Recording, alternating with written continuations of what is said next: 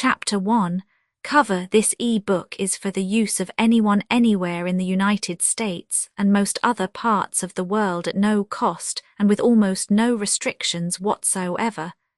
You may copy it, give it away or reuse it under the terms at www.gutenberg.org.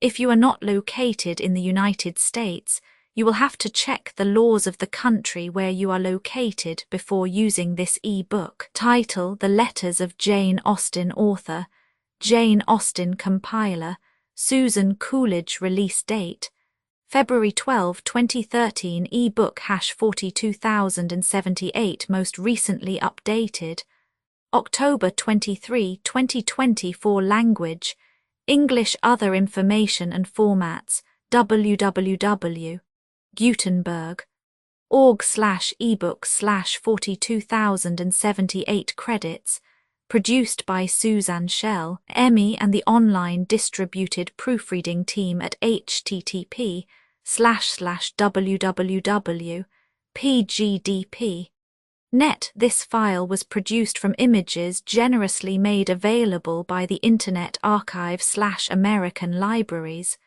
Jane Austen's works: Sense and Sensibility 2 vols, Pride and Prejudice 2 vols, Mansfield Park 2 vols, Emma 2 vols, Northanger Abbey 1 vol, Persuasion 1 vol, Lady Susan, The Watsons with a Memoir 1 vol, Letters 1 vol, From a Painting in the Possession of the Rev. Morland Rice of Bramber.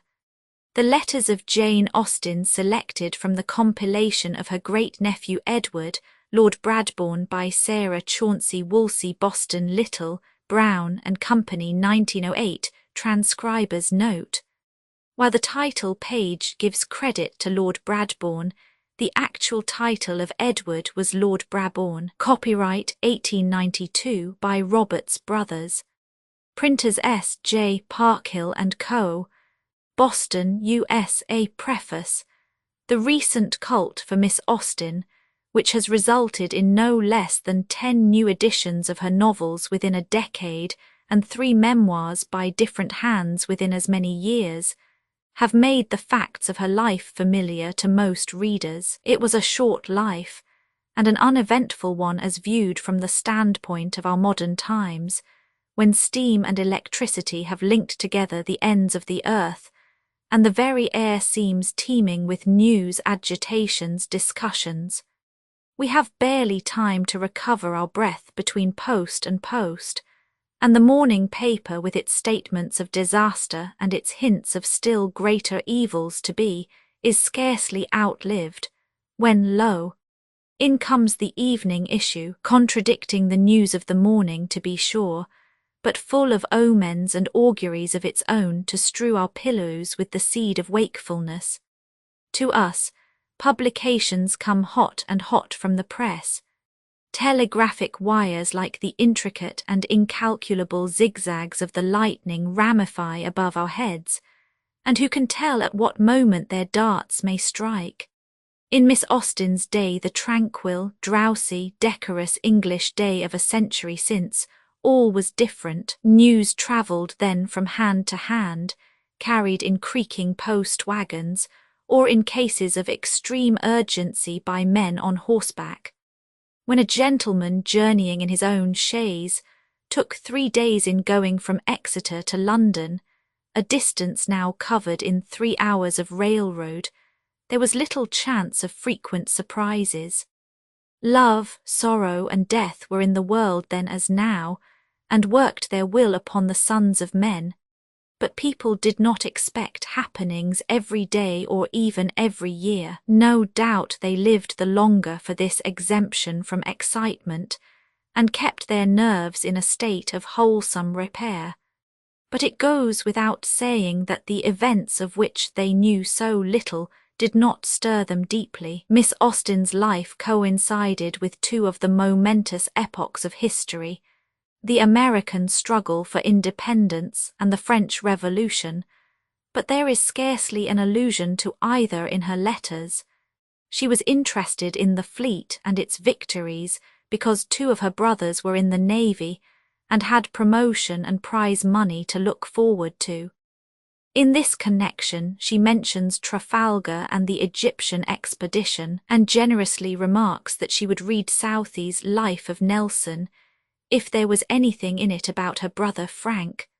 She honours Sir John Moore by remarking after his death that his mother would perhaps have preferred to have him less distinguished and still alive. Further than that, the making of the gooseberry jam and a good recipe for orange wine interests her more than all the marchings and counter-marchings, the man-o'-overs and diplomacies going on the world over, in the midst of the universal vortex of fear and hope, triumph and defeat, while the fate of Britain and British liberty hung trembling in the balance. She sits writing her letters, trimming her caps, and discussing small beer with her sister in a lively and unruffled fashion wonderful to contemplate. The society of rural England in those days, as Mr. Goldwin Smith happily puts it, enjoyed a calm of its own in the midst of the European tempest like the windless centre of a circular storm. The point of view of a woman with such an environment must naturally be circumscribed and narrow, and in this Miss Austen's charm consists. Seeing little, she painted what she saw with absolute fidelity and a dexterity and perfection unequalled. On her was bestowed, though in a humble form, the gift which had been bestowed on Homer, Shakespeare, Cervantes, Scott, and a few others, the gift of creative power, endowed with the keenest and most delicate insight and a vivid sense of humour. She depicted with exactitude what she observed and what she understood, giving to each fact and emotion its precise shade and value. The things she did not see she did not attempt. Affectation was impossible to her, most of all affectation of knowledge or feeling not justly her own.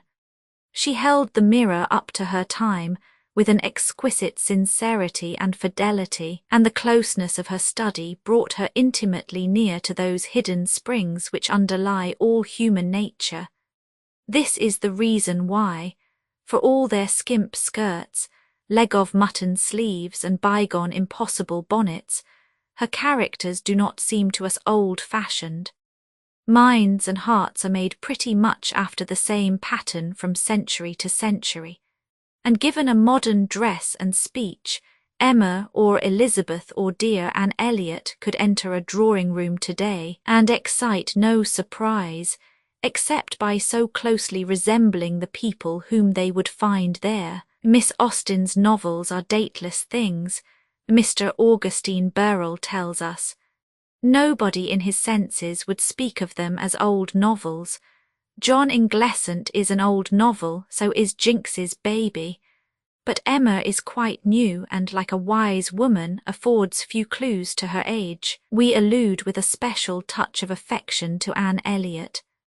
Persuasion, which was written during the last 2 years of Miss Austen's life, when the refining touch of eternity was already upon her, has always seemed to us the most perfect of her novels, and Anne, with her exquisite breeding and unselfish straightforwardness, just touched with the tender reserve of memory and regret, one of her best portraitures. But this is a matter of individual taste. Doubtless Elizabeth Bennet is better fun, as the modern girl would say. Miss Austen herself preferred her. She had a droll and pretty way of talking about her characters, which showed how real they were to her own mind, and made them equally real to other people. In 1813 she had the good luck to light upon a portrait of Jane Bennet at an exhibition. I was very well pleased, pray tell Fanny, with a small portrait of Mrs. Bingley, excessively like her. I went in hopes of seeing one of her sister, but there was no Mrs. Darcy. Perhaps I may find her in the great exhibition, which we shall go to if we have time. Mrs. Bingley's is exactly like herself. Size, shaped face, features, and sweetness. There never was a greater likeness. She is dressed in a white gown with green ornaments, which convinces me of what I had always supposed, that green was a favourite colour with her. I dare say Mrs. D will be in yellow. And later, we have been both to the exhibition and Sir J. Reynolds, and I am disappointed, for there was nothing like Mrs. D at either. I can only imagine that Mr. D prizes any picture of her too much to like it should be exposed to the public eye. I can imagine he would have that sort of feeling, that mixture of love, pride, and delicacy. The letters included in this series comprise about 3/4 of the collection in 2 volumes published in 1884 by her great-nephew Lord Brabourne. The lightness, almost friskiness of their tone cannot fail to strike the reader. Modern letters written by women are filled more or less with hints and queries. Questionings as to the why and the wherefore occur. Allusions to the various fads of the day, literary or artistic. Ibsen, Tolstoy, Browning, esoteric Buddhism, Wagner's music, the mind cure, social science, causes and reforms. But Cowper and Crabbe were the poetical sensations in Miss Austen's time, Scott and Byron its phenomenal novelties. It took months to get most books printed and years to persuade anybody to read them. Furthermore, the letters, in all probability, are carefully chosen to reveal only the more superficial side of their writer. There are wide gaps of omission, covering important events such as Mr. Austen's death, the long illness through which Jane nursed her brother Henry, and the anxieties and worries which his failure in business caused to the whole family. What is vouchsafed us is a glimpse of the girlish and untroubled moments of Miss Austen's life, and the glimpse is a sweet and friendly one. We are glad to have it, in spite of our suspicion that another and even more interesting part of her personality is withheld from us. A good daughter, a delightful sister, the most perfect of aunts, what better record could there be of a single woman? Her literary work never stood in the way of her home duties, any more than her quiet, limpid, unimpassioned style stood between her thought and her readers. Her fame may justly be said to be almost entirely posthumous. She was read and praised to a moderate degree during her lifetime, but all her novels together brought her no more than £700, and her reputation, as it were, was in its close-sheathed bud when, at the early age of 41, she died. It would have excited in her an amused incredulity, no doubt, had anyone predicted that 2 generations after her death the real recognition of her powers was to come.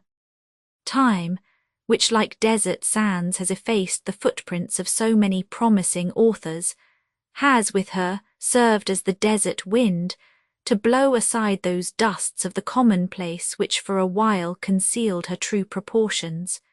She is loved more than she ever hoped to be, and far more widely known. Mrs. Ritchie tells somewhere an anecdote of a party of 7 assembled at a dinner table, where the question arose of the locality of one of Miss Austen's places, Maple Grove, the residence of Mr. Suckling, if we are not mistaken, and 6 of the persons present at once recognised the allusion, and had a formed opinion on the subject. The 7th was a Frenchman who did not read English. Scott, Macaulay, Sir James Mackintosh, Miss Martineau, Mrs. Ritchie, Miss Mitford, and a host of others have vied in their generous tributes of admiration. But most striking of all to our thinking is that paid to Miss Austen by Lord Tennyson when, in some visit to Lyme not many years since, those with him pointed out this and the other feature of the place, only to be interrupted with, "Never mind all that. Show me the exact spot where Lewis and Musgrove fell. Could non-historical verisimilitude go farther or mean more? S.C. W. Newport, June 1892. Letters of Jane Austen. I. Steventon, Thursday, January 16, 1796. Have just received yours and Mary's letter, and I thank you both, though their contents might have been more agreeable. I do not at all expect to see you on Tuesday, since matters have fallen out so unpleasantly, and if you are not able to return till after that day, it will hardly be possible for us to send for you before Saturday, though for my own part I care so little about the ball that it would be no sacrifice to me to give it up for the sake of seeing you 2 days earlier. We are extremely sorry for poor Eliza's illness. I trust, however, that she has continued to recover since you wrote, and that you will none of you be the worse for your attendance on her. What a good-for-nothing fellow Charles is to bespeak the stockings! I hope he will be too hot all the rest of his life for it. I sent you a letter yesterday to Ibthorp, which I suppose you will not receive at Kintbury. It was not very long or very witty, and therefore if you never receive it, it does not much signify. I wrote principally to tell you that the Coopers were arrived and in good health. The little boy is very like Dr. Cooper, and the little girl is to resemble Jane, they say. Our party to Ash tomorrow night will consist of Edward Cooper, James, for a ball is nothing without him, Buller, who is now staying with us, and I. I look forward with great impatience to it, as I rather expect to receive an offer from my friend in the course of the evening. I shall refuse him, however, unless he promises to give away his white coat. I am very much flattered by your commendation of my last letter, for I write only for fame, and without any view to pecuniary emolument. Edward is gone to spend the day with his friend, John Lyford, and does not return till tomorrow. Anna is now here. She came up in her chaise to spend the day with her young cousins, but she does not much take to them or to anything about them, except Caroline's spinning wheel. I am very glad to find from Mary that Mr. and Mrs. Fowle are pleased with you. I hope you will continue to give satisfaction.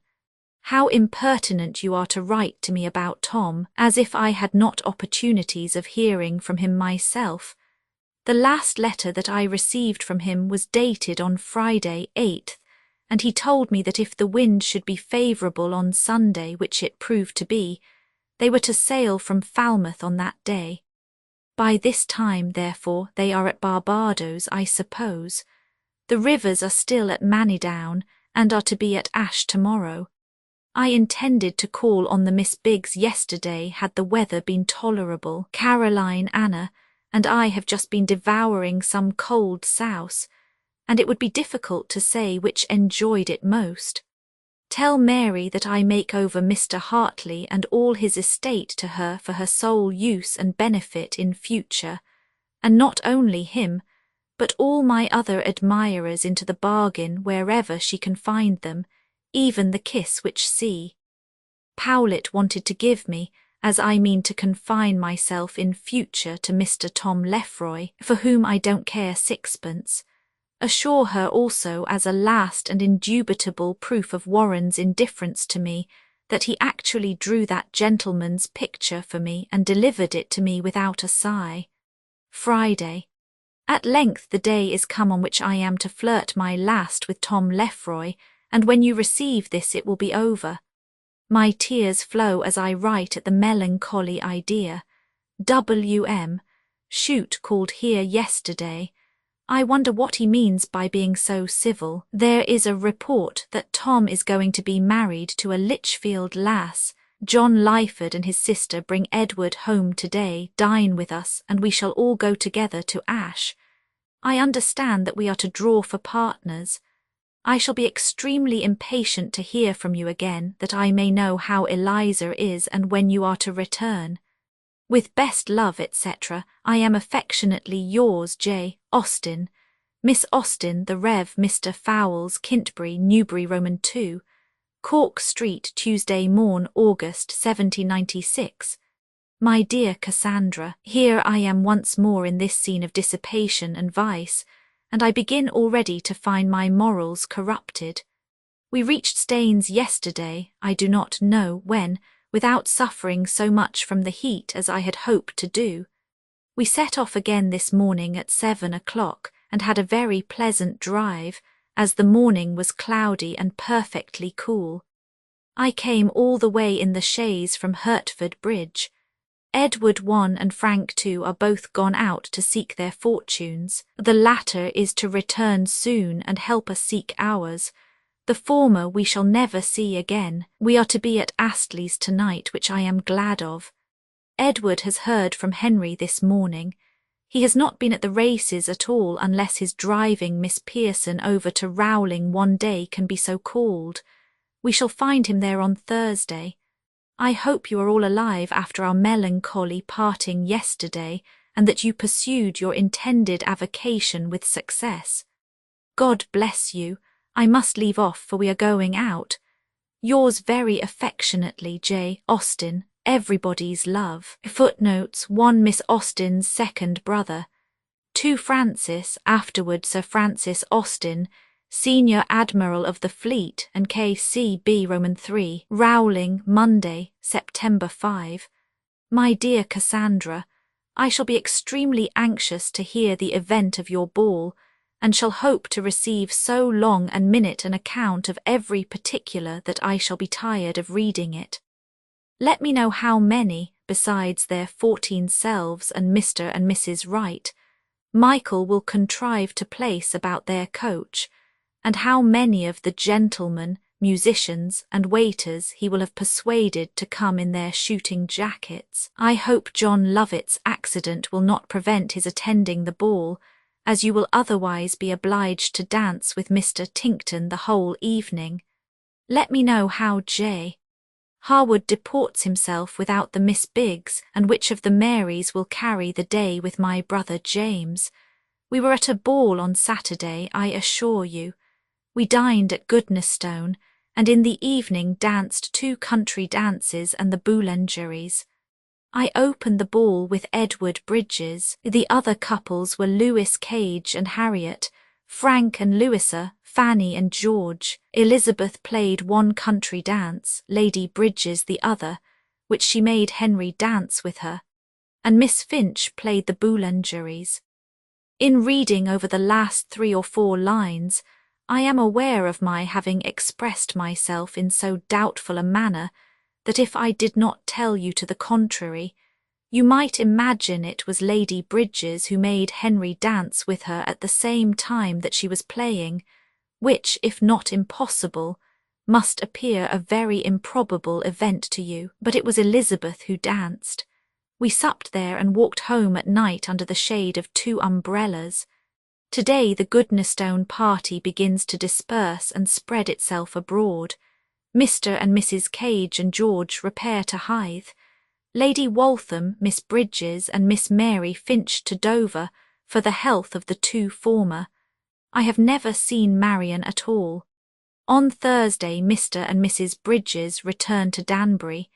Miss Harriet Hales accompanies them to London on her way to Dorsetshire. Farmer Claringbold died this morning, and I fancy Edward means to get some of his farm if he can cheat Sir Brooke enough in the agreement. We have just got some venison from Godmersham, which the 2 Mr. Harveys are to dine on tomorrow, and on Friday or Saturday the Goodnestone people are to finish their scraps. Henry went away on Friday as he purposed, without fail. You will hear from him soon, I imagine, as he talked of writing to Steventon shortly. Mr. Richard Harvey is going to be married, but as it is a great secret, and only known to half the neighbourhood, you must not mention it. The lady's name is Musgrave. I am in great distress. I cannot determine whether I shall give Richeyes half a guinea or only 5 shillings when I go away. Counsel me, amiable Miss Austen, and tell me which will be the most. We walked Frank last night to Crixhall Rough, and he appeared much edified. Little Edward was breeched yesterday for good and all, and was whipped into the bargain. Pray remember me to everybody who does not inquire after me. Those who do remember me without bidding. Give my love to Mary Harrison and tell her I wish, whenever she is attached to a young man, Some respectable Dr. Marchmont may keep them apart for 5 volumes. Roman 4. Rowling, Thursday, September 15. My dear Cassandra, we have been very gay since I wrote last, dining at Nackington, returning by moonlight, and everything quite in style, not to mention Mr. Claringbold's funeral, which we saw go by on Sunday. I believe I told you in a former letter that Edward had some idea of taking the name of Claringbold. But that scheme is over, though it would be a very eligible as well as a very pleasant plan. Would anyone advance him money enough to begin on? We rather expected Mr. Mills to have done so on Tuesday, but to our great surprise nothing was said on the subject, and unless it is in your power to assist your brother with £500 or £600, he must entirely give up the idea.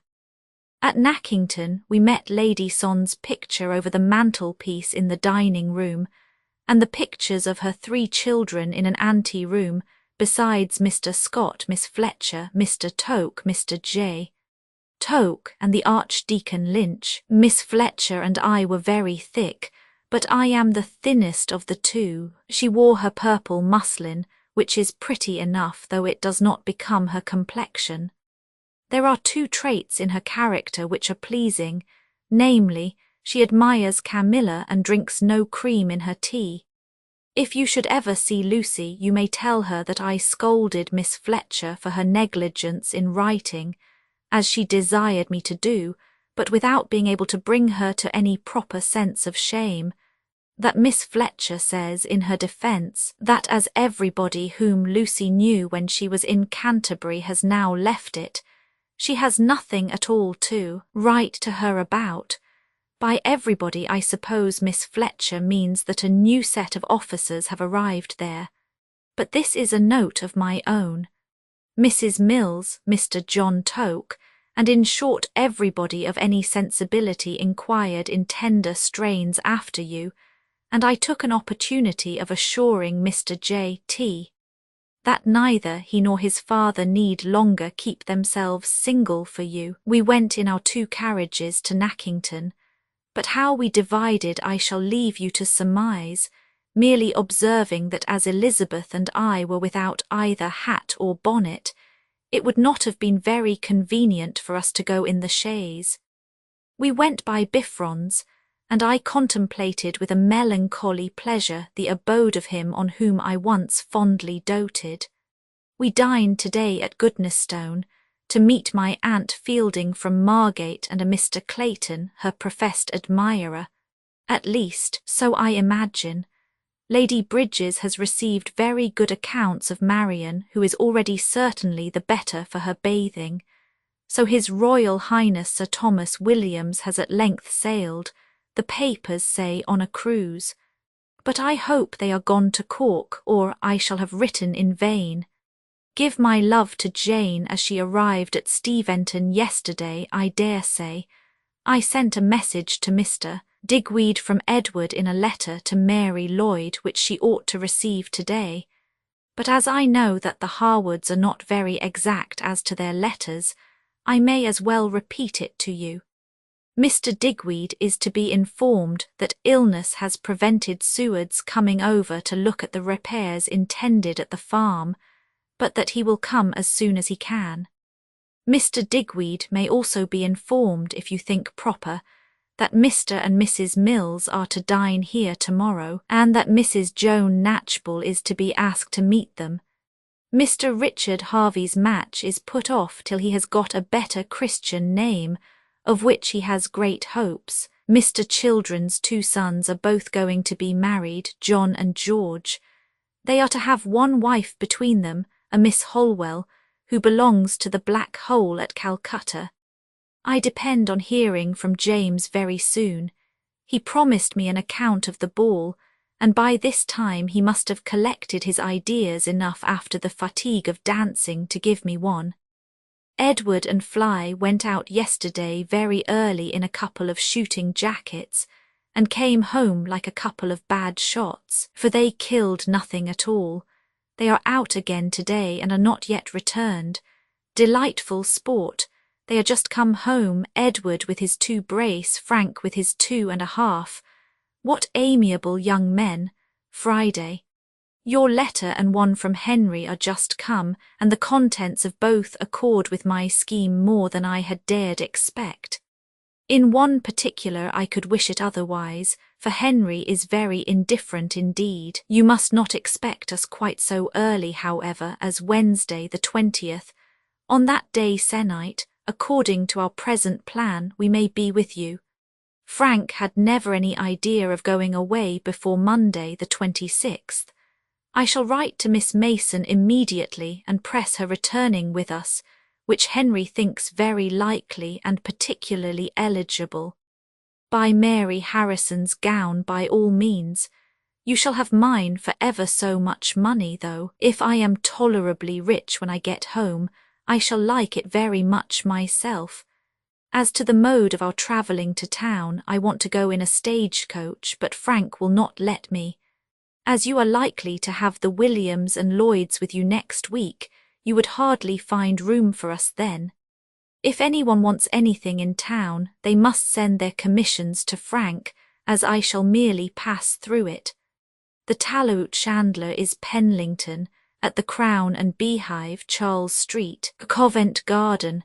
Miss Austen, Steventon, Overton, Hants, V. Rowling, Sunday, September 18. My dear Cassandra, this morning has been spent in doubt and deliberation, in forming plans and removing difficulties, for it ushered in the day with an event which I had not intended should take place so soon by a week. Frank has received his appointment on board the Captain John Gore, commanded by the Triton, and will therefore be obliged to be in town on Wednesday. And though I have every disposition in the world to accompany him on that day, I cannot go on the uncertainty of the Pearsons being at home, as I should not have a place to go to in case they were from home. I wrote to Miss P. on Friday, and hope to receive an answer from her this morning, which would have rendered everything smooth and easy, and would have enabled us to leave this place tomorrow, as Frank, on first receiving his appointment, intended to do. He remains till Wednesday merely to accommodate me. I have written to her again today, and desired her to answer it by return of post. On Tuesday, therefore, I shall positively know whether they can receive me on Wednesday. If they cannot, Edward has been so good as to promise to take me to Greenwich on the Monday following, which was the day before fixed on, if that suits them better. If I have no answer at all on Tuesday, I must suppose Mary is not at home, and must wait till I do hear, as after having invited her to go to Steventon with me, it will not quite do to go home and say no more about it. My father will be so good as to fetch home his prodigal daughter from town, I hope, unless he wishes me to walk the hospitals, enter at the Temple, or mount guard at St. James. It will hardly be in Frank's power to take me home. Nay, it certainly will not. I shall write again as soon as I get to Greenwich. What dreadful hot weather we have! It keeps one in a continual state of inelegance. If Miss Pearson should return with me, pray be careful not to expect too much beauty. I will not pretend to say that on a first view she quite answered the opinion I had formed of her. My mother, I am sure, will be disappointed if she does not take great care. From what I remember of her picture, it is no great resemblance. I am very glad that the idea of returning with Frank occurred to me, for as to Henry's coming into Kent again, the time of its taking place is so very uncertain that I should be waiting for dead men's shoes. I had once determined to go with Frank tomorrow and take my chance, etc., but they dissuaded me from so rash a step as I really think on consideration it would have been, for if the Pearsons were not at home, I should inevitably fall a sacrifice to the arts of some fat woman who would make me drunk with small beer. Mary is brought to bed of a boy, both doing very well. I shall leave you to guess what Mary I mean. Adieu with best love to all your agreeable inmates. Don't let the Lloyds go on any account before I return, unless Miss P. is of the party. How ill I have written, I begin to hate myself. Yours ever, J. Austen. The Triton is a new 32 frigate just launched at Diptford. Frank is much pleased with the prospect of having Captain Gore under his command. Miss Austen, Steventon, Overton, Hants, V.I. Bull and George, Dartford, Wednesday, October 24, 1798. My dear Cassandra, you have already heard from Daniel, I conclude, in what excellent time we reached and quitted Sittingbourne, and how very well my mother bore her journey thither. I am now able to send you a continuation of the same good account of her. She was very little fatigued on her arrival at this place, has been refreshed by a comfortable dinner, and now seems quite stout. It wanted 5 minutes of 12 when we left Sittingbourne, from whence we had a famous pair of horses, which took us to Rochester in an hour and a quarter. The postboy seemed determined to show my mother that Kentish drivers were not always tedious, and really drove as fast as cacks. Our next stage was not quite so expeditiously performed. The road was heavy and our horses very indifferent. However, we were in such good time and my mother bore her journey so well that expedition was of little importance to us, and as it was, we were very little more than 2 hours and a half coming hither, and it was scarcely past 4 when we stopped at the inn. My mother took some of her bitters at Ospringe, and some more at Rochester, and she ate some bread several times. We have got apartments up 2 pair of stairs, as we could not be otherwise accommodated with a sitting room and bed chambers on the same floor which we wished to be. We have 1 double-bedded and 1 single-bedded room. In the former my mother and I are to sleep. I shall leave you to guess who is to occupy the other. We sate down to dinner a little after 5, and had some beefsteaks and a boiled fowl, but no oyster sauce. I should have begun my letter soon after our arrival, but for a little adventure which prevented me. After we had been here a quarter of an hour, it was discovered that my writing and dressing boxes had been by accident put into a chaise which was just packing off as we came in, and were driven away toward Gravesend in their way to the West Indies. No part of my property could have been such a prize before, for in my writing box was all my worldly wealth, 7L, and my dear Harry's deputation. Mr. Notley immediately dispatched a man and horse after the chaise, and in half an hour's time I had the pleasure of being as rich as ever. They were got about 2 or 3 miles off. My day's journey has been pleasanter in every respect than I expected. I have been very little crowded and by no means unhappy. Your watchfulness with regard to the weather on our accounts was very kind and very effectual. We had 1 heavy shower on leaving Sittingbourne, but afterwards the clouds cleared away and we had a very bright crystal afternoon. My father is now reading the Midnight Bell, which he has got from the library, and mother sitting by the fire. Our route tomorrow is not determined. We have none of us much inclination for London, and if Mr. Notley will give us leave, I think we shall go to Staines through Croydon and Kingston, which will be much pleasanter than any other way, but he is decidedly for Clapham and Battersea. God bless you all. Yours affectionately, J. A. I flatter myself that Itty Dawdy will not forget me at least under a week. Kiss him for me. Miss Austen, Godmersham Park, Faversham, Roman 7, Steventon, Saturday, October 27. My dear Cassandra, your letter was a most agreeable surprise to me today, and I have taken a long sheet of paper to show my gratitude. We arrived here yesterday between 4 and 5, but I cannot send you quite so triumphant an account of our last day's journey as of the 1st and 2nd. Soon after I had finished my letter from Staines, my mother began to suffer from the exercise or fatigue of travelling, and she was a good deal indisposed.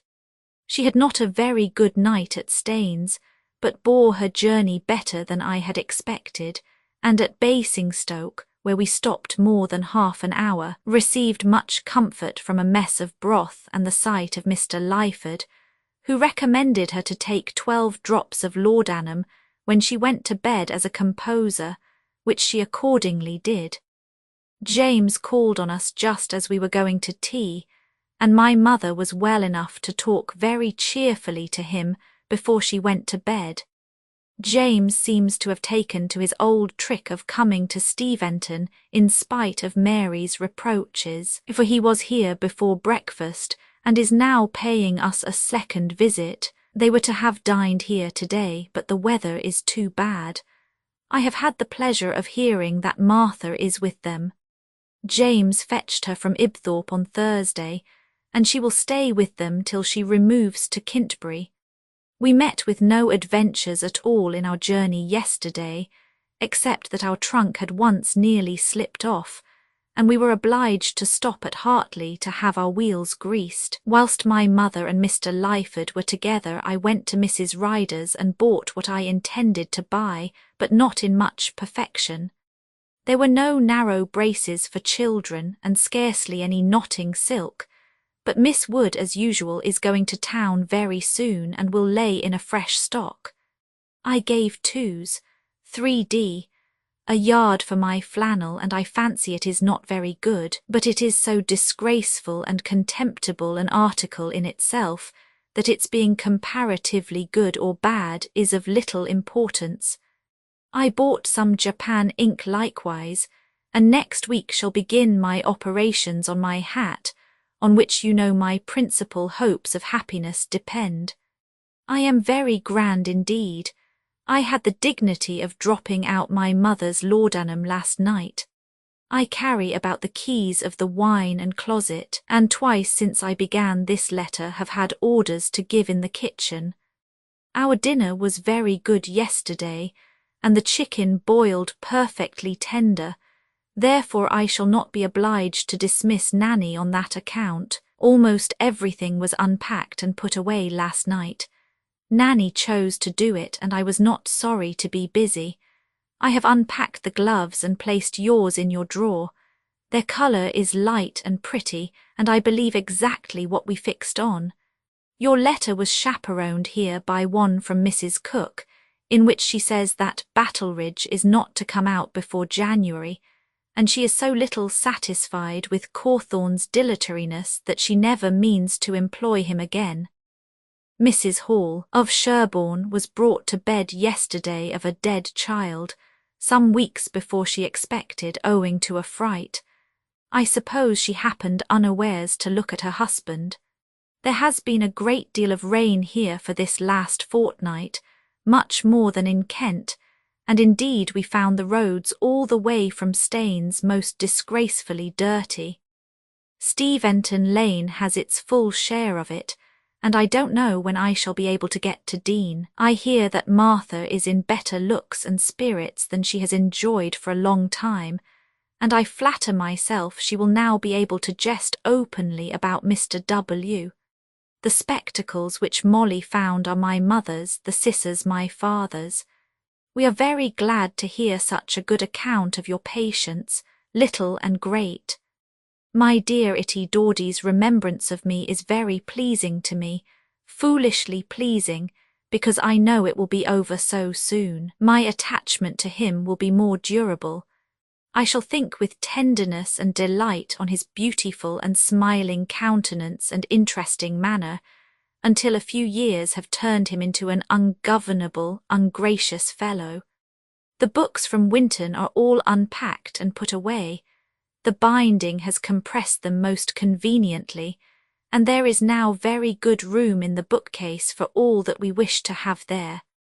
I believe the servants were very glad to see us. Nanny was, I am sure. She confesses that it was very dull, and yet she had her child with her till last Sunday. I understand that there are some grapes left, but I believe not many.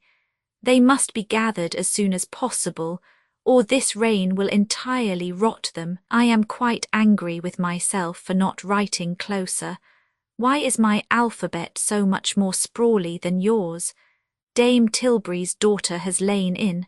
Shall I give her any of your baby clothes? The laceman was here only a few days ago.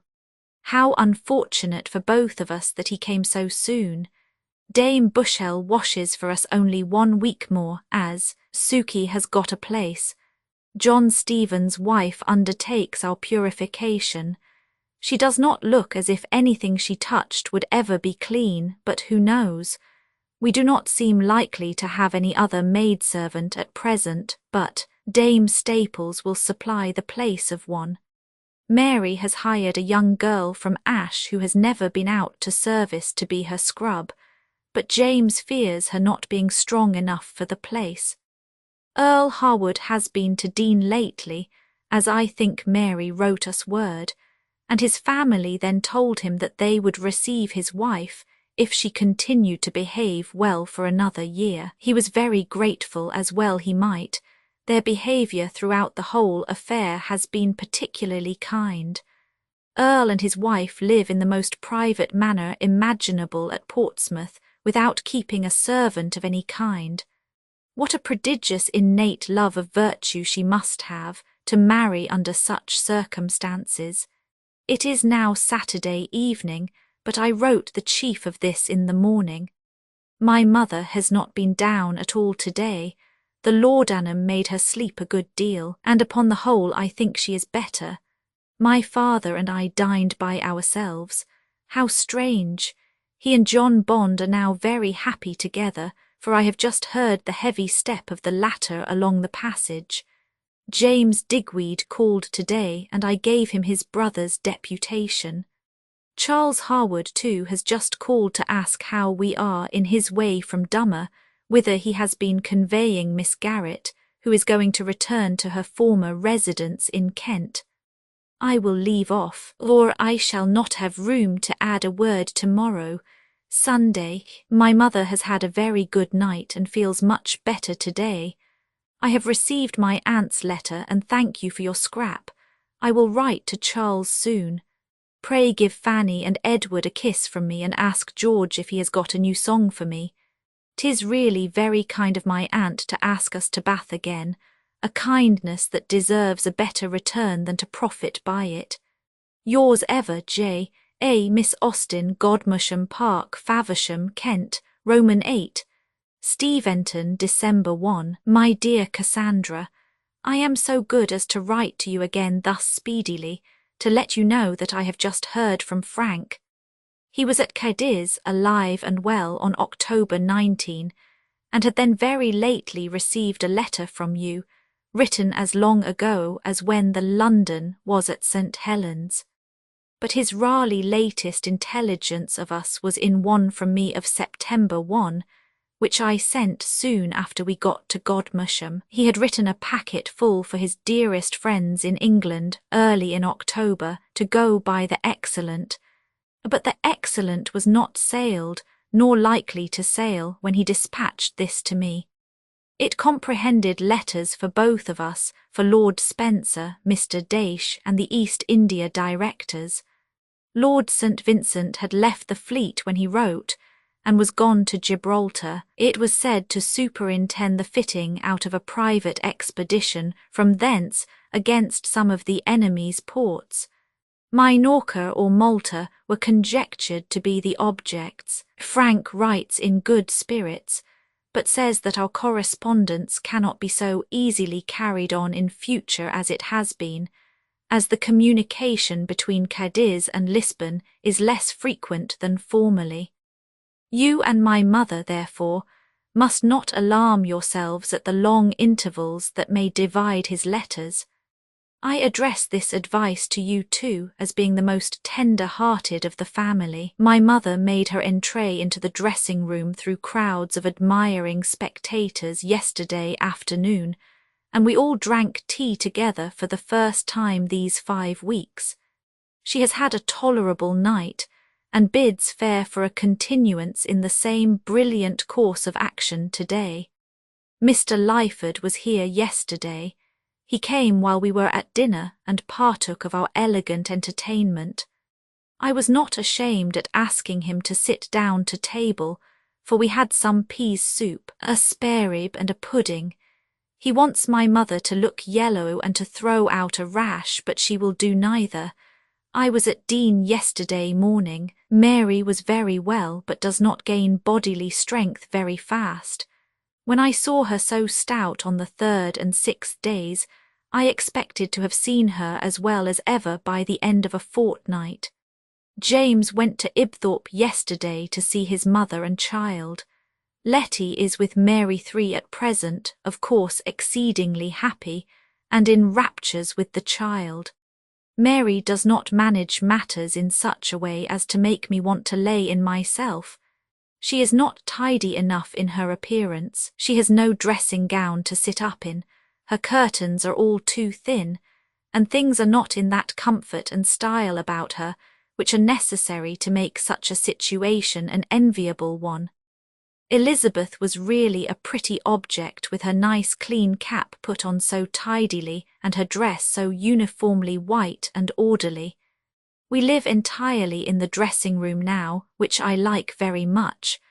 I always feel so much more elegant in it than in the parlour.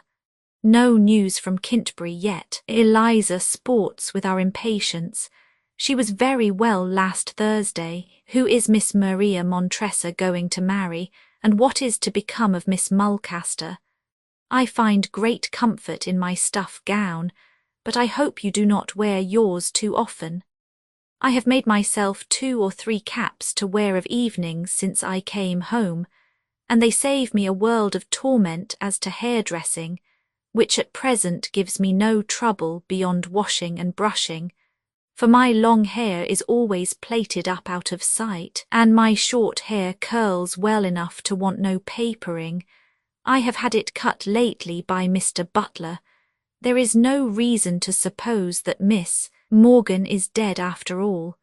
Mr. Lyford gratified us very much yesterday by his praises of my father's mutton, which they all think the finest that was ever ate.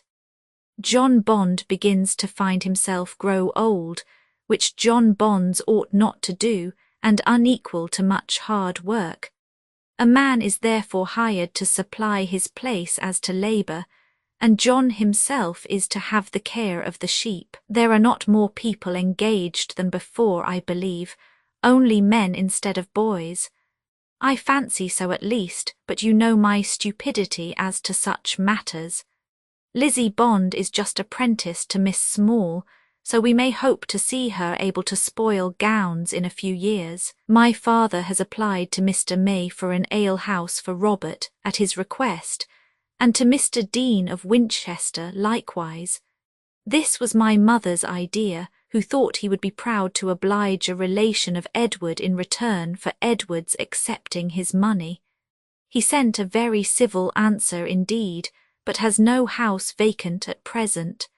May expects to have an empty one soon at Farnham, so perhaps Nanny may have the honour of drawing ale for the bishop. I shall write to Frank tomorrow. Charles Powlett gave a dance on Thursday, to the great disturbance of all his neighbours, of course, who, you know, take a most lively interest in the state of his finances, and live in hopes of his being soon ruined. We are very much disposed to like our new maid. She knows nothing of a dairy, to be sure, which in our family is rather against her, but she is to be taught it all. In short, we have felt the inconvenience of being without a maid so long that we are determined to like her, and she will find it a hard matter to displease us.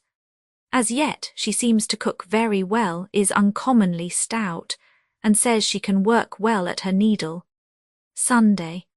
My father is glad to hear so good an account of Edward's pigs, and desires he may be told, as encouragement to his taste for them, that Lord Bolton is particularly curious in his pigs, has had pigsties of a most elegant construction built for them, and visits them every morning as soon as he rises.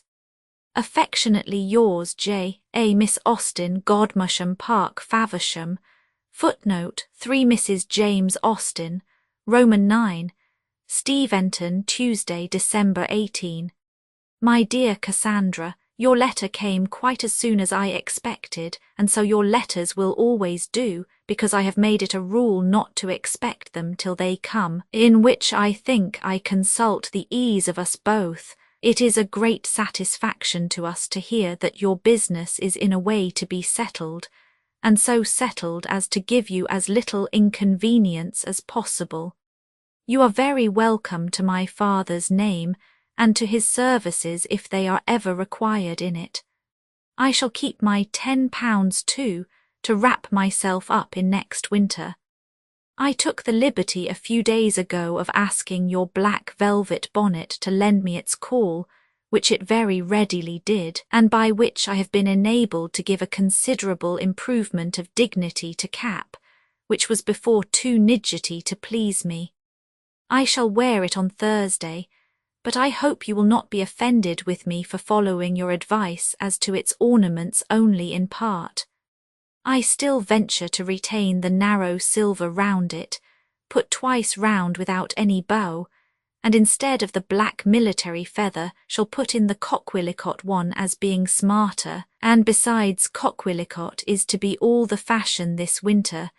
After the ball I shall probably make it entirely black. I am sorry that our dear Charles begins to feel the dignity of ill usage. My father will write to Admiral Gambier.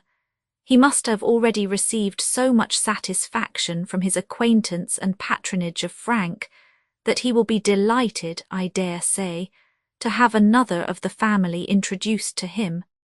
I think it would be very right in Charles to address Sir Thomas on the occasion, though I cannot approve of your scheme of writing to him, which you communicated to me a few nights ago, to request him to come home and convey you to Steventon. To do you justice, however, you had some doubts of the propriety of such a measure yourself. I am very much obliged to my dear little George for his message, for his love at least. His duty, I suppose, was only in consequence of some hint of my favourable intentions towards him from his father or mother. I am sincerely rejoiced, however, that I ever was born, since it has been the means of procuring him a dish of tea.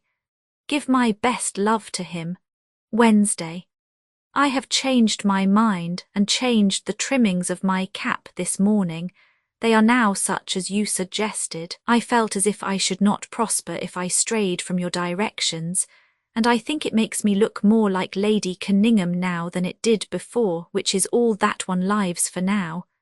I believe I shall make my new gown like my robe, but the back of the latter is all in a piece with the tail, and will 7 yards enable me to copy it in that respect. I have just heard from Martha and Frank. His letter was written on November 12. All well and nothing particular.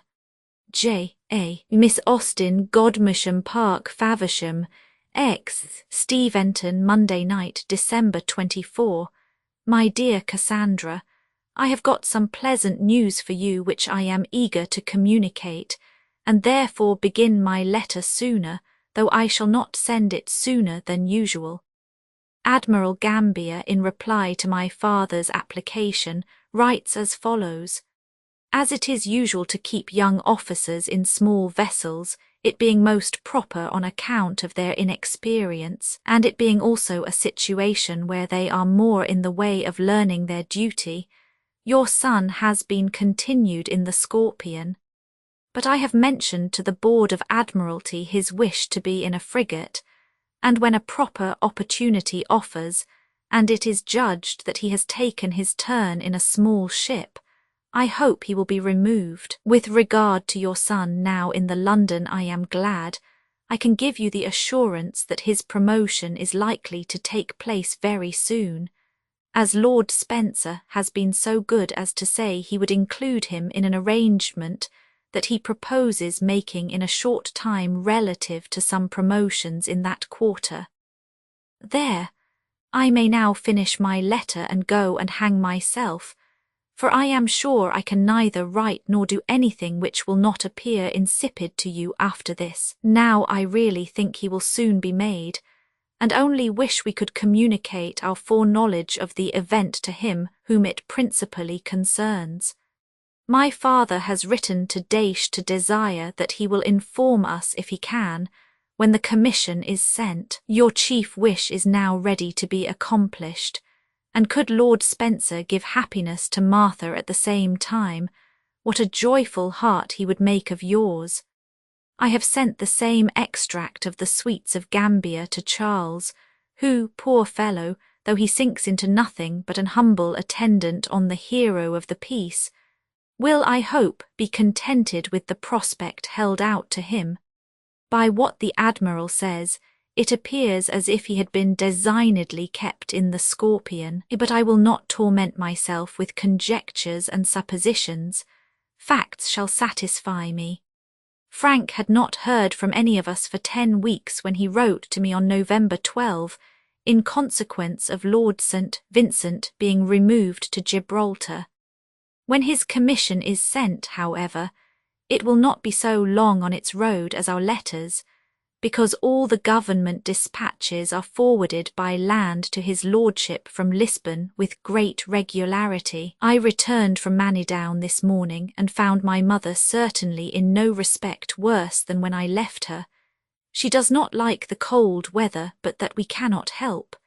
I spent my time very quietly and very pleasantly with Catherine. Miss Blackford is agreeable enough. I do not want people to be very agreeable, as it saves me the trouble of liking them a great deal. I found only Catherine and her when I got to Manidown on Thursday. We dined together, and went together to Worting to seek the protection of Mrs. Clark, with whom were Lady Mildmay, her eldest son, and Mr. and Mrs. Hoare. Our ball was very thin, but by no means unpleasant. There were 31 people, and only 11 ladies out of the number, and but 5 single women in the room. Of the gentlemen present you may have some idea from the list of my partners: Mr. Wood G. Lefroy Rice, a Mr. Butcher, belonging to the Temples, a sailor and not of the 11th Light Dragoons, Mr. Temple, not the horrid one of all, Mr. W.M., odd cousin to the Kingsclere man, Mr. John Harwood and Mr. Calland, who appeared as usual with his hat in his hand, and stood every now and then behind Catherine and me to be talked to and abused for not dancing. We teased him, however, into it at last. I was very glad to see him again after so long a separation, and he was altogether rather the genius and flirt of the evening. He inquired after you. There were 20 dances, and I danced them all, and without any fatigue.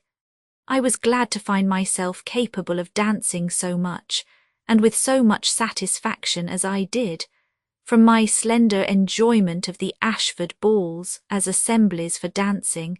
I had not thought myself equal to it, but in cold weather and with few couples I fancy I could just as well dance for a week together as for half an hour. My black cap was openly admired by Mrs. Lefroy, and secretly I imagine by everybody else in the room. Poor Edward! It is very hard that he, who has everything else in the world that he can wish for, should not have good health too. But I hope with the assistance of stomach complaints, faintnesses and sicknesses, he will soon be restored to that blessing likewise.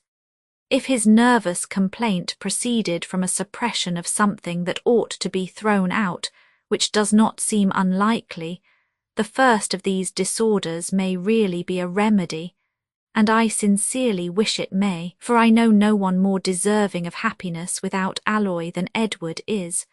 The Lords of the Admiralty will have enough of our applications at present, for I hear from Charles that he has written to Lord Spencer himself to be removed. I am afraid His Serene Highness will be in a passion and order some of our heads to be cut off.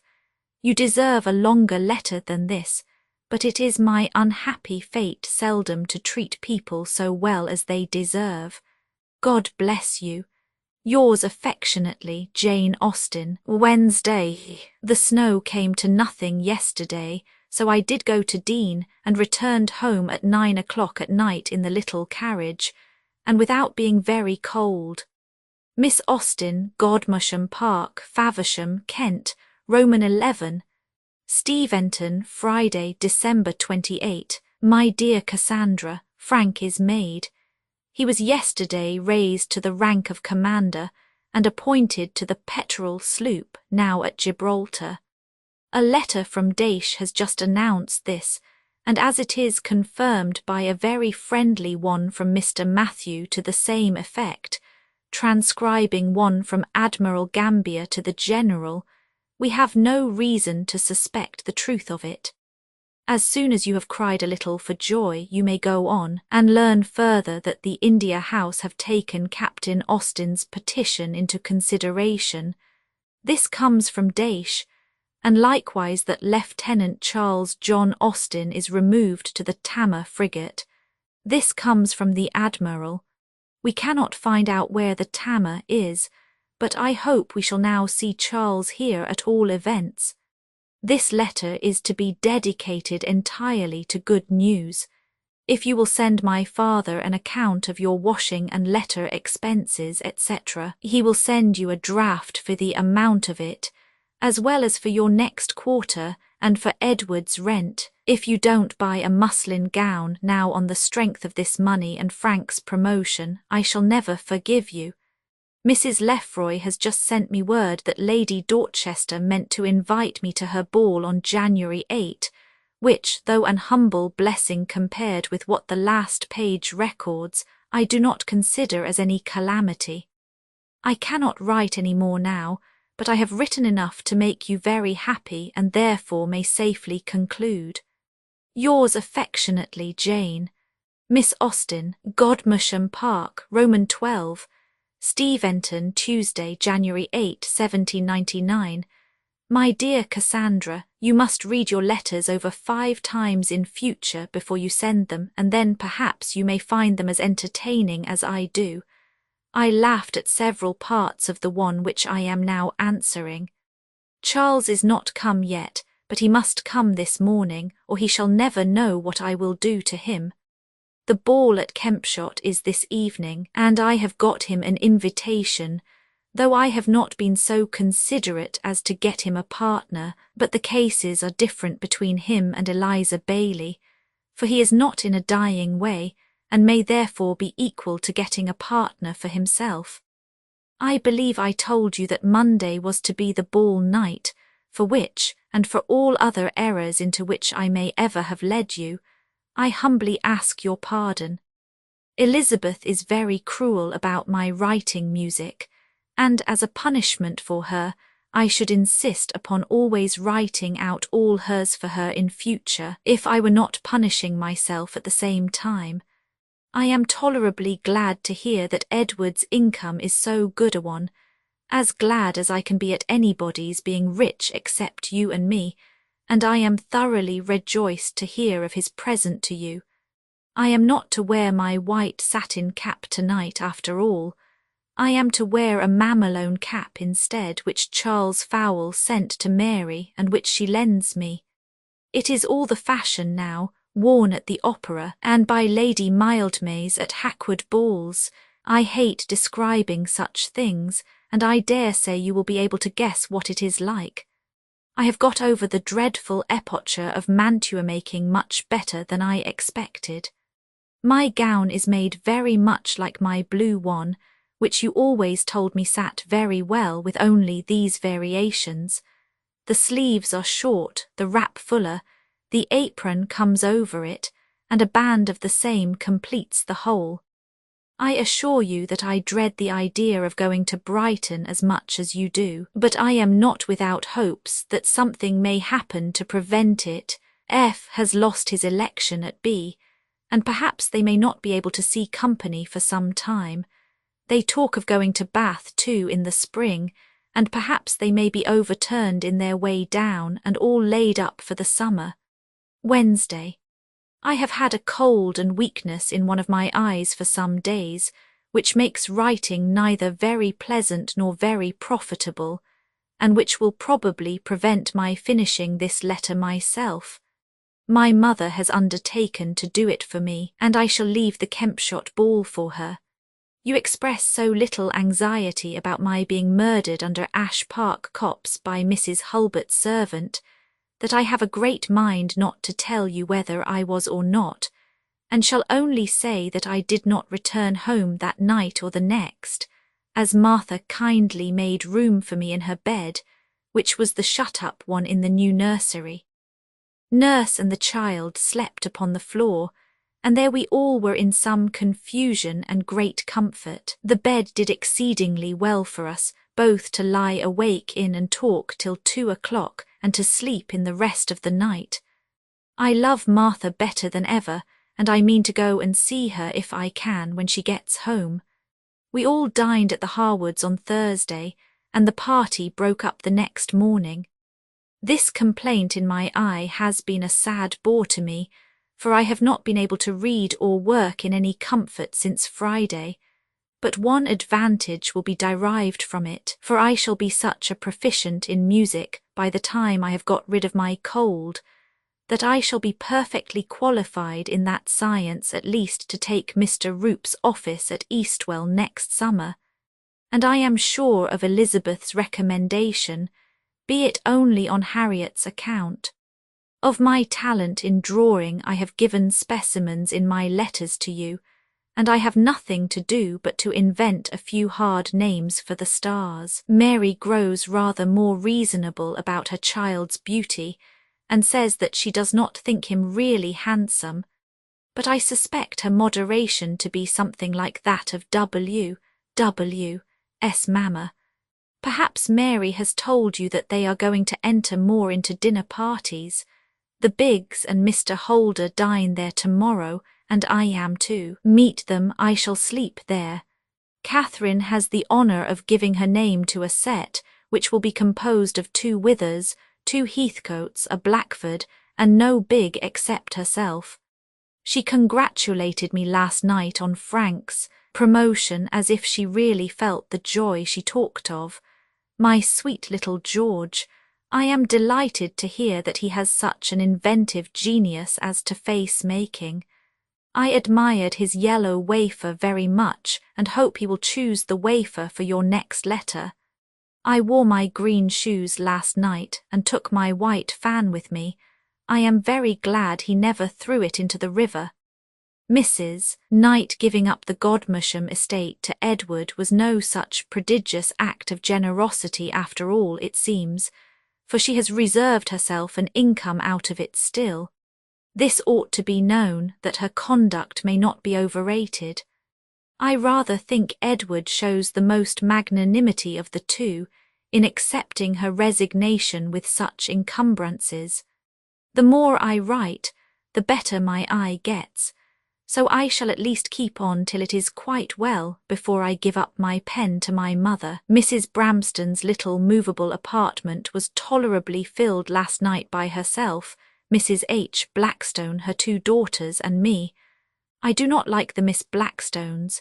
Indeed, I was always determined not to like them, so there is the less merit in it. Mrs. Bramston was very civil, kind, and noisy. I spent a very pleasant evening, chiefly among the Manidown party. There was the same kind of supper as last year, and the same want of chairs. There were more dancers than the room could conveniently hold, which is enough to constitute a good ball at any time. I do not think I was very much in request. People were rather apt not to ask me till they could not help it. One's consequence, you know, varies so much at times without any particular reason. There was one gentleman, an officer of the Cheshire, a very good-looking young man, who, I was told, wanted very much to be introduced to me, but as he did not want it quite enough to take much trouble in effecting it, we never could bring it about. I danced with Mr. John Wood again, twice with a Mr. South, a lad from Winchester, who, I suppose, is as far from being related to the bishop of that diocese as it is possible to be, with G. Lefroy and J. Harwood, who, I think, takes to me rather more than he used to do. One of my gayest actions was sitting down 2 dances in preference to having Lord Bolton's eldest son for my partner, who danced too ill to be endured. The Miss Charterises were there, and played the parts of the Miss Edens with great spirit. Charles never came, naughty Charles. I suppose he could not get superseded in time. Miss Debarry has replaced your 2 sheets of drawing paper with 2 of superior size and quality, so I do not grudge her having taken them at all now. Mr. Ludlow and Miss Pug of Andover are lately married, and so is Mrs. Skeet of Basingstoke, and Mr. French, chemist, of Reading. I do not wonder at your wanting to read First Impressions again, so seldom as you have gone through it, and that so long ago. I am much obliged to you for meaning to leave my old petticoat behind you. I have long secretly wished it might be done, but had not courage to make the request. Pray mention the name of Maria Montresa's lover when you write next. My mother wants to know it, and I have not courage to look back into your letters to find it out. I shall not be able to send this till tomorrow, and you will be disappointed on Friday. I am very sorry for it, but I cannot help it. The partnership between Jeffreys, Toomer, and Legg is dissolved. The 2 latter are melted away into nothing, and it is to be hoped that Jeffreys will soon break, for the sake of a few heroines whose money he may have. I wish you joy of your birthday 20 times over. I shall be able to send this to the post today, which exalts me to the utmost pinnacle of human felicity, and makes me bask in the sunshine of prosperity, or gives me any other sensation of pleasure in studied language which you may prefer. Do not be angry with me for not filling my sheet, and believe me yours affectionately, J. A. Miss Austen, Godmersham Park, Faversham, Roman 13. Steventon, Monday, January 21. My dear Cassandra, I will endeavour to make this letter more worthy your acceptance than my last, which was so shabby a one that I think Mr. Marshall could never charge you with the postage.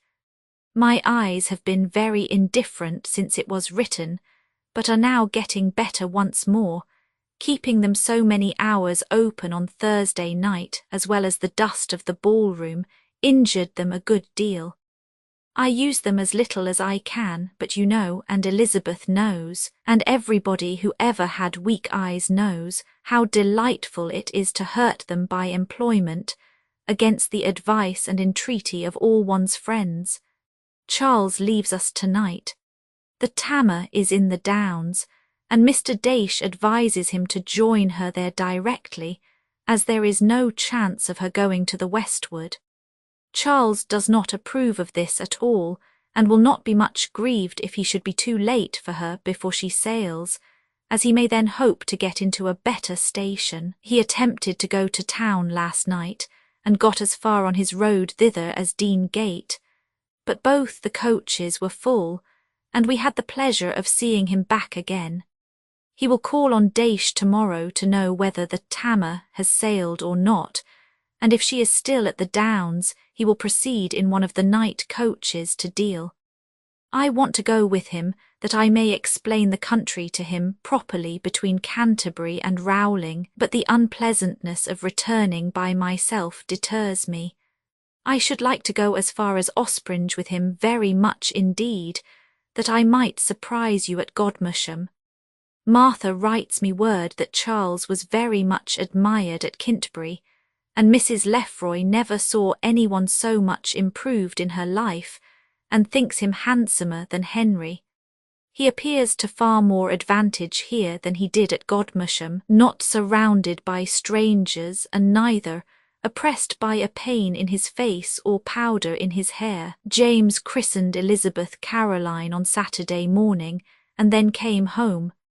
Mary, Anna, and Edward have left us, of course. Before the second went, I took down her answer to her cousin Fanny. Yesterday came a letter to my mother from Edward Cooper to announce, not the birth of a child, but of a living, for Mrs. Lee has begged his acceptance of the rectory of Hamstall Ridware in Staffordshire, vacant by Mr. Johnson's death. We collect from his letter that he means to reside there, in which he shows his wisdom. Staffordshire is a good way off, so we shall see nothing more of them till some 15 years hence. The Miss Coopers are presented to us, fine, jolly, handsome, ignorant girls. The living is valued at 140L a year, but perhaps it may be improvable. How will they be able to convey the furniture of the dressing-room so far in safety? Our first cousins seem all dropping off very fast. One is incorporated into the family, another dies, and a third goes into Staffordshire. We can learn nothing of the disposal of the other living. I have not the smallest notion of Fulwar's having it. Lord Craven has probably other connections and more intimate ones in that line than he now has with the Kintbury family. Our ball on Thursday was a very poor one, only 8 couple and but 23 people in the room. But it was not the ball's fault, for we were deprived of 2 or 3 families by the sudden illness of Mr. Wither, who was seized that morning at Winchester with a return of his former alarming complaint. An express was sent off from thence to the family. Catherine and Miss Blackford were dining with Mrs. Russell. Poor Catherine's distress must have been very great. She was prevailed on to wait till the Heathcotes could come from Wintney, and then with those 2 and Harris proceeded directly to Winchester. In such a disorder his danger, I suppose, must always be great, but from this attack he is now rapidly recovering, and will be well enough to return to Manidown, I fancy, in a few days. It was a fine thing for conversation at the ball, but it deprived us not only of the Biggs, but of Mrs. Russell too, and of the Boltons and John Harwood, who were dining there likewise, and of Mr. Lane, who kept away as related to the family. Poor man, I mean Mr. Wither, his life is so useful, his character so respectable and worthy, that I really believe there was a good deal of sincerity in the general concern expressed on his account. Our ball was chiefly made up of Jervoises and Terrys, the former of whom were apt to be vulgar, the latter to be noisy. I had an odd set of partners: Mr. Jenkins, Mr. Street, Colonel Jervois, James Digweed, J. Lyford, and Mr. Briggs, a friend of the latter.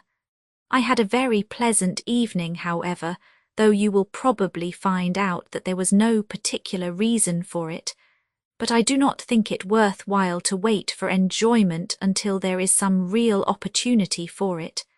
Mary behaved very well, and was not at all fidgety. For the history of her adventures at the ball I refer you to Anna's letter. When you come home you will have some shirts to make up for Charles. Mrs. Davies frightened him into buying a piece of Irish when we were in Basingstoke. Mr. Daish supposes that Captain Austen's commission has reached him by this time. Tuesday. Your letter has pleased and amused me very much. Your essay on happy fortnights is highly ingenious, and the Talloubert skin made me laugh a good deal. Whenever I fall into misfortune, how many jokes it ought to furnish to my acquaintance in general, or I shall die dreadfully in their debt for entertainment. It began to occur to me before you mentioned it that I had been somewhat silent as to my mother's health for some time, but I thought you could have no difficulty in divining its exact state. You, who have guessed so much stranger things. She is tolerably well, better upon the whole than she was some weeks ago. She would tell you herself that she has a very dreadful cold in her head at present, but I have not much compassion for colds in the head without fever or sore throat. Our own particular little brother got a place in the coach last night, and is now, I suppose, in town. I have no objection at all to your buying our gowns there, as your imagination has pictured to you exactly such a one as is necessary to make me happy. You quite abash me by your progress in knotting, for I am still without silk. You must get me some in town or in Canterbury. It should be finer than yours. I thought Edward would not approve of Charles being a crop, and rather wished you to conceal it from him at present, lest it might fall on his spirits and retard his recovery. My father furnishes him with a pig from Cheesedown. It is already killed and cut up, but it is not to weigh more than 9 stone. The season is too far advanced to get him a larger one. My mother means to pay herself for the salt and the trouble of ordering it to be cured by the spareribs, the souse, and the lard. We have had 1 dead lamb. I congratulate you on Mr. E. Hatton's good fortune. I suppose the marriage will now follow out of hand. Give my compliments to Miss Finch. What time in March may we expect your return in? I begin to be very tired of answering people's questions on that subject, and independent of that, I shall be very glad to see you at home again, and then if we can get Martha and Shirk, who will be so happy as we. I think of going to Ibthorp in about a fortnight. My eyes are pretty well, I thank you, if you please. Wednesday, 23d. I wish my dear Fanny many returns of this day, and that she may on every return enjoy as much pleasure as she is now receiving from her dolls' beds. I have just heard from Charles, who is by this time at Deal. He is to be 2nd lieutenant, which pleases him very well. The Endymion is come into the Downs, which pleases him likewise. He expects to be ordered to Sheerness shortly, as the Tamar has never been refitted. My father and mother made the same match for you last night and are very much pleased with it. He is a beauty of my mother's. Yours affectionately, Jane. Miss Austen, Godmersham Park, Faversham, Kent, Roman 14, 13 Queen's Square, Friday, May 17. My dearest Cassandra, our journey yesterday went off exceedingly well. Nothing occurred to alarm or delay us. We found the roads in excellent order, had very good horses all the way, and reached Devizes with ease by 4 o'clock. I suppose John has told you in what manner we were divided when we left Andover, and no alteration was afterwards made. At Devizes we had comfortable rooms and a good dinner, to which we sat down about 5. Amongst other things we had asparagus and a lobster, which made me wish for you, and some cheesecakes, on which the children made so delightful a supper as to endear the town of Devizes to them for a long time. Well, here we are at Bath. We got here about 1 o'clock, and have been arrived just long enough to go over the house, fix on our rooms, and be very well pleased with the whole of it. Poor Elizabeth has had a dismal ride of it from Devizes, for it has rained almost all the way, and our first view of Bath has been just as gloomy as it was last November 12 I have got so many things to say, so many things equally important, that I know not on which to decide at present, and shall therefore go and eat with the children. We stopped in Paragon as we came along, but as it was too wet and dirty for us to get out, we could only see Frank, who told us that his master was very indifferent, but had had a better night last night than usual. In Paragon we met Mrs. Foley and Mrs. Dowdeswell with her yellow shawl airing out, and at the bottom of Kingsdown Hill we met a gentleman in a buggy, who, on minute examination, turned out to be Dr. Hall, and Dr. Hall in such very deep mourning that either his mother, his wife, or himself must be dead. These are all of our acquaintance who have yet met our eyes. I have some hopes of being plagued about my trunk.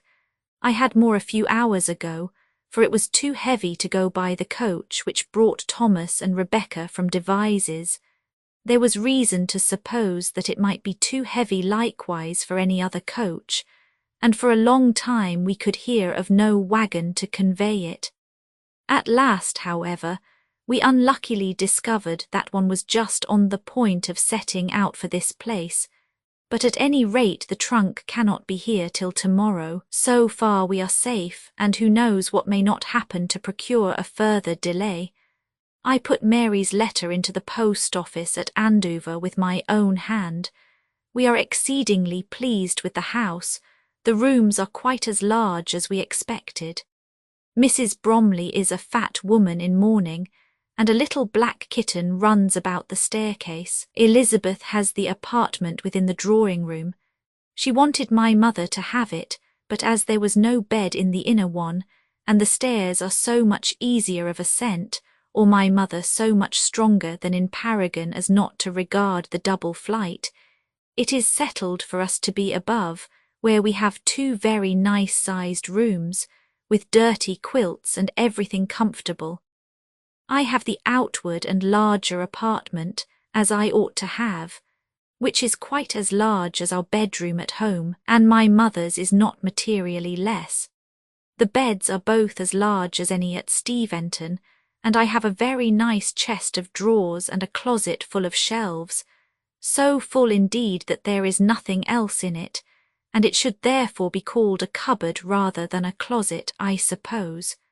Tell Mary that there were some carpenters at work in the inn at Devizes this morning, but as I could not be sure of their being Mrs. W., Fowle's relations, I did not make myself known to them, so I hope it will be a tolerable afternoon.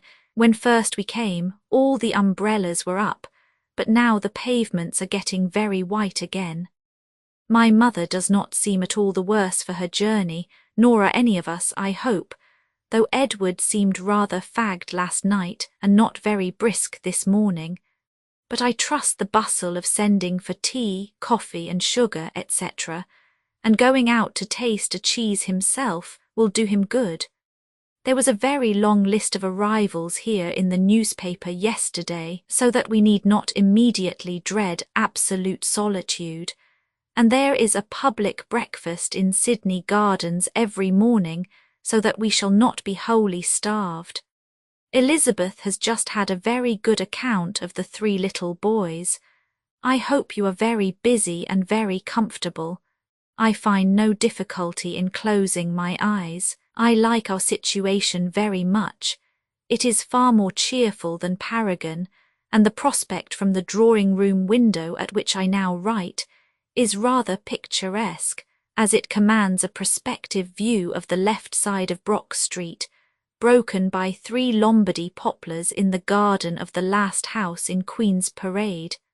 I am rather impatient to know the fate of my best gown, but I suppose it will be some days before Francis can get through the trunk.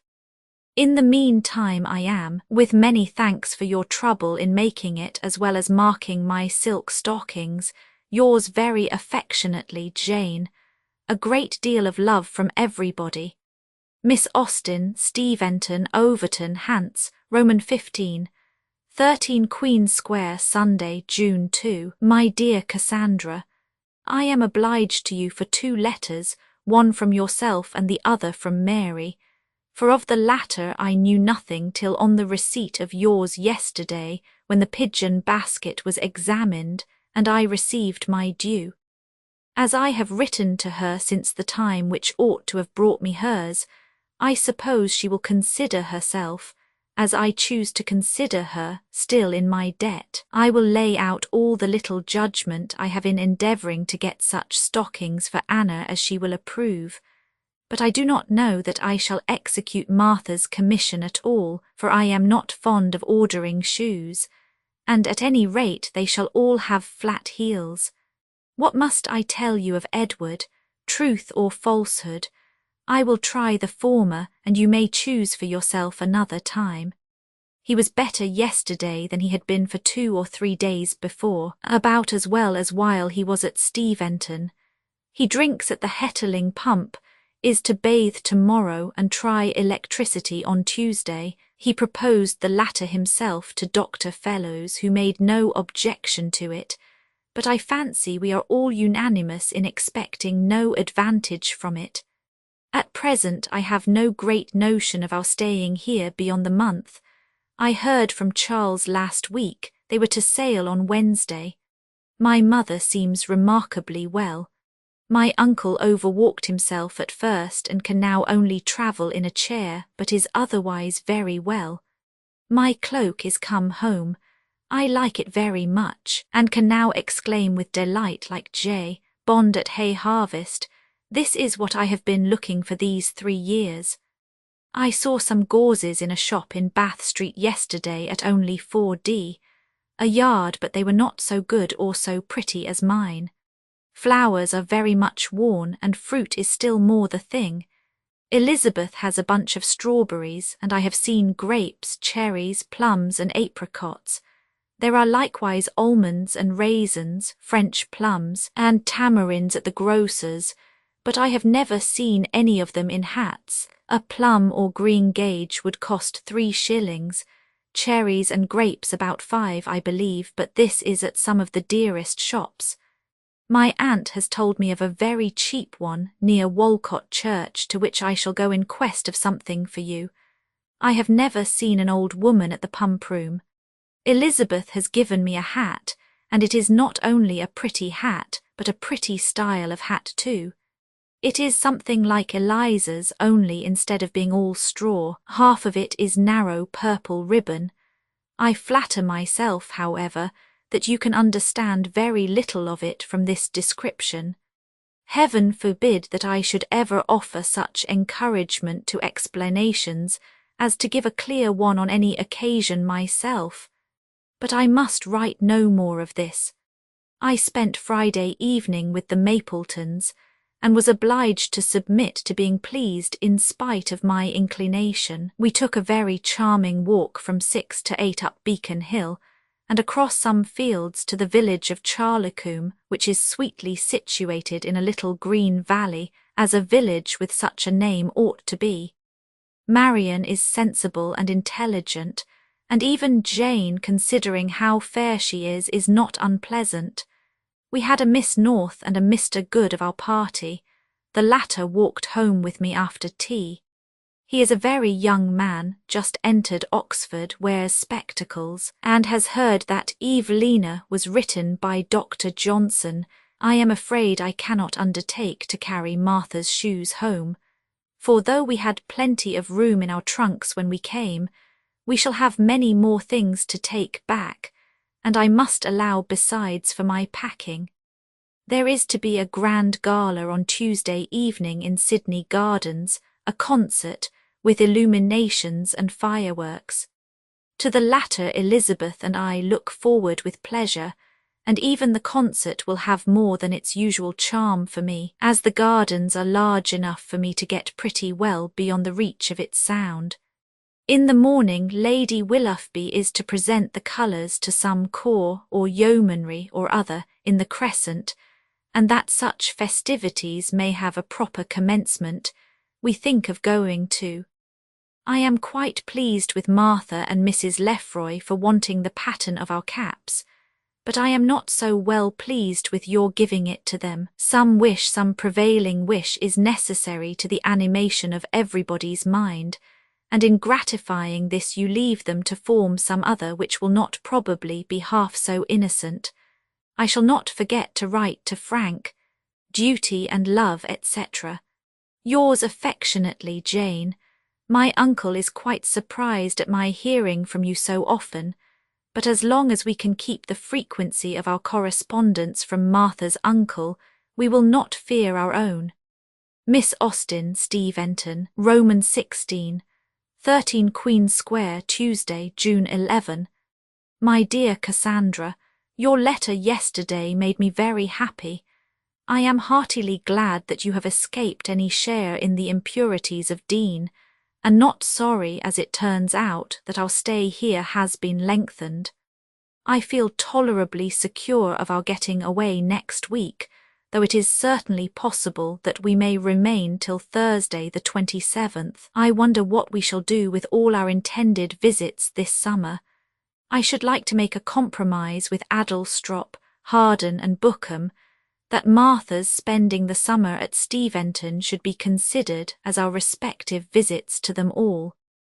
Edward has been pretty well for this last week, and as the waters have never disagreed with him in any respect, we are inclined to hope that he will derive advantage from them in the end. Everybody encourages us in this expectation, for they all say that the effect of the waters cannot be negative, and many are the instances in which their benefit is felt afterwards more than on the spot. He is more comfortable here than I thought he would be, and so is Elizabeth, though they will both, I believe, be very glad to get away, the latter especially, which one can't wonder at somehow. So much for Mrs. Piozzi. I had some thoughts of writing the whole of my letter in her style, but I believe I shall not. Though you have given me unlimited powers concerning your sprig, I cannot determine what to do about it, and shall therefore in this and in every other future letter continue to ask your further directions. We have been to the cheap shop, and very cheap we found it, but there are only flowers made there, no fruit, and as I could get 4 or 5 very pretty sprigs of the former for the same money which would procure only 1 Orleans plum, in short, could get more for 3 or 4 shillings than I could have means of bringing home, I cannot decide on the fruit till I hear from you again. Besides, I cannot help thinking that it is more natural to have flowers grow out of the head than fruit. What do you think on that subject? I would not let Martha read First Impressions 4 again upon any account, and am very glad that I did not leave it in your power. She is very cunning, but I saw through her design. She means to publish it from memory, and one more perusal must enable her to do it. As for Fitzalbini, when I get home she shall have it, as soon as ever she will own that Mr. Elliot is handsomer than Mr. Lance, that fair men are preferable to black, for I mean to take every opportunity of rooting out her prejudices. Benjamin Portal is here. How charming that is! I do not exactly know why, but the phrase followed so naturally that I could not help putting it down. My mother saw him the other day, but without making herself known to him. I am very glad you liked my lace, and so are you, and so is Martha, and we are all glad together. I have got your cloak home, which is quite delightful, as delightful at least as half the circumstances which are called so. I do not know what is the matter with me today, but I cannot write quietly. I am always wandering away into some exclamation or other. Fortunately, I have nothing very particular to say. We walked to Weston one evening last week and liked it very much. Liked what very much? Weston? No, walking to Weston. I have not expressed myself properly, but I hope you will understand me.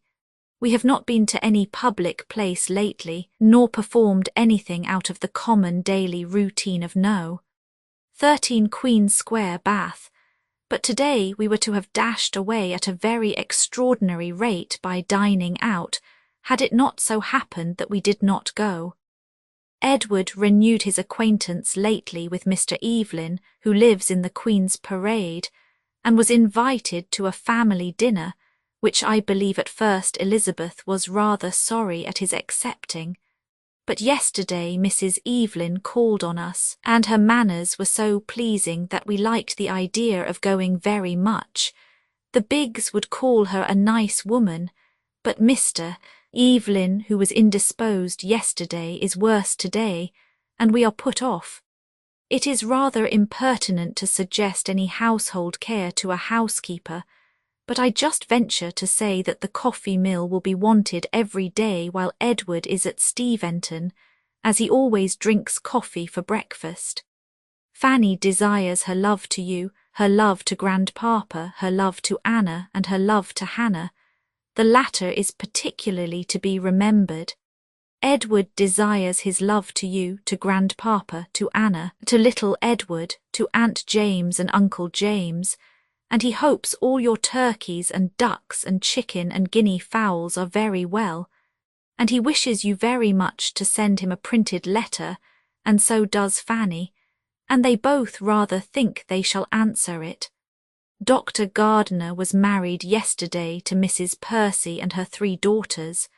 Now I will give you the history of Mary's Veil, in the purchase of which I have so considerably involved you, that it is my duty to economize for you in the flowers. I had no difficulty in getting a muslin veil for half a guinea, and not much more in discovering afterwards that the muslin was thick, dirty and ragged, and therefore would by no means do for a united gift. I changed it consequently as soon as I could, and considering what a state my imprudence had reduced me to, I thought myself lucky in getting a black lace one for 16 shillings. I hope the half of that sum will not greatly exceed what you had intended to offer upon the altar of sister-in-law affection. Yours affectionately, Jane. They do not seem to trouble you much from Manidown.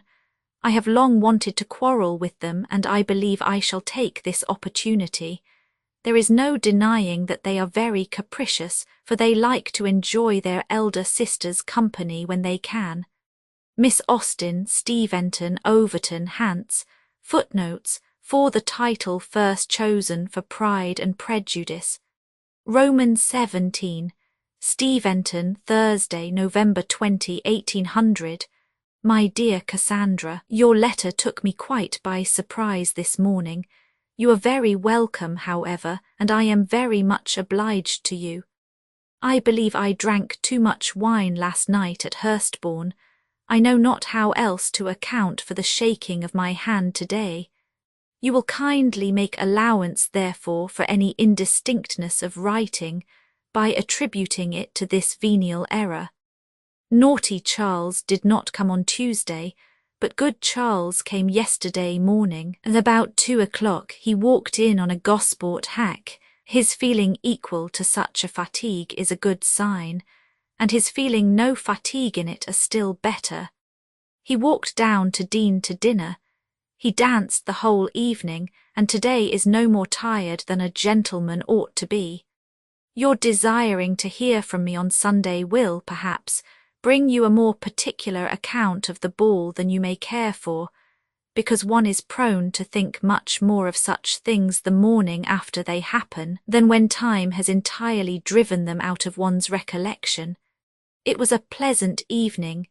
Charles found it remarkably so, but I cannot tell why, unless the absence of Miss Terry, towards whom his conscience reproaches him with being now perfectly indifferent, was a relief to him. There were only 12 dances, of which I danced 9, and was merely prevented from dancing the rest by the want of a partner. We began at 10, supped at 1, and were at Dean before 5. There were but 50 people in the room, very few families indeed from our side of the county, and not many more from the other. My partners were the 2 St. John's, Hooper, Holder, and a very prodigious Mr. Matthew, with whom I called the last, and whom I liked the best of my little stock. There were very few beauties, and such as there were not very handsome.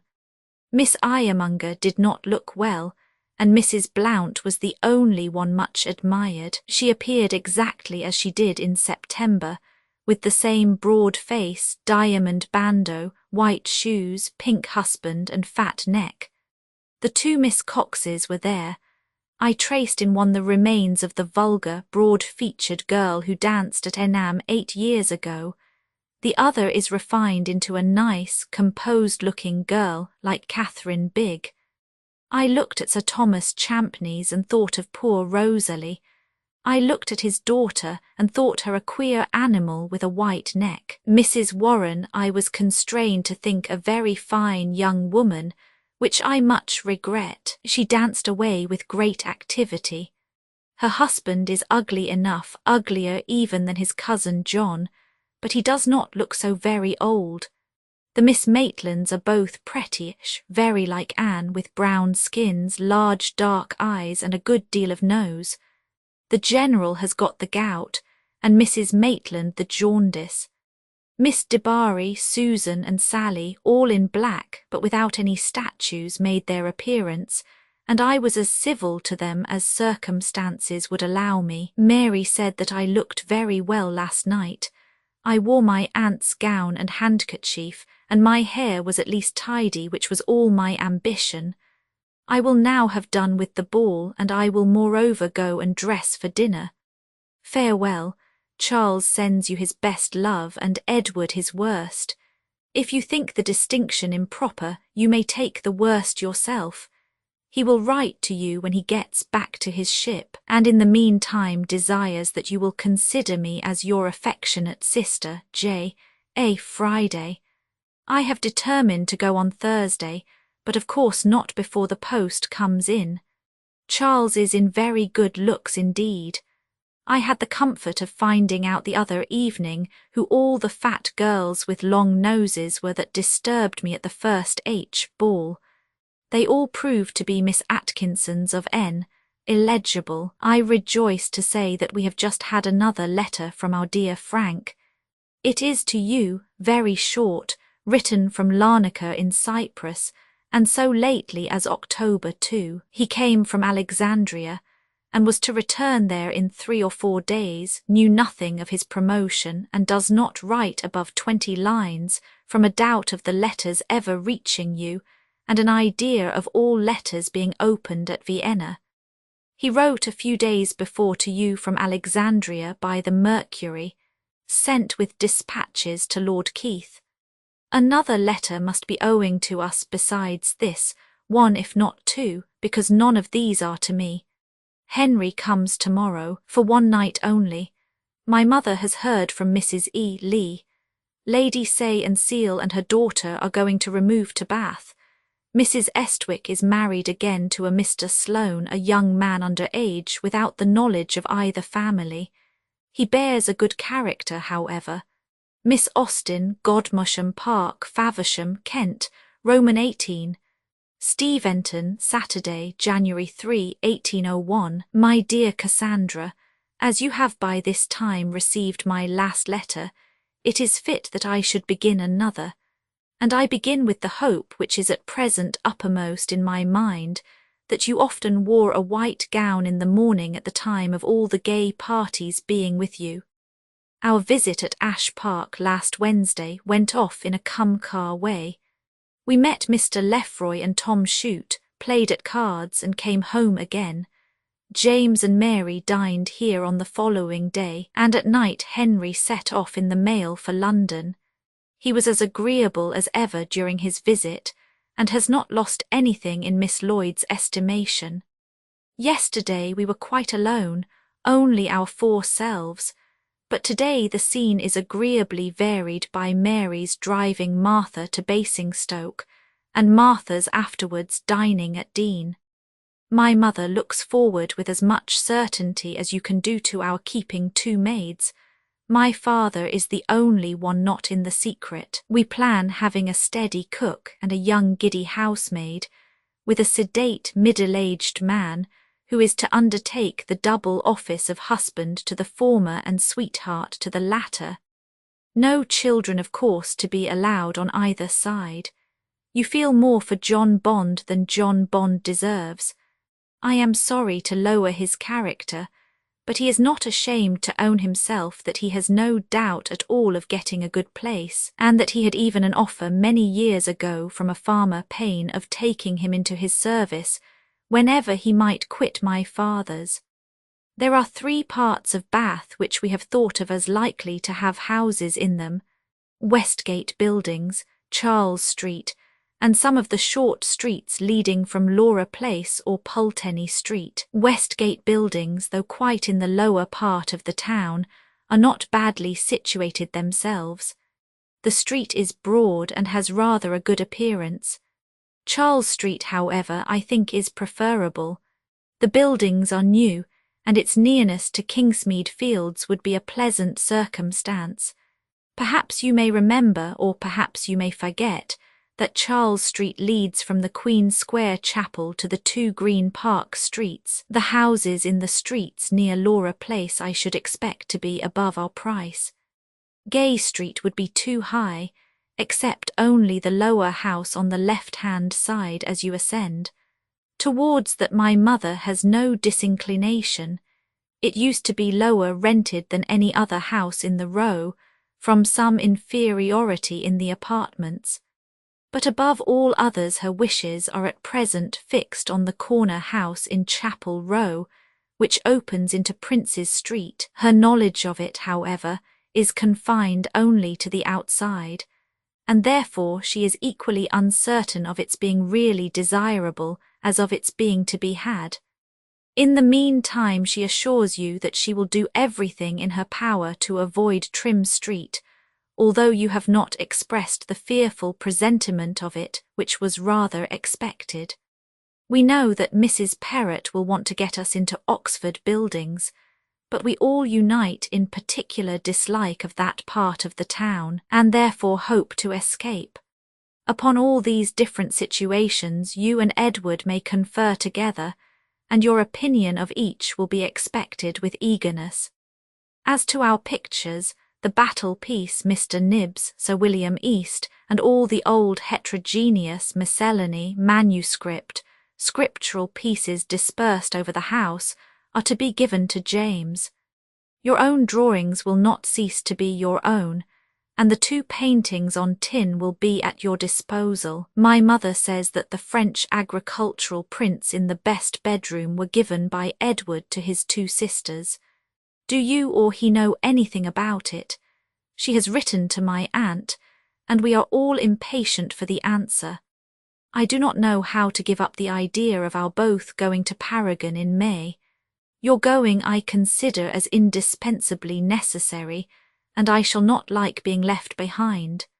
There is no place here or hereabouts that I shall want to be staying at, and though, to be sure, the keep of 2 will be more than of 1, I will endeavour to make the difference less by disordering my stomach with Bath buns, and as to the trouble of accommodating us, whether there are 1 or 2, it is much the same. According to the first plan, my mother and our 2 selves are to travel down together, and my father follow us afterwards in about a fortnight or 3 weeks. We have promised to spend a couple of days at Ibthorp in our way. We must all meet at Bath, you know, before we set out for the sea, and everything considered, I think the first plan as good as any. My father and mother, wisely aware of the difficulty of finding in all Bath such a bed as their own, have resolved on taking it with them.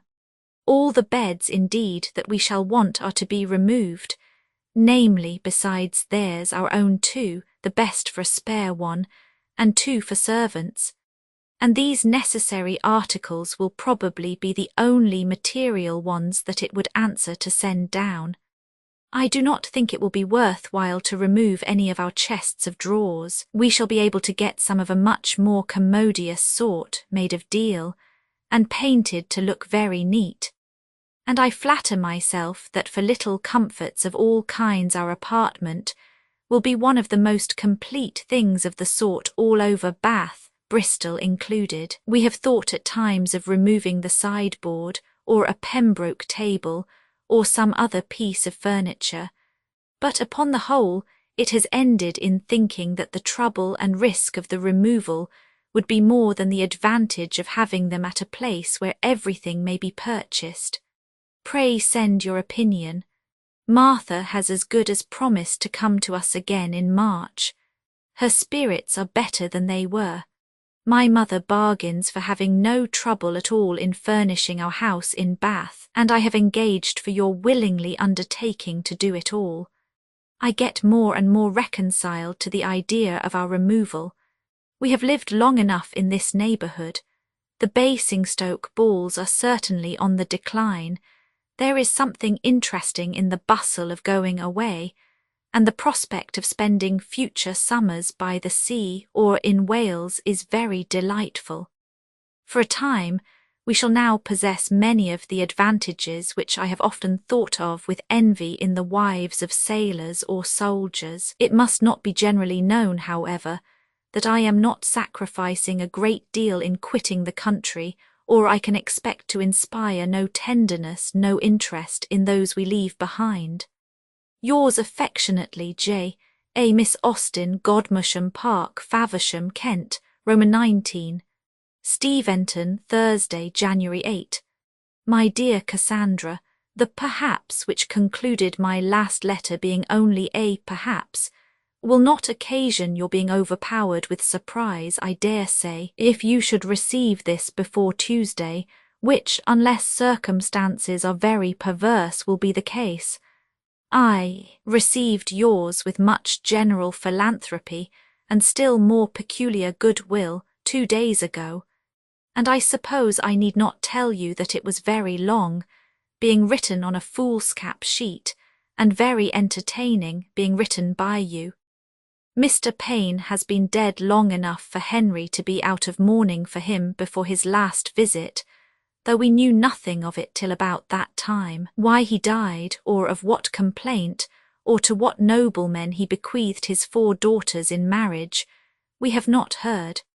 I am glad that the Wildmans are going to give a ball, and hope you will not fail to benefit both yourself and me by laying out a few kisses in the purchase of a franc. I believe you are right in proposing to delay the cambric muslin, and I submit with a kind of voluntary reluctance. Mr. Peter de Bari has declined Dean curacy. He wishes to be settled near London. A foolish reason, as if Dean were not near London in comparison of Exeter or York. Take the whole world through, and he will find many more places at a greater distance from London than Dean than he will at a less. What does he think of Glencoe or Lake Catherine? I feel rather indignant that any possible objection should be raised against so valuable a piece of preferment, so delightful a situation. That Dean should not be universally allowed to be as near the metropolis as any other country villages. As this is the case, however, as Mr. Peter de Bari has shown himself a Peter in the blackest sense of the word, we are obliged to look elsewhere for an heir, and my father has thought it a necessary compliment to James Digweed to offer the curacy to him, though without considering it as either a desirable or an eligible situation for him. Unless he is in love with Miss Lyford, I think he had better not be settled exactly in this neighbourhood, and unless he is very much in love with her indeed, he is not likely to think a salary of 50L, equal in value or efficiency to one of 75L, were you indeed to be considered as one of the fixtures of the house, but you were never actually erected in it either by Mr. Edgerton Bridges or Mrs. Lloyd. You are very kind in planning presents for me to make, and my mother has shown me exactly the same attention, but as I do not choose to have generosity dictated to me, I shall not resolve on giving my cabinet to Anna till the first thought of it has been my own.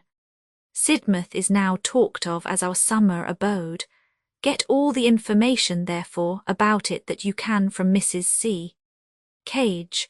My father's old ministers are already deserting him to pay their court to his son. The brown mare, which as well as the black was to devolve on James at our removal, has not had patience to wait for that, and has settled herself even now at Dean.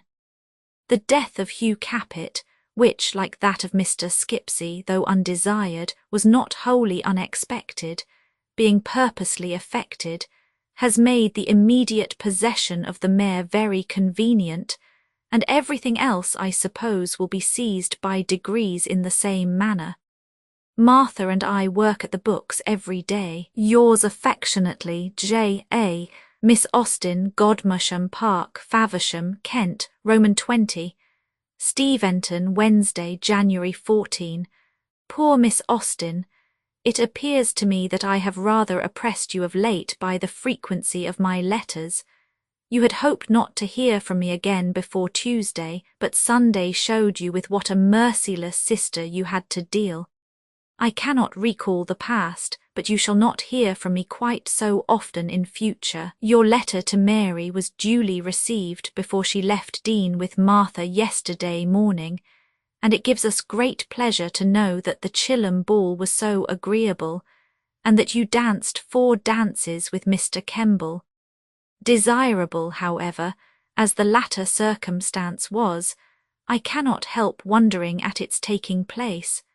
Why did you dance 4 dances with so stupid a man? Why not rather dance 2 of them with some elegant brother officer, who was struck with your appearance as soon as you entered the room? Martha left you her best love. She will write to you herself in a short time. but trusting to my memory rather than her own, she has nevertheless desired me to ask you to purchase for her 2 bottles of Steele's lavender water when you are in town, provided you should go to the shop on your own account. Otherwise you may be sure that she would not have you recollect the request. James dined with us yesterday, wrote to Edward in the evening, filled 3 sides of paper, every line inclining too much towards the northeast, and the very first line of all scratched out, and this morning he joins his lady in the fields of Elysium and Ibthorp. Last Friday was a very busy day with us.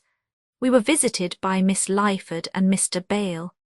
The latter began his operations in the house, but had only time to finish the 4 sitting rooms. The rest is deferred till the spring is more advanced and the days longer. He took his paper of appraisement away with him, and therefore we only know the estimate he has made of 1 or 2 articles of furniture which my father particularly inquired into. I understand, however, that he was of opinion that the whole would amount to more than £200, and it is not imagined that this will comprehend the brewhouse and many other, etc., etc. Miss Lyford was very pleasant, and gave my mother such an account of the houses in Westgate Buildings, where Mrs. Lyford lodged 4 years ago, as made her think of a situation there with great pleasure. But your opposition will be without difficulty decisive, and my father in particular, who was very well inclined towards the Row before, has now ceased to think of it entirely. At present, the environs of Laura Place seem to be his choice. His views on the subject are much advanced since I came home. He grows quite ambitious, and actually requires now a comfortable and a creditable-looking house. On Saturday Miss Lyford went to her long home, that is to say, it was a long way off, and soon afterwards a party of fine ladies issuing from a well-known commodious green vehicle, their heads full of bantam cocks and galinies, entered the house. Mrs. Heathcote, Mrs. Harwood, Mrs. James Austen, Miss Bigg, Miss Jane Blatchford. Hardly a day passes in which we do not have some visitor or other. Yesterday came Mrs. Bramstone, who is very sorry that she is to lose us, and afterwards Mr. Holder, who was shut up for an hour with my father and James in a most awful manner. John Bond Est a Louis, Roman 21. Steventon, Wednesday, January 21. Expect a most agreeable letter, for not being overburdened with subject, having nothing at all to say. I shall have no check to my genius from beginning to end. Well, and so Prank's letter has made you very happy, but you are afraid he would not have patience to stay for the Harlem, which you wish him to have done as being safer than the merchantman. Poor fellow, to wait from the middle of November to the end of December, and perhaps even longer, it must be sad work, especially in a place where the ink is so abominably pale. What a surprise to him it must have been on October 20 to be visited, collared, and thrust out of the Petrel by Captain Inglis. He kindly passes over the poignancy of his feelings in quitting his ship, his officers, and his men. What a pity it is that he should not be in England at the time of this promotion, because he certainly would have had an appointment, so everybody says, and therefore it must be right for me to say it too. Had he been really here, the certainty of the appointment, I dare say, would not have been half so great, but as it could not be brought to the proof, his absence will be always a lucky source of regret. Eliza talks of having read in a newspaper that all the first lieutenants of the frigates whose captains were to be sent into line-of-battle ships were to be promoted to the rank of commanders. If it be true, Mr. Valentine may afford himself a fine Valentine's knot, and Charles may perhaps become first of the Endymion, though I suppose Captain Durham is too likely to bring a villain with him under that denomination. The neighbourhood have quite recovered the death of Mrs. Ryder, so much so that I think they are rather rejoiced at it now. Her things were so very dear, and Mrs. Rogers is to be all that is desirable. Not even death itself can fix the friendship of the world. The Wilmots being robbed must be an amusing thing to their acquaintance, and I hope it is as much their pleasure as it seems their avocation to be subjects of general entertainment. I have a great mind not to acknowledge the receipt of your letter which I have just had the pleasure of reading, because I am so ashamed to compare the sprawling lines of this with it. But if I say all that I have to say, I hope I have no reason to hang myself. Why did not J.D. make his proposals to you? I suppose he went to see the cathedral that he might know how he should like to be married in it. Miss Austen, Godmersham Park, Faversham, Kent, Roman 22, Southampton, Wednesday, January 7, 1807. My dear Cassandra, you were mistaken in supposing I should expect your letter on Sunday. I had no idea of hearing from you before Tuesday, and my pleasure yesterday was therefore unhurt by any previous disappointment. I thank you for writing so much. You must really have sent me the value of 2 letters in one. We are extremely glad to hear that Elizabeth is so much better, and hope you will be sensible of still further amendment in her when you return from Canterbury. Of your visit there I must now speak incessantly. It surprises but pleases me more, and I consider it as a very just and honourable distinction of you, and not less to the credit of Mrs. Knight. I have no doubt of your spending your time with her most pleasantly in quiet and rational conversation, and am so far from thinking her expectations of you will be deceived, that my only fear is of your being so agreeable, so much to her taste, as to make her wish to keep you with her forever. If that should be the case, we must remove to Canterbury, which I should not like so well as Southampton.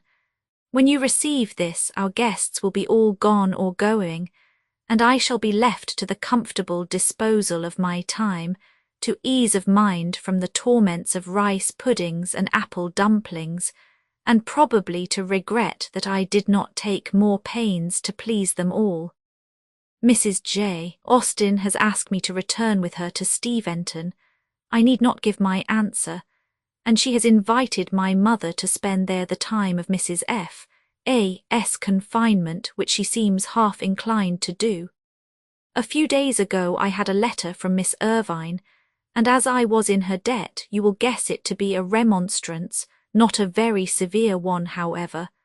The first page is in her usual retrospective, jealous, inconsistent style, but the remainder is chatty and harmless. She supposes my silence may have proceeded from resentment of her not having written to inquire particularly after my whooping cough, etc.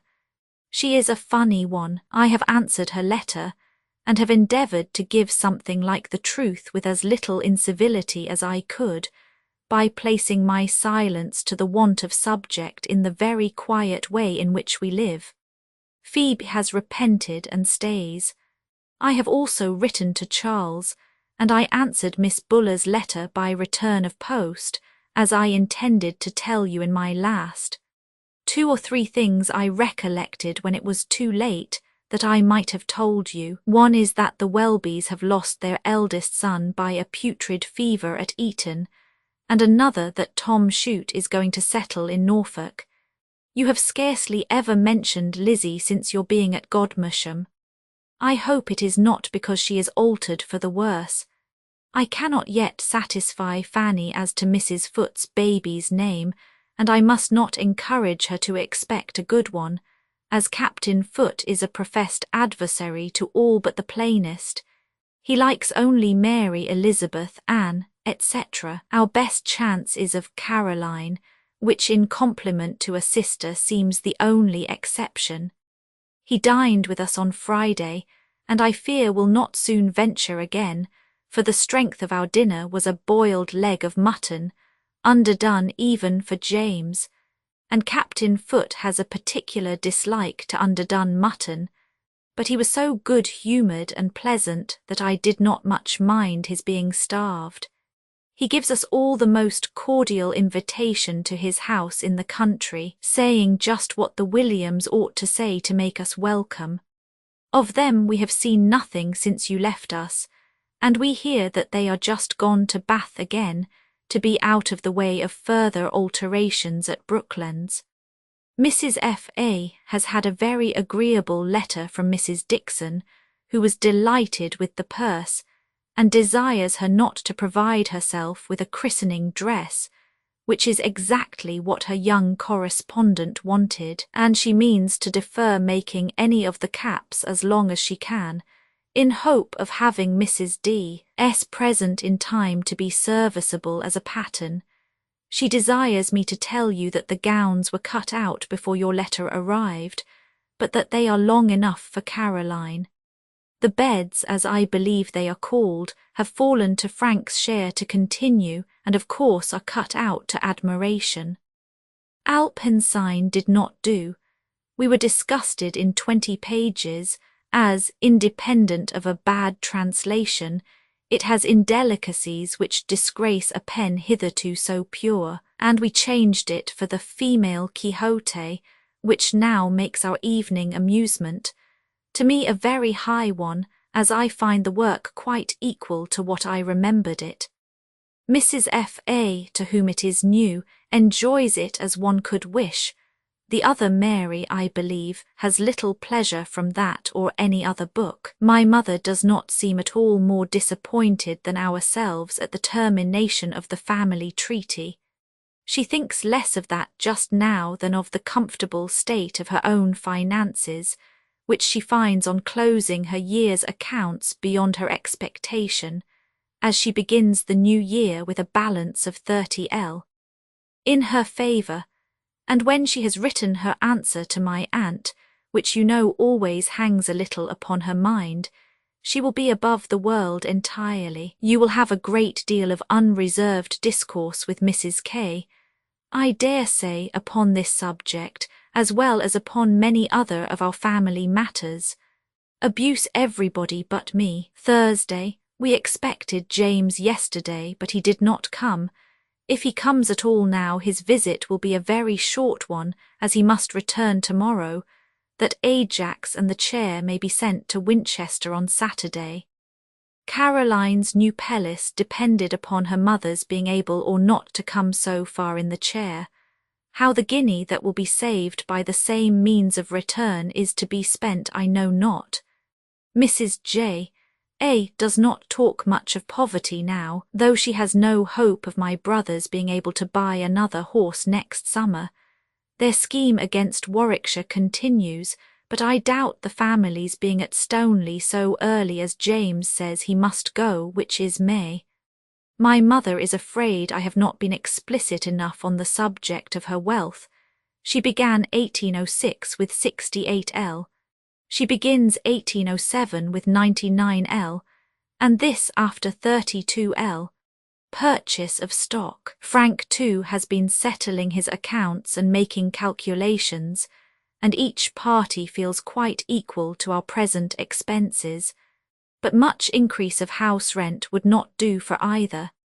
Frank limits himself, I believe, to 400 a year. You will be surprised to hear that Jenny is not yet come back. We have heard nothing of her since her reaching Itchingswell, and can only suppose that she must be detained by illness in somebody or other, and that she has been each day expecting to be able to come on the morrow. I am glad I did not know beforehand that she was to be absent during the whole, or almost the whole, of our friends being with us, for though the inconvenience has not been nothing, I should have feared still more. Our dinners have certainly suffered not a little by having only Molly's head and Molly's hands to conduct them. She fries better than she did, but not like Jenny. We did not take our walk on Friday, it was too dirty, nor have we yet done it. We may perhaps do something like it today, as after seeing Frank skate, which he hopes to do in the meadows by the beach, we are to treat ourselves with a passage over the ferry. It is one of the pleasantest frosts I ever knew, so very quiet. I hope it will last some time longer for Frank's sake, who is quite anxious to get some skating. He tried yesterday, but it would not do. Our acquaintance increased too fast. He was recognized lately by Admiral Bertie, and a few days since arrived the Admiral and his daughter Catherine to wait upon us.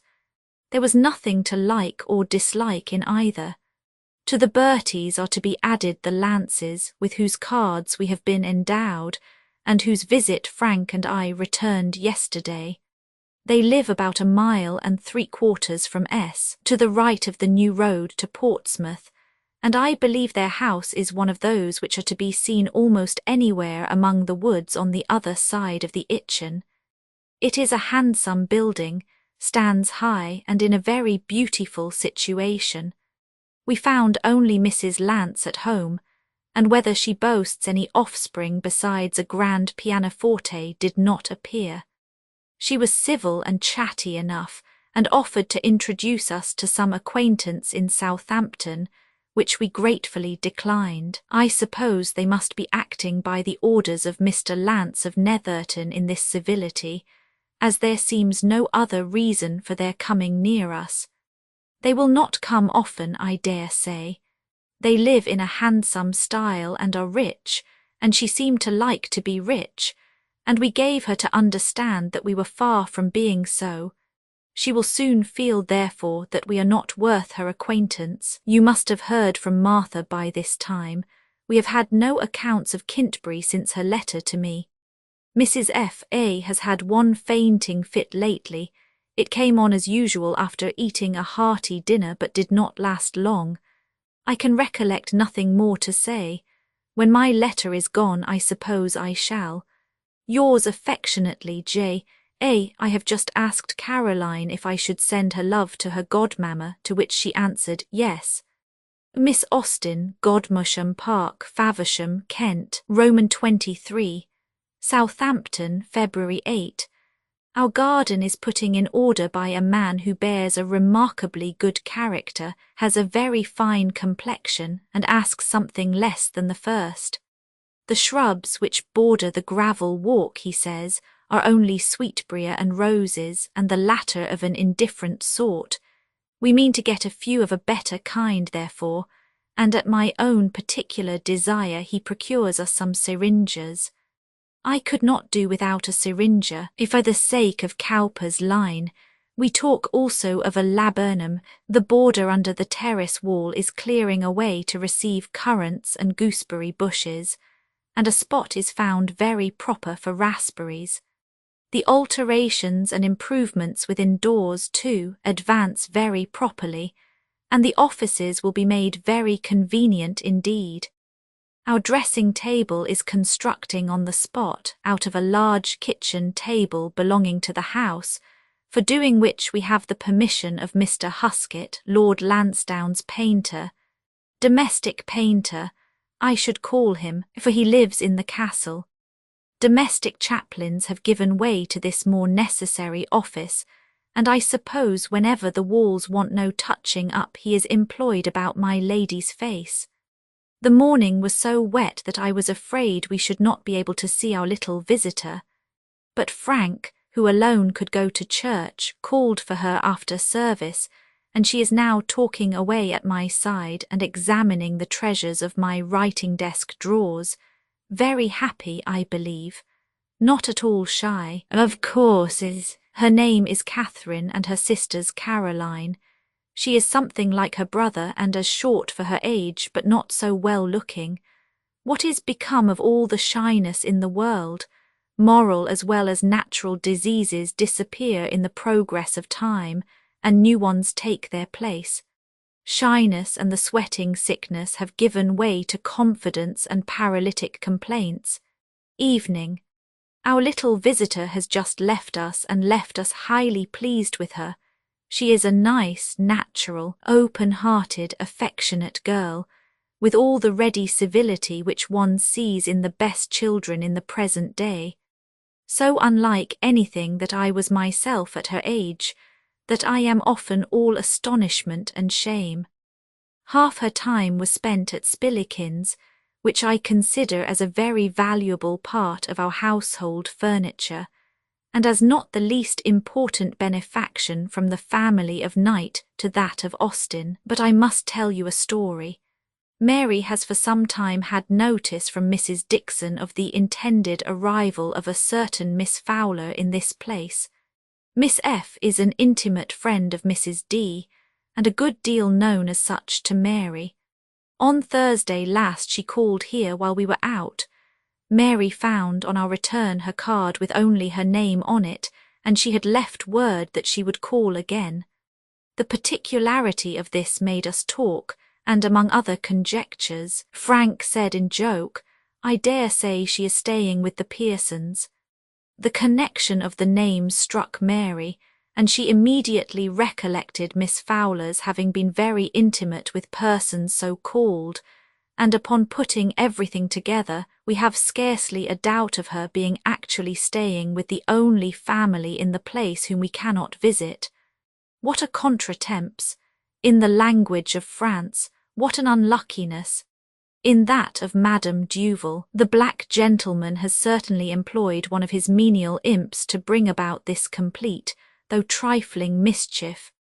Miss F. has never called again, but we are in daily expectation of it. Miss P. has, of course, given her a proper understanding of the business. It is evident that Miss F. did not expect or wish to have the visit returned, and Frank is quite as much on his guard for his wife as we could desire for her sake or our own. We shall rejoice in being so near Winchester when Edward belongs to it, and can never have our spare bed filled more to our satisfaction than by him. Does he leave Eltham at Easter?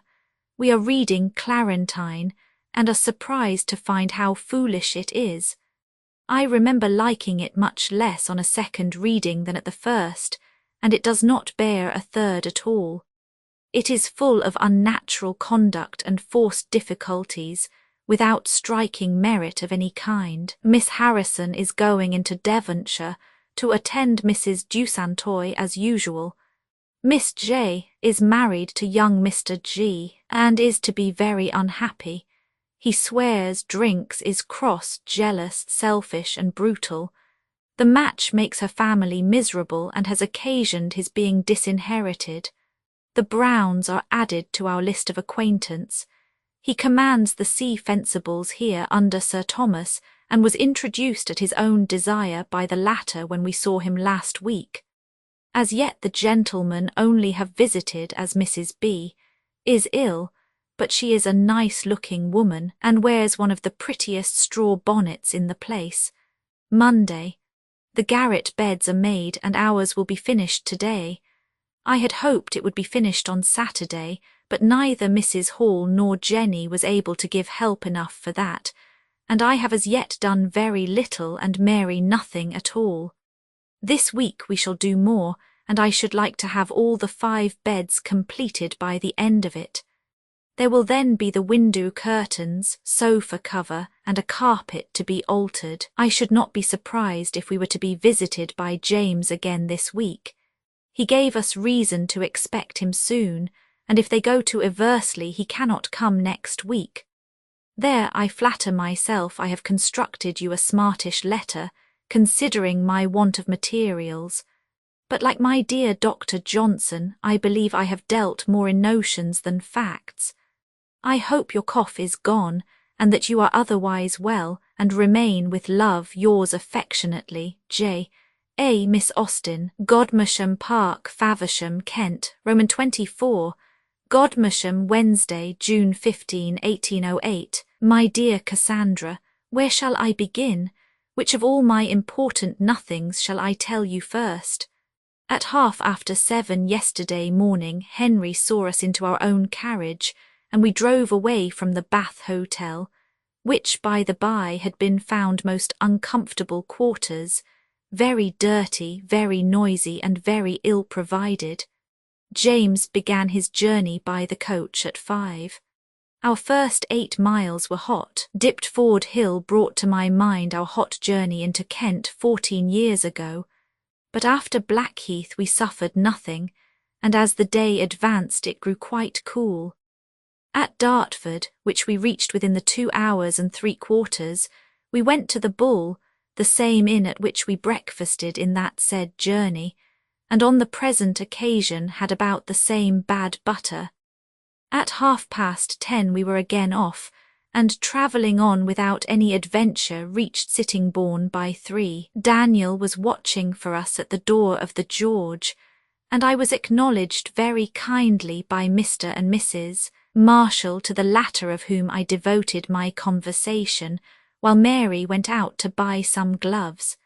A few minutes, of course, did for Sittingbourne, and so off we drove, and by 6 o'clock were at Godmersham. Our 2 brothers were walking before the house as we approached, as natural as life. Fanny and Lizzie met us in the hall with a great deal of pleasant joy. We went for a few minutes into the breakfast parlour, and then proceeded to our rooms. Mary has the hall chamber. I am in the yellow room, very literally, for I am writing in it at this moment. It seems odd to me to have such a great place all to myself, and to be at Godmersham without you is also odd. You are wished for, I assure you.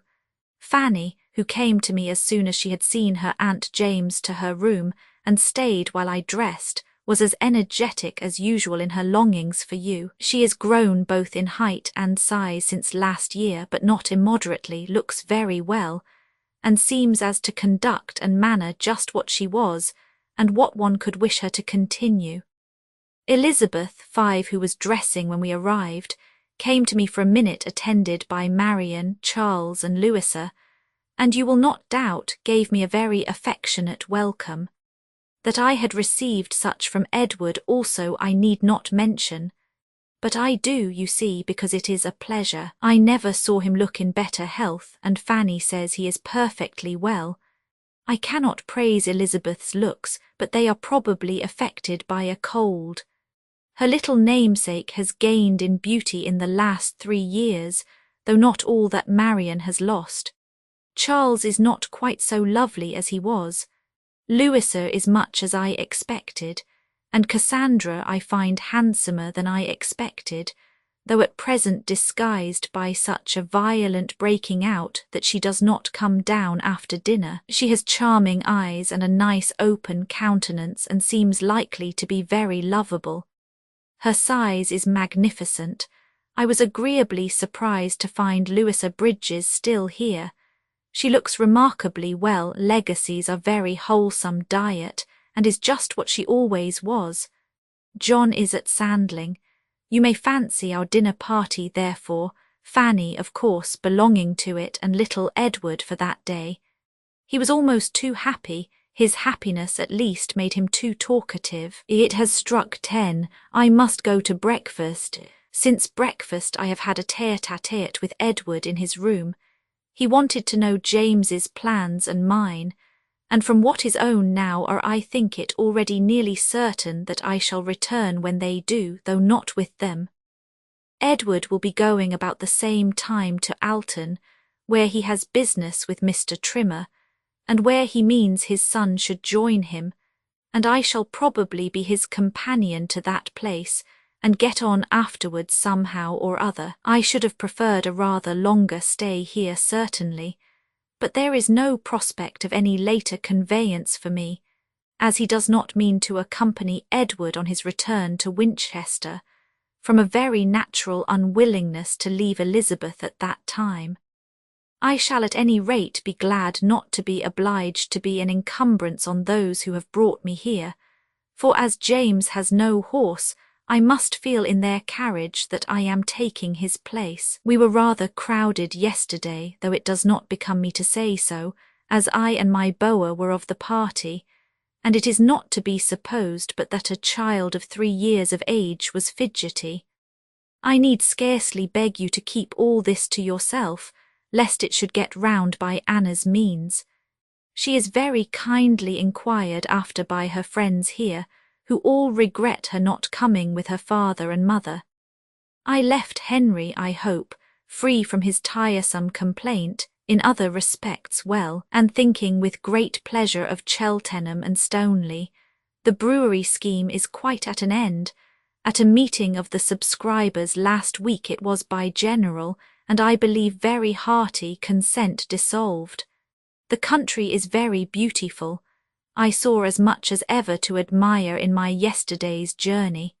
Footnotes 5 Mrs. Edward Austen, Roman 25, Castle Square, October 13. My dearest Cassandra, I have received your letter, and with most melancholy anxiety was it expected, for the sad news reached us last night, but without any particulars. It came in a short letter to Martha from her sister, begun at Steventon and finished in Winchester. We have felt, we do feel for you all, as you will not need to be told, for you, for Fanny, for Henry, for Lady Bridges, and for dearest Edward, whose loss and whose sufferings seem to make those of every other person nothing. God be praised that you can say what you do of him, that he has a religious mind to bear him up, and a disposition that will gradually lead him to comfort. My dear, dear Fanny, I am so thankful that she has you with her. You will be everything to her. You will give her all the consolation that human aid can give. May the Almighty sustain you all and keep you, my dearest Cassandra, well. But for the present I dare say you are equal to everything. You will know that the poor boys are at Steventon. Perhaps it is best for them, as they will have more means of exercise and amusement there than they could have with us, but I own myself disappointed by the arrangement. I should have loved to have them with me at such a time. I shall write to Edward by this post. We shall, of course, hear from you again very soon, and as often as you can write. We will write as you desire, and I shall add Bookham. Hamstall, I suppose you write to yourselves, as you do not mention it. What a comfort that Mrs. Deeds is saved from present misery and alarm! But it will fall heavy upon poor Harriet, and as for Lady B., but that her fortitude does seem truly great, I should fear the effect of such a blow and so unlooked for. I long to hear more of you all. Of Henry's anguish I think with grief and solicitude, but he will exert himself to be of use and comfort.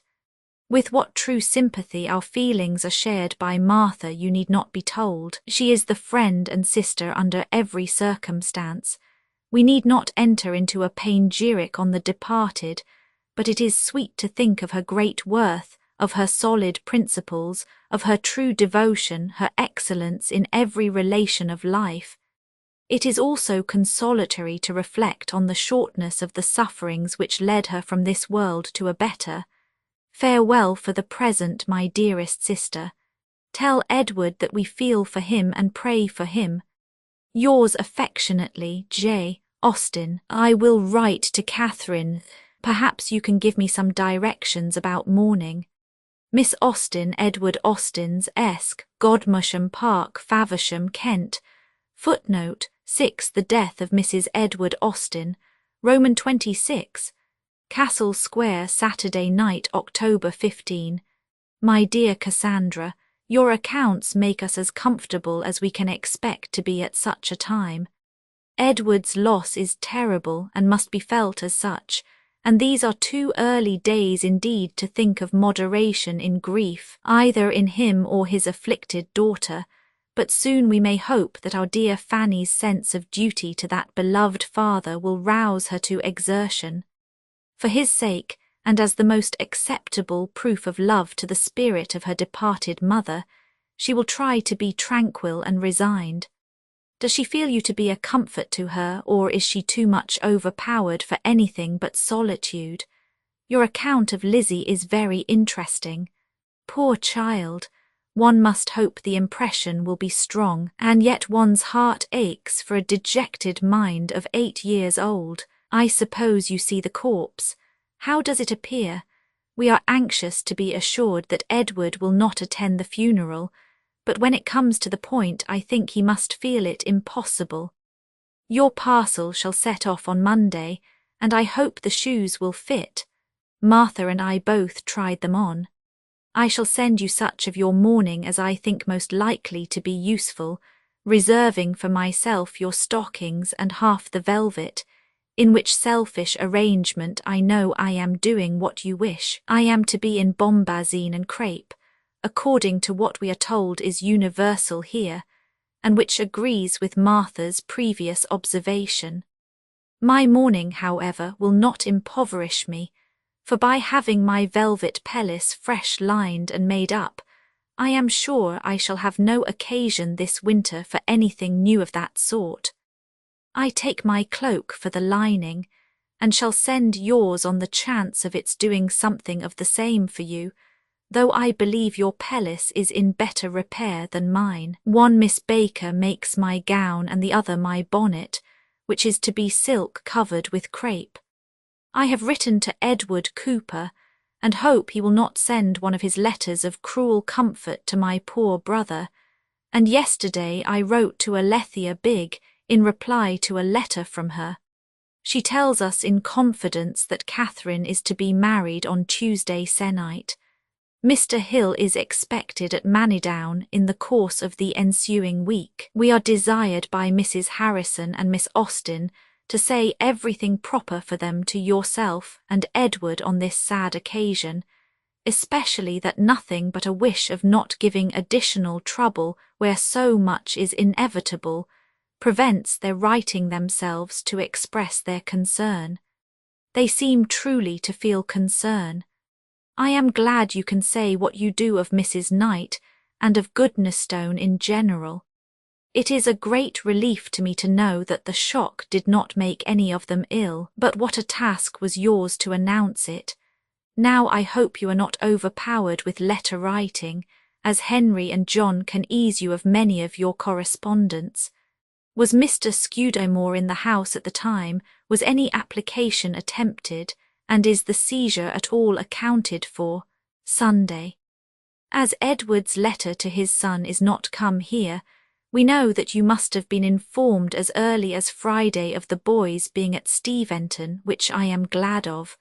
Upon your letter to Dr. Goddard's being forwarded to them, Mary wrote to ask whether my mother wished to have her grandson sent to her. We decided on their remaining where they were, which I hope my brother will approve of. I am sure he will do us the justice of believing that in such a decision we sacrificed inclination to what we thought best.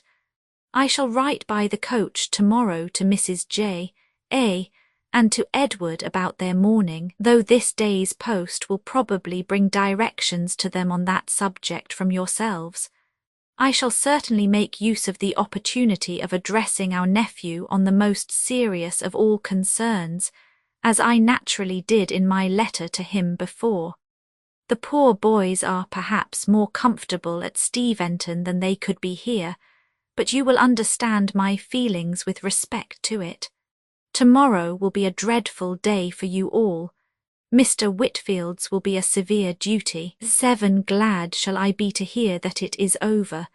That you are forever in our thoughts you will not doubt. I see your mournful party in my mind's eye under every varying circumstance of the day, and in the evening especially figure to myself its sad gloom.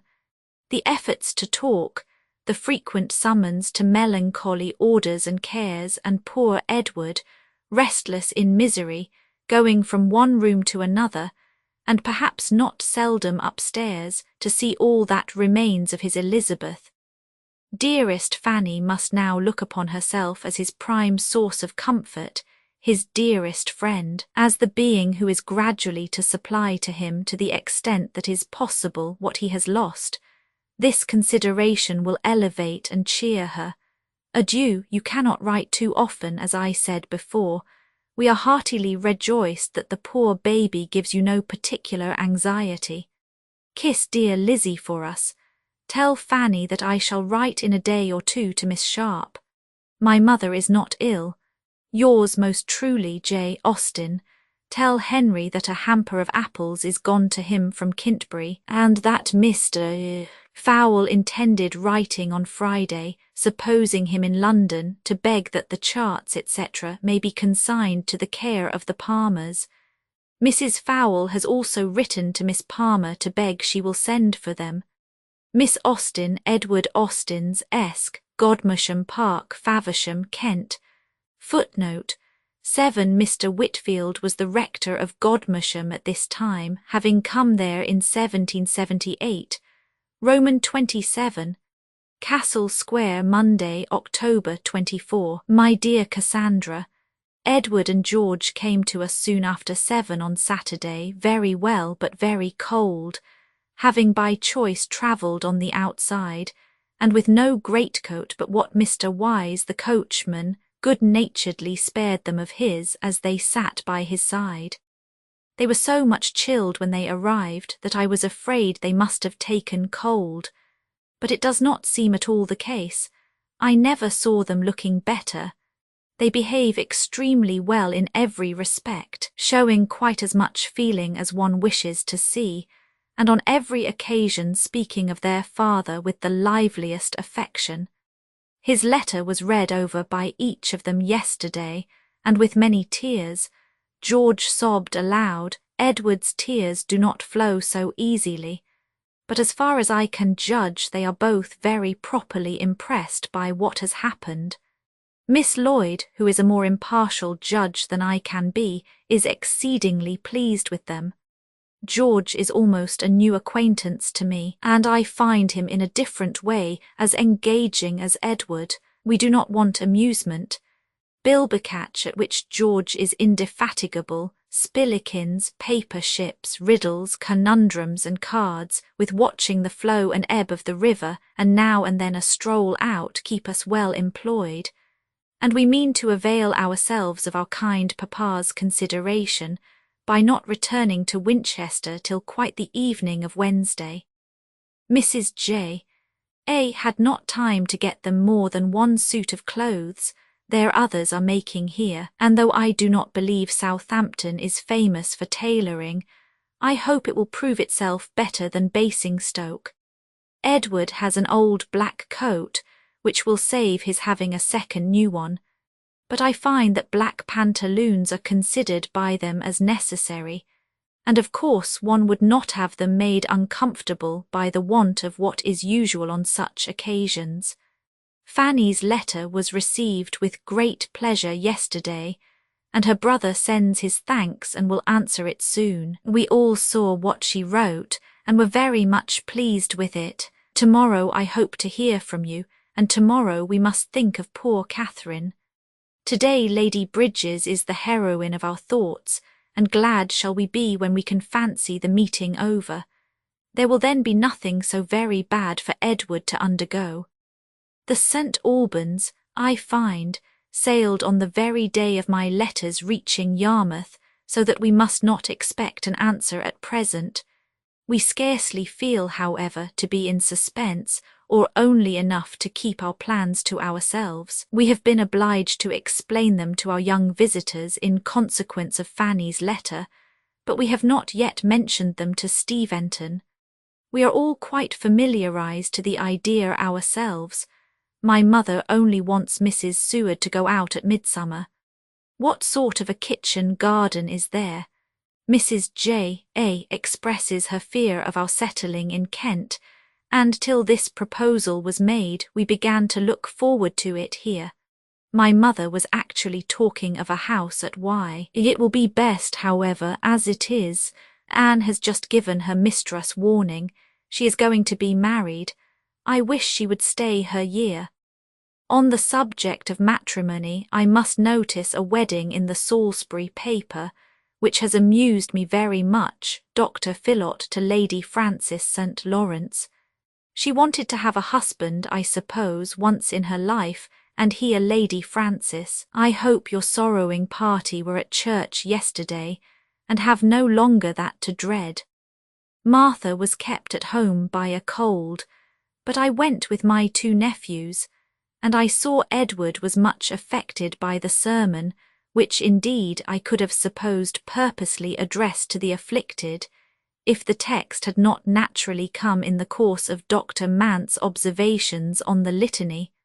All that are in danger, necessity, or tribulation was the subject of it. The weather did not allow us afterwards to get farther than the quay, where George was very happy as long as we could stay, flying about from one side to the other and skipping on board a collier immediately.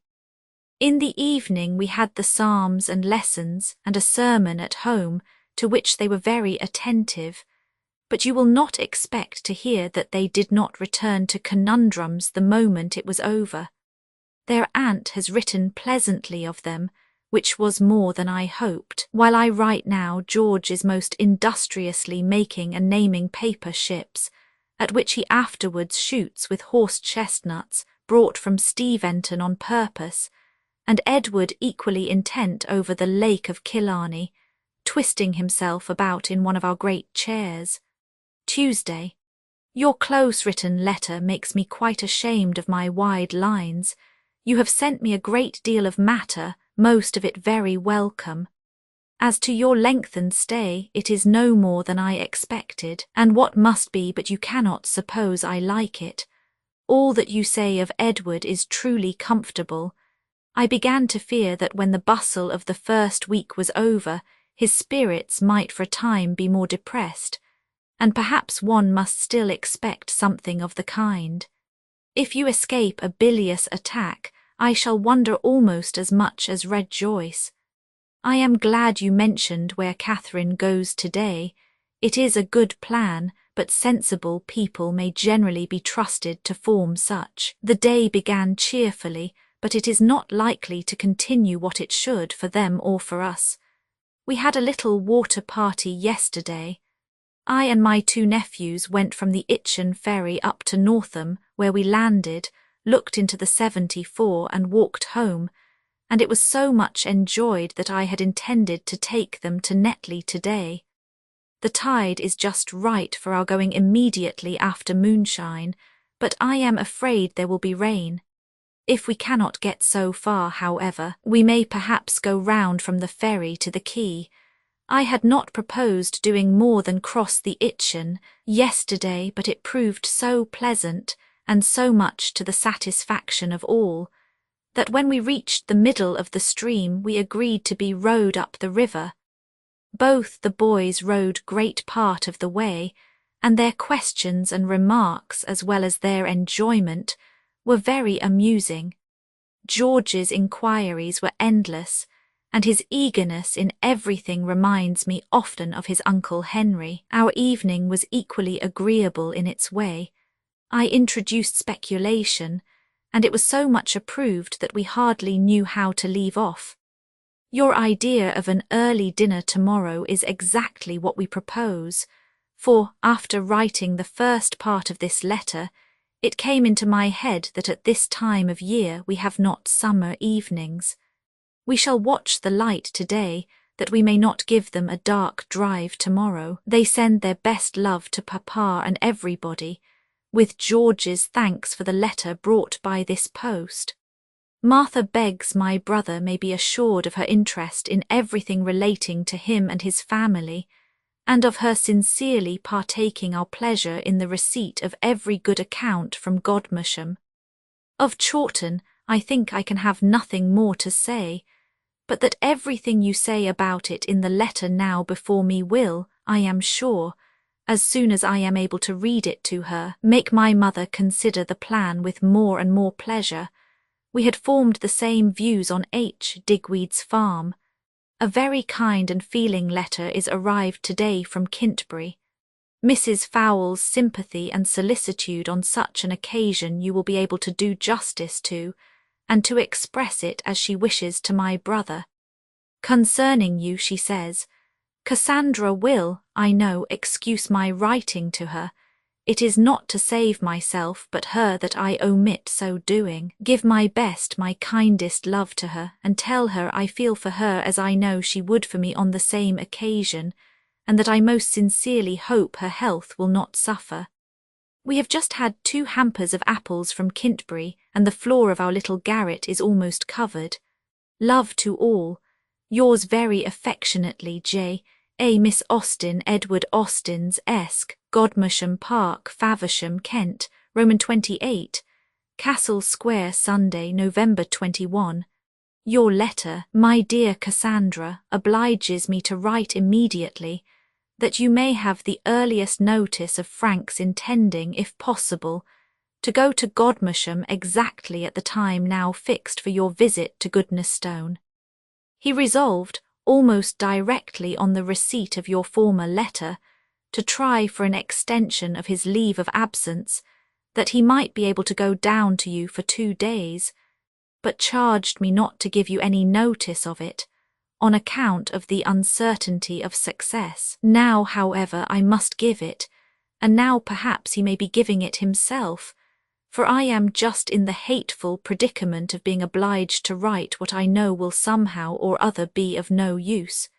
He meant to ask for 5 days more, and if they were granted, to go down by Thursday night's mail, and spend Friday and Saturday with you, and he considered his chance of succeeding by no means bad. I hope it will take place as he planned, and that your arrangements with Goodnestone may admit of suitable alteration. Your news of Edward Bridges was quite news, for I have had no letter from Wrotham. I wish him happy with all my heart, and hope his choice may turn out according to his own expectations, and beyond those of his family, and I dare say it will. Marriage is a great improver, and in a similar situation Harriet may be as amiable as Elena. As to money, that will come, you may be sure, because they cannot do without it. When you see him again, pray give him our congratulations and best wishes. This match will certainly set John and Lucy going. There are 6 bedchambers at Chawton. Henry wrote to my mother the other day, and luckily mentioned the number, which is just what we wanted to be assured of. He speaks also of garrets for store places, one of which she immediately planned fitting up for Edward's manservant, and now perhaps it must be for our own, for she is already quite reconciled to our keeping one. The difficulty of doing without one had been thought of before. His name shall be Robert, if you please. Before I can tell you of it, you will have heard that Miss Sawbridge is married. It took place, I believe, on Thursday. Mrs. Fowle has for some time been in the secret, but the neighbourhood in general were quite unsuspicious. Mr. Maxwell was tutor to the young Gregorys. Consequently, they must be one of the happiest couples in the world, and either of them worthy of envy, for she must be excessively in love, and he mounts from nothing to a comfortable home. Martha has heard him very highly spoken of. They continue for the present at Speen Hill. I have a Southampton match to return for your Kentish one, Captain G. Heathcote and Miss A. Lyell. I have it from Alethea and like it because I had made it before. Yes, the Stoneleigh business is concluded, but it was not till yesterday that my mother was regularly informed of it, though the news had reached us on Monday evening by way of Steventon. My aunt says as little as may be on the subject by way of information, and nothing at all by way of satisfaction.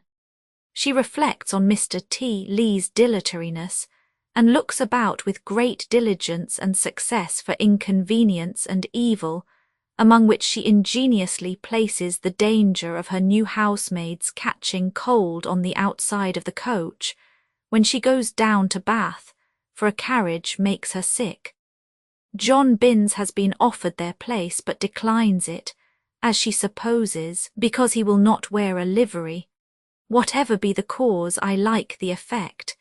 In spite of all my mother's long and intimate knowledge of the writer, she was not up to the expectation of such a letter as this.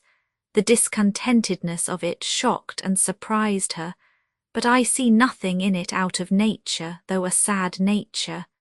She does not forget to wish for chambers, you may be sure. No particulars are given, not a word of arrears mentioned, though in her letter to James they were in a general way spoken of. The amount of them is a matter of conjecture, and to my mother a most interesting one. She cannot fix any time for their beginning with any satisfaction to herself, but Mrs. Lee's death, and Henry's £2,000 neither agrees with that period nor any other. I did not like to own our previous information of what was intended last July, and have therefore only said that if we could see Henry we might hear many particulars, as I had understood that some confidential conversation had passed between him and Mr. T.L. at Stoneleigh. We have been as quiet as usual since Frank and Mary left us. Mr. Criswick called on Martha that very morning on his way home again from Portsmouth, and we have had no visitor since. We called on the Miss Lyells one day, and heard a good account of Mr. Heathcote's canvass, the success of which, of course, exceeds his expectations. Alethea in her letter hopes for my interest, which I conclude means Edward's, and I take this opportunity, therefore, of requesting that he will bring in Mr. Heathcote. Mr. Lane told us yesterday that Mr. H. had behaved very handsomely, and waited on Mr. Thistlethwaite, to say that if he, Mr. T., would stand, he, Mr. H., would not oppose him, but Mr. T. declined it, acknowledging himself still smarting under the payment of late electioneering costs. The Mrs. Hulberts, we learn from Kintbury, come to Steventon this week, and bring Mary Jane Fowle with them on her way to Mrs. Nune's. She returns at Christmas with her brother. Our brother we may perhaps see in the course of a few days, and we mean to take the opportunity of his help to go one night to the play. Martha ought to see the inside of the theatre once while she lives in Southampton, and I think she will hardly wish to take a second view. The furniture of Bellevue is to be sold tomorrow, and we shall take it in our usual walk if the weather be favourable. How could you have a wet day on Thursday? With us it was a prince of days, the most delightful we have had for weeks. Soft, bright, with a brisk wind from the southwest. Everybody was out and talking of spring, and Martha and I did not know how to turn back. On Friday evening we had some very blowing weather, from 6 to 9, I think we never heard it worse, even here. And one night we had so much rain that it forced its way again into the store-closet, and though the evil was comparatively slight and the mischief nothing, I had some employment the next day in drying parcels, etc. I have now moved still more out of the way. Martha sends her best love, and thanks you for admitting her to the knowledge of the pros and cons about Harriet Foote. She has an interest in all such matters. I am also to say that she wants to see you. Mary Jane missed her papa and mamma a good deal at first, but now does very well without them. I am glad to hear of little John's being better, and hope your accounts of Mrs. Knight will also improve. Adieu. Remember me affectionately to everybody, and believe me ever yours, J. A. Miss Austen, Edward Austen's Esq., Godmersham Park, Faversham, Kent, Roman 29. Castle Square, Friday, December 9. Many thanks, my dear Cassandra, to you and Mr. Deeds for your joint and agreeable composition, which took me by surprise this morning. He has certainly great merit as a writer. He does ample justice to his subject, and without being diffuse is clear and correct. And though I do not mean to compare his epistolary powers with yours, or to give him the same portion of my gratitude, he certainly has a very pleasing way of winding up a hole and speeding truth into the world. But all this, as my dear Mrs. Piozzi says, is flight and fancy and nonsense, for my master has his great casks to mind, and I have my little children. It is you, however, in this instance that have the little children, and I that have the great cask, for we are brewing spruce beer again. But my meaning really is that I am extremely foolish in writing all this unnecessary stuff when I have so many matters to write about that my paper will hardly hold it all. Little matters they are, to be sure, but highly important. In the first place, Miss Curling is actually at Portsmouth, which I was always in hopes would not happen. I wish her no worse, however, than a long and happy abode there. Here she would probably be dull, and I am sure she would be troublesome. The bracelets are in my possession, and everything I could wish them to be. They came with Martha's pelisse, which likewise gives great satisfaction. Soon after I had closed my last letter to you, we were visited by Mrs. Dickens and her sister-in-law, Mrs. Bertie, the wife of a lately made admiral. Mrs. F.A. 8, I believe, was their first object, but they put up with us very kindly, and Mrs. D., finding in Miss Lloyd a friend of Mrs. Dunder's, had another motive for the acquaintance. She seems a really agreeable woman, that is, her manners are gentle, and she knows a great many of our connections in West Kent. Mrs. Bertie lives in the Polygon, and was out when we returned her visit, which are her two virtues.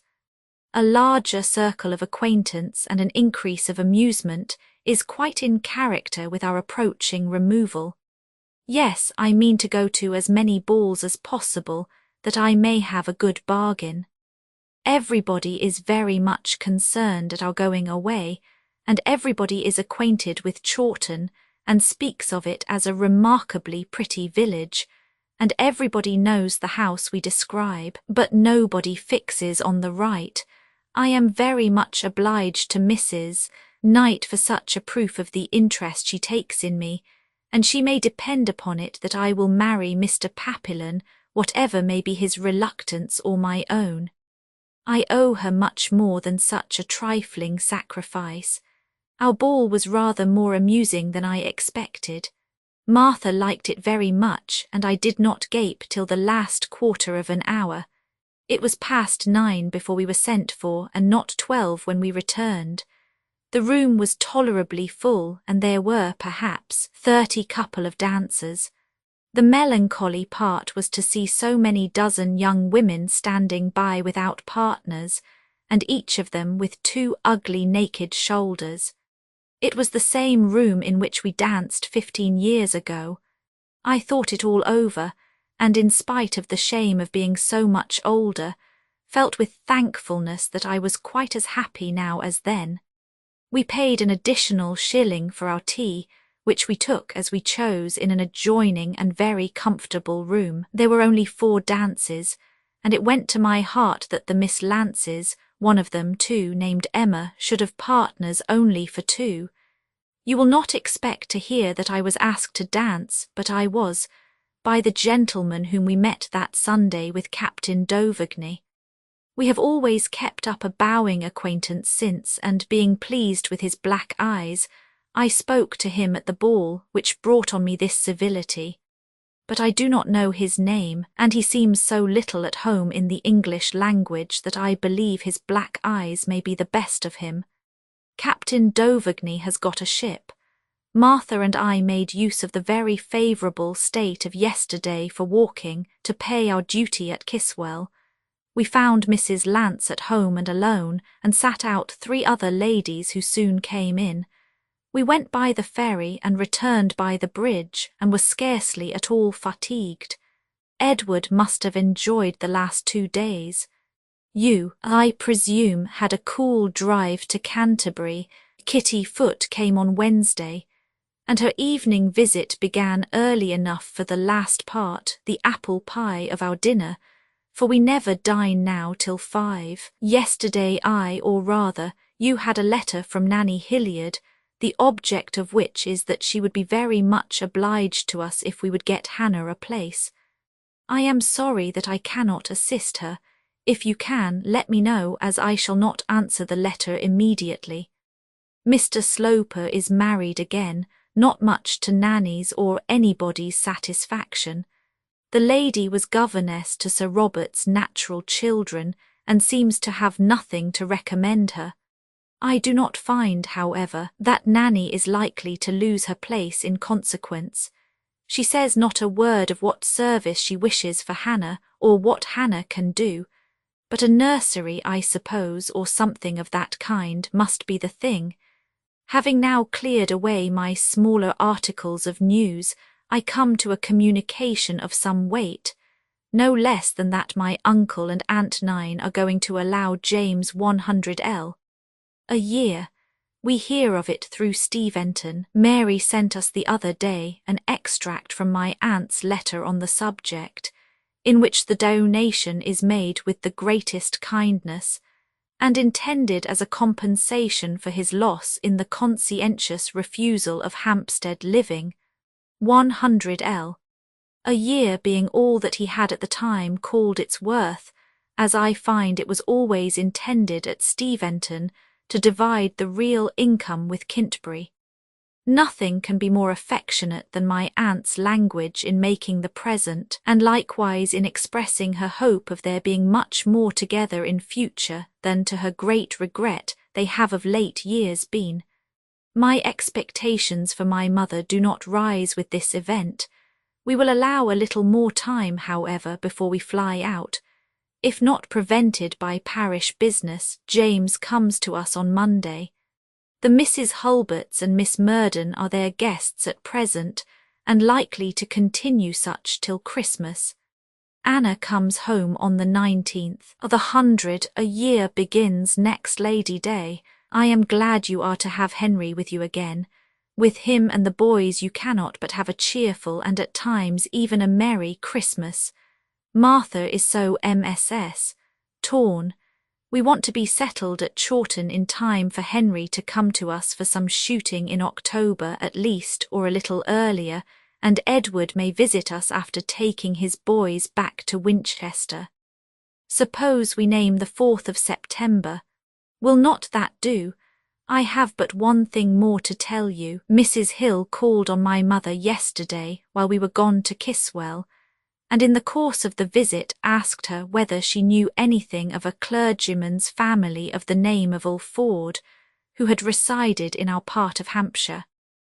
Mrs. Hill had been applied to as likely to give some information of them, on account of their probable vicinity to Dr. Hill's living by a lady, or for a lady, who had known Mrs. and the 2 Miss Alfords in Bath, whither they had removed it seems from Hampshire, and who now wishes to convey to the Miss Alfords some work or trimming which she has been doing for them.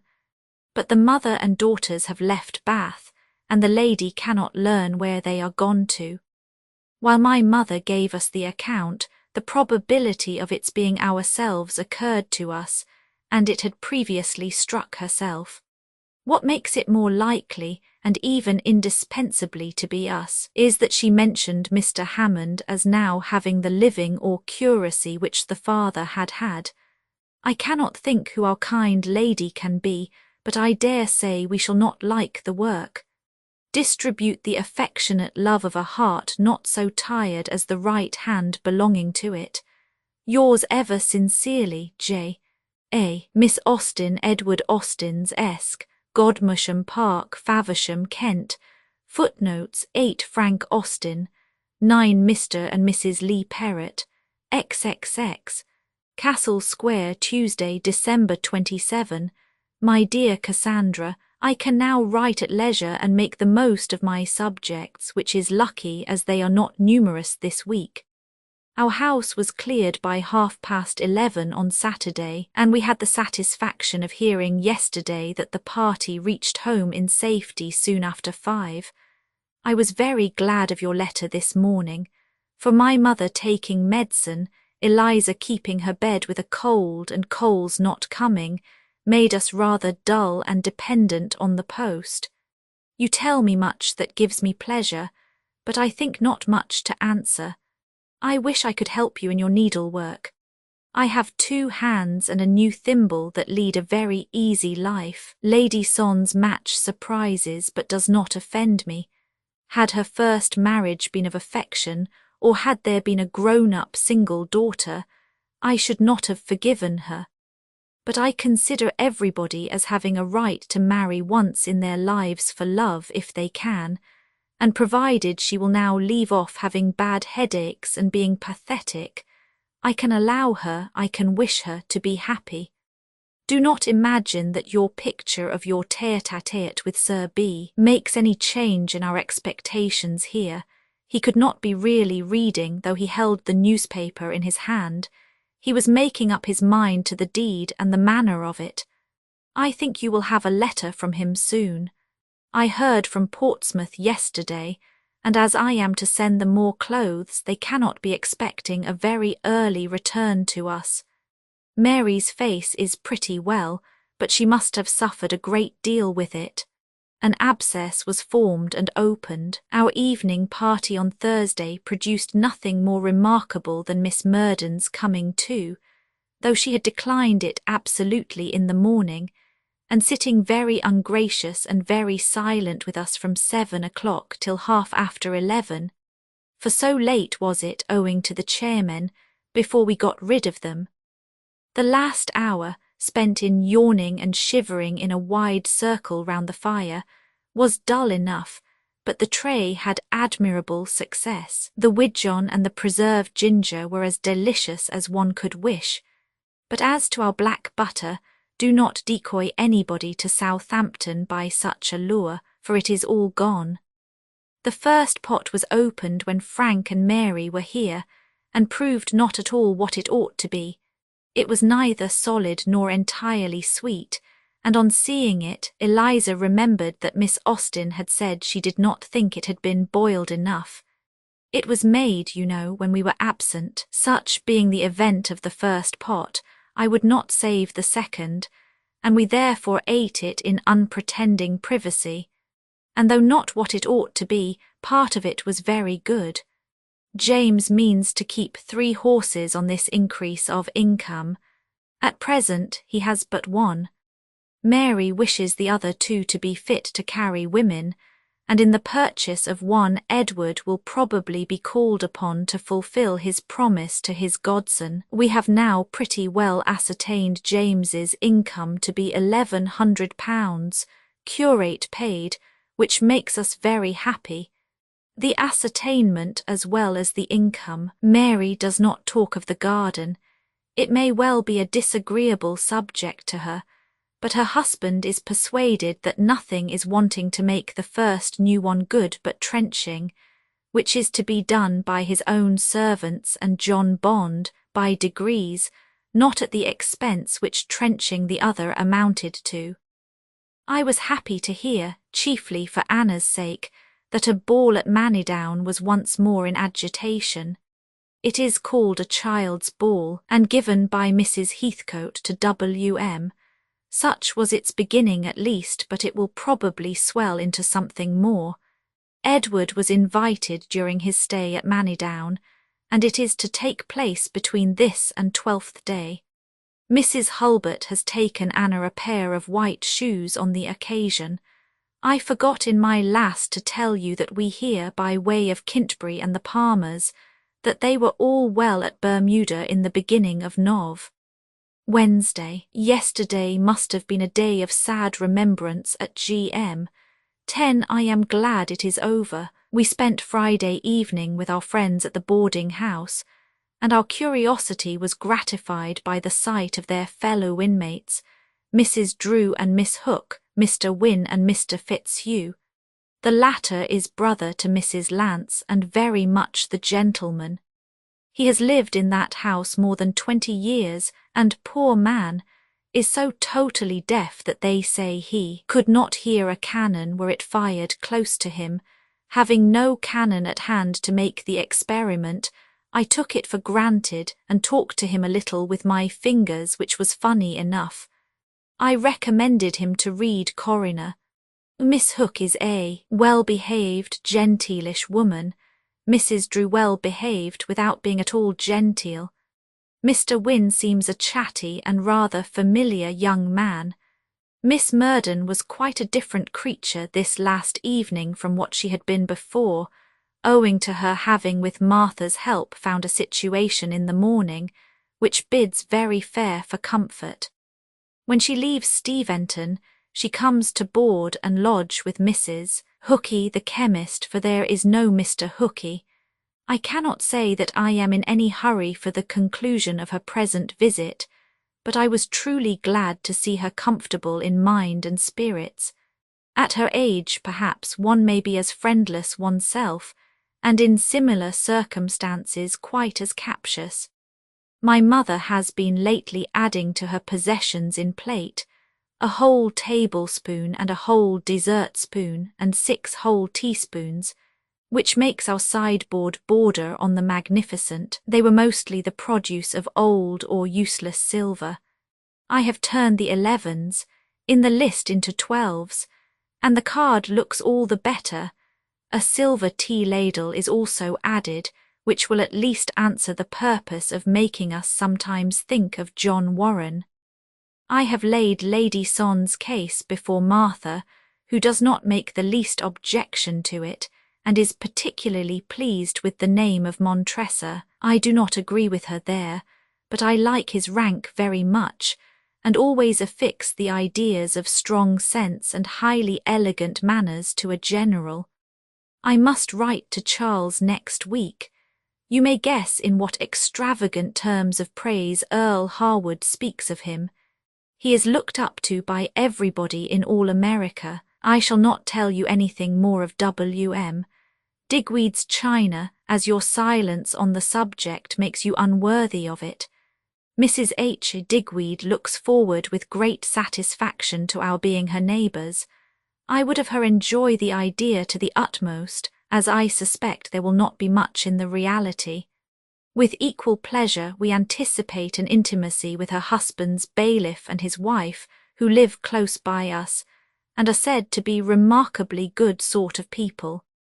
Yes, we will have a pianoforte, as good a one as can be got for 30 guineas, and I will practise country dances, that we may have some amusement for our nephews and nieces when we have the pleasure of their company. Martha sends her love to Henry, and tells him that he will soon have a bill of Miss Chaplin's about 14L to pay on her account, but the bill shall not be sent in till his return to town. I hope he comes to you in good health, and in spirits as good as a first return to Godmersham can allow. With his nephews he will force himself to be cheerful till he really is so. Send me some intelligence of Eliza. It is a long while since I have heard of her. We have had snow on the ground here almost a week. It is now going, but Southampton must boast no longer. We all send our love to Edward Jr. and his brothers, and I hope speculation is generally liked. Fare you well. Yours affectionately, J. Austen. My mother has not been out of doors this week, but she keeps pretty well. We have received through Bookham an indifferent account of your godmother. Miss Austen, Edward Austen's Esq, Godmersham Park, Faversham, Kent. Footnotes: 10 Godmersham, Edward Austen's Place, Roman 31, Castle Square, Tuesday, January 10, 1809. I am not surprised, my dear Cassandra, that you did not find my last letter very full of matter, and I wish this may not have the same deficiency.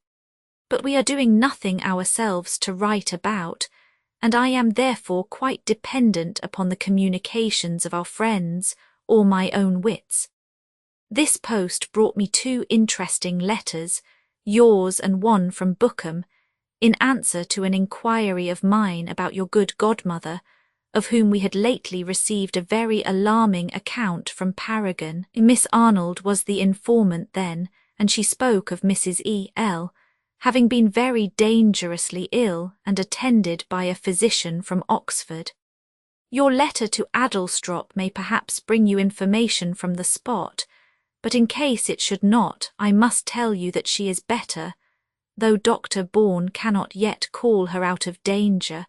Such was the case last Wednesday, and Mrs. Cook's having had no later account is a favourable sign. I am to hear again from the latter next week, but not this if everything goes on well. Her disorder is an inflammation on the lungs, arising from a severe chill taken in church last Sunday 3 weeks. Her mind all pious composure, as may be supposed. George Cook was there when her illness began. His brother has now taken his place.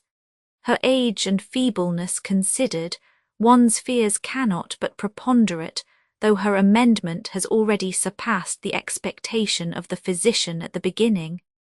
I am sorry to add that Becky is laid up with a complaint of the same kind. I am very glad to have the time of your return at all fixed.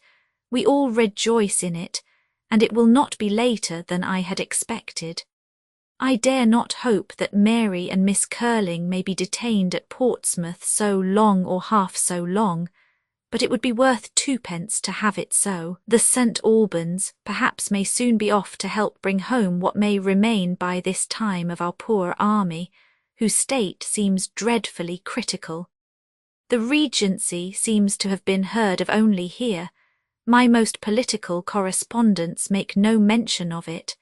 Unlucky that I should have wasted so much reflection on the subject.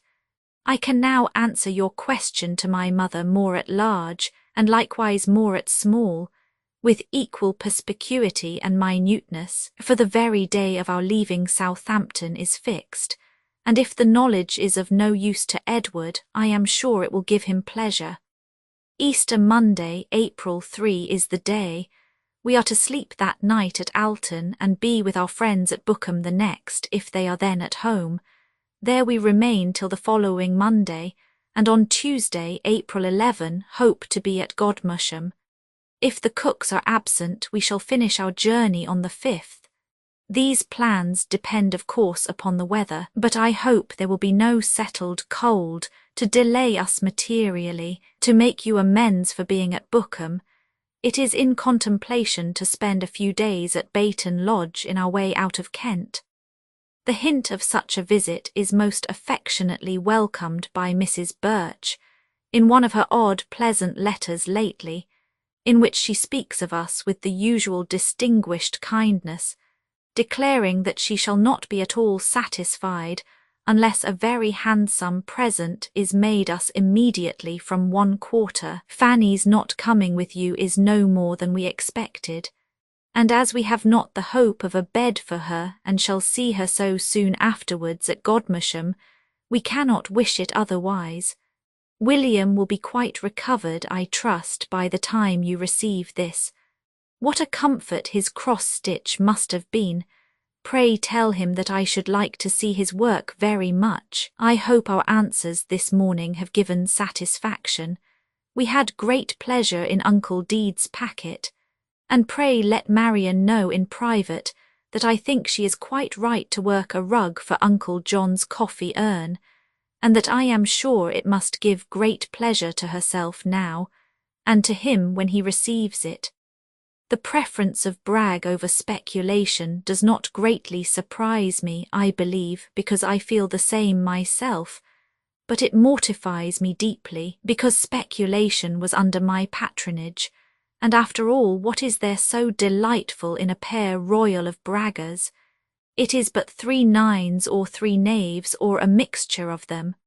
When one comes to reason upon it, it cannot stand its ground against speculation, of which I hope Edward is now convinced. Give my love to him if he is. The letter from Paragon before mentioned was much like those which had preceded it, as to the felicity of its writer. They found their house so dirty and so damp that they were obliged to be a week at an inn. John Binns had behaved most unhandsomely and engaged himself elsewhere. They have a man, however, on the same footing which my aunt does not like, and she finds both him and the new maid-servant very, very inferior to Robert and Martha. Whether they mean to have any other domestics does not appear, nor whether they are to have a carriage while they are in Bath. The Holders are as usual, though I believe it is not very usual for them to be happy, which they now are at a great rate. In Hooper's marriage, the Irvines are not mentioned.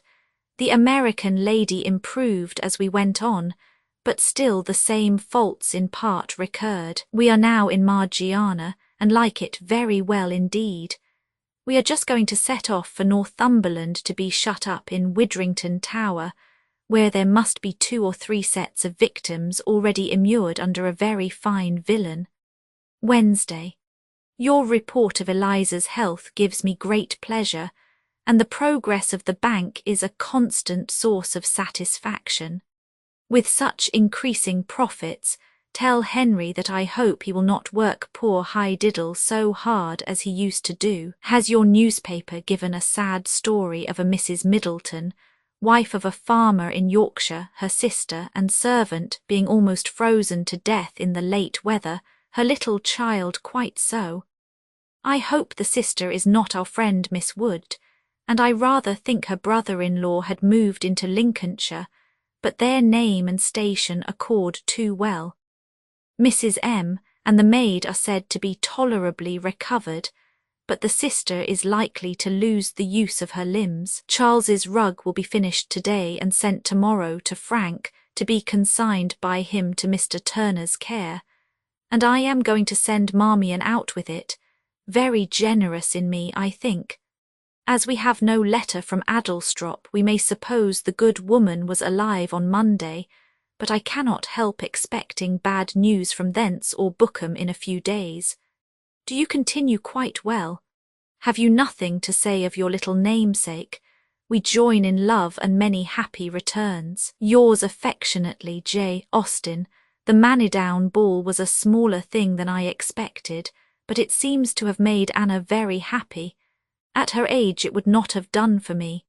Miss Austen, Edward Austen's Esq, Godmersham Park, Faversham, Kent, Roman 32, Castle Square, Tuesday, January 17. My dear Cassandra, I am happy to say that we had no second letter from Bookham last week. Yours has brought its usual measure of satisfaction and amusement, and I beg your acceptance of all the thanks due on the occasion. Your offer of cravats is very kind, and happens to be particularly adapted to my wants, but it was an odd thing to occur to you. Yes, we have got another fall of snow and are very dreadful. Everything seems to turn to snow this winter. I hope you have had no more illness among you, and that William will be soon as well as ever. His working a footstool for Chawton is a most agreeable surprise to me, and I am sure his grandmamma will value it very much as a proof of his affection and industry, but we shall never have the heart to put our feet upon it. I believe I must work a muslin cover in satin stitch to keep it from the dirt. I long to know what his colours are.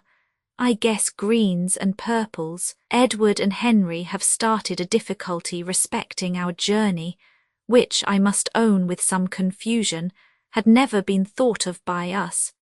But if the former expected by it to prevent our travelling into Kent entirely, he will be disappointed, for we have already determined to go the Croydon road on leaving Bookham and sleep at Dartford. Will not that do? There certainly does seem no convenient resting place on the other road. Anna went to Clanville last Friday, and I have hopes of her new aunt's being really worth her knowing.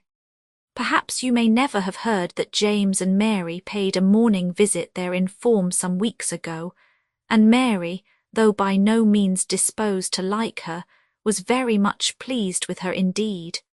Her praise, to be sure, proves nothing more than Mrs. M.'s being civil and attentive to them, but her being so is in favour of her having good sense. Mary writes of Anna as improved in person, but gives her no other commendation.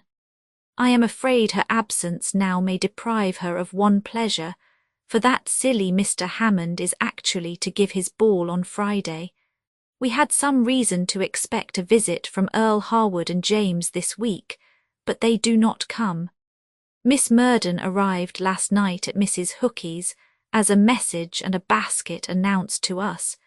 You will therefore return to an enlarged and, of course, improved society here, especially as the Miss Williamses are come back. We were agreeably surprised the other day by a visit from your beauty and mine, each in a new cloth mantle and bonnet, and I dare say you will value yourself much on the modest propriety of Miss W.'s taste, hers being purple and Miss Grace's scarlet. I can easily suppose that your 6 weeks here will be fully occupied, were it only in lengthening the waists of your gowns. I have pretty well arranged my spring and summer plans of that kind, and mean to wear out my spotted muslin before I go.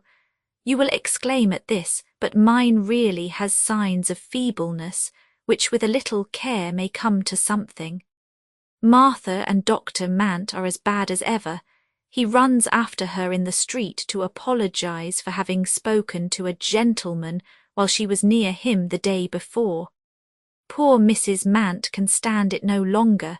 She is retired to one of her married daughters. When William returns to Winchester, Mary Jane is to go to Mrs. Nunes for a month, and then to Steventon for a fortnight, and it seems likely that she and her Aunt Martha may travel into Berkshire together.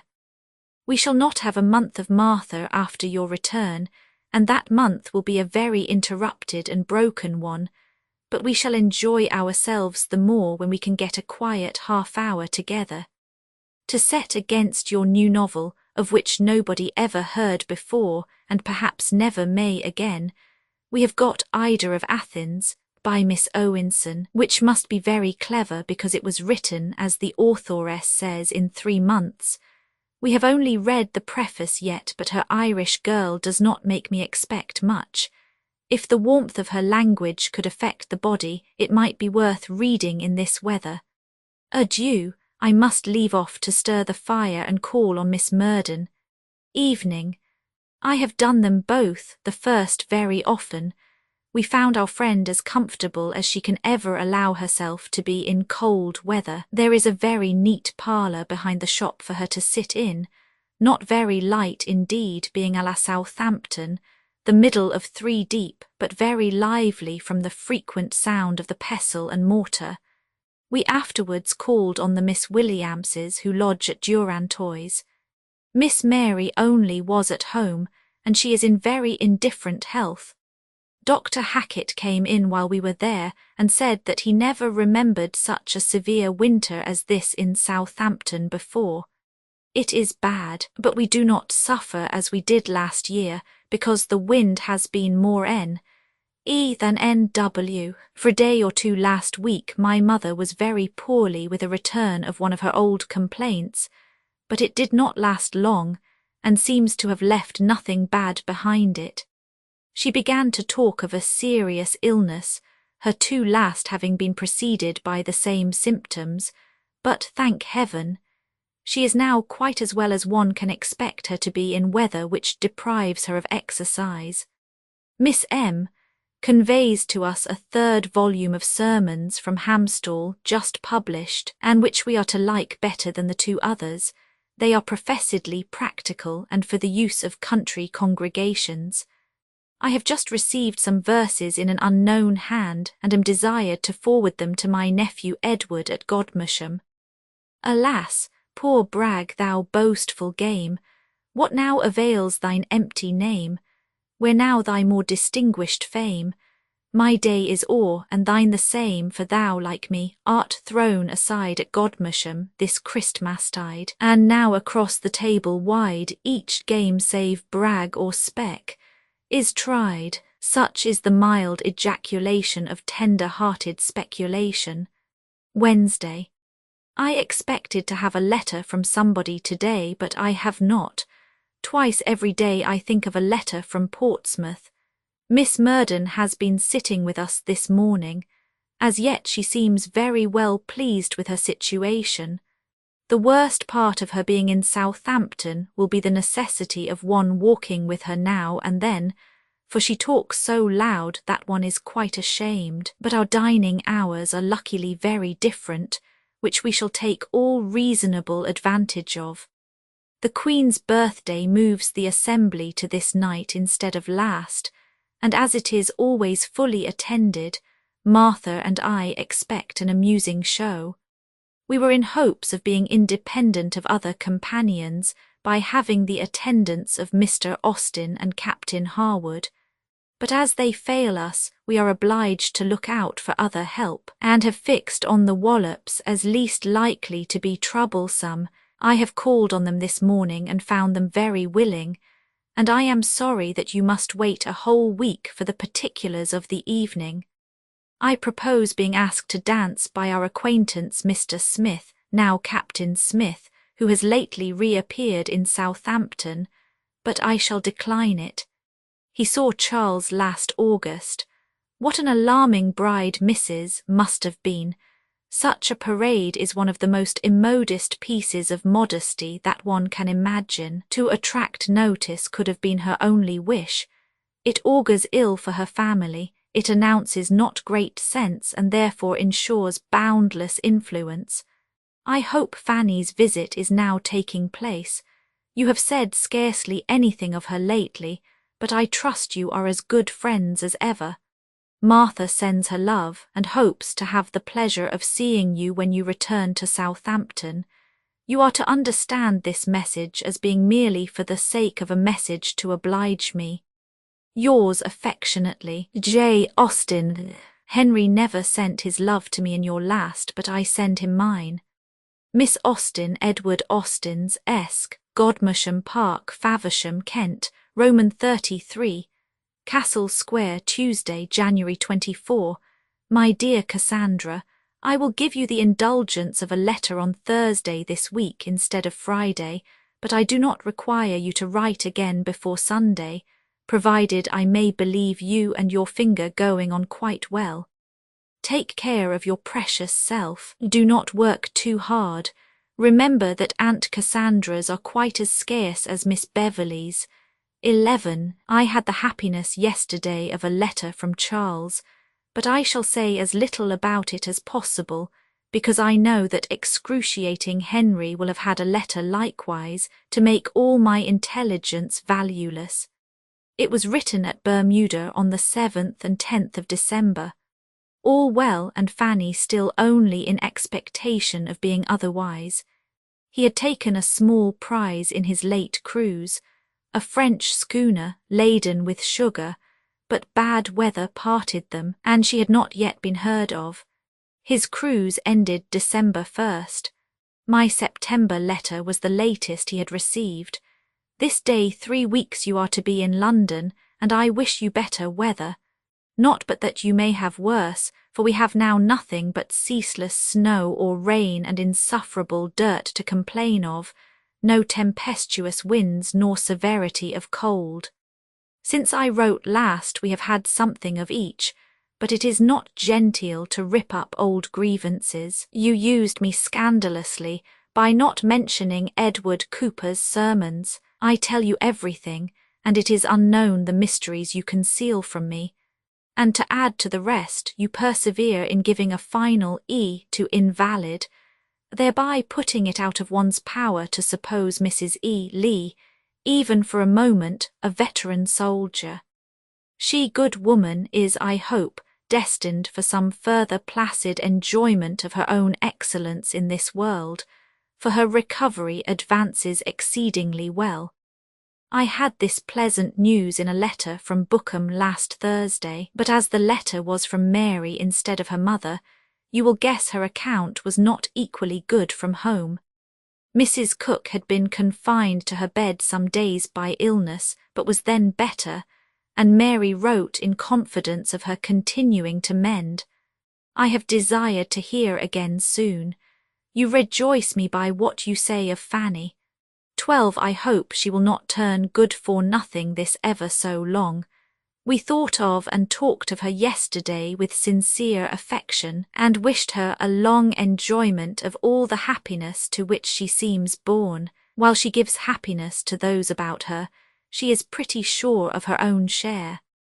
I am gratified by her having pleasure in what I write, but I wish the knowledge of my being exposed to her discerning criticism may not hurt my style, by inducing too great a solicitude. I begin already to weigh my words and sentences more than I did, and am looking about for a sentiment, an illustration, or a metaphor in every corner of the room. Could my ideas flow as fast as the rain in the store-closet, it would be charming. We have been in 2 or 3 dreadful states within the last week, from the melting of the snow, etc., and the contest between us and the closet has now ended in our defeat. I have been obliged to move almost everything out of it, and leave it to splash itself as it likes. You have by no means raised my curiosity after Caleb. My disinclination for it before was affected, but now it is real. I do not like the evangelicals. Of course I shall be delighted when I read it like other people, but till I do I dislike it. I am sorry my verses did not bring any return from Edward. I was in hopes they might, but I suppose he does not rate them high enough. It might be partiality, but they seem to me purely classical, just like Homer and Virgil, Ovid and Propria quem maribus. I had a nice brotherly letter from Frank the other day, which after an interval of nearly 3 weeks was very welcome. No orders were come on Friday, and none were come yesterday, or we should have heard today. I had supposed Miss C. would share her cousin's room here, but a message in this letter proves the contrary. I will make the garret as comfortable as I can, but the possibilities of that apartment are not great. My mother has been talking to Eliza about our future home, and she, making no difficulty at all of the sweetheart, is perfectly disposed to continue with us, but till she has written home for mother's approbation cannot quite decide. Mother does not like to have her so far off. At Chawton she will be 9 or 10 miles nearer, which I hope will have its due influence. As for Sally, she means to play John Binns with us, in her anxiety to belong to our household again. Hitherto she appears a very good servant. You depend upon finding all your plants dead, I hope. They look very ill, I understand. Your silence on the subject of our ball makes me suppose your curiosity too great for words. We were very well entertained, and could have stayed longer but for the arrival of my list shoes to convey me home, and I did not like to keep them waiting in the cold.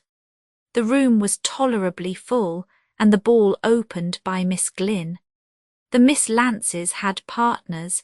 Captain Dauvergne's friend appeared in regimentals, Caroline Maitland had an officer to flirt with, and Mr. John Harrison was deputed by Captain Smith, being himself absent, to ask me to dance. Everything went well, you see, especially after we had tucked Mrs. Lance's neckerchief in behind and fastened it with a pin. We had a very full and agreeable account of Mr. Hammond's ball from Anna last night. The same fluent pen has sent similar information, I know, into Kent. She seems to have been as happy as one could wish her, and the complacency of her mamma in doing the honours of the evening must have made her pleasure almost as great. The grandeur of the meeting was beyond my hopes. I should like to have seen Anna's looks and performance, but that sad cropped head must have injured the former. Martha pleases herself with believing that if I had kept her counsel you would never have heard of Dr. M.'s late behaviour, as if the very slight manner in which I mentioned it could have been all on which you found your judgment. I do not endeavour to undeceive her, because I wish her happy at all events, and know how highly she prizes happiness of any kind. She is, moreover, so full of kindness for us both, and sends you in particular so many good wishes about your finger, that I am willing to overlook a venial fault, and as Dr. M. is a clergyman, their attachment, however immoral, has a decorous air. Adieu, sweet you. This is grievous news from Spain. It is well that Dr. Moore was spared the knowledge of such a son's death. Yours affectionately, J. Austen. Anna's hand gets better and better. It begins to be too good for any consequence. We send best love to dear little Lizzie and Marian in particular. The Portsmouth paper gave a melancholy history of a poor mad woman, escaped from confinement, who said her husband and daughter of the name of Payne lived at Ashford in Kent. Do you own them? Miss Austen, Edward Austen's Esq. Godmersham Park, Faversham, Kent. Footnotes 11 Cecilia Beverley, the heroine of Miss Burney's novel. 12 Fanny Austen, afterward Lady Edward Knatchbull, Roman 34, Castle Square, Monday, January 30. My dear Cassandra, I was not much surprised yesterday by the agreeable surprise of your letter, and extremely glad to receive the assurance of your finger being well again. Here is such a wet day as never was seen. I wish the poor little girls had better weather for their journey. They must amuse themselves with watching the raindrops down the windows. Sacri, I suppose, feels quite broken-hearted. I cannot have done with the weather without observing how delightfully mild it is. I am sure Fanny must enjoy it with us. Yesterday was a very blowing day. We got to church, however, which we had not been able to do for 2 Sundays before. I am not at all ashamed about the name of the novel, having been guilty of no insult toward your handwriting. The diphthong I always saw, but knowing how fond you were of adding a vowel wherever you could, I attributed it to that alone, and the knowledge of the truth does the book no service. The only merit it could have was in the name of Caleb, which has an honest, unpretending sound, but in Colebs there is pedantry and affectation. Is it written only to classical scholars? I shall now try to say only what is necessary. I am weary of meandering, so expect a vast deal of small matter, concisely told in the next 2 pages. Mrs. Cook has been very dangerously ill, but is now, I hope, safe. I had a letter last week from George, Mary being too busy to write, and at that time the disorder was called of the typhus kind, and their alarm considerable, but yesterday brought me a much better account from Mary, the origin of the complaint being now ascertained to be bilious, and the strong medicines requisite promising to be effectual.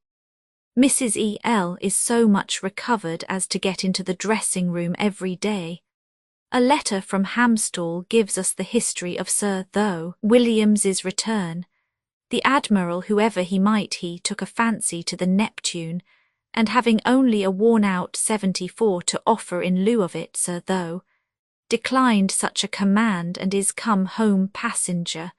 Lucky man, to have so fair an opportunity of escape. I hope his wife allows herself to be happy on the occasion, and does not give all her thoughts to being nervous. A great event happens this week at Hamstall in young Edward's removal to school. He is going to Rugby, and is very happy in the idea of it. I wish his happiness may last, but it will be a great change to become a raw schoolboy from being a pompous sermon writer and a domineering brother. It will do him good, I dare say. Caroline has had a great escape from being burnt to death lately. As her husband gives the account, we must believe it true.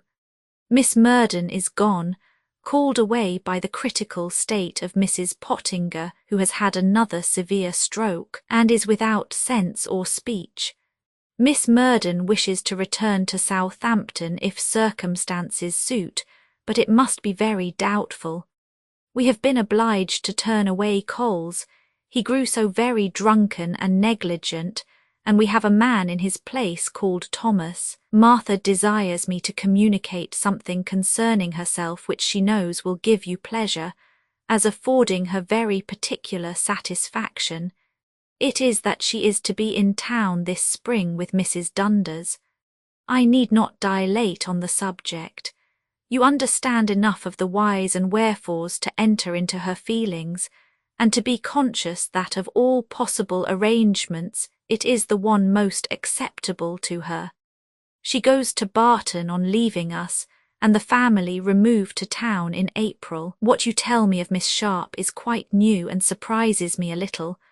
I feel, however, as you do.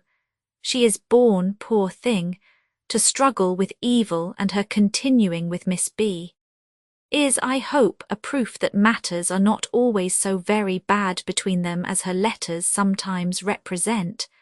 Jenny's marriage I had heard of, and supposed you would do so too from Steventon, as I knew you were corresponding with Mary at the time. I hope she will not sully the respectable name she now bears. Your plan for Miss Curling is uncommonly considerate and friendly, and such as she must surely jump at. Edward's going round by Steventon, as I understand he promises to do, can be no reasonable objection. Mrs. J. Austen's hospitality is just of the kind to enjoy such a visitor. We were very glad to know Aunt Fanny was in the country when we read of the fire.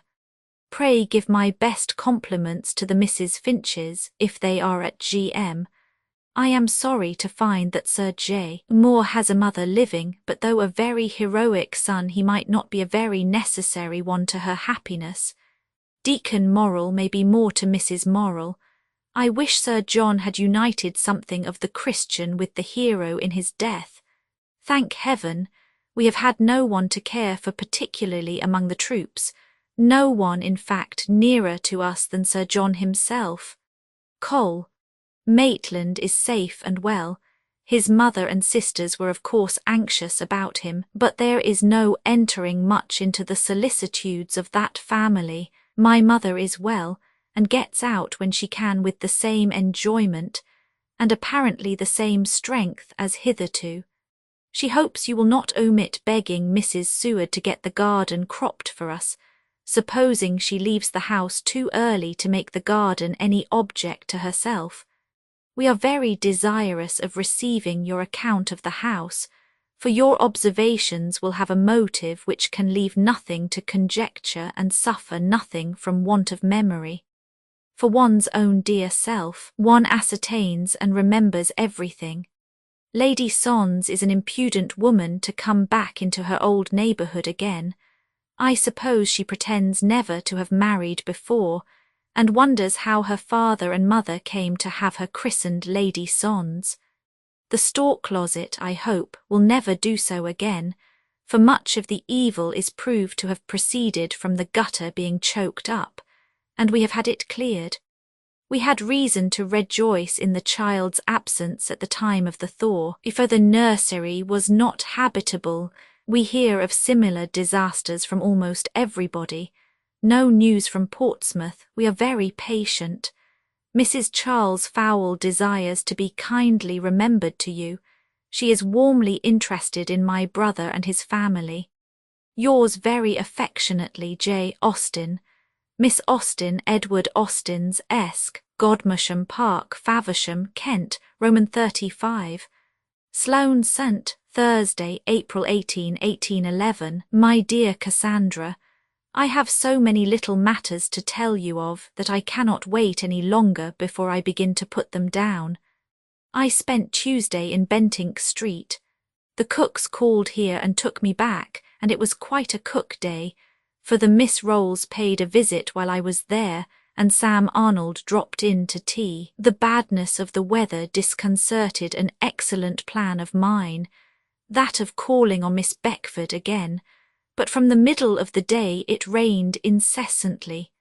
Mary and I, after disposing of her father and mother, went to the Liverpool Museum and the British Gallery, and I had some amusement at each, though my preference for men and women always inclines me to attend more to the company than the sight.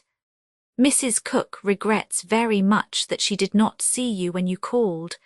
It was owing to a blunder among the servants, for she did not know of our visit till we were gone. She seems tolerably well, but the nervous part of her complaint, I fear, increases and makes her more and more unwilling to part with Mary.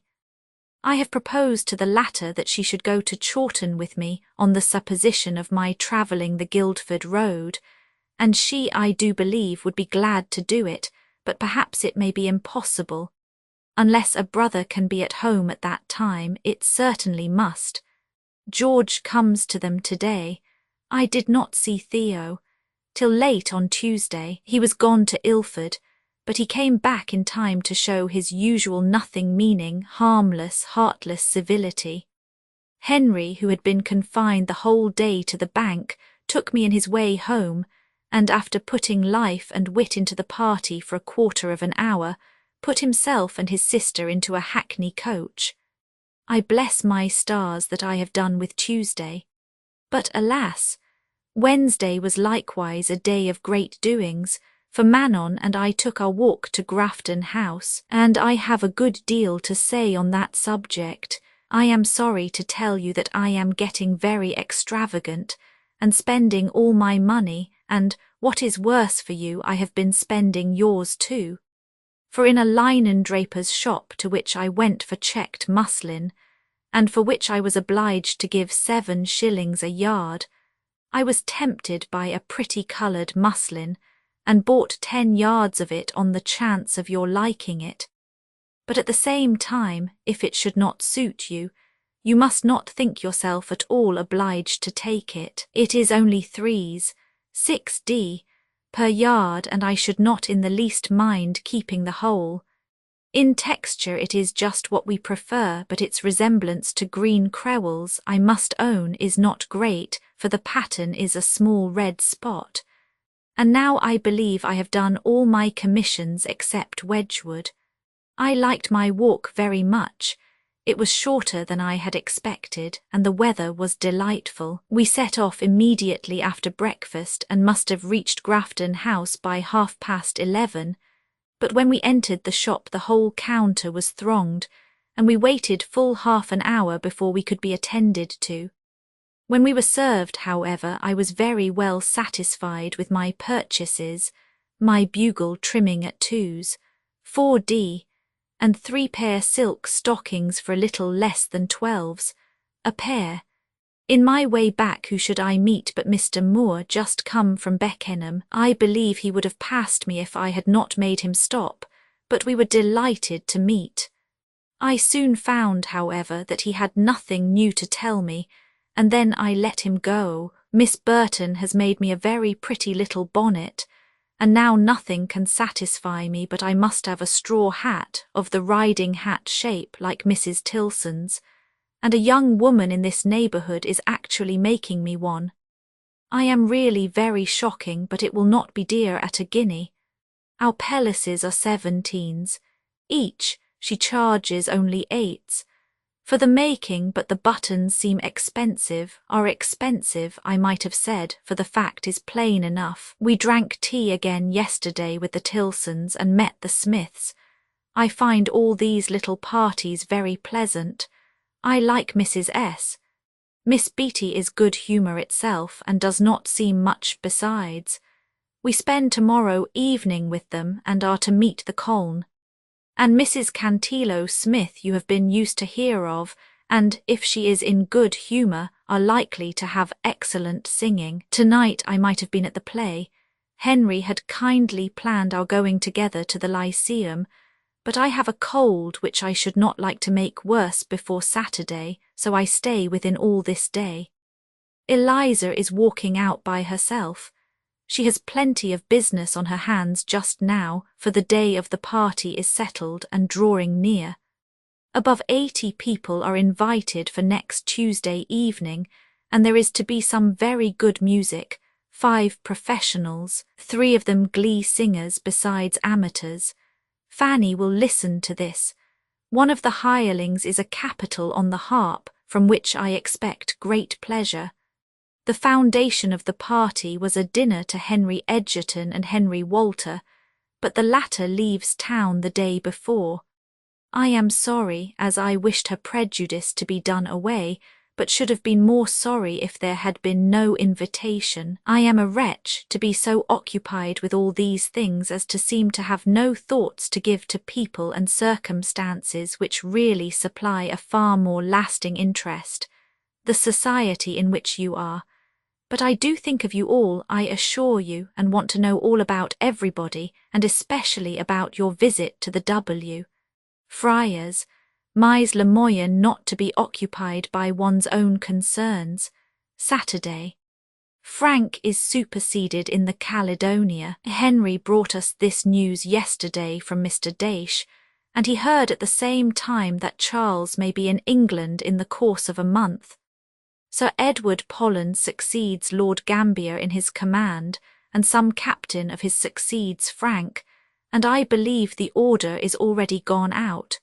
Henry means to inquire further today. He wrote to Mary on the occasion.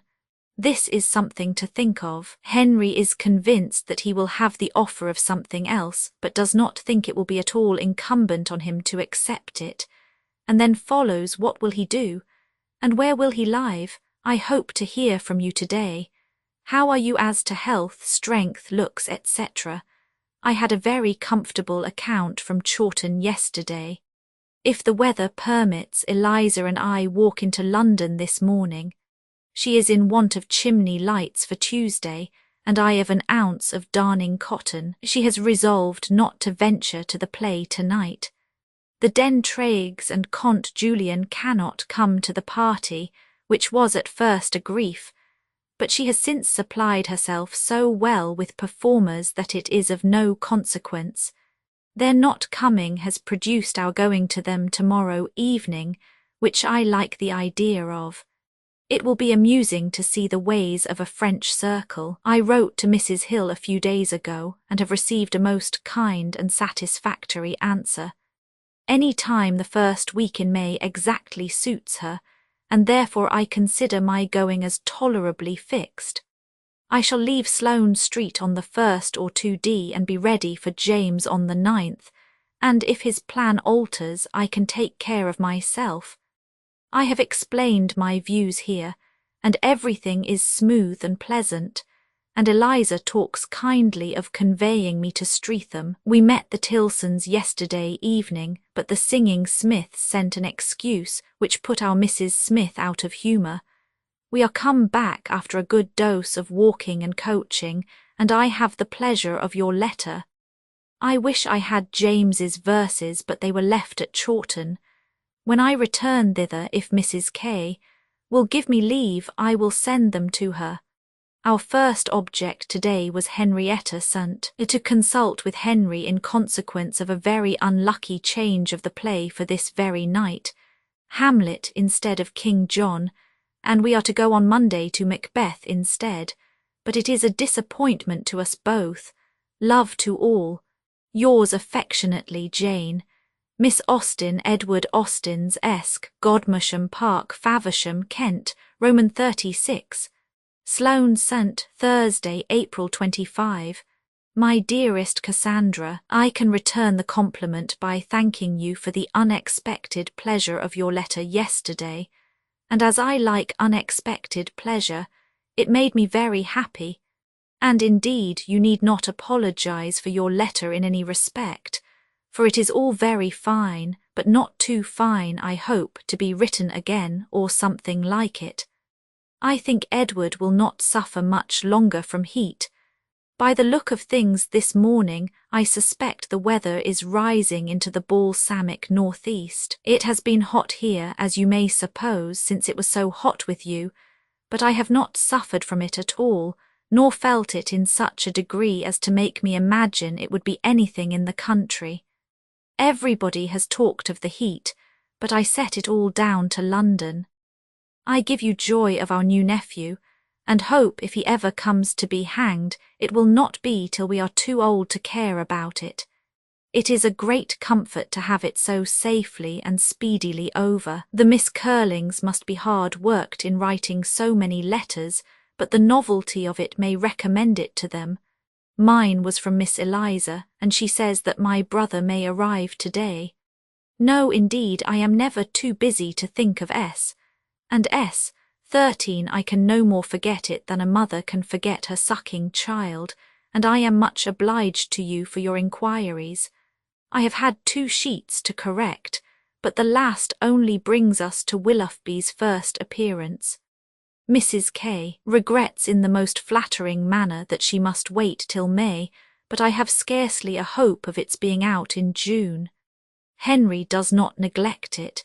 He has hurried the printer and says he will see him again today. It will not stand still during his absence, it will be sent to Eliza. The incomes remain as they were, but I will get them altered if I can. I am very much gratified by Mrs. K.'s interest in it, and whatever may be the event of it as to my credit with her, sincerely wish her curiosity could be satisfied sooner than is now probable. I think she will like my Elina, but cannot build on anything else. Our party went off extremely well. There were many solicitudes, alarms, and vexations beforehand, of course, but at last everything was quite right. The rooms were dressed up with flowers, etc., and looked very pretty. A glass for the mantelpiece was lent by the man who is making their own. Mr. Edgerton and Mr. Walter came at 5:30, and the festivities began with a pair of very fine souls. Yes, Mr. Walter, for he postponed his leaving London on purpose, which did not give much pleasure at the time, any more than the circumstance from which it rose. His calling on Sunday and being asked by Henry to take the family dinner on that day, which he did. But it is all smoothed over now, and she likes him very well. At 7:30 arrived the musicians in 2 hackney coaches, and by 8 the lordly company began to appear.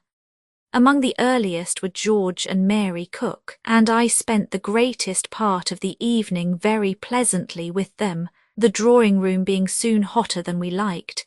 We placed ourselves in the connecting passage, which was comparatively cool, and gave us all the advantage of the music at a pleasant distance, as well as that of the first view of every newcomer.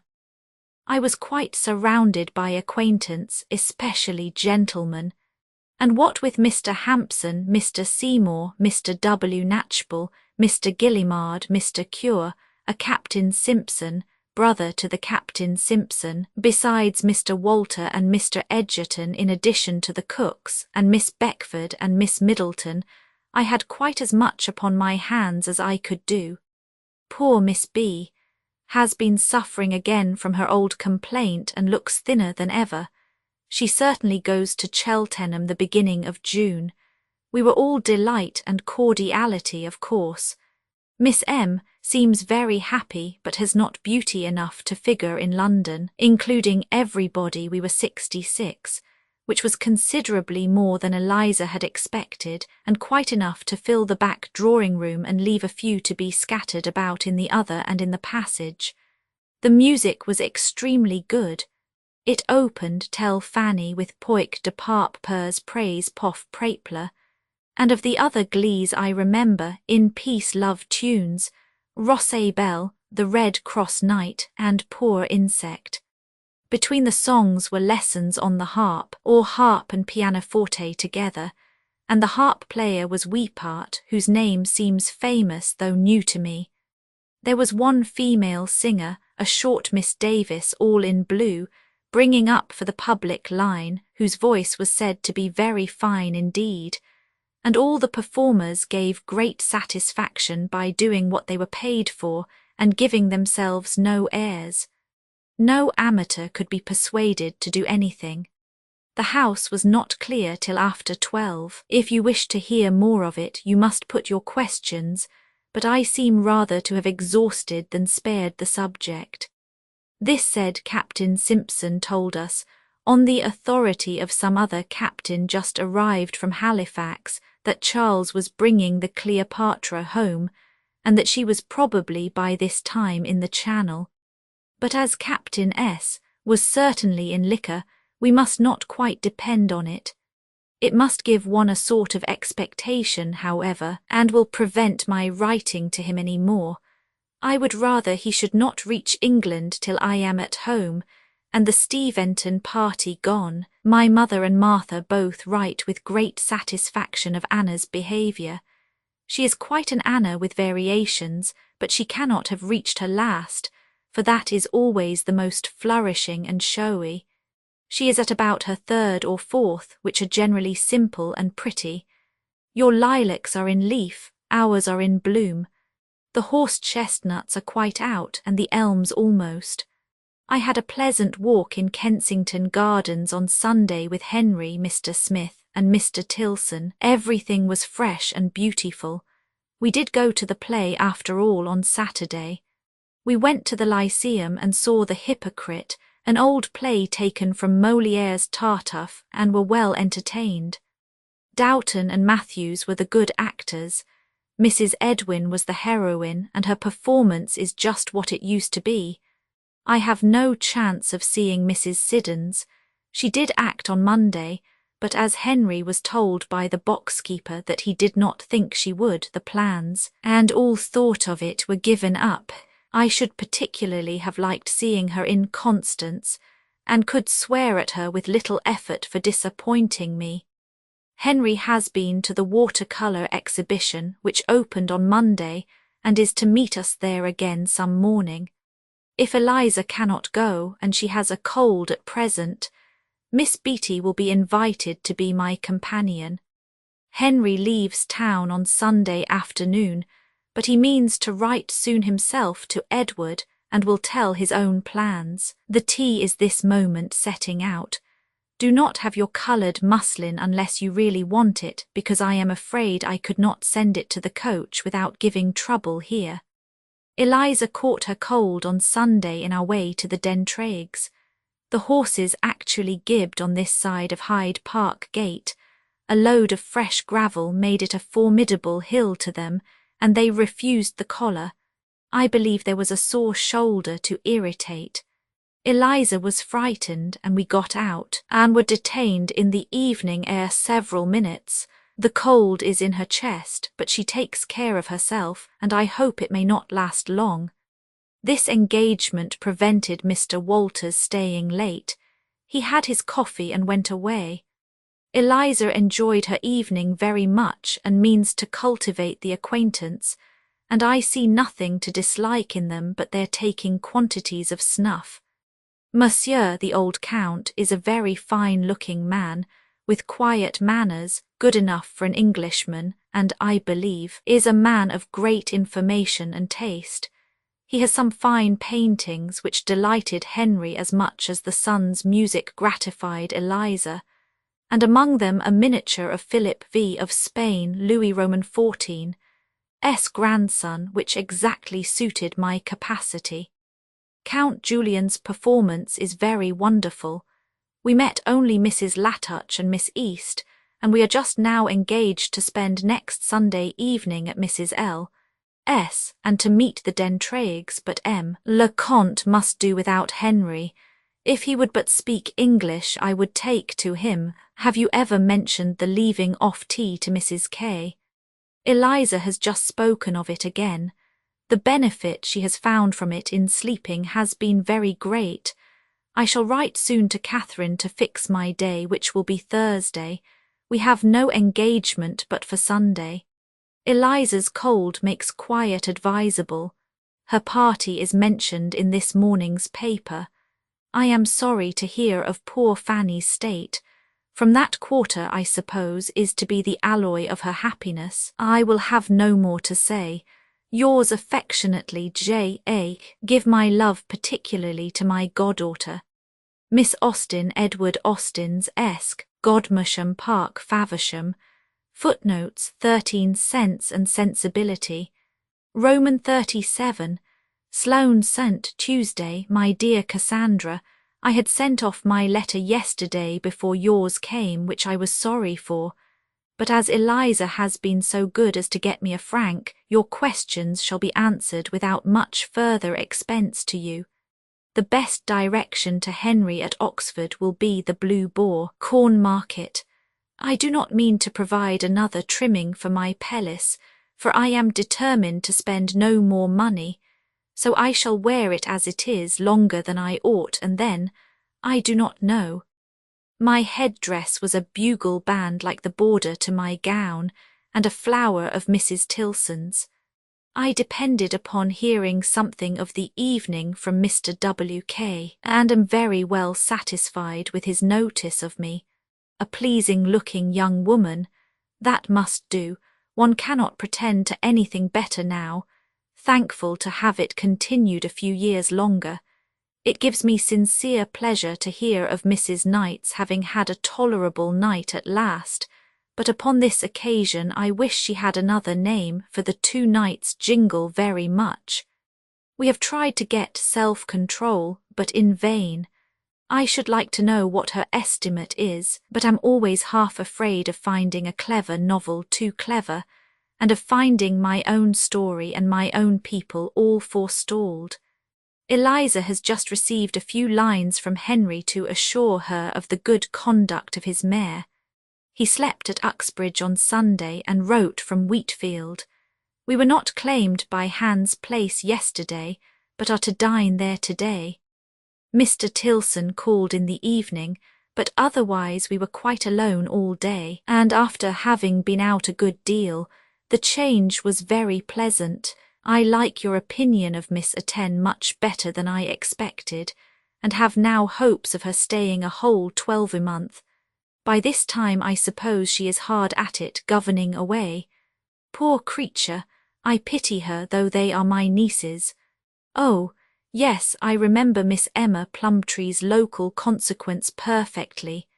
I am in a dilemma for want of an Emma escaped from the lips of Henry Gipps.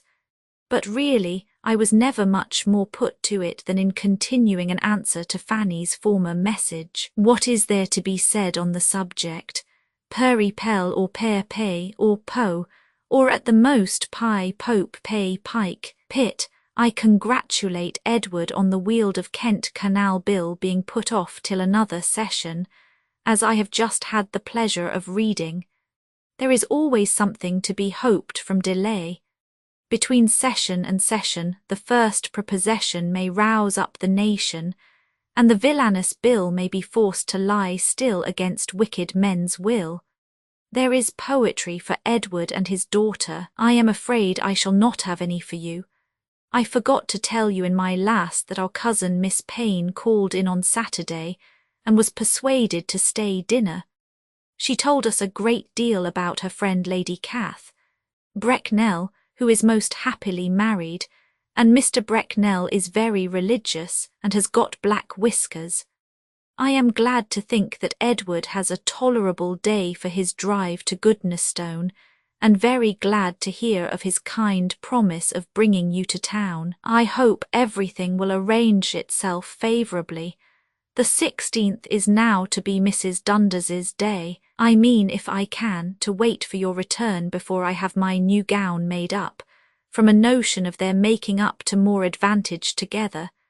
And as I find the muslin is not so wide as it used to be, some contrivance may be necessary. I expect the skirt to require 1/2 breadth cut in gauze besides 2 whole breadths. Eliza has not yet quite resolved on inviting Anna, but I think she will. Yours very affectionately, Jane. Roman 38, Chawton, Wednesday, May 29. It was a mistake of mine, my dear Cassandra, to talk of a 10th child at Hamstall. I had forgot there were but 8 already. Your inquiry after my uncle and aunt were most happily timed, for the very same post brought an account of them. They are again at Gloucester House enjoying fresh air, which they seem to have felt the want of in Bath, and are tolerably well, but not more than tolerable. My aunt does not enter into particulars, but she does not write in spirits, and we imagine that she has never entirely got the better of her disorder in the winter. Mrs. Welby takes her out airing in her barouche, which gives her a headache, a comfortable proof, I suppose, of the uselessness of the new carriage when they have got it. You certainly must have heard before I can tell you that, Cole. Ord has married our cousin Margd, Beckford the Marchess, of Douglas's sister. The papers say that her father disinherits her, but I think too well of an Ord to suppose that she has not a handsome independence of her own. Chawton Cottage, from the garden letters, 172. The chickens are all alive and fit for the table, but we save them for something grand. Some of the flower seeds are coming up very well, but your mignonette makes a wretched appearance. Miss Ben has been equally unlucky as to hers. She had seed from 4 different people, and none of it comes up. Our young peony at the foot of the fir tree has just blown and looks very handsome, and the whole of the shrubbery border will soon be very gay with pinks and sweet williams, in addition to the columbines already in bloom. The syringas, too, are coming out. We are likely to have a great crop of Orleans plums, but not many green gages, On the standard scarcely any 3 or 4 dozen perhaps against the wall. I believe I told you differently when I first came home, but I can now judge better than I could then. I have had a medley and satisfactory letter this morning from the husband and wife at Cowes, and in consequence of what is related of their plans, we have been talking over the possibility of inviting them here in their way from Steventon, which is what one should wish to do, and is, I dare say, what they expect. But supposing Martha to be at home, it does not seem a very easy thing to accommodate so large a party. My mother offers to give up her room to Frank and Mary, but there will then be only the best for 2 maids and 3 children. They go to Steventon about the 22d, and I guess, for it is quite a guess, will stay there from a fortnight to 3 weeks. I must not venture to press Miss Sharp's coming at present. We may hardly be at liberty before August. Poor John Bridges, we are very sorry for his situation and for the distress of the family. Lady B. is in one way severely tried, and our own dear brother suffers a great deal, I dare say, on the occasion. I have not much to say of ourselves. Anna is nursing a cold caught in the arbour at Faringdon that she may be able to keep her engagement to Maria M. this evening, when I suppose she will make it worse. She did not return from Faringdon till Sunday, when H.B. walked home with her and drank tea here. She was with the Proutings almost all Monday. She went to learn to make feather trimmings of Miss Anna, and they kept her to dinner, which was rather lucky, as we were called upon to meet Mrs. and Miss Terry the same evening at the Digweeds. And though Anna was of course invited too, I think it always safest to keep her away from the family, lest she should be doing too little or too much.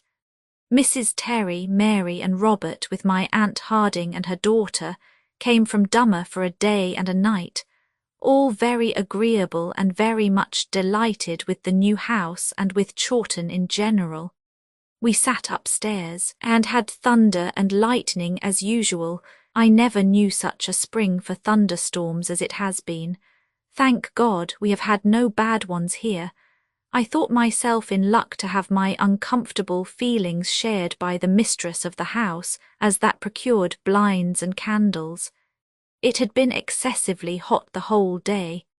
Mrs. Harding is a good-looking woman, but not much like Mrs. Toke, inasmuch as she is very brown and has scarcely any teeth. She seems to have some of Mrs. Toke's civility. Miss H. is an elegant, pleasing, pretty-looking girl about 19, I suppose, or 19 and a half, or 19 and a quarter, with flowers in her head and music at her finger ends. She plays very well indeed. I have seldom heard anybody with more pleasure.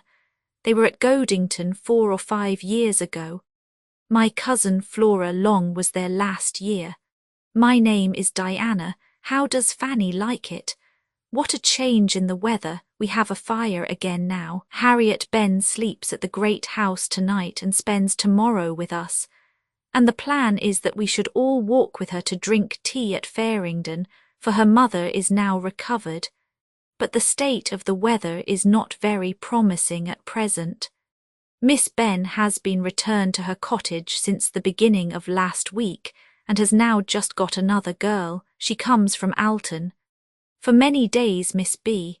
had nobody with her but her niece Elizabeth, who was delighted to be her visitor and her maid. They both dined here on Saturday while Anna was at Faringdon, and last night an accidental meeting and a sudden impulse produced Miss Benn and Maria Middleton at our tea-table. If you have not heard, it is very fit you should, that Mr. Harrison has had the living of Fareham given him by the bishop, and is going to reside there. And now it is said that Mr. Peach, beautiful Wysacker, wants to have the curacy of Overton, and if he does leave Wooton, James Digweed wishes to go there. Fare you well, yours affectionately, Jane Austen. The chimneys at the great house are done. Mr. Prouting has opened a gravel pit very conveniently for my mother, just at the mouth of the approach to his house. but it looks a little as if he meant to catch all his company. Tolerable gravel. Miss Austen, Godmersham Park, Faversham, Kent, Roman 39. Chawton, Thursday, June 6. By this time, my dearest Cassandra, you know Martha's plans. I was rather disappointed, I confess, to find that she could not leave town till after ye 24th, as I had hoped to see you here the week before. The delay, however, is not great, and everything seems generally arranging itself for your return very comfortably. I found Henry perfectly predisposed to bring you to London if agreeable to yourself.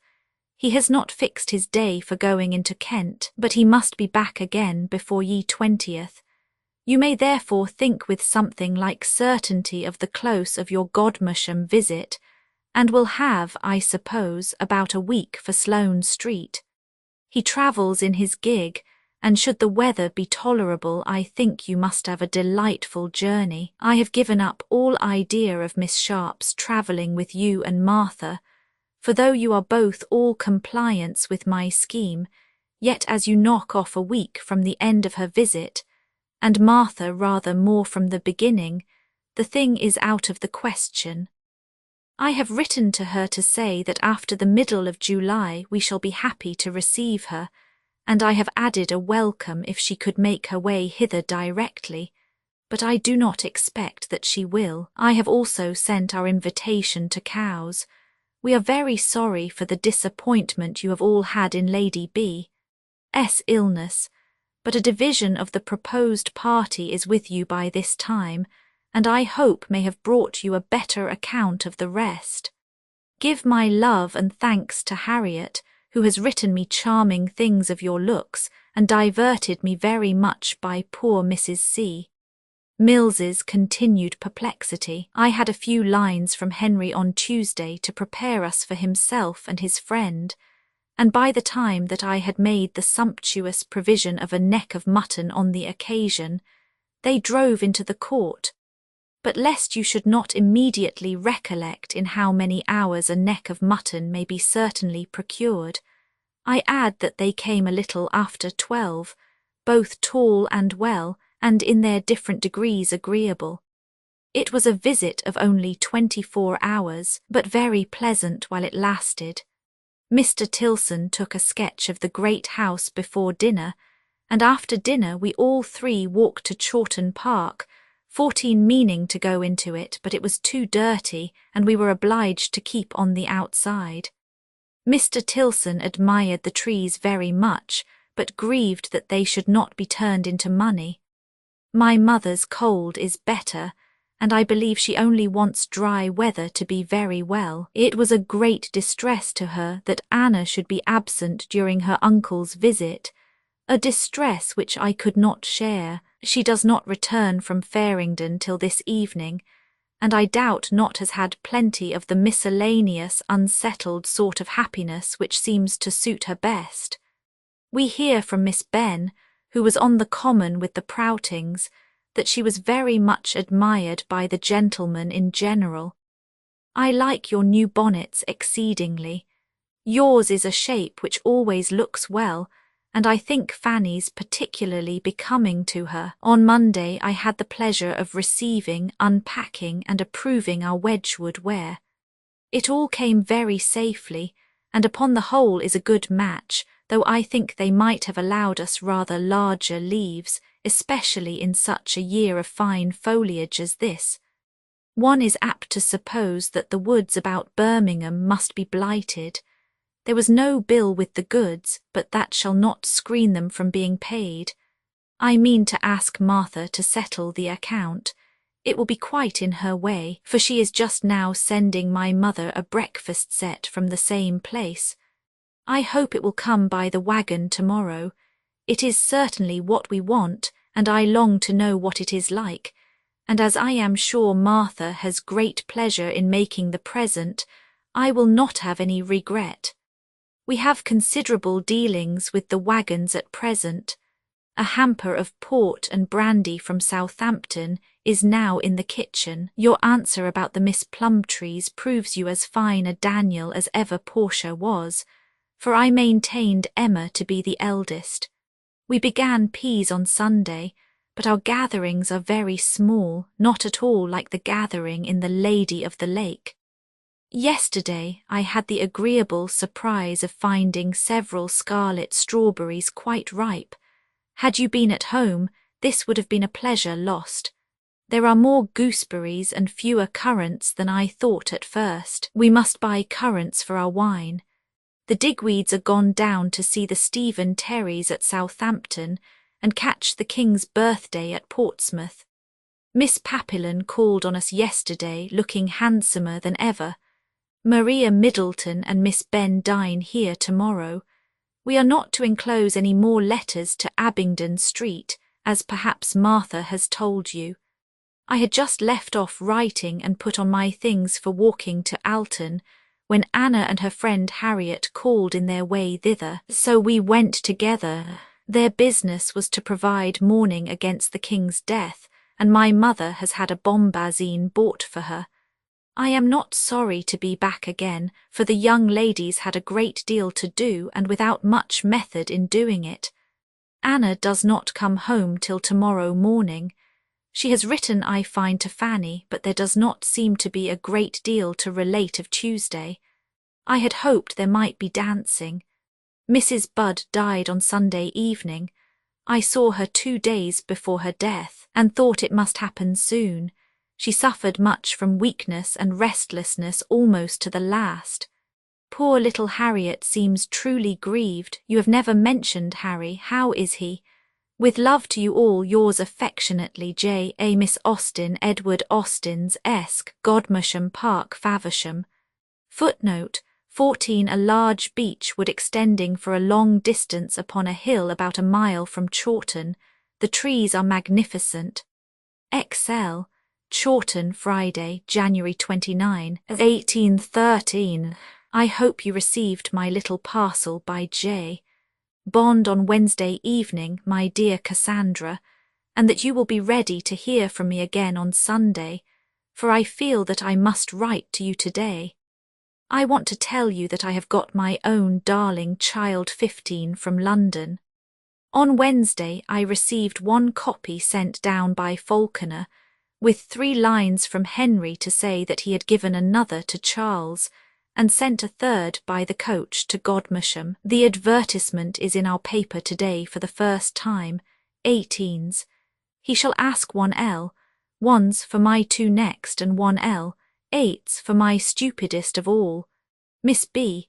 dined with us on the very day of the book's coming, and in the evening we fairly set at it and read half the first vol. To her prefacing that, having intelligence from Henry that such a work would soon appear, we had desired him to send it whenever it came out, and I believe it passed with her unsuspected. She was amused, poor soul, that she could not help, you know, with 2 such people to lead the way, but she really does seem to admire Elizabeth. I must confess that I think her as delightful a creature as ever appeared in print, and how I shall be able to tolerate those who do not like her at least, I do not know. There are a few typical errors, and a said he, or a said she, would sometimes make the dialogue more immediately clear, but I do not write for such dull elves as have not a great deal of ingenuity themselves. The 2nd volume is shorter than I could wish, but the difference is not so much in reality as in look, there being a larger proportion of narrative in that part. I have lopped and cropped so successfully, however, that I imagine it must be rather shorter than Sense and Sensibility altogether. Now I will try and write of something else. Footnotes 15. Pride and Prejudice, Roman 41, Chawton, Thursday, February 4. My dear Cassandra, your letter was truly welcome, and I am much obliged to you for all your praise. It came at a right time, for I had had some fits of disgust. Our 2nd evening's reading to Miss B. had not pleased me so well, but I believe something must be attributed to my mother's too rapid way of getting on. Though she perfectly understands the characters herself, she cannot speak as they ought. Upon the whole, however, I am quite vain enough and well satisfied enough. The work is rather too light and bright and sparkling. It wants shade. It wants to be stretched out here and there with a long chapter of sense if it could be had. If not of solemn specious nonsense about something unconnected with the story, an essay on writing, a critique on Walter Scott, or the history of Buonaparte, or something that would form a contrast, and bring the reader with increased delight to the playfulness and epigrammatism of the general style. The greatest blunder in the printing that I have met with is in page 220 v3, where two speeches are made into one. There might as well be no suppers at Longbourn, but I suppose it was the remains of Mrs. Bennet's old Meryton habits. Roman 42. February. This will be a quick return for yours, my dear Cassandra. I doubt its having much else to recommend it, but there is no saying. It may turn out to be a very long and delightful letter. I am exceedingly pleased that you can say what you do after having gone through the whole work, and Fanny's praise is very gratifying. My hopes were tolerably strong of her, but nothing like a certainty. Her liking Darcy and Elizabeth is enough. She might hate all the others if she would. I have her opinion under her own hand this morning, but your transcript of it, which I read first, was not and is not the less acceptable. To me it is of course all praise, but the more exact truth which she sends you is good enough. Our party on Wednesday was not unagreeable, though we wanted a master of the house less anxious and fidgety, and more conversable. Upon Mrs. S. mentioning that she had sent the rejected addresses to Mrs. H., I began talking to her a little about them, and expressed my hope of their having amused her. Her answer was, "Oh dear, yes, very much, very droll indeed, the opening of the house and the striking up of the fiddles." What she meant, poor woman, who shall say? I sought no farther. As soon as a whist party was formed and a round table threatened, I made my mother an excuse and came away, leaving just as many for their round table as there were at Mrs. Grant's. 16. I wish they might be as agreeable a set. My mother is very well and finds great amusement in glove knitting, and at present wants no other work. We quite run over with books. She has got Sir John Carr's Travels in Spain, and I am reading a Society octavo, an essay on the military police and institutions of the British Empire, by Capt. Passley of the Engineers, a book which I protested against at first, but which upon trial I find delightfully written and highly entertaining. I am as much in love with the author as I ever was with Clarkson or Buchanan, or even the two Mr. Smiths of the city. The first soldier I ever sighed for, but he does write with extraordinary force and spirit. Yesterday, moreover, brought us Mrs. Grant's letters, with Mr. White's compliments, but I have disposed of them, compliments and all, to Miss P., and amongst so many readers or retainers of books as we have in Chawton, I dare say there will be no difficulty in getting rid of them for another fortnight, if necessary. I have disposed of Mrs. Grant for the second fortnight to Mrs. It can make no difference to her which of the 26 fortnights in the year the 3 vols lie on her table. I have been applied to for information as to the oath taken in former times of bell, book, and candle, but have none to give. Perhaps you may be able to learn something of its origin where you now are. Ladies who read those enormous, great, stupid, thick quarto volumes which one always sees in the breakfast parlour, there must be acquainted with everything in the world. I detest a quarto.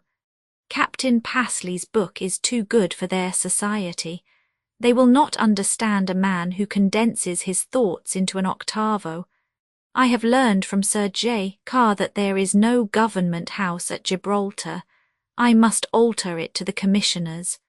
Footnotes 16. At this time, February 1813, Mansfield Park was nearly finished. Roman 43, Sloane Street, Thursday, May 20. My dear Cassandra, before I say anything else, I claim a paper full of halfpence on the drawing-room mantelpiece. I put them there myself and forgot to bring them with me.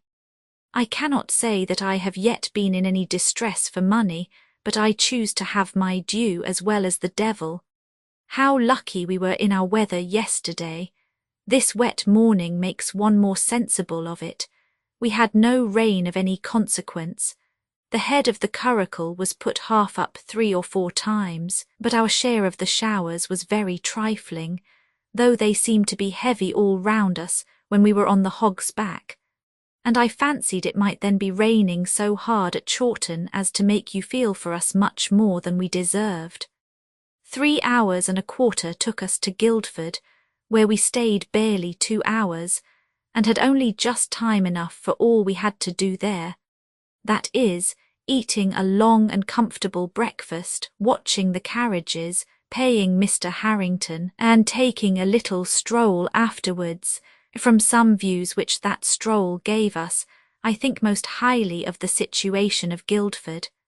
We wanted all our brothers and sisters to be standing with us in the bowling green, and looking towards Horsham. I was very lucky in my gloves, got them at the first shop I went to, though I went into it rather because it was near than because it looked at all like a glove shop, and gave only 4 shillings for them, after which everybody at Chawton will be hoping and predicting that they cannot be good for anything, and their worth certainly remains to be proved, but I think they look very well. We left Guildford at 20 minutes before 12, I hope somebody cares for these minutiae, and were at Esher in about 2 hours more. I was very much pleased with the country in general. Between Guildford and Ripley, I thought it particularly pretty, also about Painshill, and from a Mr. Spicer's grounds at Esher, which we walked into before dinner, the views were beautiful. I cannot say what we did not see, but I should think there could not be a wood or a meadow or palace or remarkable spot in England that was not spread out before us on one side or other. Claremont is going to be sold. A Mr. Ellis has it now. It is a house that seems never to have prospered. After dinner we walked forward to be overtaken at the coachman's time, and before he did overtake us we were very near Kingston. I fancy it was about 6:30 when we reached this house, a 12 hours' business, and the horses did not appear more than reasonably tired. I was very tired too, and glad to get to bed early, but am quite well today. I am very snug in the front drawing-room all to myself, and would not say thank you for any company but you. The quietness of it does me good. I have contrived to pay my 2 visits, though the weather made me a great while about it, and left me only a few minutes to sit with Charlotte Craven. 17, she looks very well, and her hair is done up with an elegance to do credit to any education. Her manners are as unaffected and pleasing as ever. She had heard from her mother today. Mrs. Craven spends another fortnight at Chilton. I saw nobody but Charlotte, which pleased me best. I was shown upstairs into a drawing-room where she came to me, and the appearance of the room, so totally unschool-like, amused me very much. It was full of modern elegances. Yours very affectly, J. A. Footnote 17. The present Lady Pollen of Redenham near Andover, then at a school in London. Roman 44, Sloane Street, Monday, May 24. My dearest Cassandra, I am very much obliged to you for writing to me. You must have hated it after a worrying morning. Your letter came just in time to save my going to Remnant's and fit me for Christians, where I bought Fanny's dimity. I went the day before Friday to Leighton's as I proposed, and got my mother's gown. 7 yards at 6 is 6D. I then walked into No. 10, which is all dirt and confusion, but in a very promising way, and after being present at the opening of a new account, to my great amusement, Henry and I went to the exhibition in Spring Gardens. It is not thought a good collection, but I was very well pleased, particularly, pray tell Fanny, with a small portrait of Mrs. Bingley, 18, excessively like her. I went in hopes of seeing one of her sister, but there was no Mrs. Darcy. 18, perhaps, however, I may find her in the great exhibition, which we shall go to if we have time. I have no chance of her in the collection of Sir Joshua Reynolds's paintings, which is now showing in Pall Mall, and which we are also to visit. Mrs. Bingley's is exactly herself. Size, shaped face, features, and sweetness, there never was a greater likeness. She is dressed in a white gown with green ornaments, which convinces me of what I had always supposed, that green was a favourite colour with her. I dare say Mrs. D. will be in yellow. Friday was our worst day as to weather. We were out in a very long and very heavy storm of hail, and there had been others before, but I heard no thunder. Saturday was a good deal better, dry and cold. I gave 2s 6d for the dimity. I do not boast of any bargains, but think both the sarcenet and dimity good of their sort. I have bought your locket, but was obliged to give 18s, for it, which must be rather more than you intended. It is neat and plain, set in gold. We were to have gone to the Somerset House exhibition on Saturday, but when I reached Henrietta Street, Mr. Hampson was wanted there, and Mr. Tilson and I were obliged to drive about town after him, and by the time we had done it was too late for anything but home. We never found him after all. I have been interrupted by Mrs. Tilson. Poor woman! She is in danger of not being able to attend Lady Drummond Smith's party tonight. Miss Burdett was to have taken her, and now Miss Burdett has a cough and will not go. My cousin Caroline is her sole dependence. The events of yesterday were our going to Belgrave Chapel in the morning, our being prevented by the rain from going to evening service at St. James, Mr. Hampson's calling, Messrs. Barlow and Phillips dining here, and Mr. and Mrs. Tilson's coming in the evening at l'Ordinaire. She drank tea with us both Thursday and Saturday. He dined out each day, and on Friday we were with them, and they wish us to go to them tomorrow evening to meet Miss Burdett, but I do not know how it will end.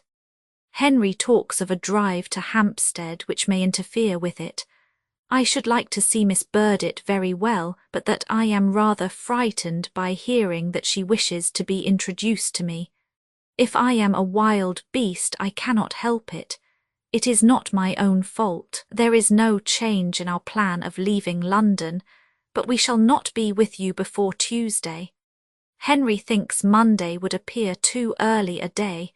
There is no danger of our being induced to stay longer. I have not quite determined how I shall manage about my clothes. Perhaps there may be only my trunk to send by the coach, or there may be a bandbox with it. I have taken your gentle hint and written to Mrs. Hill.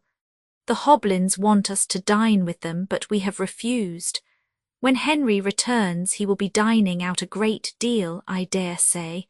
As he will then be alone, it will be more desirable. He will be more welcome at every table, and every invitation more welcome to him. He will not want either of us again till he is settled in Henrietta Street. This is my present persuasion, and he will not be settled there, really settled, till late in the autumn. He will not be come to bide till after September. There is a gentleman in treaty for this house. Gentleman himself is in the country, but gentleman's friend came to see it the other day, and seemed pleased on the whole. Gentleman would rather prefer an increased rent to parting with 500 guineas at once, and if that is the only difficulty it will not be minded. Henry is indifferent as to the which. Get us the best weather you can for Wednesday, Thursday, and Friday. We are to go to Windsor in our way to Henley, which will be a great delight. We shall be leaving Sloane Street about 12, 2 or 3 hours after Charles's party have begun their journey. You will miss them, but the comfort of getting back into your own room will be great. And then the tea and sugar. I fear Miss Clues is not better, or you would have mentioned it. I shall not write again unless I have any unexpected communication or opportunity to tempt me. I enclose Mr. Harrington's bill and receipt. I am very much obliged to Fanny for her letter. It made me laugh heartily, but I cannot pretend to answer it. Even had I more time, I should not feel at all sure of the sort of letter that Miss D. 19 would write. I hope Miss Ben is got well again and will have a comfortable dinner with you today, Monday evening. We have been both to the exhibition and Sir J. Reynolds's, and I am disappointed, for there was nothing like Mrs. D. at either. I can only imagine that Mr. D. prizes any picture of her too much to like it should be exposed to the public eye. I can imagine he would have that sort of feeling, that mixture of love, pride, and delicacy. Setting aside this disappointment, I had great amusement among the pictures, and the driving about, the carriage being open, was very pleasant. I liked my solitary elegance very much, and was ready to laugh all the time at my being where I was. I could not but feel that I had naturally small right to be parading about London in a barouche. Henry desires Edward may know that he has just bought 3 dozen of claret for him cheap, and ordered it to be sent down to Chawton. I should not wonder if we got no farther than Reading on Thursday evening, and so reach Steventon only to a reasonable dinner hour the next day. But whatever I may write or you may imagine, we know it will be something different. I shall be quiet tomorrow morning, all my business is done, and I shall only call again upon Mrs. Hoblin, etc. Love to your much. Party. Yours affectionately, J. Austen. Footnotes, 18 Vide, Pride and Prejudice. 19 Miss Darcy, Roman 45. Henrietta St. Wednesday, Sept. 15 1/2 Here I am, my dearest Cassandra, seated in the breakfast, dining, sitting room, beginning with all my might. Fanny will join me as soon as she is dressed and begin her letter. We had a very good journey, weather and roads excellent, the 3 first stages for Wands, 6D, and our only misadventure the being delayed about a quarter of an hour at Kingston for horses, and being obliged to put up with a pair belonging to a hackney coach and their coachman, which left no room on the barouche box for Lizzie, who was to have gone her last stage there as she did the first. Consequently, we were all 4 within, which was a little crowded. We arrived at a 4:15, and were kindly welcomed by the coachman, and then by his master, and then by William, and then by Mrs. Pengard, who all met us before we reached the foot of the stairs. MDE.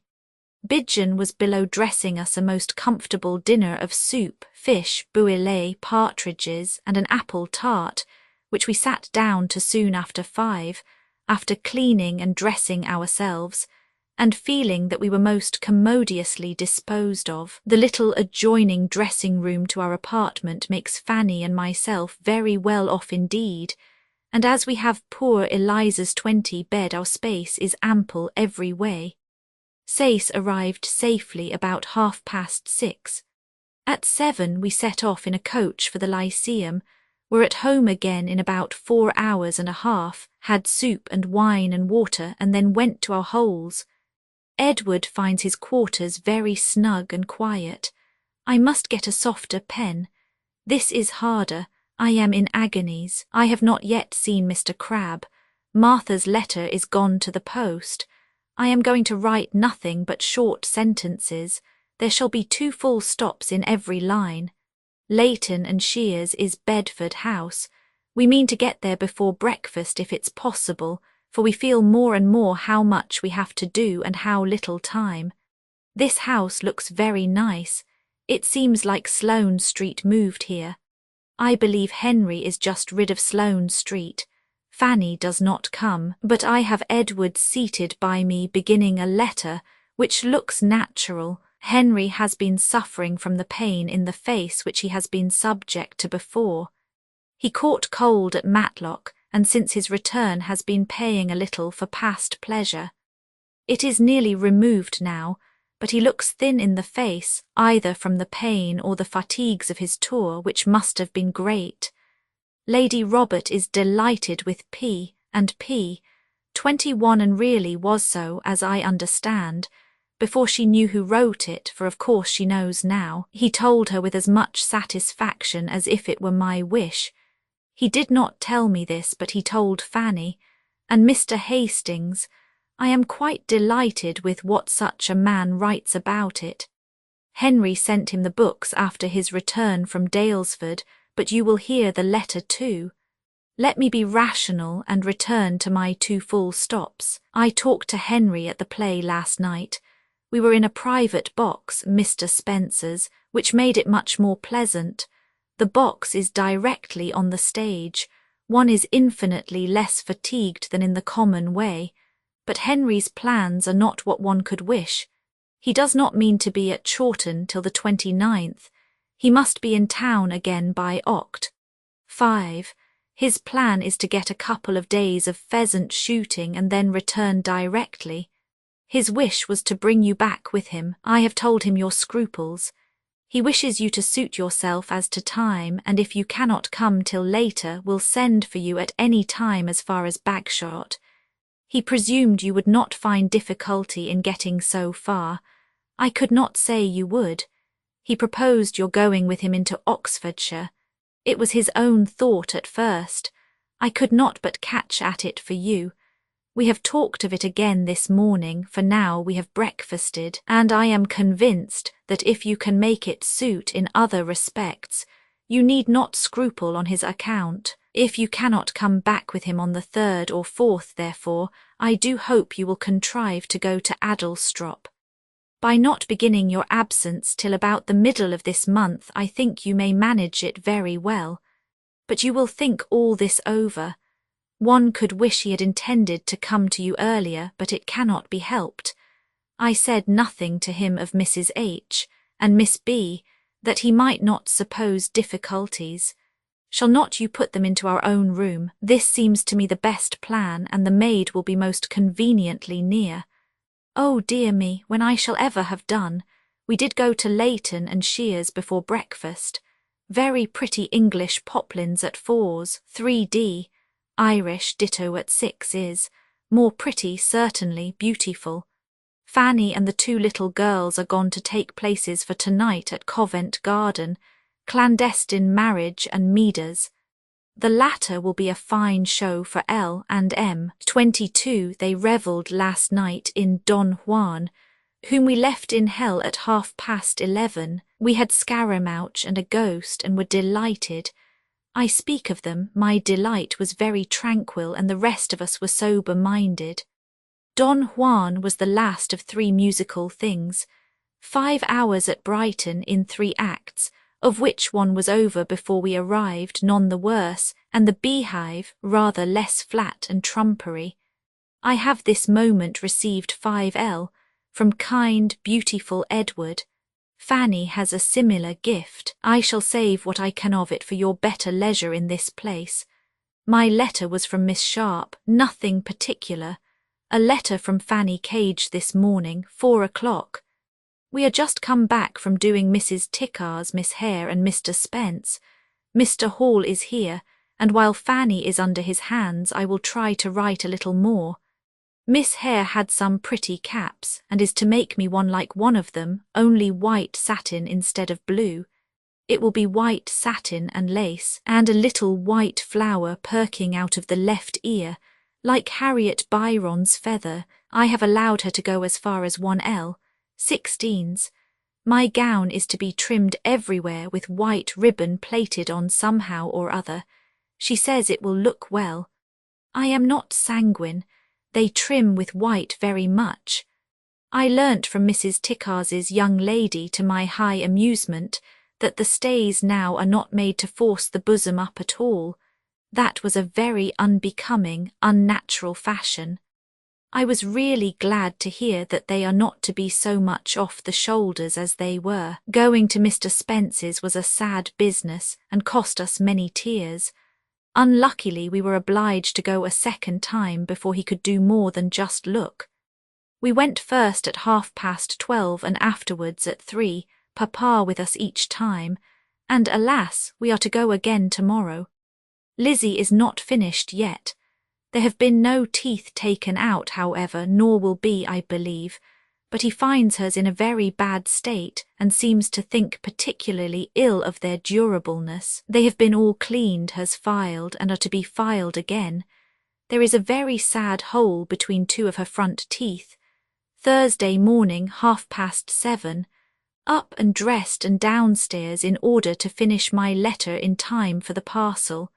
At 8 I have an appointment with Madam B, who wants to show me something downstairs. At 9 we are to set off for Grafton House and get that over before breakfast.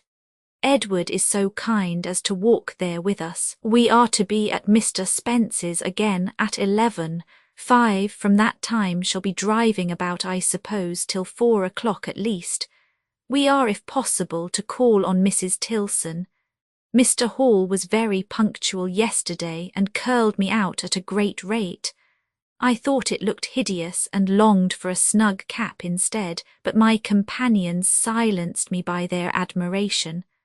I had only a bit of velvet round my head. I did not catch cold, however. The weather is all in my favour. I have had no pain in my face since I left you. We had very good places in the box next the stage box, front and second row, the 3 old ones behind, of course. I was particularly disappointed at seeing nothing of Mr. Crabbe. I felt sure of him when I saw that the boxes were fitted up with crimson velvet.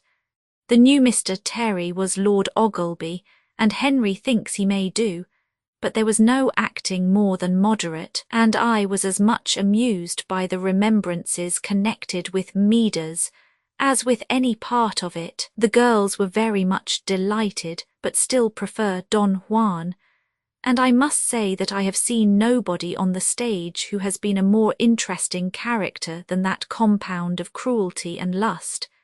It was not possible for me to get the worsteds yesterday. I heard Edward last night pressing Henry to come to you, and I think Henry engaged to go there after his November collection. Nothing has been done as to S and S23. The books came to hand too late for him to have time for it before he went. Mr. Hastings never hinted at Eliza in the smallest degree. Henry knew nothing of Mr. Trimmer's death. I tell you these things that you may not have to ask them over again. There is a new clerk sent down to Alton, a Mr. Edmund Williams, a young man whom Henry thinks most highly of, and he turns out to be a son of the luckless Williamses of Grosvenor Place. I long to have you hear Mr. H.'s opinion of P.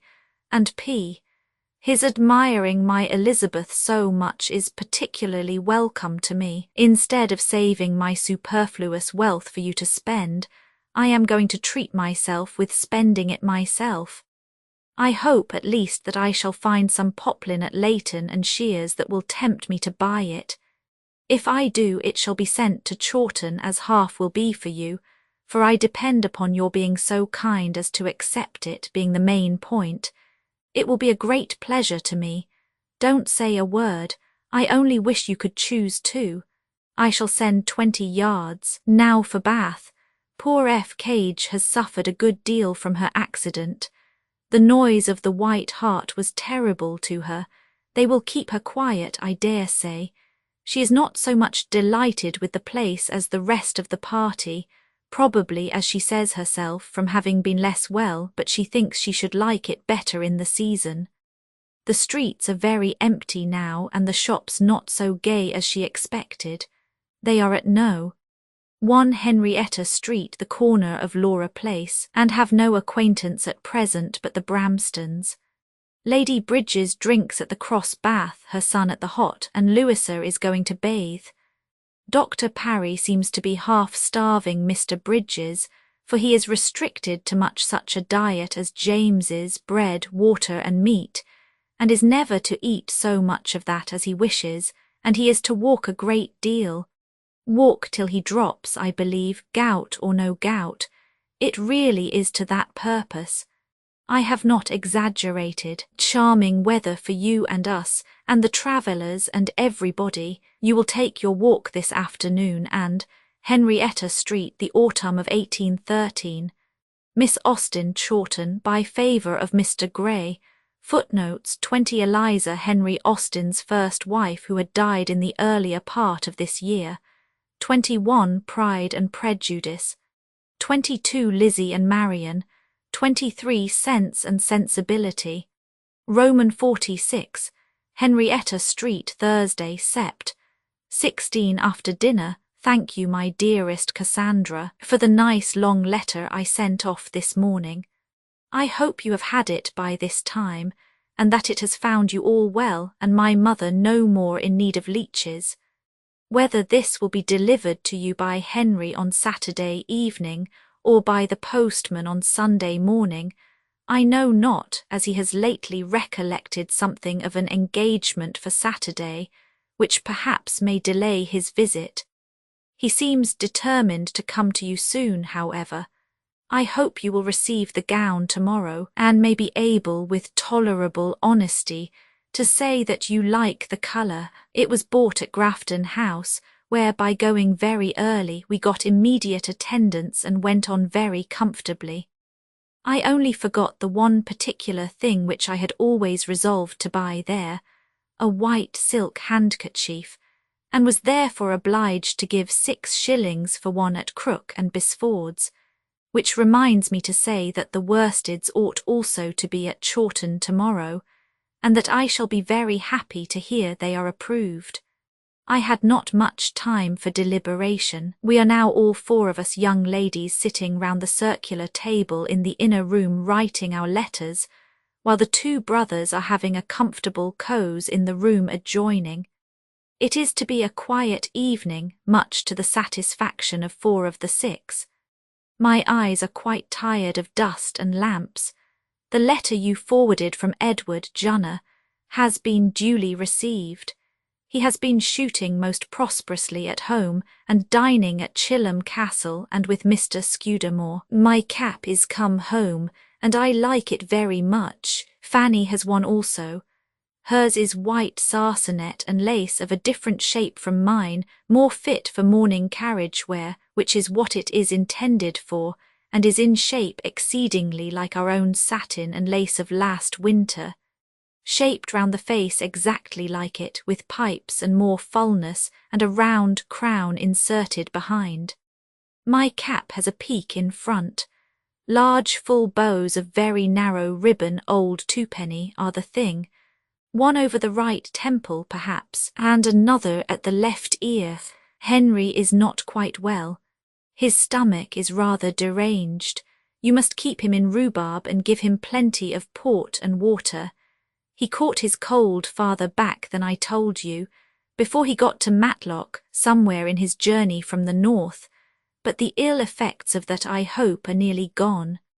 We returned from Grafton House only just in time for breakfast, and had scarcely finished breakfast when the carriage came to the door. From 11 to 3:30 we were hard at it. We did contrive to get to Hans Place for 10 minutes. Mrs. T. was as affectionate and pleasing as ever. After our return, Mr. Tilson walked up from the Compting House and called upon us, and these have been all our visitings. I have rejoiced more than once that I bought my writing paper in the country. We have not had a quarter of an hour to spare. I enclose the 18 pence due to my mother. The rose colour was 6 is, and the other 4s per yard. There was but 2 yards and a quarter of the dark slate in the shop, but the man promised to match it and send it off correctly.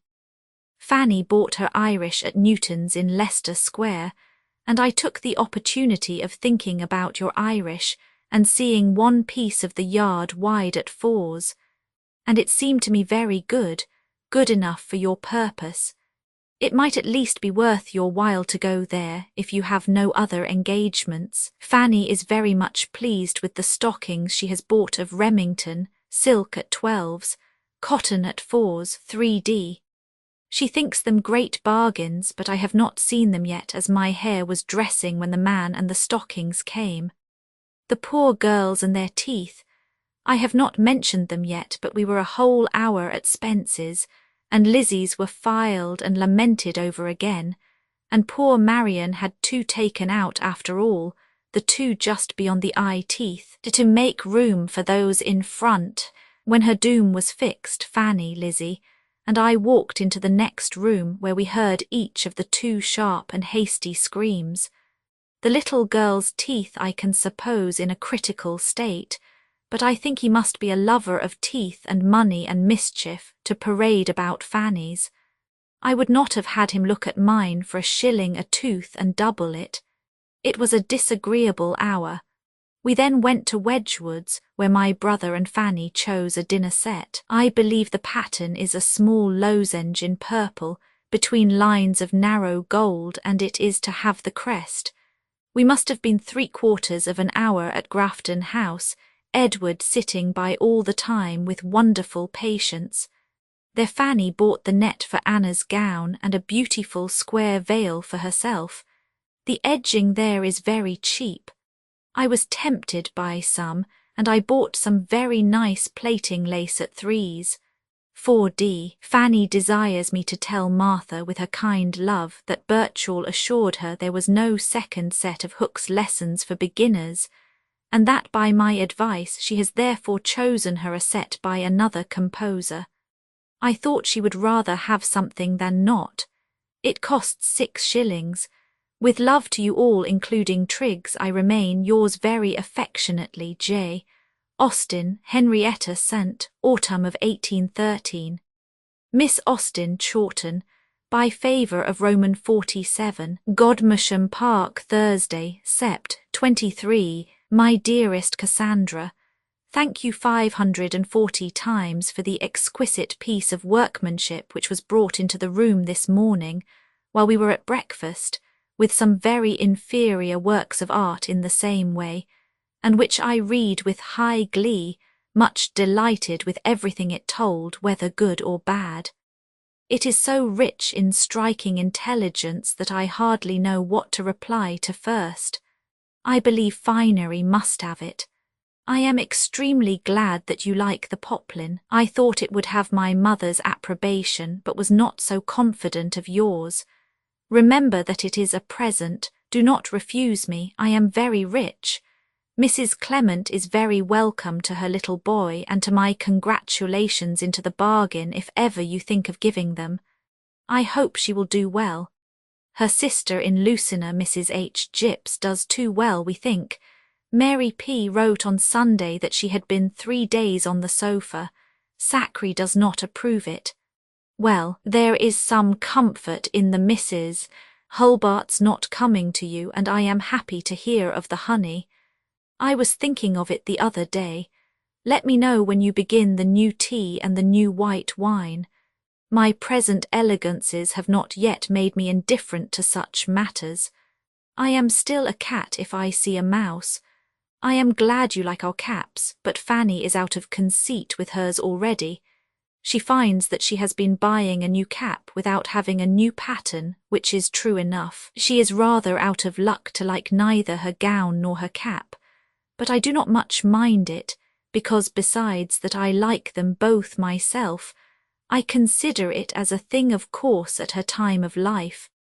One of the sweet taxes of youth to choose in a hurry and make bad bargains. I wrote to Charles yesterday, and Fanny has had a letter from him today, principally to make inquiries about the time of their visit here, to which mine was an answer beforehand, so he will probably write again soon to fix his week. I am best pleased that Cassie does not go to you. Now what have we been doing since I wrote last?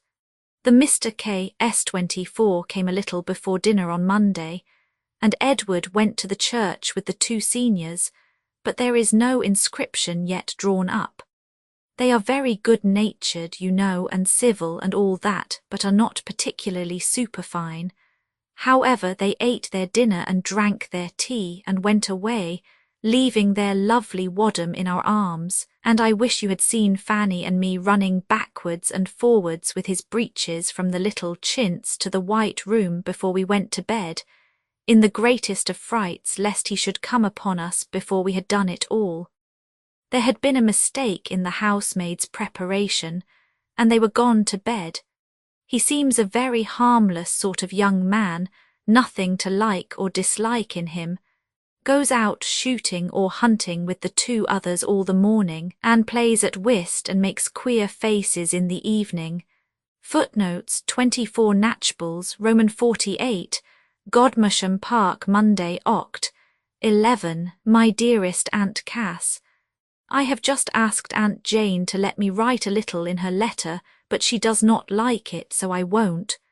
Goodbye. You will have Edward's letter tomorrow.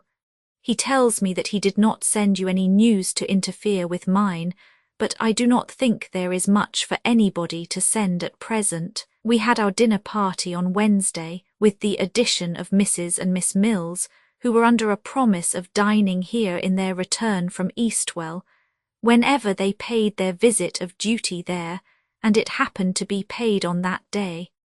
Both mother and daughter are much as I have always found them. I like the mother, first because she reminds me of Mrs. Birch, and secondly because she is cheerful and grateful for what she is at the age of 90 and upwards.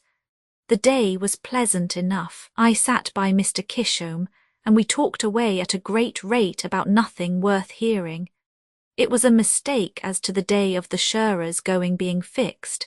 They are ready, but are waiting for Mr. Paggett's answer.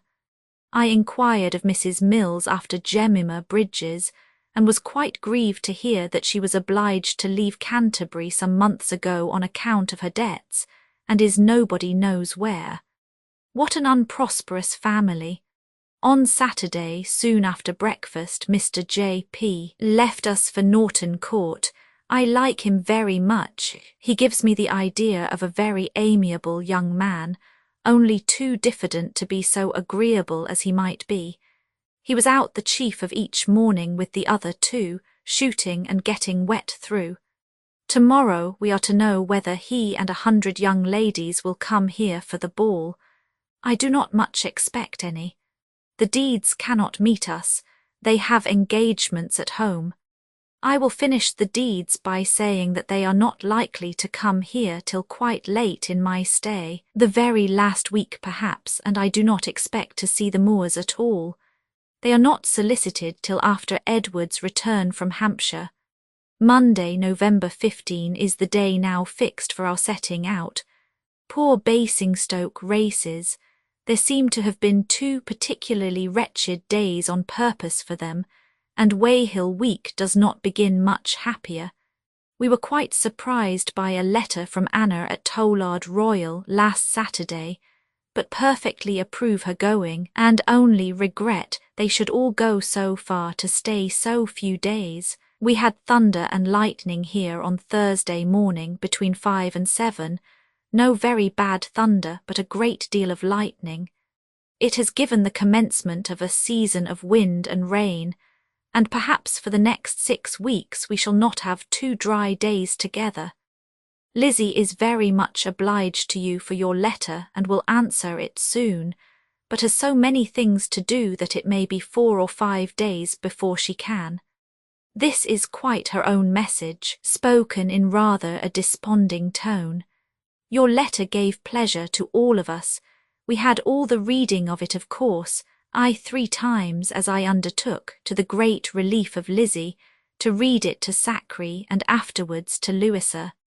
Sackree does not at all approve of Mary Doe and her nuts, on the score of propriety rather than health. She saw some signs of going after her in George and Henry, and thinks if you could give the girl a check, by rather reproving her for taking anything seriously about nuts which they said to her, it might be of use. This, of course, is between our 3 discreet selves, a scene of triennial bliss. Mrs. Bretton called here on Saturday. I never saw her before. She is a large, ungenteel woman with self-satisfied and would-be elegant manners. We are certain of some visitors tomorrow. Edward Bridges comes for 2 nights in his way from Lenham to Ramsgate, and brings a friend, name unknown, but supposed to be a Mr. Harpur, a neighbouring clergyman, and Mr. R. Maskall is to shoot with the young men, which it is to be supposed will end in his staying dinner. On Thursday, Mr. Lushington, M.P. for Canterbury, and manager of the Lodge Hounds, dines here and stays the night. He is chiefly young Edward's acquaintance. If I can, I will get a frank from him, and write to you all the sooner. I suppose the Ashford ball will furnish something. As I wrote of my nephews with a little bitterness in my last, I think it particularly incumbent on me to do them justice now, and I have great pleasure in saying that they were both at the sacrament yesterday. After having much praised or much blamed anybody, one is generally sensible of something just the reverse soon afterwards. Now these 2 boys who are out with the foxhounds will come home and disgust me again by some habit of luxury or some proof of sporting mania, unless I keep it off by this prediction. They amuse themselves very comfortably in the evening by netting. They are each about a rabbit net, and sit as deedily to it, side by side, as any 2 Uncle Franks could do. I am looking over Self-Control again, and my opinion is confirmed of its being an excellently meant, elegantly written work without anything of nature or probability in it. I declare I do not know whether Laura's passage down the American river is not the most natural, possible, everyday thing she ever does. Tuesday. Dear me, what is to become of me? Such a long letter, 42 lines in the 2nd page. Like Harriet Byron, I ask, what am I to do with my gratitude? I can do nothing but thank you and go on. A few of your inquiries, I think, are replied to N. Avance. The name of F. Cage's drawing master is O'Neill. We are exceedingly amused with your Sheldon news, and your self-reproach on the subject of Mrs. Stockwell made me laugh heartily. I rather wondered that Johncock, 25, the only person in the room, could help laughing too. I had not heard before of her having the measles. Mrs. H. and Alethia's staying till Friday was quite new to me, a good plan, however. I could not have settled it better myself, and am glad they found so much in the house to approve, and I hope they will ask Martha to visit them. I admire the sagacity and taste of Charlotte Williams. Those large dark eyes always judge well. I will compliment her by naming a heroine after her. Edward has had all the particulars of the building, etc., read to him twice over, and seems very well satisfied. A narrow door to the pantry is the only subject of solicitude. It is certainly just the door which should not be narrow on account of the trays. But if a case of necessity, it must be borne. I knew there was sugar in the tin, but had no idea of there being enough to last through your company. All the better. You ought not to think this new loaf better than the other, because that was the first of 5 which all came together. Something of fancy, perhaps, and something of imagination. Dear Mrs. Digweed, I cannot bear that she should not be foolishly happy after a ball. I hope Miss Yates and her companions were all well the day after their arrival. I am thoroughly rejoiced that Miss Benn has placed herself in lodgings, though I hope they may not be long necessary. No letter from Charles yet. Southey's Life of Nelson. I am tired of Lives of Nelson, being that I never read any. I will read this, however, if Frank is mentioned in it.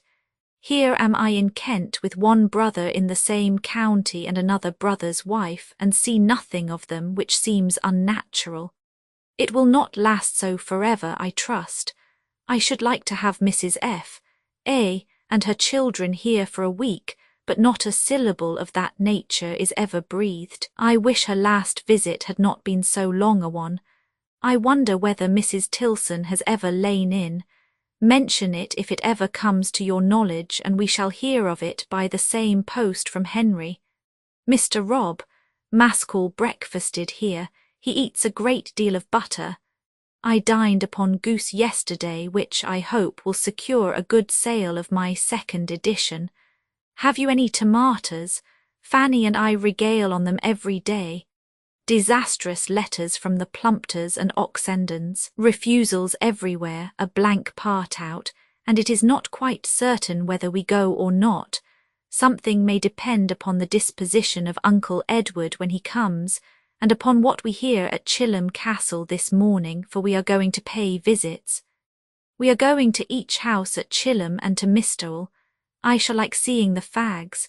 I shall like it all, except that we are to set out so early that I have not time to write as I would wish. Edward, Bridges's friend is a Mr. Hawker, I find, not Harpur. I would not have you sleep in such an error for the world.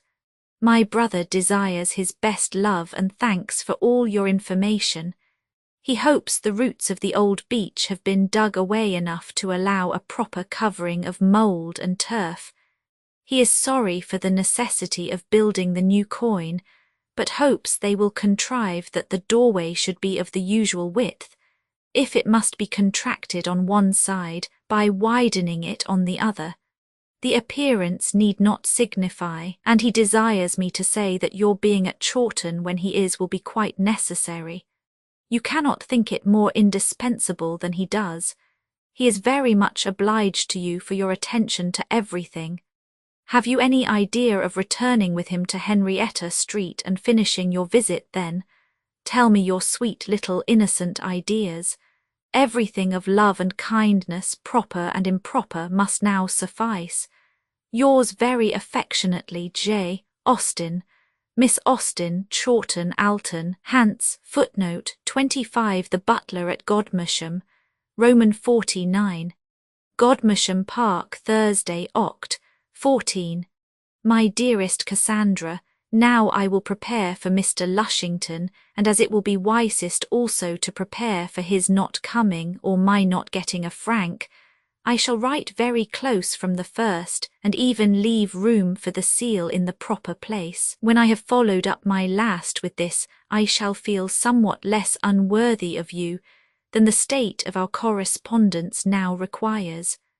I left off in a great hurry to prepare for our morning visits, of course was ready a good deal the first and need not have hurried so much. Fanny wore her new gown and cap. I was surprised to find Mistowell so pretty. The ladies were at home. I was in luck and saw Lady Fagg and all her 5 daughters with an old Mrs. Hamilton from Canterbury and Mrs. and Miss Chapman from Margate into the bargain. I never saw so plain a family, 5 sisters so very plain.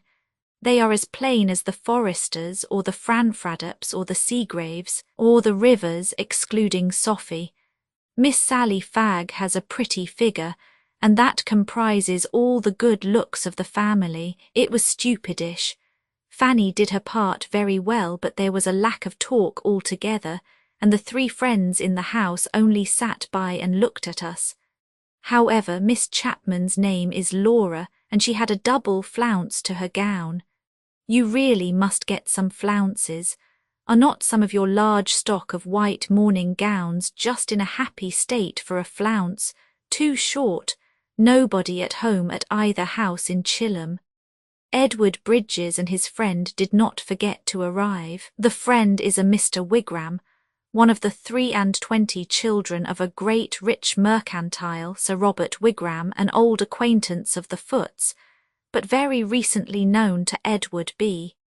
The history of his coming here is that, intending to go from Ramsgate to Brighton, Edward B. persuaded him to take Lenham on his way, which gave him the convenience of Mr. W.'s gig and the comfort of not being alone there, but probably thinking a few days of G.M. would be the cheapest and pleasantest way of entertaining his friend and himself, offered a visit here, and here they stay till tomorrow. Mr. W. is about 5 or 26, not ill-looking and not agreeable. He is certainly no addition. a sort of cool, gentlemanlike manner, but very silent. They say his name is Henry, a proof how unequally the gifts of fortune are bestowed. I have seen many a John and Thomas much more agreeable. We have got rid of Mr. R. Mascall, however. I did not like him either. He talks too much and is conceited, besides having a vulgarly shaped mouth. He slept here on Tuesday, so that yesterday Fanny and I sat down to breakfast with 6 gentlemen to admire us. We did not go to the ball. It was left to her to decide, and at last she determined against it. She knew that it would be a sacrifice on the part of her father and brothers if they went, and I hope it will prove that she has not sacrificed much. It is not likely that there should have been anybody there whom she would care for.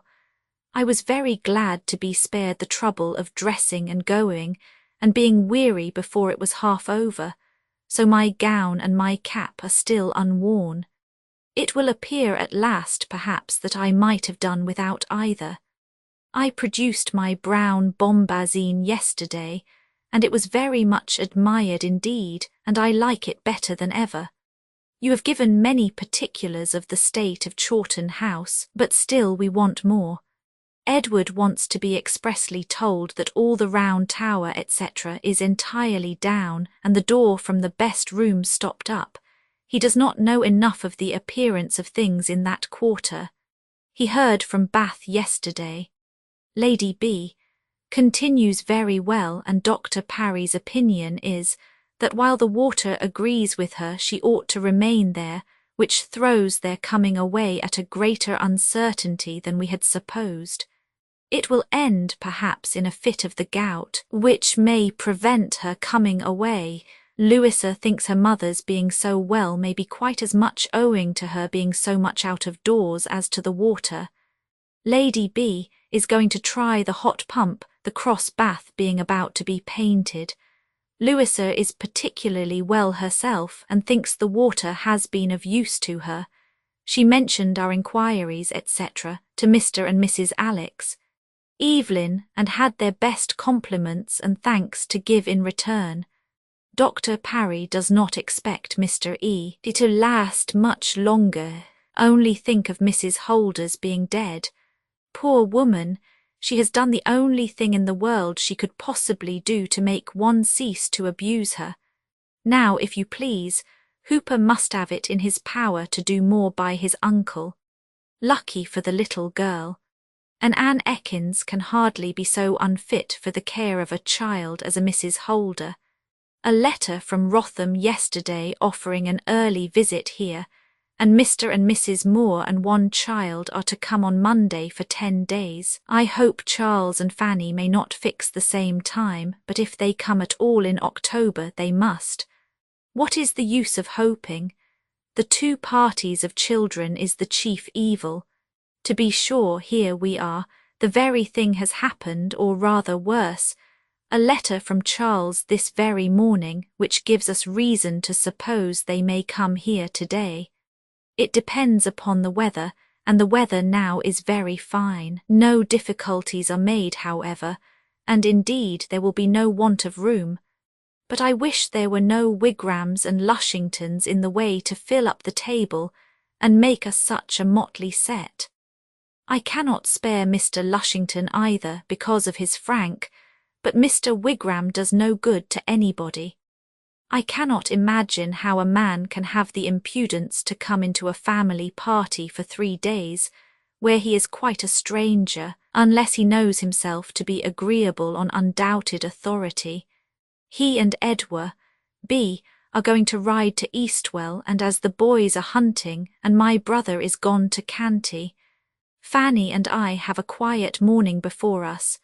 Edward has driven off poor Mrs. Salkeld. It was thought a good opportunity of doing something towards clearing the house. By her own desire, Mrs. Fanny 26 is to be put in the room next the nursery, her baby in a little bed by her, and as Cassie is to have the closet within, and Betsy Williams' little hole, they will be all very snug together. I shall be most happy to see dear Charles, and he will be as happy as he can with a cross child, or some such care, pressing on him at the time. I should be very happy in the idea of seeing little Cassie again, too, did not I fear she would disappoint me by some immediate disagreeableness. The comfort of the billiard table here is very great. It draws all the gentlemen to it whenever they are within, especially after dinner, so that my brother Fanny and I have the library to ourselves in delightful quiet. There is no truth in the report of G. Hatton being to marry Miss Wemyss. He desires it may be contradicted. Have you done anything about our present to Miss Benn? I suppose she must have a bed at my mother's whenever she dines there. How will they manage as to inviting her when you are gone? And if they invite, how will they continue to entertain her? Let me know as many of your parting arrangements as you can, as to wine, etc. I wonder whether the ink bottle has been filled. Does butcher's meat keep up at the same price, and is not bread lower than 2s? 6d. Mary's blue gown. My mother must be in agonies. I have a great mind to have my blue gown dyed some time or other. I proposed it once to you, and you made some objection, I forget what. It is the fashion of flounces that gives it particular expediency. Mrs. and Miss Wildman have just been here. Miss is very plain. I wish Lady B. may be returned before we leave G.M., that Fanny may spend the time of her father's absence at Goodnestone, which is what she would prefer. Friday. They came last night at about 7. We had given them up, but I still expected them to come.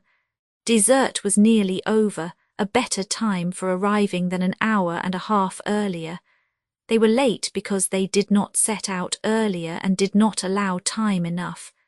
Charles did not aim at more than reaching Sittingbourne by 3, which could not have brought them here by dinner time. They had a very rough passage. He would not have ventured if he had known how bad it would be. However, here they are safe and well, just like their own nice selves, Fanny looking as neat and white this morning as possible, and dear Charles all affectionate, placid, quiet, cheerful good humour. They are both looking very well, but poor little Cassie is grown extremely thin and looks poorly. I hope a week's country air and exercise may do her good. I am sorry to say it can be but a week. The baby does not appear so large in proportion as she was, nor quite so pretty, but I have seen very little of her. Cassie was too tired and bewildered just at first to seem to know anybody. We met them in the hall, the women and girl part of us, but before we reached the library she kissed me very affectionately, and has since seemed to recollect me in the same way. It was quite an evening of confusion, as you may suppose. At first we were all walking about from one part of the house to the other. Then came a fresh dinner in the breakfast-room for Charles and his wife, which Fanny and I attended. Then we moved into the library, were joined by the dining-room people, were introduced, and so forth. And then we had tea and coffee, which was not over till past 10. Billiards again drew all the odd ones away, and Edward, Charles, the 2 Fannys, and I sat snugly talking. I shall be glad to have our numbers a little reduced, and by the time you receive this we shall be only a family, though a large family party. Mr. Lushington goes tomorrow. Now I must speak of him, and I like him very much. I am sure he is clever and a man of taste. He got a volume of Milton last night and spoke of it with warmth. He is quite an M.P., very smiling, with an exceeding good address and readiness of language. I am rather in love with him. I dare say he is ambitious and insincere. He puts me in mind of Mr. Dunder's. He has a wide smiling mouth and very good teeth, and something the same complexion and nose. He is a much shorter man, with Martha's leave. Does Martha never hear from Mrs. Craven? Is Mrs. Craven never at home? We breakfasted in the dining-room today, and are now all pretty well dispersed and quiet. Charles and George are gone out shooting together to Winnigates and Seaton Wood. I asked on purpose to tell Henry. Mr. Lushington and Edward are gone some other way. I wish Charles may kill something, but this high wind is against their sport. Lady Williams is living at the Rose at Sittingbourne. They called upon her yesterday. She cannot live at Sheerness, and as soon as she gets to Sittingbourne is quite well. In return for all your matches, I announce that her brother William is going to marry a Miss Austen of a Wiltshire family who say they are related to us. I talk to Cassie about Chawton. She remembers much but does not volunteer on the subject. Poor little love, I wish she were not so very palmery, but it seems stronger than ever. I never knew a wife's family features have such undue influence. Papa and Mamma have not yet made up their mind as to parting with her or not. The chief, indeed the only difficulty with Mamma is a very reasonable one, the child's being very unwilling to leave them. When it was mentioned to her, she did not like the idea of it at all. At the same time, she has been suffering so much lately from seasickness that her Mamma cannot bear to have her much on board this winter. Charles is less inclined to part with her. I do not know how it will end, or what is to determine it. He desires his best love to you, and has not written because he has not been able to decide. They are both very sensible of your kindness on the occasion.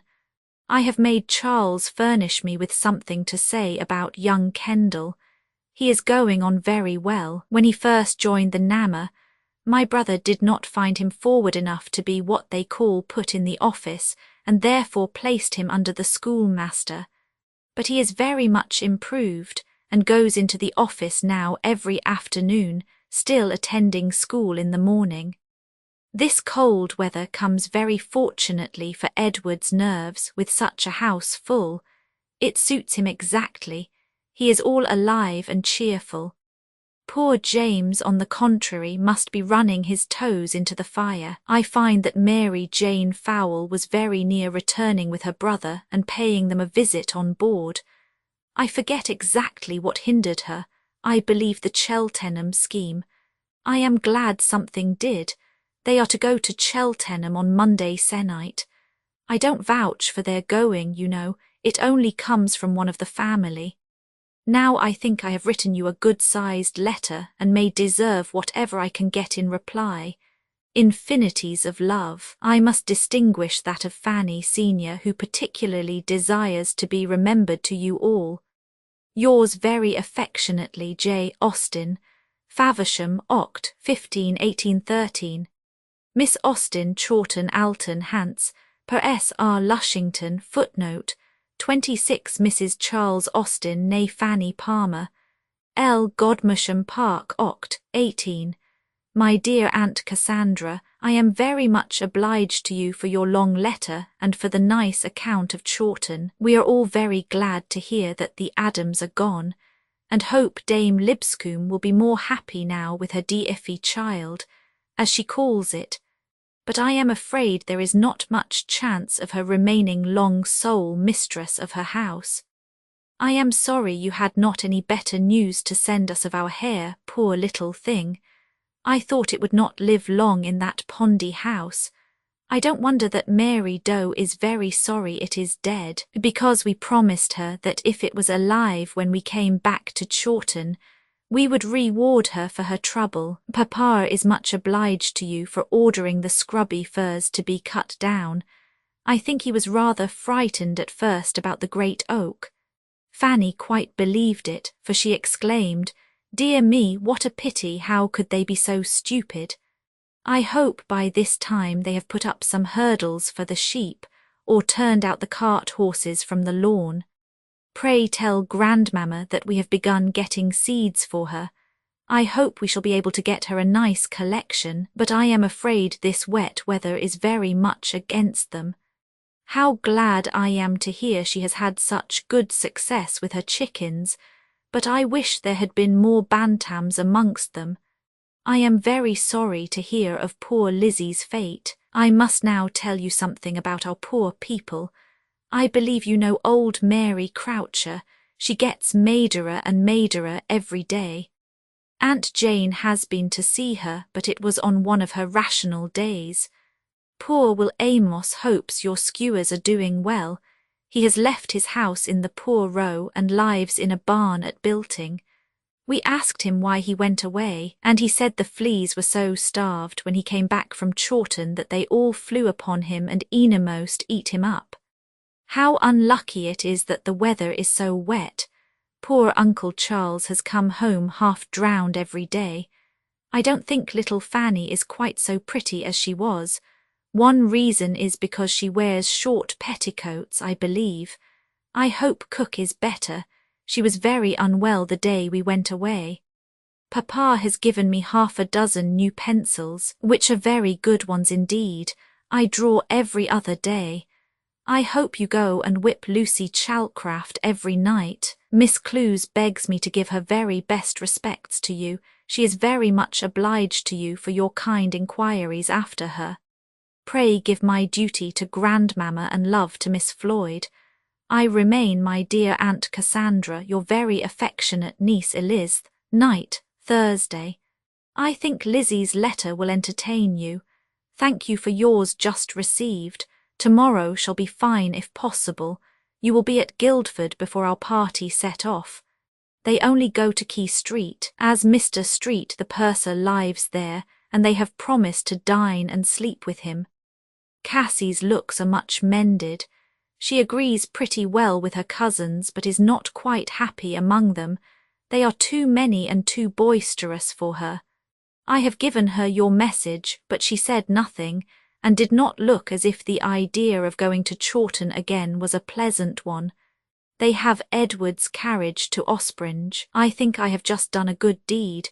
Extracted Charles from his wife and children upstairs, and made him get ready to go out shooting and not keep Mr. Moore waiting any longer.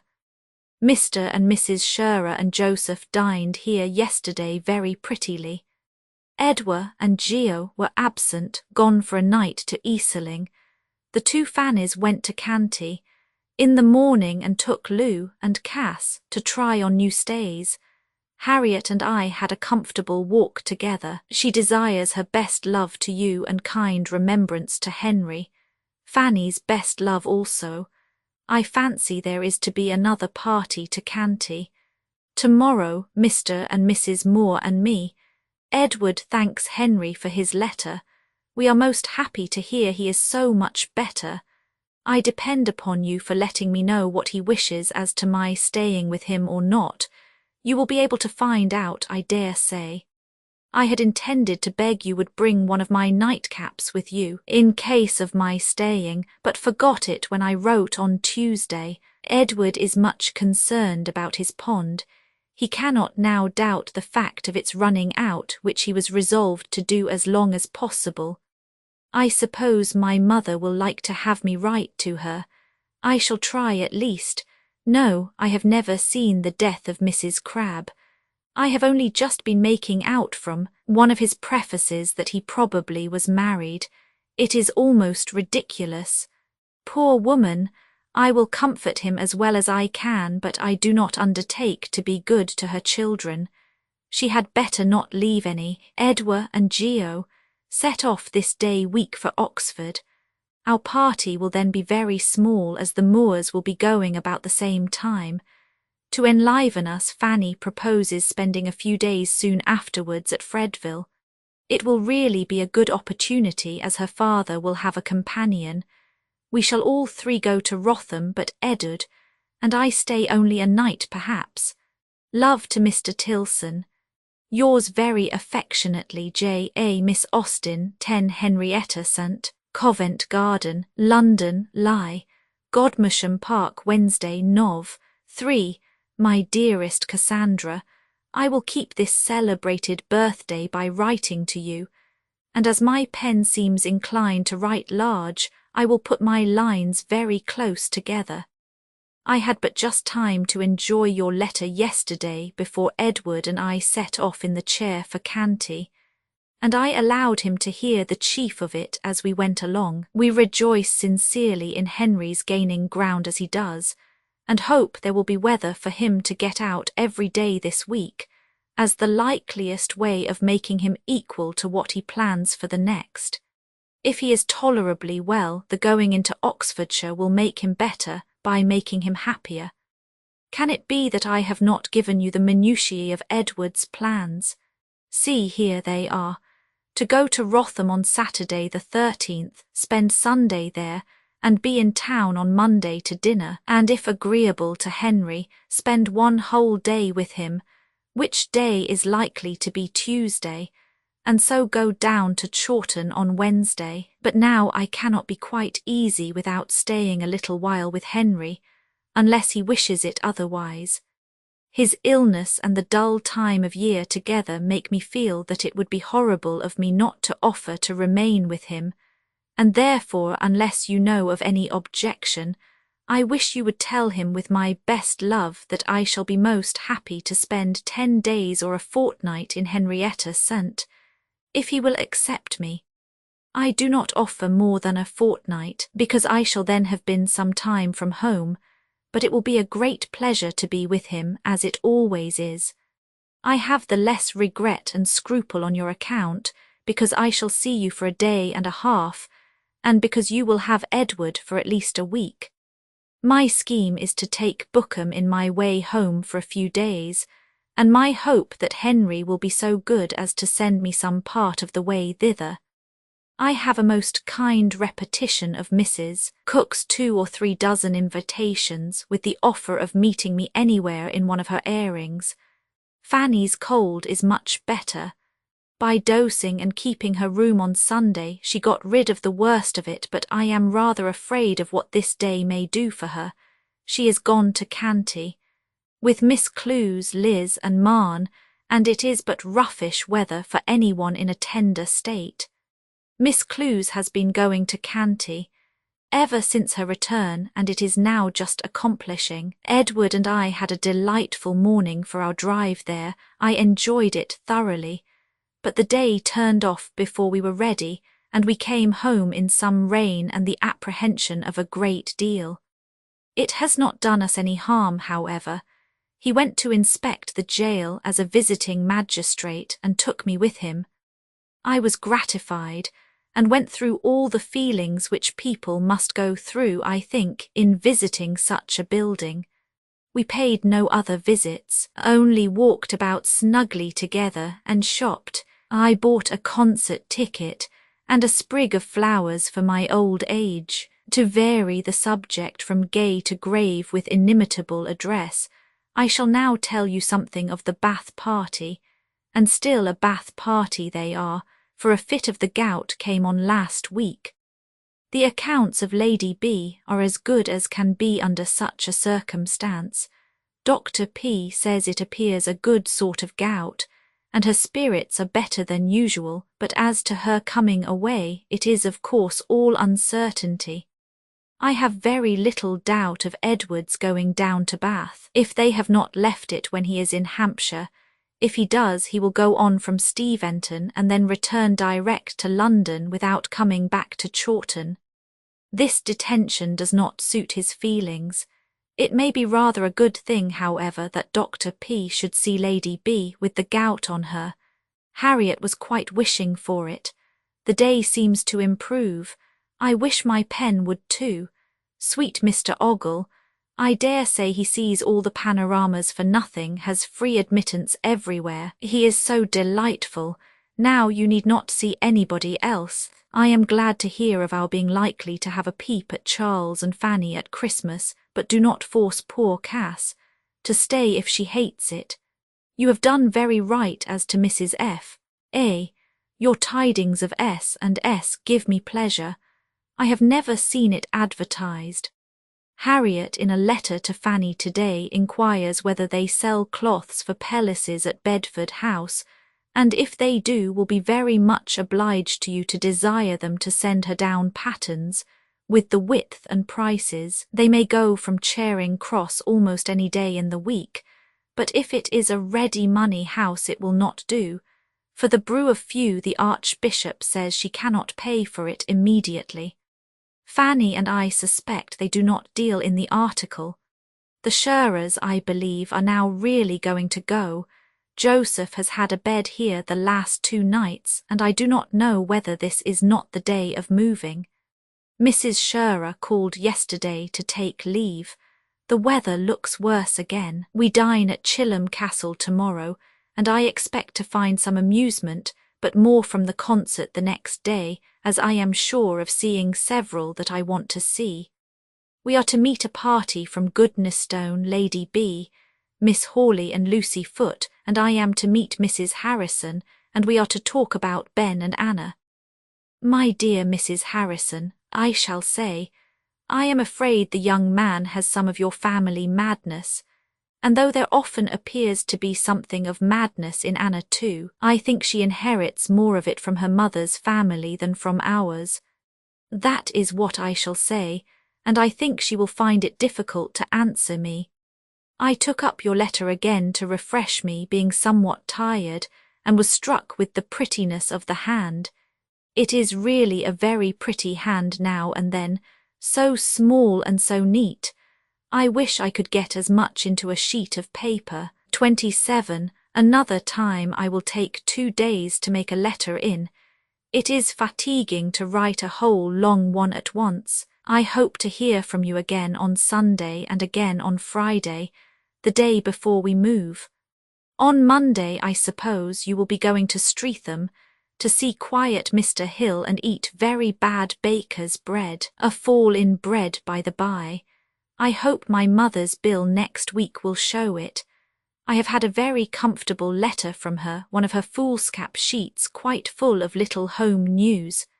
Anna was there the first of the 2 days. An Anna sent away and an Anna fetched are different things. This will be an excellent time for Ben to pay his visit now that we, the Formidables, are absent. I did not mean to eat, but Mr. Johncock has brought in the tray, so I must. I am all alone. Edward is gone into his woods. At this present time I have 5 tables, 28 chairs, and 2 fires all to myself. Miss Clews is to be invited to go to the concert with us. There will be my brother's place and ticket for her, as he cannot go. He and the other connections of the Cages are to meet at Millgate that very day, to consult about a proposed alteration of the Maidstone Road, in which the Cages are very much interested. Sir Brooke comes here in the morning, and they are to be joined by Mr. Deeds at Ashford. The loss of the concert will be no great evil to the squire. We shall be a party of 3 ladies therefore, and to meet 3 ladies. What a convenient carriage Henry's is to his friends in general. Who has it next? I am glad William's going is voluntary and on no worse grounds. An inclination for the country is a venial fault. He has more of Cowper than of Johnson in him, fonder of tame hares and blank verse than of the full tide of human existence at Charing Cross. Oh, I have more of such sweet flattery from Miss Sharp. She is an excellent, kind friend. I am read and admired in Ireland too. There is a Mrs. Fletcher, the wife of a judge, an old lady, and very good and very clever, who is all curiosity to know about me, what I am like, and so forth. I am not known to her by name, however.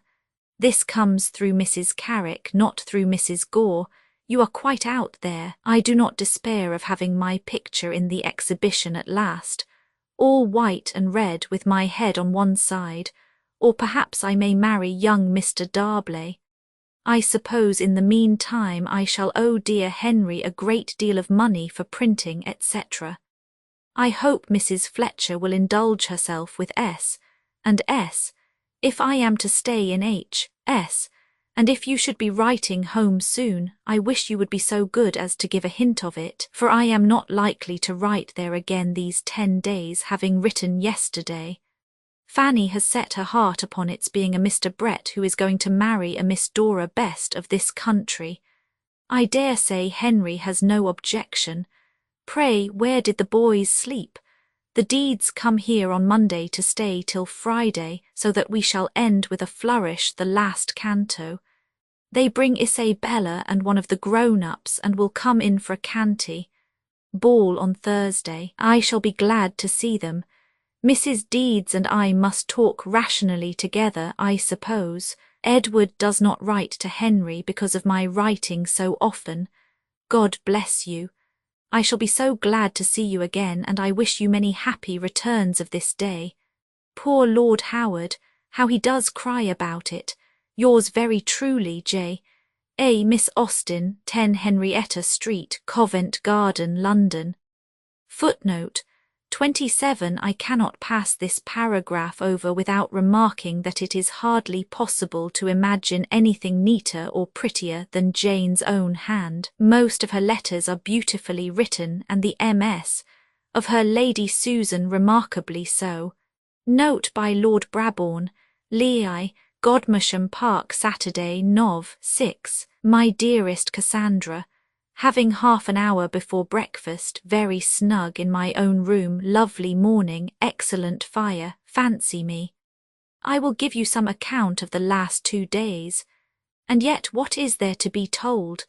I shall get foolishly minute unless I cut the matter short.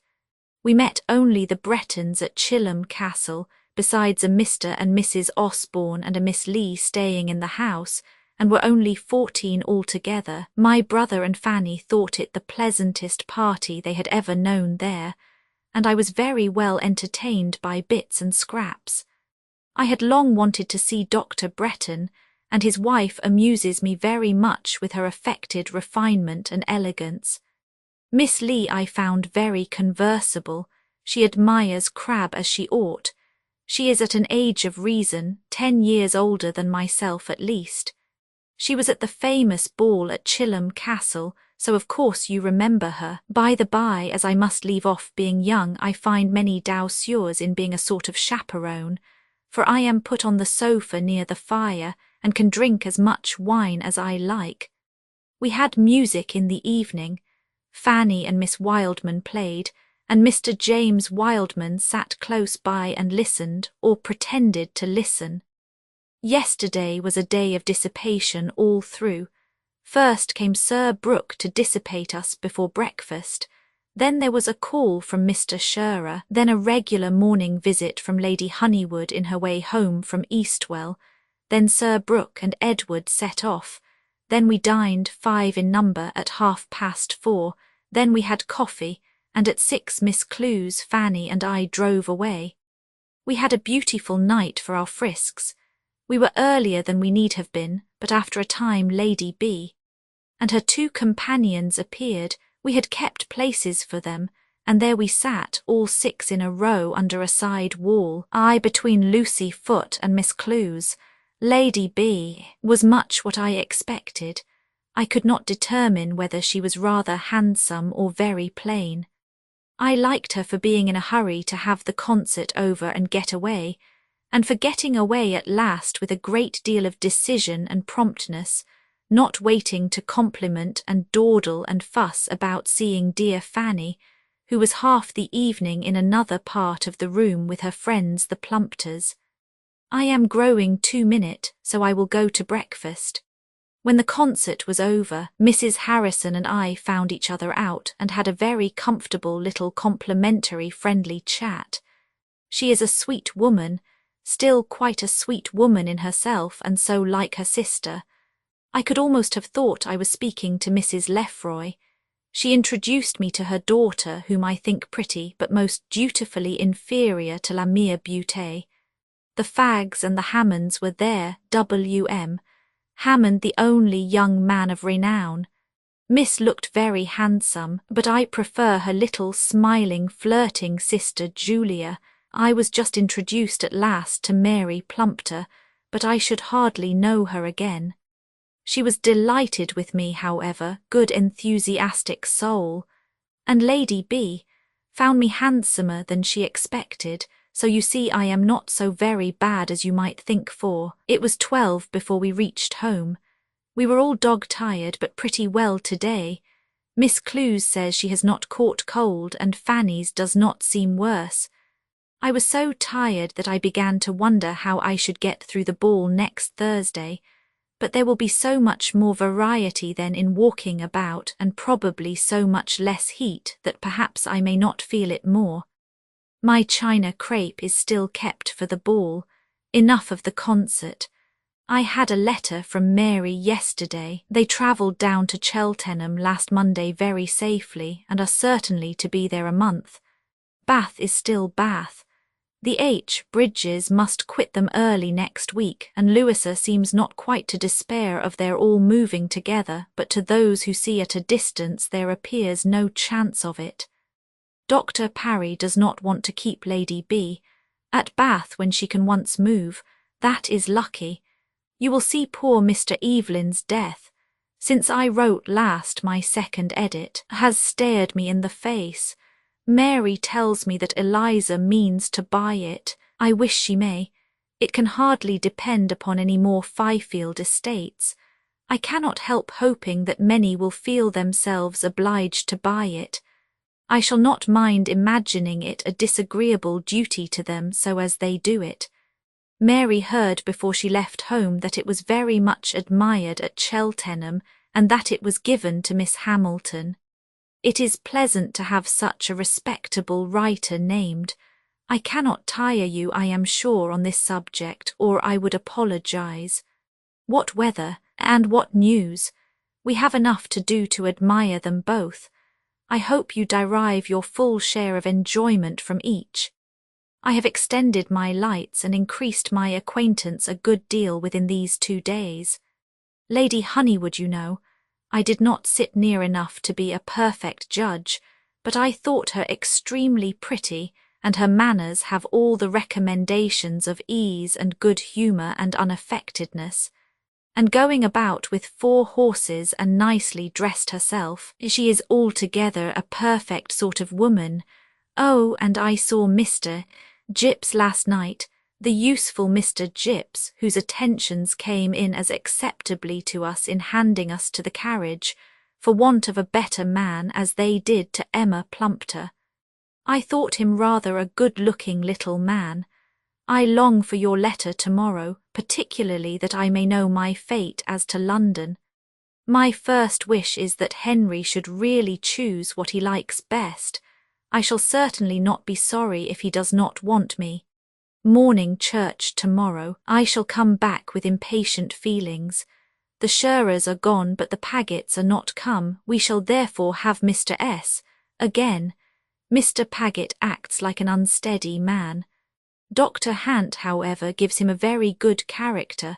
What is wrong is to be imputed to the lady. I dare say the house likes female government. I have a nice long black and red letter from Charles, but not communicating much that I did not know. There is some chance of a good ball next week. As far as females go, Lady Bridges may perhaps be there with some Natchballs, Mrs. Harrison perhaps with Miss Oxenden and the Miss Papillons, and if Mrs. Harrison, then Lady Fagg will come. The shades of evening are descending, and I resume my interesting narrative. Sir Brooke and my brother came back about 4, and Sir Brooke almost immediately set forward again to Goodnestone. We are to have Edward B. tomorrow to pay us another Sunday's visit, the last for more reasons than one. They all come home on the same day that we go. The Deeds do not come till Tuesday. Sophia is to be the comer. She is a disputable beauty that I want much to see. Lady Eliz, Hatton and Anna Maria called here this morning. Yes, they called, but I do not think I can say anything more about them. They came and they sat and they went. Sunday. Dearest Henry, what a turn he has for being ill, and what a thing bile is. This attack has probably been brought on in part by his previous confinement and anxiety. But however it came, I hope it is going fast, and that you will be able to send a very good account of him on Tuesday, as I hear on Wednesday. Of course I shall not expect to hear again on Friday. Perhaps a letter to Wrotham would not have an ill effect.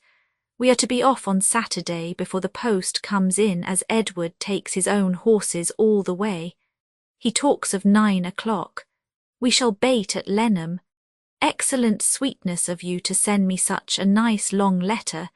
It made its appearance with one from my mother, soon after I and my impatient feelings walked in. How glad I am that I did what I did.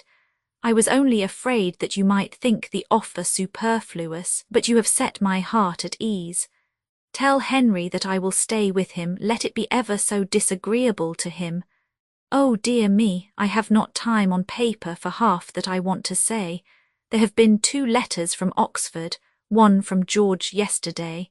They got there very safely, Edward, 2 hours behind the coach, having lost his way in leaving London.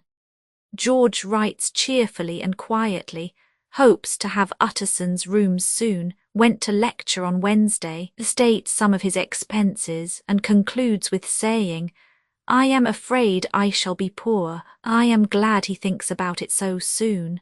I believe there is no private tutor yet chosen, but my brother is to hear from Edward on the subject shortly. You and Mrs. H. and Catherine and Alethea going about together in Henry's carriage seeing sights. I am not used to the idea of it yet. All that you are to see of Streatham, seen already. Your Streatham and my Bookham may go hang.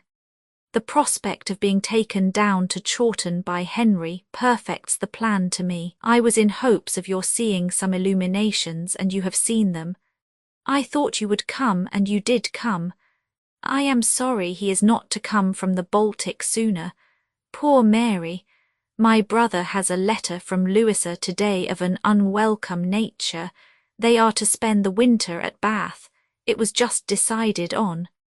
Dr. Parry wished it, not from thinking the water necessary to Lady B, but that he might be better able to judge how far his treatment of her, which is totally different from anything she had been used to, is right.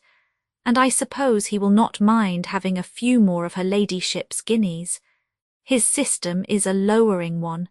He took 12 ounces of blood from her when the gout appeared, and forbids wine, etc. Hitherto the plan agrees with her. She is very well satisfied to stay, but it is a sore disappointment to Louisa and Fanny. The Bridges leave them on Tuesday, and they mean to move into a smaller house. You may guess how Edward feels. There can be no doubt of his going to Bath now. I should not wonder if he brought Fanny Cage back with him. You shall hear from me once more some day or other. Yours very affectionately, J. A. We do not like Mr. Hampson's scheme. Miss Austen, 10 Henrietta Street, Covent Garden, London. Lee I. Henrietta St. Wednesday, March 2, 1814. We had altogether a very good journey, and everything at Cobham was comfortable. I could not pay Mr. Harrington. That was the only, alas, of the business. I shall therefore return his bill and my mother's to L, that you may try your luck. We did not begin reading till Bentley Green. Henry's approbation is hitherto even equal to my wishes. He says it is different from the other 2, but does not appear to think it at all inferior. He has only married Mrs. R. 28. I am afraid he has gone through the most entertaining part. He took to Lady B. and Mrs. N. 29 most kindly, and gives great praise to the drawing of the characters. He understands them all, likes Fanny, and I think foresees how it will all be. I finished the heroine last night and was very much amused by it. I wonder James did not like it better. It diverted me exceedingly. We went to bed at 10. I was very tired, but slept to a miracle, and am lovely today, and at present Henry seems to have no complaint. We left Cobham at 8:30, stopped to bait and breakfast at Kingston, and were in this house considerably before 2. Nice smiling Mr. Barlow met us at the door, and in reply to inquiries after news said that peace was generally expected. I have taken possession of my bedroom, unpacked my bandbox, sent Miss P.'s 2 letters to the 2-penny post, been visited by M.D. B., and am now writing by myself at the new table in the front room. It is snowing. We had some snowstorms yesterday, and a smart frost at night, which gave us a hard road from Cobham to Kingston. But as it was then getting dirty and heavy, Henry had a pair of leaders put on to the bottom of Sloane St. His own horses, therefore, cannot have had hard work. I watched for veils as we drove through the streets and had the pleasure of seeing several upon vulgar heads. And now, how do you all do? You in particular, after the worry of yesterday and the day before. I hope Martha had a pleasant visit again, and that you and my mother could eat your beef pudding. Depend upon my thinking of the chimney sweeper as soon as I wake tomorrow. Places are secured at Drury Lane for Saturday, but so great is the rage for seeing Kean that only a third and fourth row could be got. As it is in a front box, however, I hope we shall do pretty well. Shylock, a good play for Fanny. She cannot be much affected, I think. Mrs. Perigord has just been here. She tells me that we owe her master for the silk dyeing. My poor old muslin has never been dyed yet. It has been promised to be done several times. What wicked people dyers are! They begin with dipping their own souls in scarlet sin. It is evening. We have drank tea and I have torn through the third vol. Of the heroine, I do not think it falls off. It is a delightful burlesque, particularly on the Ratcliffe style. Henry is going on with Mansfield Park. He admires H. Crawford, I mean properly, as a clever, pleasant man. I tell you all the good I can, as I know how much you will enjoy it. We hear that Mr. Kean is more admired than ever. There are no good places to be got in Drury Lane for the next fortnight, but Henry means to secure some for Saturday fortnight when you are reckoned upon. Give my love to little Cass. I hope she found my bed comfortable last night. I have seen nobody in London yet with such a long chin as Dr. Syntax, nor anybody quite so large as Gogmagolicus. Yours affly J. Austen. Footnotes: 28 Mrs. Rushworth in Mansfield Park, 29 Lady Bertram and Mrs. Norris. Live, Henrietta St. Wednesday, March 9. Well, we went to the play again last night, and as we were out a great part of the morning too, shopping and seeing the Indian jugglers, I am very glad to be quiet now till dressing time. We are to dine at the Tilsons and tomorrow at Mr. Spencer's. We had not done breakfast yesterday when Mr. J. Plumptre appeared to say that he had secured a box.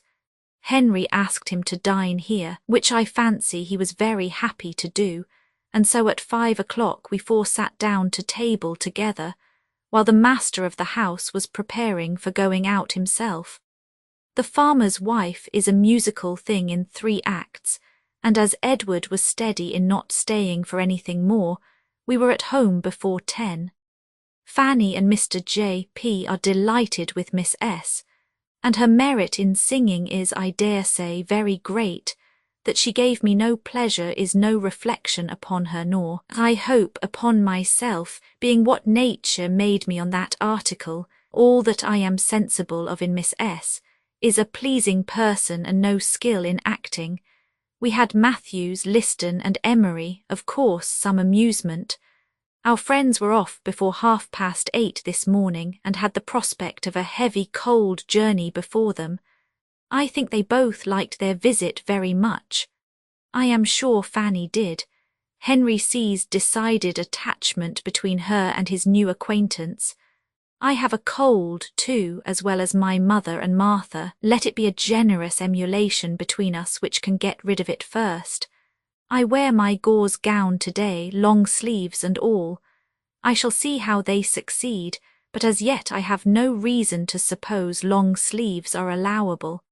I have lowered the bosom, especially at the corners, and plaited black satin ribbon round the top. Such will be my costume of vine leaves and paste. Prepare for a play the very first evening, I rather think Covent Garden, to see young in Richard. I have answered for your little companions being conveyed to Keppel St. Immediately. I have never yet been able to get there myself, but hope I shall soon. What cruel weather this is! And here is Lord Portsmouth married too to Miss Hanson. 30 Henry has finished Mansfield Park, and his approbation has not lessened. He found the last half of the last volume extremely interesting.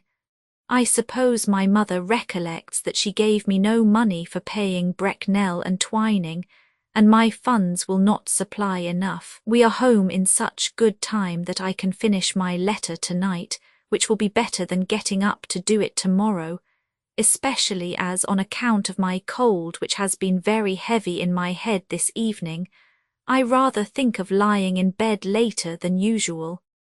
I would not but be well enough to go to Hertfordshire on any account.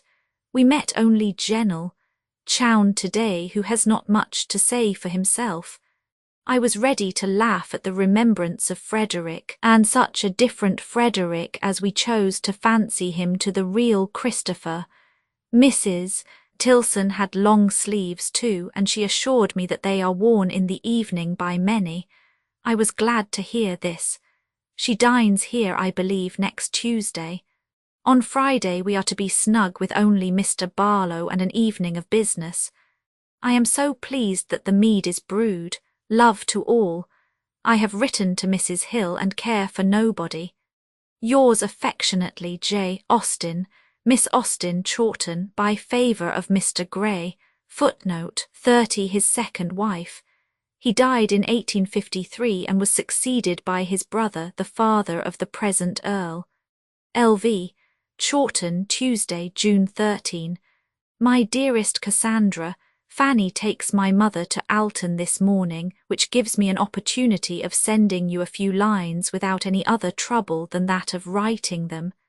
This is a delightful day in the country, and I hope not much too hot for town. Well, you had a good journey, I trust, and all that, and not rain enough to spoil your bonnet. It appeared so likely to be a wet evening that I went up to the G.T. house between 3 and 4 and dawdled away an hour very comfortably, though Edward was not very brisk. The air was clearer in the evening and he was better. We all 5 walked together into the kitchen garden and along the Gosport Road, and they drank tea with us. You will be glad to hear that G. Turner has another situation, something in the Cow Line near Rumsey, and he wishes to move immediately, which is not likely to be inconvenient to anybody. The new nurseryman at Alton comes this morning to value the crops in the garden. The only letter today is from Mrs. Cook to me. They do not leave home till July and want me to come to them according to my promise, and after considering everything I have resolved on going. My companions promote it. I will not go, however, till after Edward is gone, that he may feel he has a somebody to give memorandums to the last. I must give up all help from his carriage, of course, and at any rate it must be such an excess of expense that I have quite made up my mind to it, and do not mean to care. I have been thinking of Triggs and the chair, you may be sure, but I know it will end in posting. They will meet me at Guildford. In addition to their standing claims on me, they admire Mansfield Park exceedingly. Mr. Cook says it is the most sensible novel he ever read, and the manner in which I treat the clergy delights them very much. Altogether I must go, and I want you to join me there when your visit in Henrietta St. is over. Put this into your capacious head. Take care of yourself and do not be trampled to death in running after the Emperor. The report in Alton yesterday was that they would certainly travel this road either to or from Portsmouth. I long to know what this beau of the Prince's will produce. I saw Mrs. Andrews yesterday. Mrs. Browning had seen her before. She is very glad to send an Elizabeth. Miss Benn continues the same. Mr. Curtis, however, saw her yesterday and said her hand was going on as well as possible. Accept our best love. Yours very affectionately, J. Austen, Miss Austen, 10 Henrietta Street, by favour of Mr. Gray, LVI. Thursday, June 23. Dearest Cassandra, I received your pretty letter while the children were drinking tea with us, as Mr. Louch was so obliging as to walk over with it. Your good account of everybody made us very happy. I heard yesterday from Frank When he began his letter he hoped to be here on Monday, but before it was ended he had been told that the naval review would not take place till Friday, which would probably occasion him some delay, as he cannot get some necessary business of his own attended to while Portsmouth is in such a bustle. I hope Fanny has seen the Emperor, and then I may fairly wish them all away. I go tomorrow and hope for some delays and adventures. My mother's wood is brought in, but, by some mistake, no bavins. She must therefore buy some. Henry at White's. Oh, what a Henry! I do not know what to wish as to Miss B., so I will hold my tongue and my wishes. Sacri and the children set off yesterday and have not been returned back upon us. They were all very well the evening before. We had handsome presents from the G.T. house yesterday, a ham and the 4 leeches. Sacri has left some shirts of her master's at the school, which, finished or unfinished, she begs to have sent by Henry and W.M. Mr. Hinton is expected home soon, which is a good thing for the shirts. We have called upon Miss Dusantoy and Miss Papillon and been very pretty. Miss D. has a great idea of being Fanny Price, she and her youngest sister together, who is named Fanny. Miss Ben has drank tea with the Proutings, and I believe comes to us this evening. She has still a swelling about the forefinger and a little discharge, and does not seem to be on the point of a perfect cure, but her spirits are good, and she will be most happy, I believe, to accept any invitation. The Clements are gone to Petersfield to look. Only think of the Marquis of Granby being dead. I hope, if it please heaven there should be another son, they will have better sponsors and less parade. I certainly do not wish that Henry should think again of getting me to town. I would rather return straight from Bookham, but if he really does propose it, I cannot say no to what will be so kindly intended. It could be but for a few days, however, as my mother would be quite disappointed by my exceeding the fortnight which I now talk of as the outside. At least, we could not both remain longer away comfortably. The middle of July is Martha's time, as far as she has any time.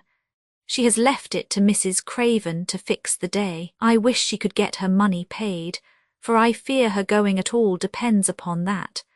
Instead of Bath, the Deans Dundaces have taken a house at Clifton, Richmond Terrace, and she is as glad of the change as even you and I should be, or almost.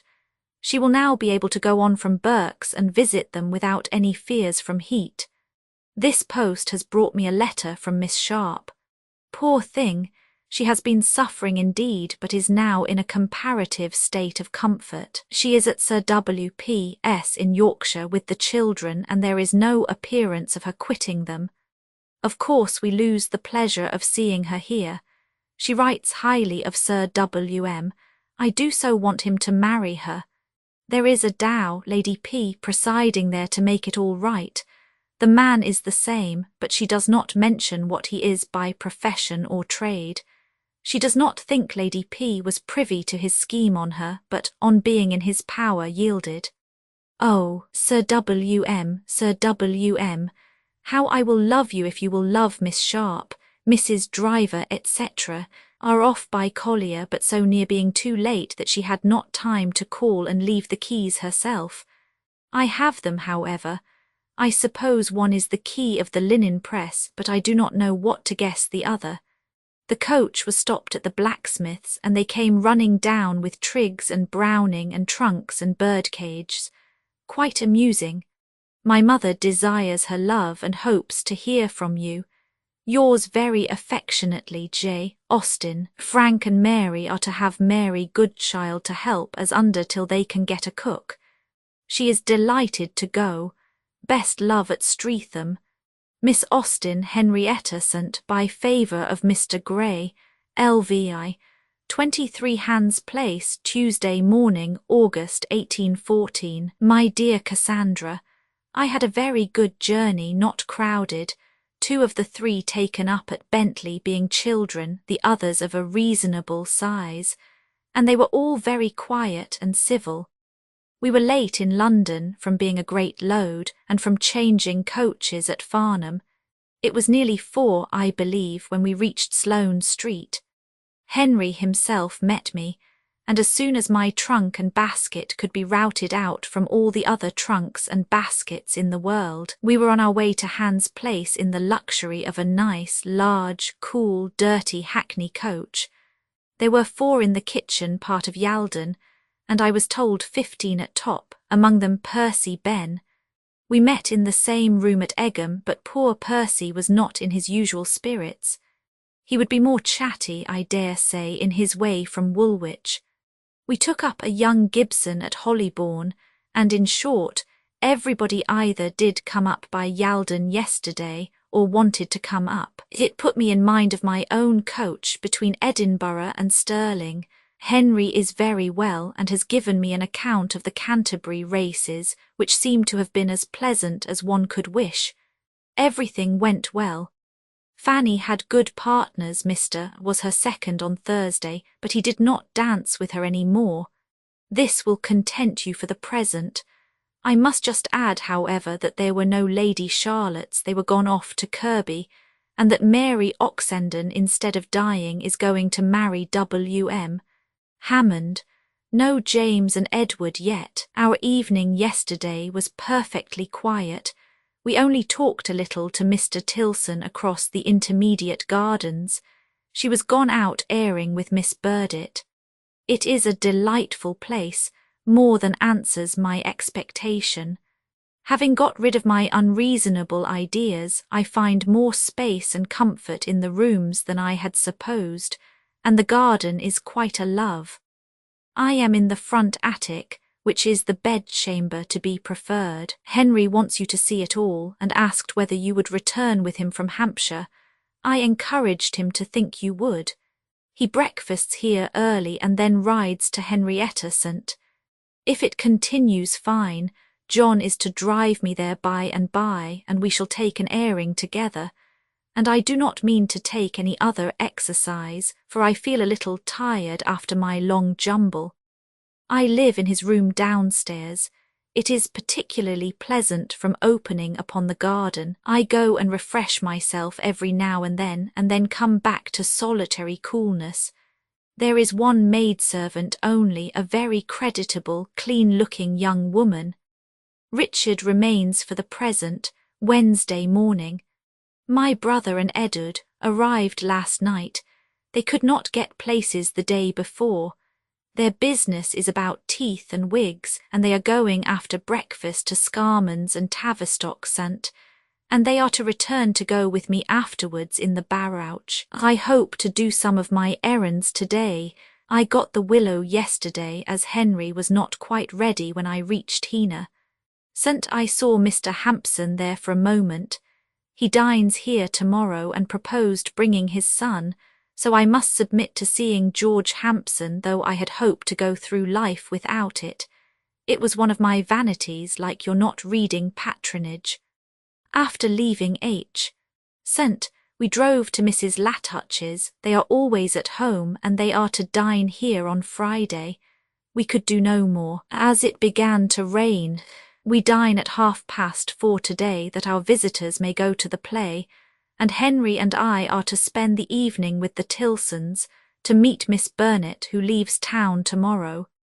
Mrs. T. called on me yesterday. Is not this all that can have happened or been arranged? Not quite. Henry wants me to see more of his Hanwell favourite, and has written to invite her to spend a day or 2 here with me.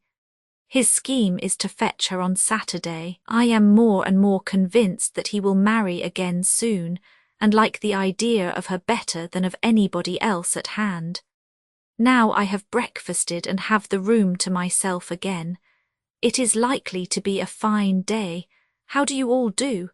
Henry talks of being at Chawton about the 1st of Sept. He has once mentioned a scheme which I should rather like, calling on the Birches and the Crutchleys in our way. It may never come to anything, but I must provide for the possibility by troubling you to send up my silk pelisse by Collier on Saturday. I feel it would be necessary on such an occasion, and be so good as to put up a clean dressing gown which will come from the wash on Friday. You need not direct it to be left anywhere. It may take its chance. We are to call for Henry between 3 and 4, and I must finish this and carry it with me, as he is not always there in the morning before the parcel is made up. And before I set off I must return Mrs. Tilson's visit. I hear nothing of the Hoblins, and abstain from all inquiry. I hope Mary Jane and Frank's gardens go on well. Give my love to them all. Nunna Hat's love to George. A great many people wanted to run up in the poach as well as me. The wheat looked very well all the way, and James says the same of his road. The same good account of Mrs. C.'s health continues and her circumstances mend. She gets farther and farther from poverty. What a comfort! Good-bye to you. Yours very truly and affectionately, Jane. All well at Steventon. I hear nothing particular of Ben, except that Edward is to get him some pencils. Miss Austen, Chawton, by favour of Mr. Gray, LVI, my dear Anna, 31. I am very much obliged to you for sending your miss. It has entertained me extremely, indeed all of us. I read it aloud to your grandmamma and Aunt Cass, and we were all very much pleased. The spirit does not droop at all. Sir Thos, Lady Helen and St. Julian are very well done, and Cecilia continues to be interesting in spite of her being so amiable. It was very fit you should advance her age. I like the beginning of Devereux Forester very much, a great deal better than if he had been very good or very bad. A few verbal corrections are all that I felt tempted to make. The principal of them is a speech of St. Julian to Lady Helen, which you see I have presumed to alter. As Lady H. is Cecilia's superior, it would not be correct to talk of her being introduced. It is Cecilia who must be introduced, and I do not like a lover speaking in the third person. It is too much like the part of Lord Overtlay, and I think it not natural. If you think differently, however, you need not mind me. I am impatient for more, and only wait for a safe conveyance to return this.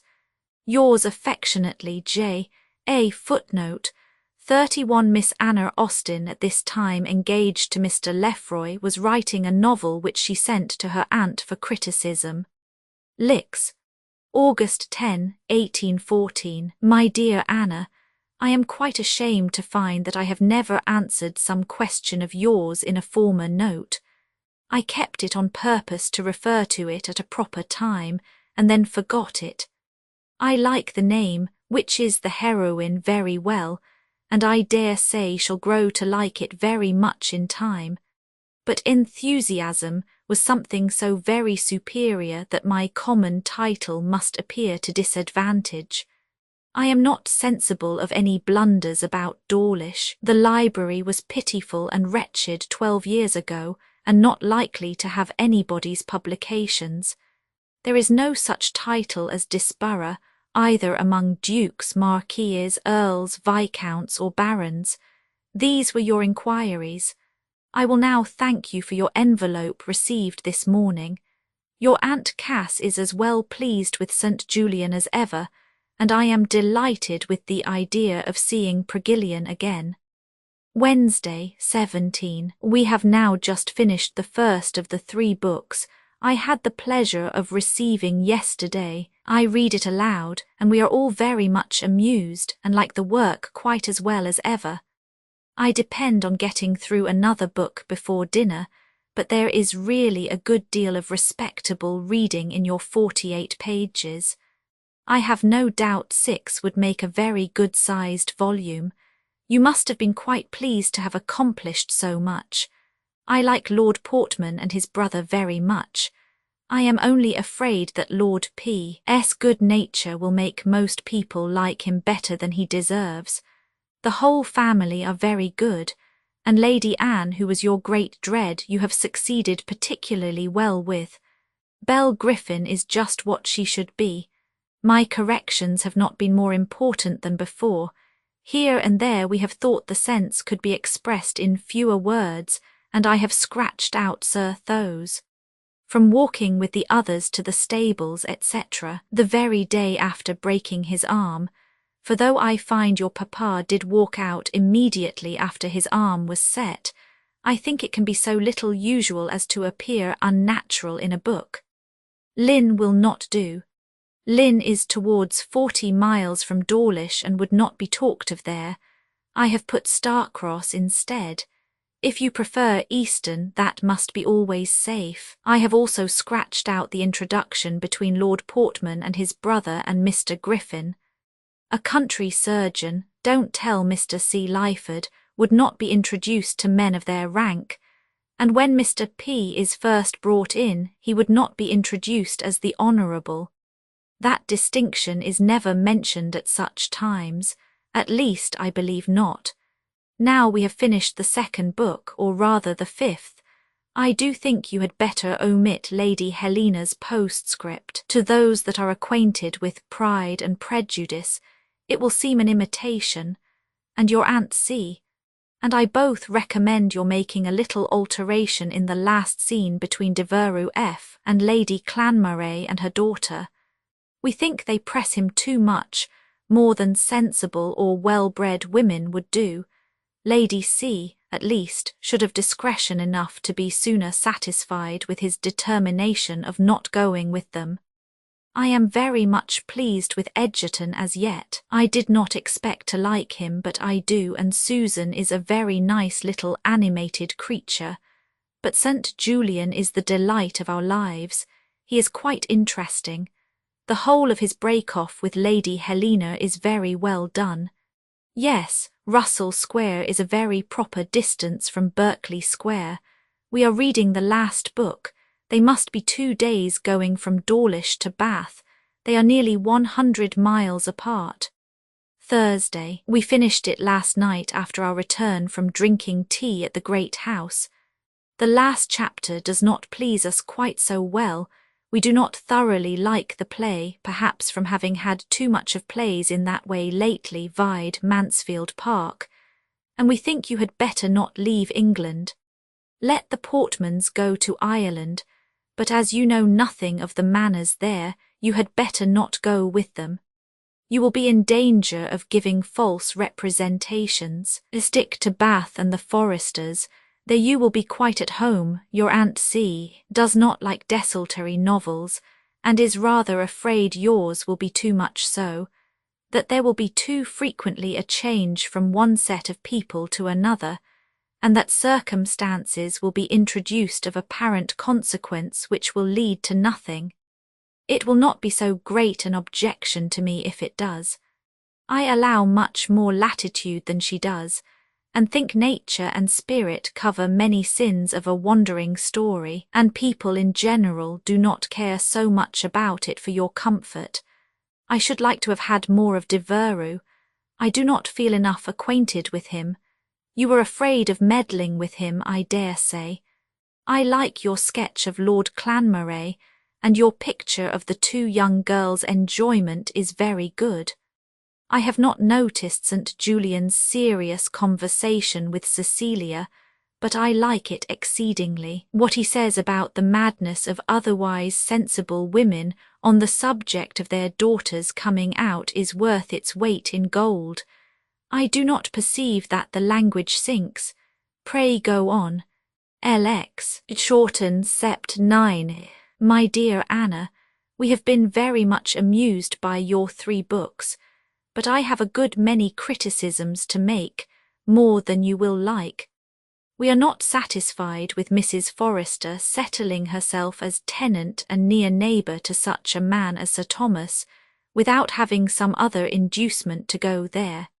She ought to have some friend living thereabouts to tempt her. A woman going with 2 girls just growing up into a neighbourhood where she knows nobody but one man of not very good character, is an awkwardness which so prudent a woman as Mrs. F. would not be likely to fall into. Remember she is very prudent. You must not let her act inconsistently. Give her a friend, and let that friend be invited by Sir Thomas H. to meet her, and we shall have no objection to her dining at the Priory as she does, but otherwise a woman in her situation would hardly go there before she had been visited by other families. I like the scene itself, the Miss Leslie, Lady Anne, and the music very much. Leslie is a noble name. Sir Thomas H., you always do very well. I have only taken the liberty of expunging one phrase of his which would not be allowable. Bless my heart, it is too familiar and inelegant. Your grandmother is more disturbed at Mrs. Forrester's not returning the Edgertons' visit sooner than by anything else. They ought to have called at the parsonage before Sunday. You describe a sweet place, but your descriptions are often more minute than will be liked. You give too many particulars of right hand and left. Mrs. Forrester is not careful enough of Susan's health. Susan ought not to be walking out so soon after heavy rains, taking long walks in the dirt. An anxious mother would not suffer it. I like your Susan very much. She is a sweet creature. Her playfulness of fancy is very delightful. I like her as she is now exceedingly, but I am not quite so well satisfied with her behaviour to George R. At first she seems all over attachment and feeling, and afterwards to have none at all. She is so extremely confused at the ball, and so well satisfied apparently with Mr. Morgan. She seems to have changed her character. You are now collecting your people delightfully, getting them exactly into such a spot as is the delight of my life. 3 or 4 families in a country village is the very thing to work on, and I hope you will do a great deal more and make full use of them while they are so very favourably arranged. You are but now coming to the heart and beauty of your story. Until the heroine grows up the fun must be imperfect, but I expect a great deal of entertainment from the next 3 or 4 books, and I hope you will not resent these remarks by sending me no more. We like the Edgertons very well. We see no blue pantaloons or cocks or hens. There is nothing to enchant one certainly in Mr. L., but we make no objection to him, and his inclination to like Susan is pleasing. The sister is a good contrast, but the name of Rachel is as much as I can bear. They are not so much like the Papillons as I expected. Your last chapter is very entertaining, the conversation on genius, etc. Mr. St. Julian and Susan both talk in character, and very well. In some former parts Cecilia is perhaps a little too solemn and good, but upon the whole her disposition is very well opposed to Susan's. Her want of imagination is very natural. I wish you could make Mrs. Forrester talk more, but she must be difficult to manage and make entertaining because there is so much good sense and propriety about her that nothing can be made very broad. Her economy and her ambition must not be staring. The papers left by Mrs. Fisher are very good. Of course one guesses something. I hope when you have written a great deal more, you will be equal to scratching out some of the past. The scene with Mrs. Mellish I should condemn. It is prosy and nothing to the purpose, and indeed the more you can find in your heart to curtail between Dawlish and Newton Priors, the better I think it will be. One does not care for girls until they are grown up. Your Aunt C.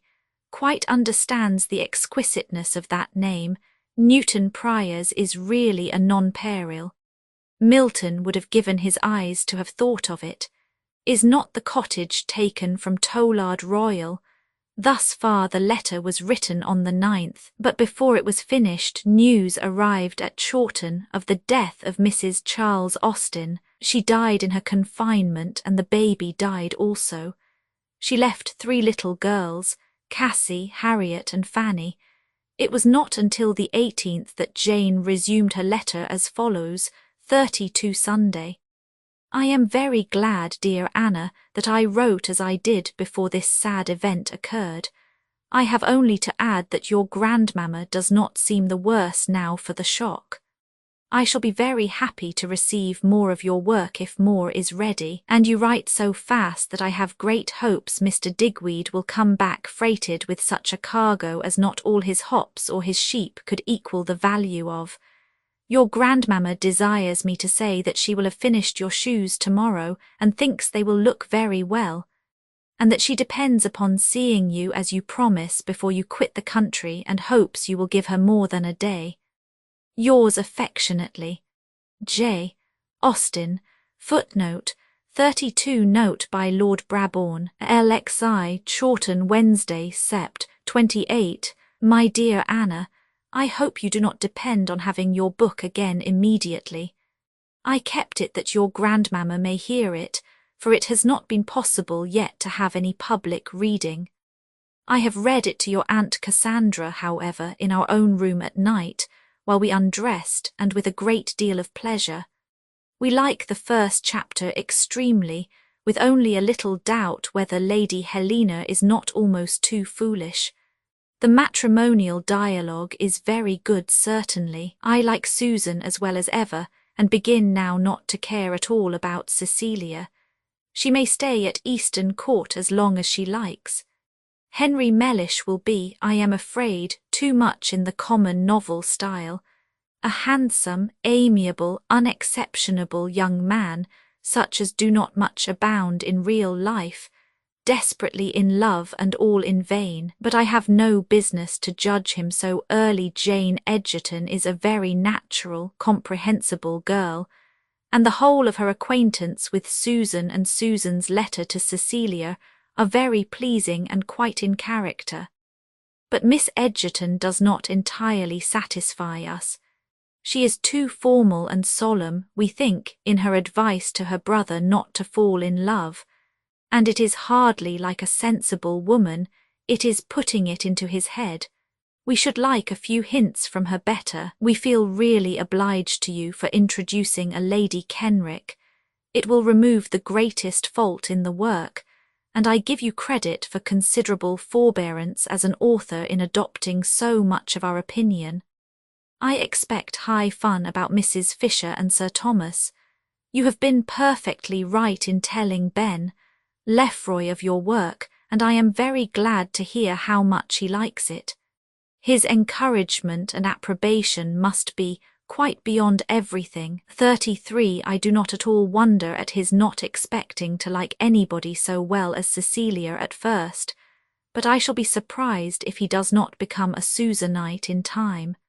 Devereux Forester's being ruined by his vanity is extremely good, but I wish you would not let him plunge into a vortex of dissipation. I do not object to the thing, but I cannot bear the expression. It is such thorough novel slang, and so old that I dare say Adam met with it in the first novel he opened. Indeed, I did very much like to know Ben's opinion. I hope he will continue to be pleased with it, and I think he must, but I cannot flatter him with there being much incident. We have no great right to wonder at his not valuing the name of Progillian. That is a source of delight which even he can hardly be quite competent to. Walter Scott has no business to write novels, especially good ones. It is not fair. He has fame and profit enough as a poet, and should not be taking the bread out of the mouths of other people. I do not like him, and do not mean to like Waverley if I can help it, but fear I must. I am quite determined, however, not to be pleased with Mrs. West's Alicia de Lacy. Should I ever meet with it, which I hope I shall not, I think I can be stout against anything written by Mrs. West. I have made up my mind to like no novels really but Miss Edgeworth's, yours and my own. What can you do with Edgerton to increase the interest for him? I wish you could contrive something, some family occurrence to bring out his good qualities more, some distress among brothers and sisters to relieve by the sale of his curacy, something to carry him mysteriously away, and then be heard of at York or Edinburgh in an old greatcoat. I would not seriously recommend anything improbable, but if you could invent something spirited for him, It would have a good effect. He might lend all his money to Captain Morris, but then he would be a great fool if he did. Cannot the Morrises quarrel and he reconcile them? Excuse the liberty I take in these suggestions.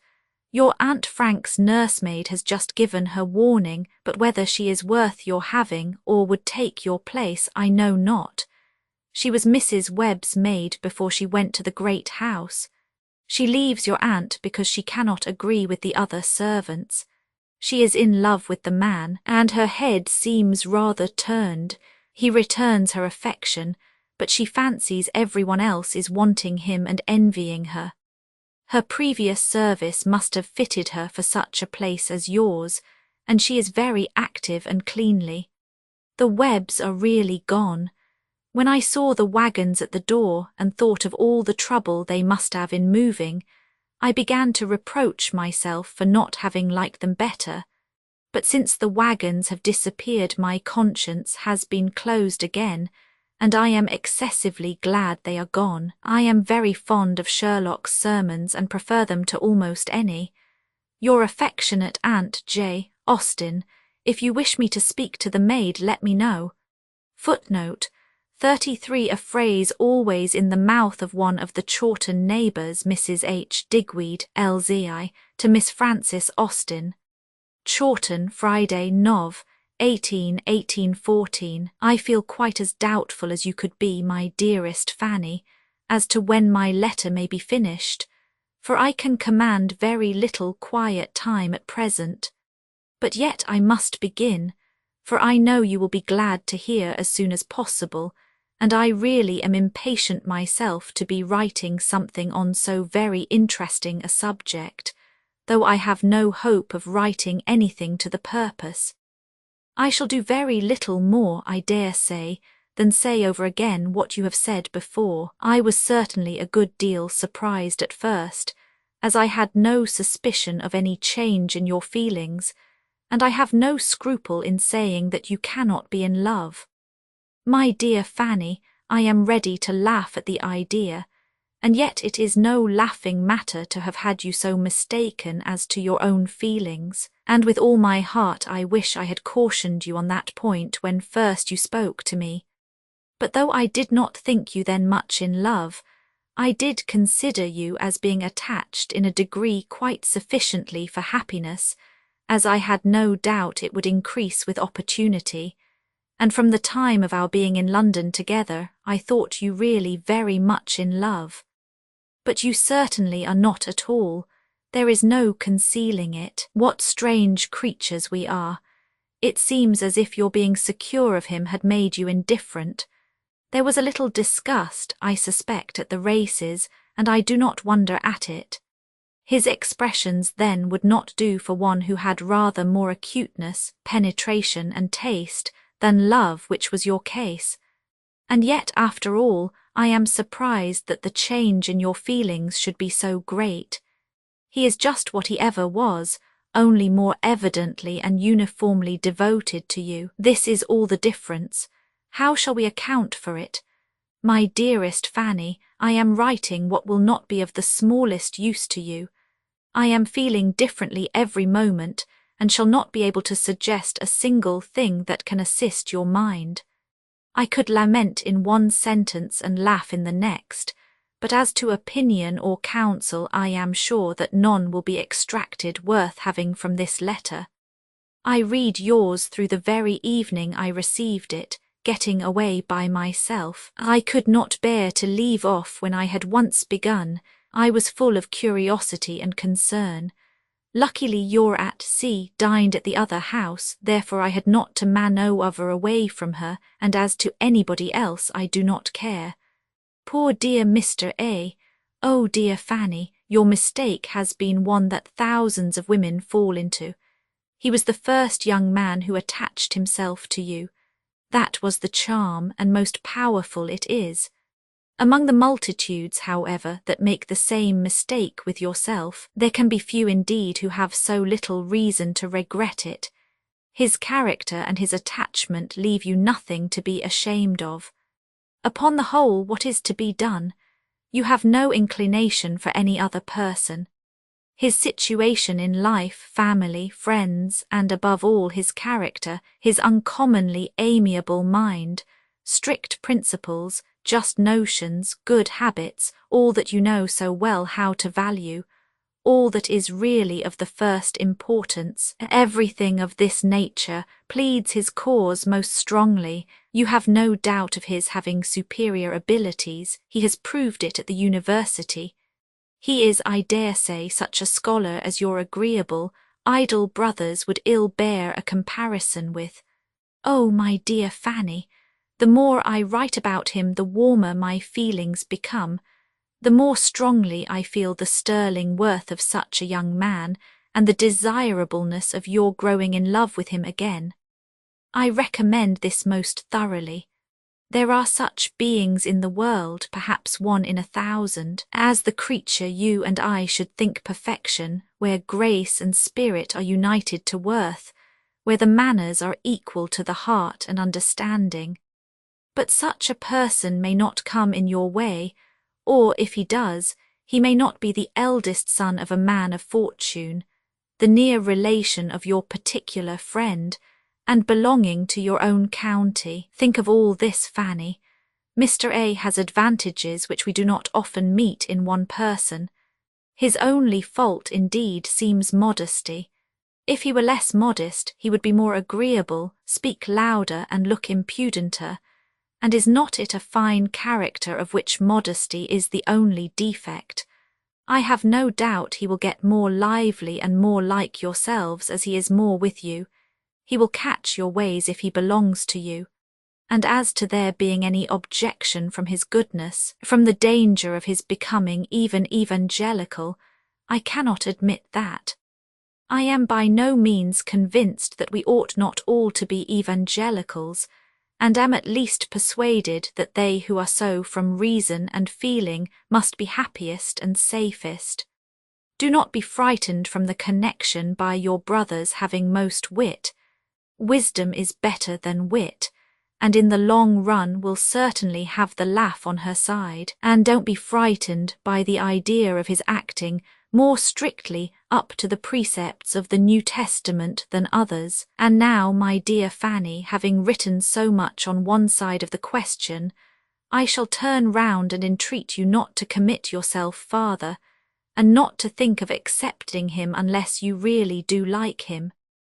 Anything is to be preferred or endured rather than marrying without affection, and if his deficiencies of manner, etc., etc., strike you more than all his good qualities, if you continue to think strongly of them, give him up at once. Things are now in such a state that you must resolve upon one or the other, either to allow him to go on as he has done, or whenever you are together behave with a coldness which may convince him that he has been deceiving himself.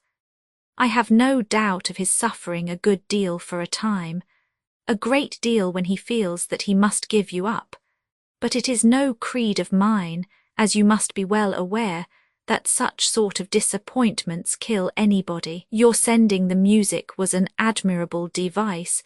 It made everything easy, and I do not know how I could have accounted for the parcel otherwise. For though your dear papa most conscientiously hunted about till he found me alone in the dining parlour, your Aunt C. had seen that he had a parcel to deliver. As it was, however, I do not think anything was suspected. We have heard nothing fresh from Anna. I trust she is very comfortable in her new home. Her letters have been very sensible and satisfactory, with no parade of happiness, which I like them the better for. I have often known young married women write in a way I did not like in that respect. You will be glad to hear that the first edition of M.P. 34 is all sold. Your Uncle Henry is rather wanting me to come to town to settle about a second edition, but as I could not very conveniently leave home now, I have written him my will and pleasure, and unless he still urges it, shall not go. I am very greedy and want to make the most of it, but as you are much above caring about money, I shall not plague you with any particulars. The pleasures of vanity are more within your comprehension, and you will enter into mine at receiving the praise which every now and then comes to me through some channel or other. Saturday. Mr. Palmer spent yesterday with us and is gone off with Cassie this morning. We have been expecting Miss Lloyd the last 2 days and feel sure of her today. Mr. Knight and Mr. Edward. Knight are to dine with us, and on Monday they are to dine with us again, accompanied by their respectable host and hostess. Sunday, your papa had given me messages to you, but they are unnecessary as he writes by this post to Aunt Louisa. We had a pleasant party yesterday, at least we found it so. It is delightful to see him so cheerful and confident. Aunt Cass and I dine at the great house today. We shall be a snug half-dozen. Miss Lloyd came as we expected yesterday and desires her love.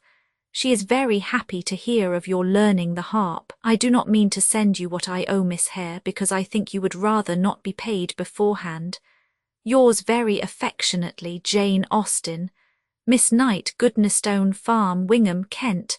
Footnote 34 Mansfield Park. LZI, Chawton, Nov. 21, 1814. My dear Anna, I met Harriet Benn yesterday.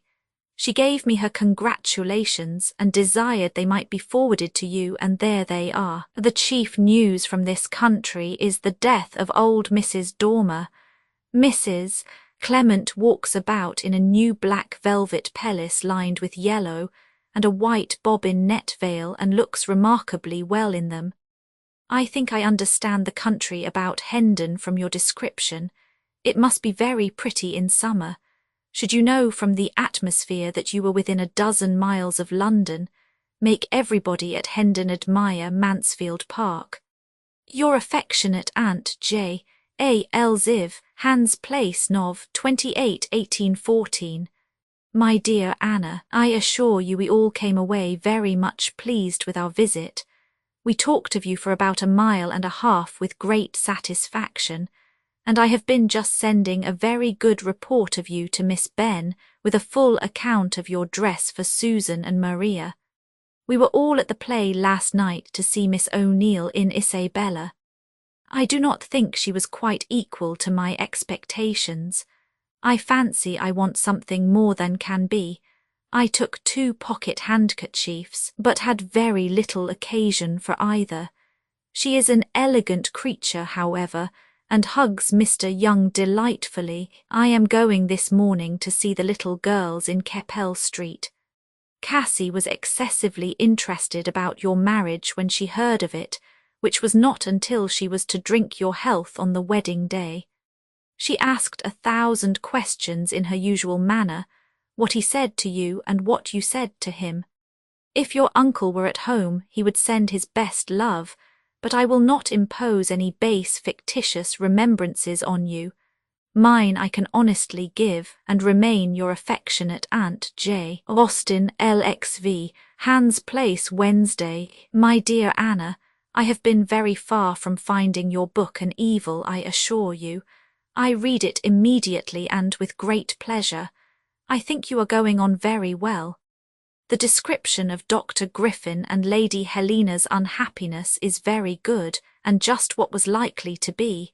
I am curious to know what the end of them will be. The name of Newton Priors is really invaluable. I never met with anything superior to it. It is delightful, and one could live on the name of Newton Priors for 12 a month. Indeed, I think you get on very fast. I only wish other people of my acquaintance could compose as rapidly. I am pleased with the dog scene and with the whole of George and Susan's love, but am more particularly struck with your serious conversations. They are very good throughout. St. Julian's history was quite a surprise to me. You had not very long known it yourself, I suspect, but I have no objection to make to the circumstance, and it is very well told. His having been in love with the aunt gives Cecilia an additional interest with him. I like the idea, a very proper compliment to an aunt. I rather imagine indeed that nieces are seldom chosen but out of compliment to some aunt or another. I dare say Ben was in love with me once, and would never have thought of you if he had not supposed me dead of scarlet fever. Yes, I was in a mistake as to the number of books. I thought I had read 3 before the 3 at Chawton, but fewer than 6 will not do. I want to see dear Belle Griffin again, and had you not better give some hint of St. Julian's early history in the beginning of the story? We shall see nothing of Streatham while we are in town, as Mrs. Hill is to lie in of a daughter. Mrs. Blackstone is to be with her. Mrs. Heathcote and Miss Big 35 are just leaving. The latter writes me word that Miss Blackford is married, but I have never seen it in the papers, and one may as well be single if the wedding is not to be in print. Your affectionate aunt, J. A. Lxvi, 23 Hans Place, Wednesday, Nov. 30, 1814. I am very much obliged to you, my dear Fanny, for your letter, and I hope you will write again soon, that I may know you to be all safe and happy at home. Our visit to Hendon will interest you, I am sure, but I need not enter into the particulars of it, as your papa will be able to answer almost every question. I certainly could describe her bedroom and her drawers and her closet better than he can, but I do not feel that I can stop to do it. I was rather sorry to hear that she is to have an instrument. It seems throwing money away. They will wish the 24 guineas in the shape of sheets and towels 6 months hence, and as to her playing, it never can be anything. Her purple pelisse rather surprised me. I thought we had known all paraphernalia of that sort. I do not mean to blame her. It looked very well, and I dare say she wanted it. I suspect nothing worse than its being got in secret, and not owned to anybody. I received a very kind note from her yesterday to ask me to come again and stay a night with them. I cannot do it, but I was pleased to find that she had the power of doing so right a thing. My going was to give them both pleasure very properly. I just saw Mr. Hayter at the play, and think his face would please me on acquaintance. I was sorry he did not dine here. It seemed rather odd to me to be in the theatre with nobody to watch for. I was quite composed myself, at leisure for all the agitated Isabella could raise. Now, my dearest Fanny, I will begin a subject which comes in very naturally. You frighten me out of my wits by your reference. Your affection gives me the highest pleasure, but indeed you must not let anything depend on my opinion. Your own feelings, and none but your own, should determine such an important point. So far, however, as answering your question, I have no scruple. I am perfectly convinced that your present feelings, supposing that you were to marry now, would be sufficient for his happiness. But when I think how very, very far it is from A now, and take everything that may be into consideration, I dare not say, determine to accept him. The risk is too great for you unless your own sentiments prompt it. You will think me perverse, perhaps. In my last letter I was urging everything in his favour, and now I am inclining the other way, but I cannot help it. I am at present more impressed with the possible evil that may arise to you from engaging yourself to him, in word or mind, than with anything else. When I consider how few young men you have yet seen much of, how capable you are, yes, I do still think you very capable of being really in love, and how full of temptation the next 6 or 7 years of your life will probably be, it is the very period of life for the strongest attachments to be formed. I cannot wish you, with your present very cool feelings, to devote yourself in honour to him.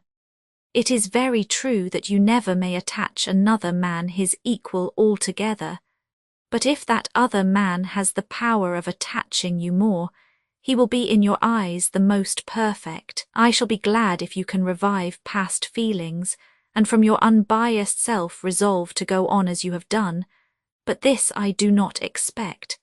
and without it I cannot wish you to be fettered. I should not be afraid of your marrying him.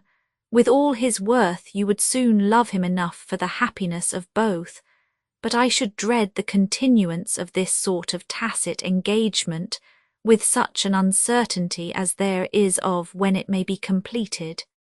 Years may pass before he is independent. You like him well enough to marry, but not well enough to wait. The unpleasantness of appearing fickle is certainly great. But if you think you want punishment for past illusions, there it is, and nothing can be compared to the misery of being bound without love, bound to one and preferring another. That is a punishment which you do not deserve. I know you did not meet, or rather will not meet today as he called here yesterday, and I am glad of it. It does not seem very likely, at least, that he should be in time for a dinner visit 60 miles off.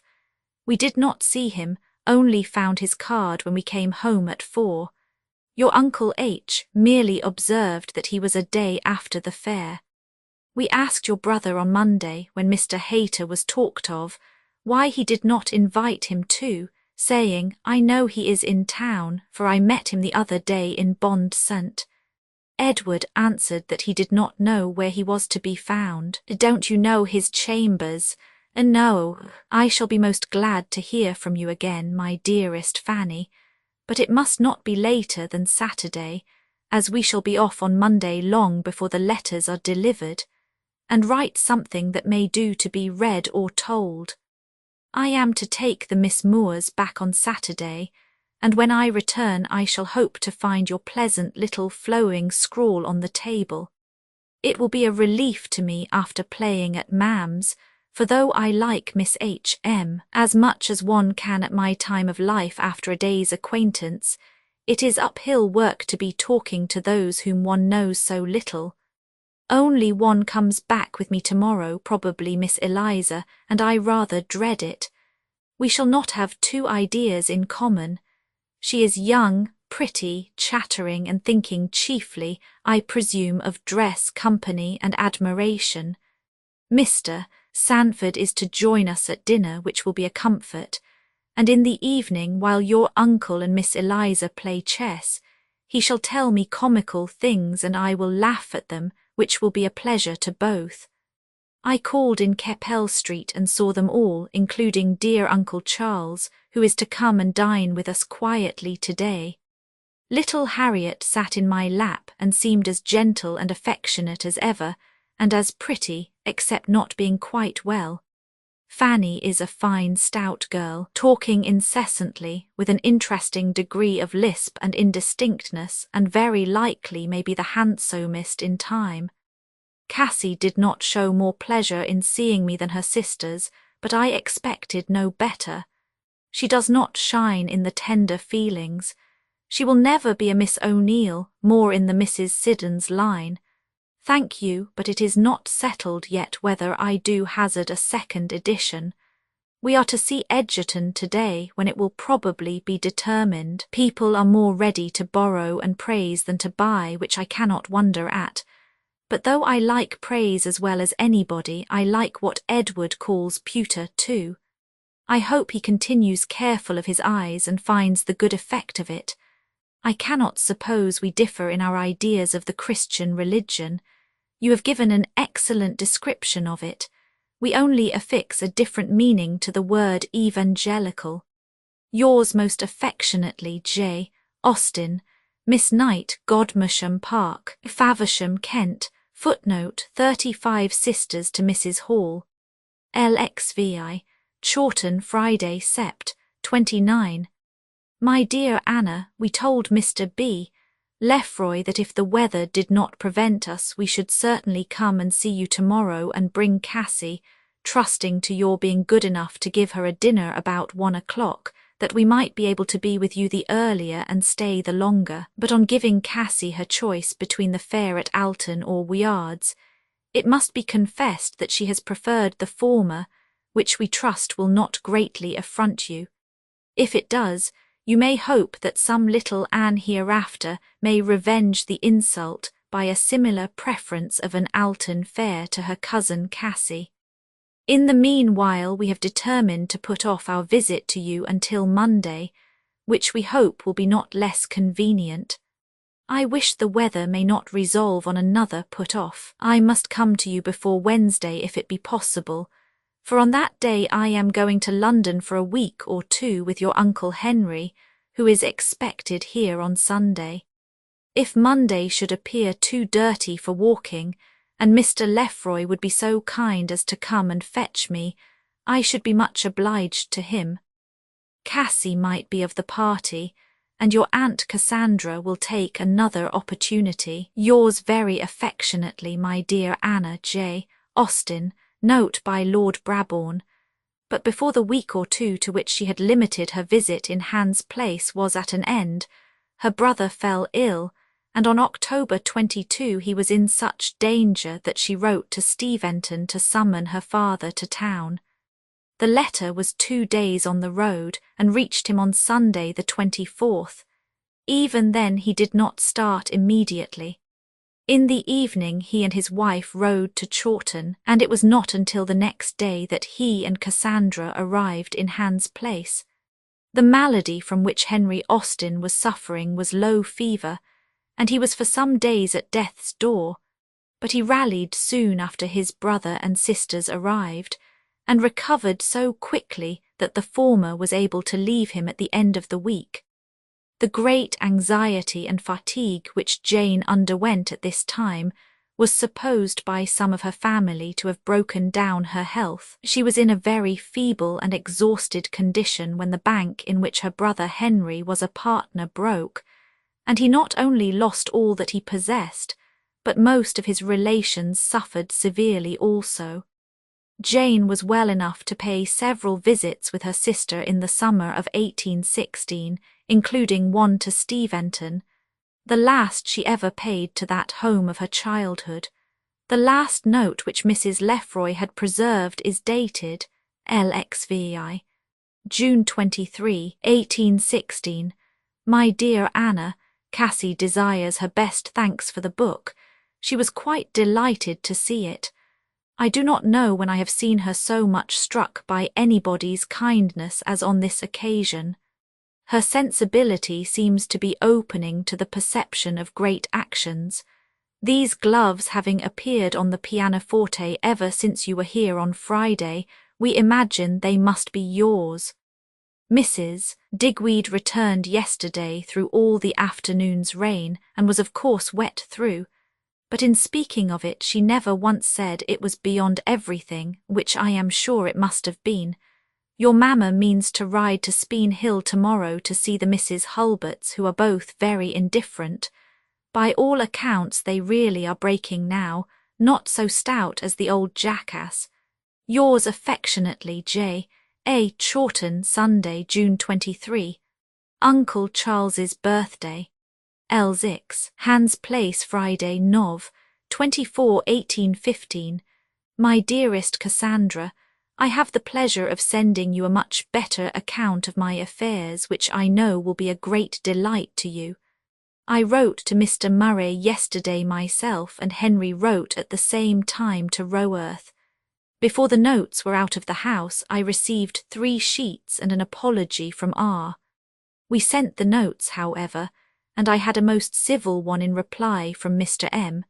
He is so very polite, indeed, that it is quite overcoming. The printers have been waiting for paper. The blame is thrown upon the stationer, but he gives his word that I shall have no further cause for dissatisfaction. He has lent us Miss Williams and Scott, and says that any book of his will always be at my service. In short, I am soothed and complimented into tolerable comfort. We had a visit yesterday from Edward. Knight and Mr. Maskell joined him here, and this morning has brought Mr. Maskell's compliments and 2 pheasants. We have some hope of Edward's coming to dinner today. He will if he can, I believe. He is looking extremely well. Tomorrow Mr. Haddon is to dine with us. There is happiness. We really grow so fond of Mr. Haddon that I do not know what to expect. He and Mr. Tilson and Mr. Phillips made up our circle of wits last night. Fanny played, and he sat and listened and suggested improvements, till Richard came in to tell him that the doctor was waiting for him at Captain Blake's, and then he was off with a speed that you can imagine. He never does appear in the least above his profession or out of humour with it, or I should think poor Captain Blake, whoever he is, in a very bad way. I must have misunderstood Henry when I told you that you were to hear from him today. He read me what he wrote to Edward. Part of it must have amused him, I am sure. One part, alas, cannot be very amusing to anybody. I wonder that with such business to worry him he can be getting better, but he certainly does gain strength, and if you and Edward were to see him now, I feel sure that you would think him improved since Monday. He was out yesterday. It was a fine sunshiny day here. In the country perhaps you might have clouds and fogs. Dare I say so? I shall not deceive you if I do as to my estimation of the climate of London. And he ventured first on the balcony and then as far as the greenhouse. He caught no cold, and therefore has done more today with great delight and self-persuasion of improvement. He has been to see Mrs. Tilson and the Mailings. By the by, you may talk to Mr. T. of his wife's being better. I saw her yesterday and was sensible of her having gained ground in the last 2 days. Evening. We have had no Edward. Our circle is formed, only Mr. Tilson and Mr. Haddon. We are not so happy as we were. A message came this afternoon from Mrs. Latouch and Miss East offering themselves to drink tea with us tomorrow, and as it was accepted, here is an end of our extreme felicity in our dinner guest. I am heartily sorry they are coming. It will be an evening spoilt to Fanny and me, another little disappointment. Mr. H. advises Henry's not venturing with us in the carriage tomorrow. If it were spring, he says, it would be a different thing. One would rather this had not been. He seems to think his going out today rather imprudent, though acknowledging at the same time that he is better than he was in the morning. Fanny has had a letter full of commissions from Goodnestone. We shall be busy about them and her own matters, I dare say, from 12 to 4. Nothing, I trust, will keep us from Keppel Street. This day has brought a most friendly letter from Mr. Fowle with a brace of pheasants. I did not know before that Henry had written to him a few days ago to ask for them. We shall live upon pheasants, no bad life. I send you 5 £1 notes for fear you should be distressed for little money. Lizzie's work is charmingly done. Shall you put it to your chintz? A sheet came in this moment. First and third vols are now at 144, second at 48. I am sure you will like particulars. We are not to have the trouble of returning the sheets to Mr. Murray any longer. The printer's boys bring and carry. I hope Mary continues to get well fast, and I send my love to little Herbert. You will tell me more of Martha's plans, of course, when you write again. Remember me most kindly to everybody, and Miss Benn besides. Yours very affectionately, J. Austen. I have been listening to dreadful insanity. It is Mr. Haddon's firm belief that a person not musical is fit for every sort of wickedness. I ventured to assert a little on the other side, but wished the cause in abler hands. Miss Austen, Chawton, LXX, Hans Place, Sunday, Nov. 26. My dearest, the parcel arrived safely, and I am much obliged to you for your trouble. It cost 2s, 10d, but as there is a certain saving of 2s, 4½d, on the other side, I am sure it is well worth doing. I send 4 pair of silk stockings, but I do not want them washed at present. In the 3 neck-handkerchiefs I include the one sent down before. These things perhaps Edward may be able to bring, but even if he is not, I am extremely pleased with his returning to you from Steventon. It is much better, far preferable. I did mention the P.R. in my note to Mr. Murray. It brought me a fine compliment in return. Whether it has done any other good I do not know, but Henry thought it worth trying. The printers continue to supply me very well. I am advanced in vol, Roman 3, to my arrowroot, upon which peculiar style of spelling there is a modest query in the margin. I will not forget Anna's arrowroot. I hope you have told Martha of my first resolution of letting nobody know that I might dedicate, etc., for fear of being obliged to do it, and that she is thoroughly convinced of my being influenced now by nothing but the most mercenary motives. I have paid 9 shillings on her account to Miss Palmer. There was no more owing. Well, we were very busy all yesterday, from 11:30 till 4 in the streets, working almost entirely for other people, driving from place to place after a parcel for Sandling which we could never find, and encountering the miseries of Grafton House to get a purple frock for Elena Bridges. We got to Keppel St. however, which was all I cared for, and though we could stay only a quarter of an hour, Fanny's calling gave great pleasure, and her sensibility still greater, for she was very much affected at the sight of the children. Poor little F looked heavy. We saw the whole party. Aunt Harriet hopes Cassie will not forget to make a pincushion for Mrs. Kelly, as she has spoken of its being promised her several times. I hope we shall see Aunt H. and the dear little girls here on Thursday. So much for the morning. Then came the dinner and Mr. Haddon, who brought good manners and clever conversation. From 7 to 8 the harp. At 8 Mrs. L. and Miss E. arrived, and for the rest of the evening the drawing-room was thus arranged. On the sofa side the 2 ladies, Henry and myself, making the best of it. On the opposite side Fanny and Mr. Haddon in 2 chairs, I believe at least they had 2 chairs, talking together uninterruptedly. Fancy the scene, and what is to be fancied next? Why, that Mr. H. dines here again tomorrow. Today we are to have Mr. Barlow. Mr. H. is reading Mansfield Park for the first time and prefers it to P and P, a hare and 4 rabbits from G.M. yesterday, so that we are stocked for nearly a week.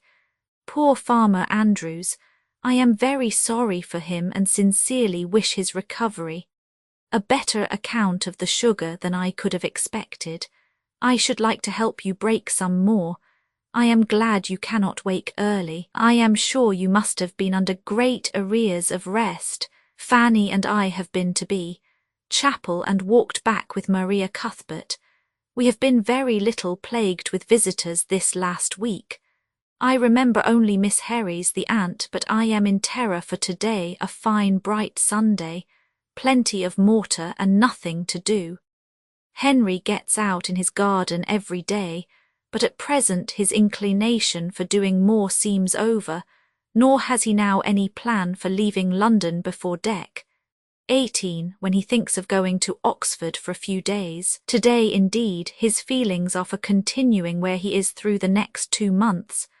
One knows the uncertainty of all this, but should it be so, we must think the best, and hope the best, and do the best. And my idea in that case is, that when he goes to Oxford I should go home, and have nearly a week of you before you take my place. This is only a silent project, you know, to be gladly given up if better things occur. Henry calls himself stronger every day, and Mr. H. keeps on approving his pulse, which seems generally better than ever, but still they will not let him be well. Perhaps when Fanny is gone he will be allowed to recover faster. I am not disappointed. I never thought the little girl at Wiard's very pretty, but she will have a fine complexion and curly hair, and pass for a beauty. We are glad the mamma's cold has not been worse, and send her our love and good wishes by every convenient opportunity. Sweet, amiable Frank, why does he have a cold too? Like Captain Mervan to Mr. Duval, 36, I wish it well over with him. Fanny has heard all that I have said to you about herself and Mr. H. Thank you very much for the sight of dearest Charles's letter to yourself. How pleasantly and how naturally he writes. and how perfect a picture of his disposition and feelings his style conveys. Poor dear fellow, not a present. I have a great mind to send him all the 12 copies which were to have been dispersed among my near connections, beginning with the P.R. 37 and ending with Countess Morley. Adieu. Yours affectionately, J. Austen. Give my love to Cassie and Mary Jane. Caroline will be gone when this reaches you. Miss Austen. Footnotes 36 characters in Miss Burney's Evelina. 37 Prince Regent, LXXI, Hans Place Saturday Deck. 2 My dear Cassandra. Henry came back yesterday and might have returned the day before if he had known as much in time. I had the pleasure of hearing from Mr. T. on Wednesday night that Mr. Seymour thought there was not the least occasion for his absenting himself any longer. I had also the comfort of a few lines on Wednesday morning from Henry himself, just after your letter was gone, giving so good an account of his feelings as made me perfectly easy. He met with the utmost care and attention at Hanwell, spent his 2 days there very quietly and pleasantly, and being certainly in no respect the worse for going, we may believe that he must be better, as he is quite sure of being himself. To make his return a complete gala, Mr. Haddon was secured for dinner. I need not say that our evening was agreeable, but you seem to be under a mistake as to Mr. H. You call him an apothecary. He is no apothecary, he has never been an apothecary, there is not an apothecary in this neighbourhood. The only inconvenience of the situation, perhaps, but so it is, we have not a medical man within reach. He is a Haddon, nothing but a Haddon, a sort of wonderful nondescript creature on 2 legs, something between a man and an angel, but without the least spice of an apothecary. He is, perhaps, the only person not an apothecary hereabouts. He has never sung to us. He will not sing without a pianoforte accompaniment. Mr. Mayers gives his 3 lessons a week, altering his days and his hours, however, just as he chooses, never very punctual and never giving good measure. I have not Fanny's fondness for masters, and Mr. Mayers does not give me any longing after them. The truth is, I think, that they are all at least music masters, made of too much consequence, and allowed to take too many liberties with their scholars' time. We shall be delighted to see Edward on Monday, only sorry that you must be losing him. A turkey will be equally welcome with himself. He must prepare for his own proper bedchamber here, as Henry moved down to the one below last week. He found the other cold. I am sorry my mother has been suffering and am afraid this exquisite weather is too good to agree with her. I enjoy it all over me from top to toe, from right to left, longitudinally, perpendicularly, diagonally, and I cannot but selfishly hope we are to have it last till Christmas, nice, unwholesome, unseasonable, relaxing, close, muggy weather. Oh, thank you very much for your long letter. It did me a great deal of good. Henry accepts your offer of making his 9 gallon of mead thankfully. The mistake of the dogs rather vexed him for a moment, but he has not thought of it since. Today he makes a 3rd attempt at his strengthening plaister, and as I am sure he will now be getting out a great deal, it is to be wished that he may be able to keep it on. He sets off this morning by the Chelsea coach to sign bonds and visit Henrietta St., and I have no doubt will be going every day to Henrietta St. Fanny and I were very snug by ourselves, as soon as we were satisfied about our invalids being safe at Hanwell. By manoeuvring and good luck we foiled all the Mailings' attempts upon us. Happily I caught a little cold on Wednesday, the morning we were in town, which we made very useful, and we saw nobody but our precious 38 and Mr. Tilson. This evening the Mailings are allowed to drink tea with us. We are in hopes, that is, we wish, Miss Palmer and the little girls may come this morning. You know, of course, that she could not come on Thursday, and she will not attempt to name any other day. God bless you. Excuse the shortness of this, but I must finish it now, that I may save you 2D. Best love. Yours affectionately, J. A. It strikes me that I have no business to give the P.R. a binding, but we will take counsel upon the question. I am glad you have put the flounce on your chintz. I am sure it must look particularly well, and it is what I had thought of. Miss Austen, Chawton, Alton, Hants. Footnote 38, probably a playful allusion to Mr. Haddon. LXZI, Chawton, Feb. 20, 1816. My dearest Fanny, you are inimitable, irresistible. You are the delight of my life. Such letters, such entertaining letters as you have lately sent, such a description of your queer little heart, such a lovely display of what imagination does. You are worth your weight in gold, or even in the new silver coinage. I cannot express to you what I have felt in reading your history of yourself, how full of pity and concern and admiration and amusement I have been. You are the paragon of all that is silly and sensible, commonplace and eccentric, sad and lively, provoking and interesting. Who can keep pace with the fluctuations of your fancy, the capriccios of your taste, the contradictions of your feelings? You are so odd and all the time so perfectly natural, so peculiar in yourself and yet so like everybody else. It is very, very gratifying to me to know you so intimately. You can hardly think what a pleasure it is to me to have such thorough pictures of your heart. Oh, what a loss it will be when you are married. You are too agreeable in your single state, too agreeable as a niece. I shall hate you when your delicious play of mind is all settled down into conjugal and maternal affections. Mr. B. frightens me. He will have you. I see you at the altar. I have some faith in Mrs. C. Cage's observation, and still more in Lizzie's, and besides I know it must be so. He must be wishing to attach you. It would be too stupid and too shameful in him to be otherwise, and all the family are seeking your acquaintance. Do not imagine that I have any real objection. I have rather taken a fancy to him than not, and I like the house for you.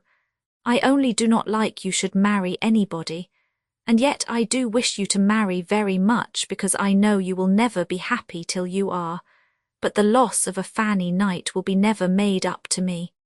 My affec. Niece F.C. B. will be but a poor substitute. I do not like your being nervous and so apt to cry. It is a sign you are not quite well, but I hope Mr. Scud, as you always write his name, your Mr. Scuds amuse me very much, will do you good. What a comfort that Cassandra should be so recovered. It was more than we had expected. I can easily believe she was very patient and very good. I always loved Cassandra for her fine dark eyes and sweet temper. I am almost entirely cured of my rheumatism, just a little pain in my knee now and then, to make me remember what it was and keep on flannel. Aunt Cassandra nursed me so beautifully. I enjoy your visit to Goodnestone. It must be a great pleasure to you. You have not seen Fanny Cage in comfort so long. I hope she represents and remonstrates and reasons with you properly. Why should you be living in dread of his marrying somebody else? Yet how natural. You did not choose to have him yourself. Why not allow him to take comfort where he can? In your conscience you know that he could not bear a companion with a more animated character. You cannot forget how you felt under the idea of its having been possible that he might have dined in Hans' place. My dearest Fanny, I cannot bear you should be unhappy about him. Think of his principles, think of his father's objection of want of money, etc., etc. But I am doing no good. No, all that I urge against him will rather make you take his part more. Sweet, perverse Fanny, and now I will tell you that we like your Henry to the utmost, to the very top of the glass, quite brimful. He is a very pleasing young man. I do not see how he could be mended. He does really bid fair to be everything his father and sister could wish, and William I love very much indeed, and so we do all. He is quite our own William. In short, we are very comfortable together, that is, we can answer for ourselves. Mrs. Deeds is as welcome as May to all our benevolence to her son. We only lamented that we could not do more, and that the 50L note we slipped into his hand at parting was necessarily the limit of our offering. Good Mrs. Deeds, scandal and gossip. Yes, I dare say you are well stocked, but I am very fond of Mrs. for reasons good. Thank you for mentioning her praise of Emma, etc. I have contributed the marking to Uncle H.'s shirts, and now they are a complete memorial of the tender regard of many. Friday, I had no idea when I began this yesterday of sending it before your brother went back, but I have written away my foolish thoughts at such a rate that I will not keep them many hours longer to stare me in the face. Much obliged for the quadrilles, which I am grown to think pretty enough, though of course they are very inferior to the cotillons of my own day. Ben and Anna walked here last Sunday to hear Uncle Henry, and she looked so pretty. It was quite a pleasure to see her, so young and so blooming and so innocent, as if she had never had a wicked thought in her life, which yet one has some reason to suppose she must have had, if we believe the doctrine of original sin. I hope Lizzie will have her play very kindly arranged for her. Henry is generally thought very good-looking, but not so handsome as Edward. I think I prefer his face. W.M. is in excellent looks, has a fine appetite, and seems perfectly well. You will have a great break-up at Godmersham in the spring. You must feel they're all going. It is very right, however. Poor Miss C. I shall pity her when she begins to understand herself. Your objection to the quadrilles delighted me exceedingly. Pretty well for a lady irrecoverably attached to one person. Sweet Fanny, believe no such thing of yourself, spread no such malicious slander upon your understanding within the precincts of your imagination. Do not speak ill of your sense merely for the gratification of your fancy. Yours is sense which deserves more honourable treatment. You are not in love with him, you never have been really in love with him. Yours very affectionately, J. Austen, Miss Knight, Godmersham Park, Faversham, Kent, LXZI. Chawton, Thursday, March 13. As to making any adequate return for such a letter as yours, my dearest Fanny, it is absolutely impossible. If I were to labour at it all the rest of my life, and live to the age of Methuselah, I could never accomplish anything so long and so perfect. But I cannot let William go without a few lines of acknowledgment and reply. I have pretty well done with Mr. By your description, he cannot be in love with you, however he may try at it, and I could not wish the match unless there were a great deal of love on his side. I do not know what to do about Jemima Branfill. What does her dancing away with so much spirit mean? That she does not care for him, or only wishes to appear not to care for him. Who can understand a young lady, poor Mrs. C. Mills, that she should die on the wrong day at last after being about it so long? It was unlucky that the Goodnestone party could not meet you, and I hope her friendly, obliging, social spirit, which delighted in drawing people together, was not conscious of the division and disappointment she was occasioning. I am sorry and surprised that you speak of her as having little to leave, and must feel for Miss Mills, though she is Molly, if a material loss of income is to attend her other loss. Single women have a dreadful propensity for being poor, which is one very strong argument in favour of matrimony. But I need not dwell on such arguments with you, pretty dear. To you I shall say, as I have often said before, do not be in a hurry, the right man will come at last. You will in the course of the next 2 or 3 years meet with somebody more generally unexceptionable than any one you have yet known, who will love you as warmly as possible, and who will so completely attract you that you will feel you never really loved before. Do none of the A.S. ever come to balls now? You have never mentioned them as being at any. And what do you hear of the Grips, or of Fanny and her husband? Aunt Cassandra walked to Wiard's yesterday with Mrs. Digweed. Anna has had a bad cold and looks pale. She has just weaned Julia. I have also heard lately from your Aunt Harriet, and cannot understand their plans in parting with Miss S., whom she seems very much to value now that Harriet and Elena are both of an age for a governess to be so useful to, especially as, when Caroline was sent to school some years, Miss Bell was still retained, though the others even then were nursery children. They have some good reason, I dare say, though I cannot penetrate it.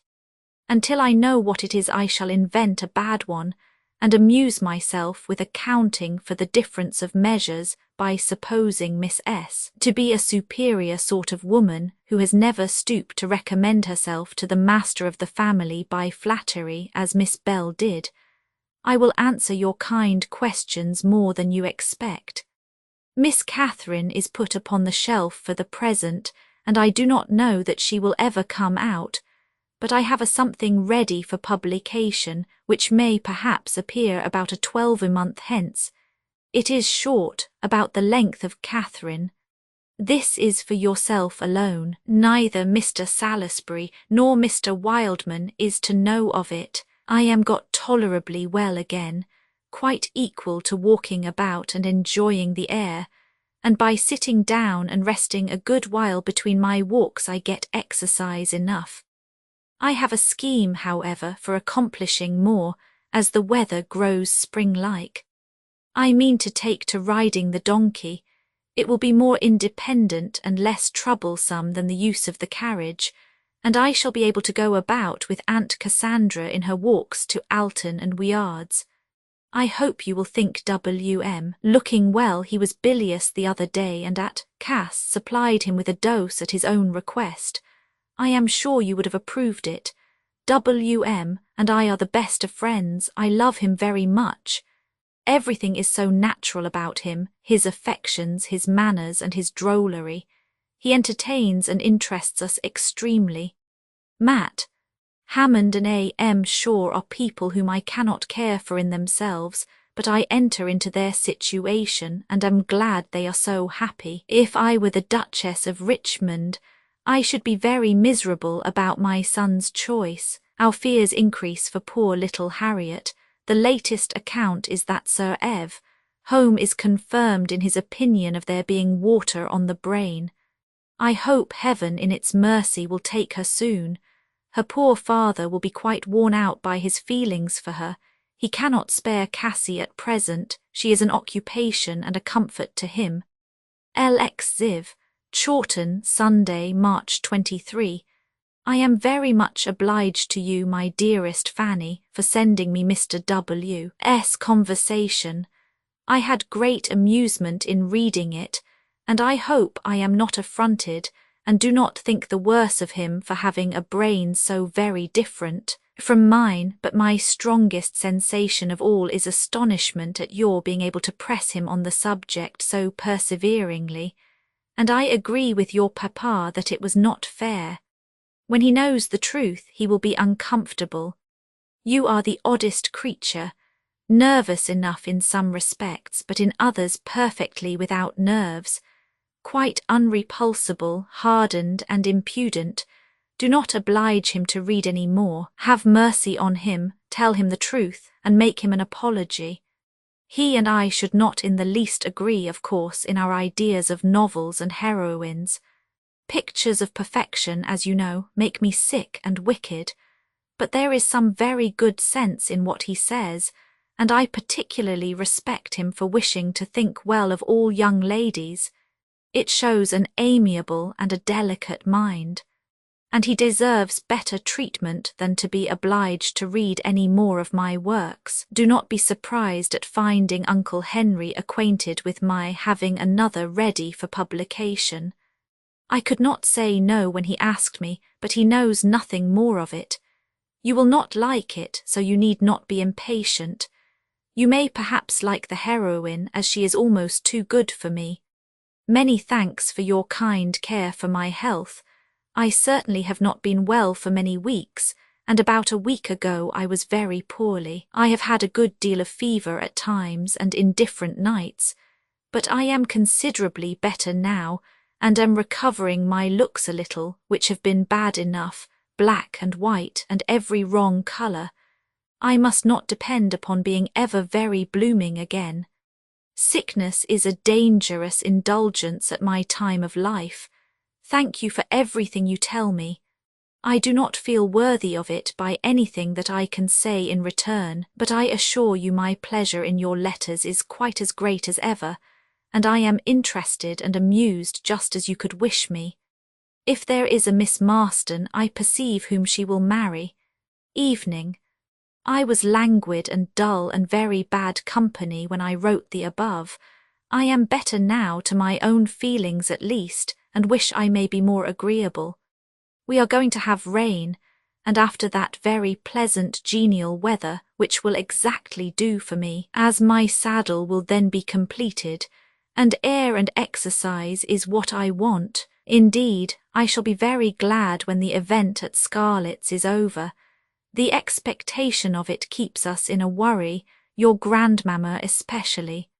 She sits brooding over evils which cannot be remedied, and conduct impossible to be understood. Now the reports from Capelsant are rather better. Little Harriet's headaches are abated, and Sir Evd is satisfied with the effect of the mercury and does not despair of a cure. The complaint, I find, is not considered incurable nowadays, provided the patient be young enough not to have the head hardened. The water in that case may be drawn off by mercury. But though this is a new idea to us, perhaps it may have been long familiar to you through your friend Mr. Scud. I hope his high renown is sustained by driving away William's cough. Tell W.M. that Triggs is as beautiful and condescending as ever, and was so good as to dine with us today, and tell him that I often play at nines and think of him. The Papillons came back on Friday night, but I have not seen them yet, as I do not venture to church. I cannot hear, however, but that they are the same Mr. P., and his sister they used to be. She has engaged a new maidservant in Mrs. Calker's room, whom she means to make also housekeeper under herself. Old Fillmore was buried yesterday, and I, by way of saying something to Triggs, observed that it had been a very handsome funeral, but his manner of reply made me suppose that it was not generally esteemed so. I can only be sure of one part being very handsome, Triggs himself, walking behind in his green coat. Mrs. Fillmore attended as chief mourner in bombazine made very short and flounced with crape. Tuesday. I have had various plans as to this letter, but at last I have determined that Uncle Henry shall forward it from London. I want to see how Canterbury looks in the direction. When once Uncle H. has left us, I shall wish him with you.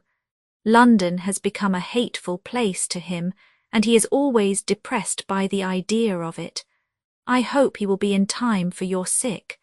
I am sure he must do that part of his duty as excellently as all the rest.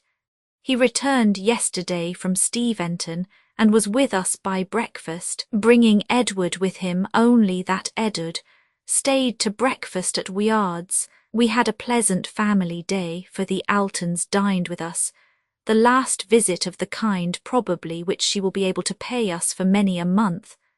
I hope your own Henry is in France, and that you have heard from him. The passage once over, he will feel all happiness. I took my first ride yesterday, and liked it very much. I went up Mounters Lane and round by where the new cottages are to be, and found the exercise and everything very pleasant, and I had the advantage of agreeable companions as at Cass, and Edward walked by my side. At Cass is such an excellent nurse, so assiduous and unwearied, but you know all that already. Very affectionately yours, J. Austen, Miss Knight, Godmersham Park, Canterbury, LXXV, Chawton, Sunday, Sept.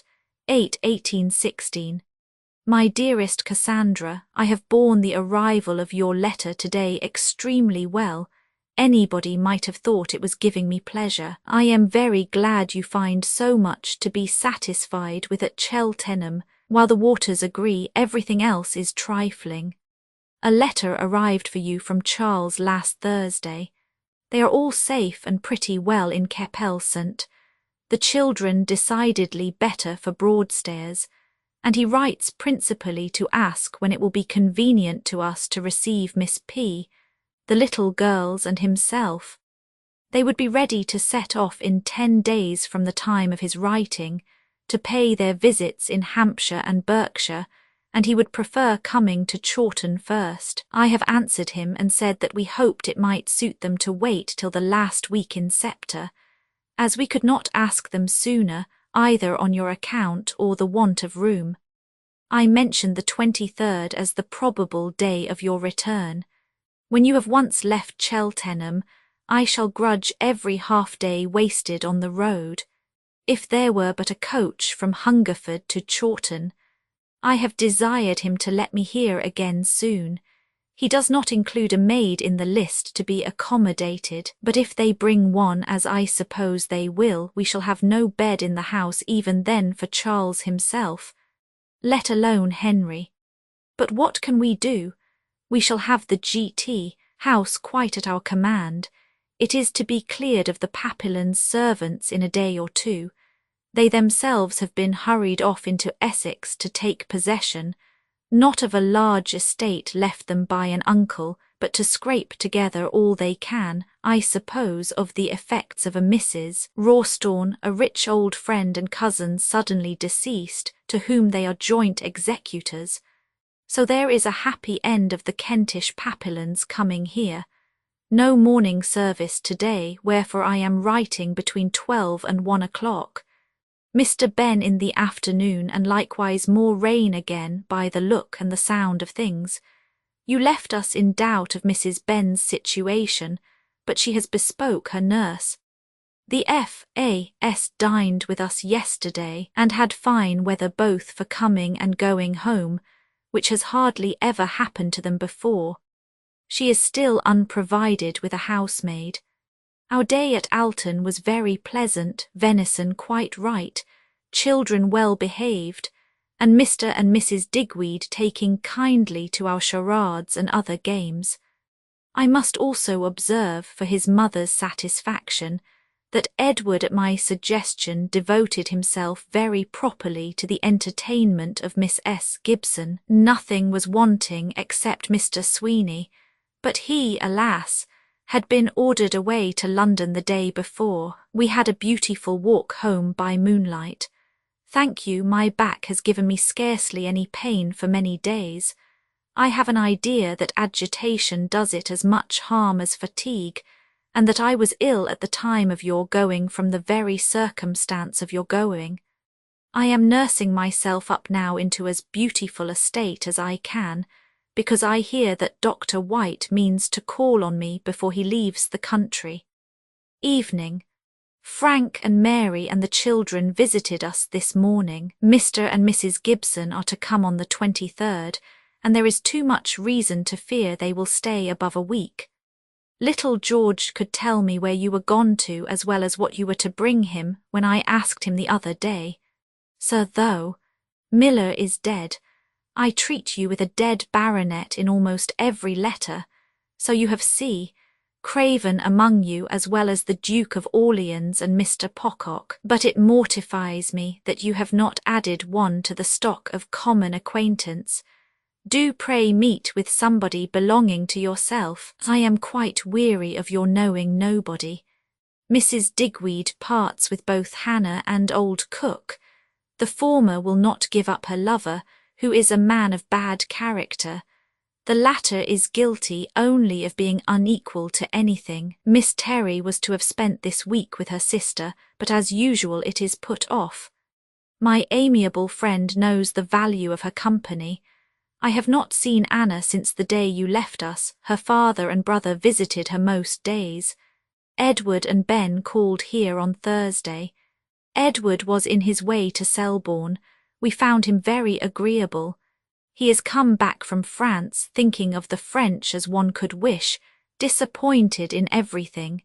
He did not go beyond Paris. I have a letter from Mrs. Perigord. She and her mother are in London again. She speaks of France as a scene of general poverty and misery. No money, no trade, nothing to be got but by the innkeepers, and as to her own present prospects, she is not much less melancholy than before. I have also a letter from Miss Sharp, quite one of her letters.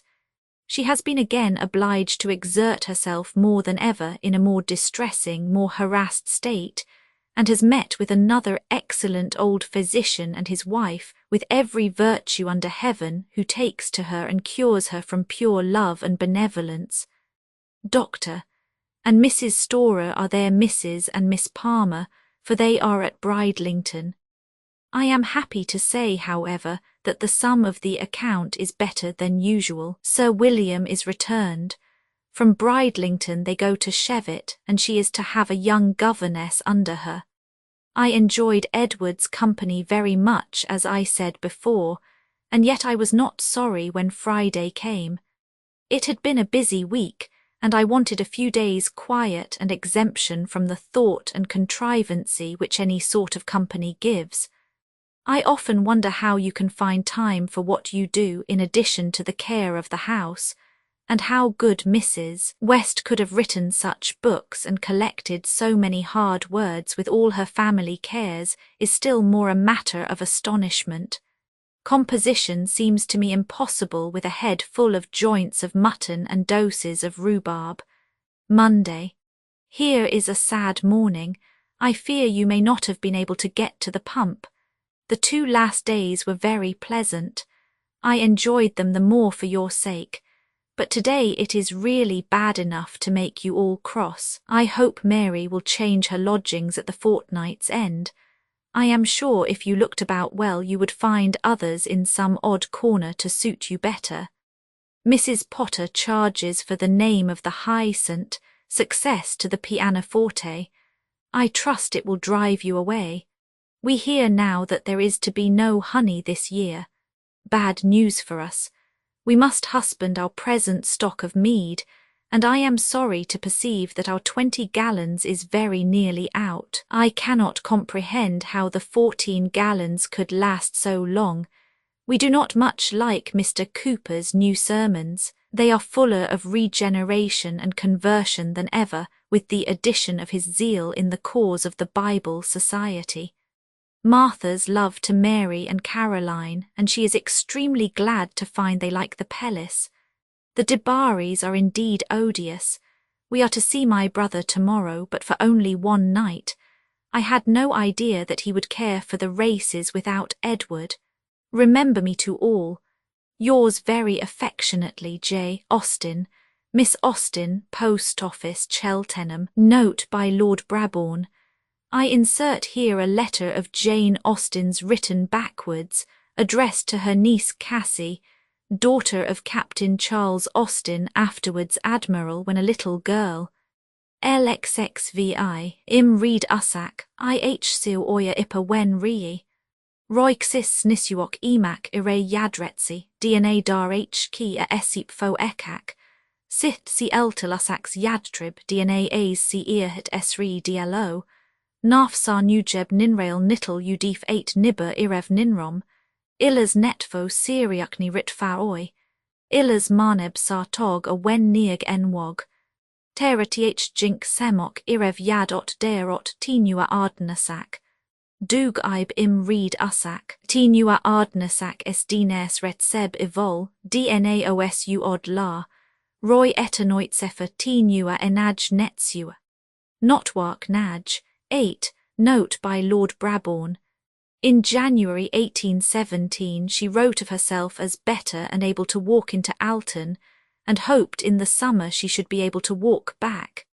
In April, her father, in a note to Mrs. Lefroy, says, "I was happy to have a good account of herself written by her own hand, in a letter from your Aunt Jane, but all who love, and that is all who know her, must be anxious on her account. We all know how well grounded that anxiety was, and how soon her relations had to lament over the loss of the dearest and brightest member of their family.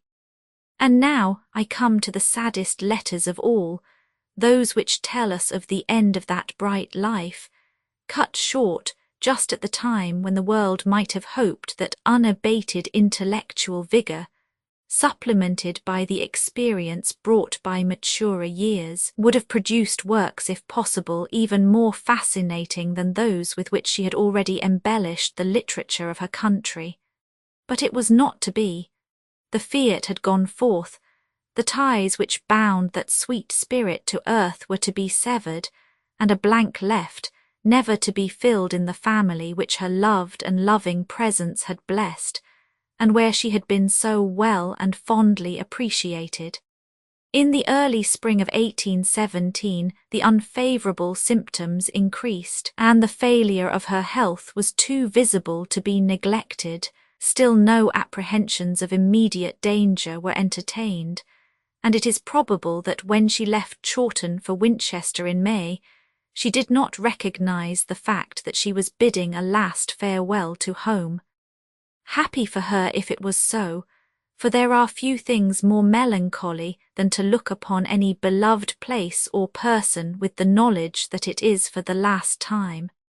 In all probability this grief was spared to Jane, for even after her arrival at Winchester she spoke and wrote as if recovery was hopeful, and I fancy that her relations were by no means aware that the end was so near.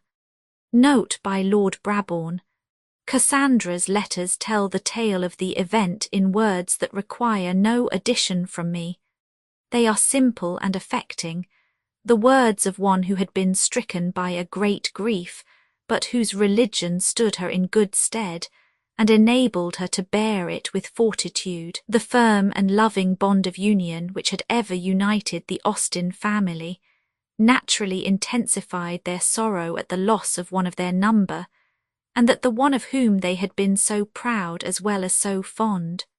They laid her within the walls of the old cathedral which she had loved so much, and went sorrowfully back to their homes, with the feeling that nothing could replace to them the treasure they had lost.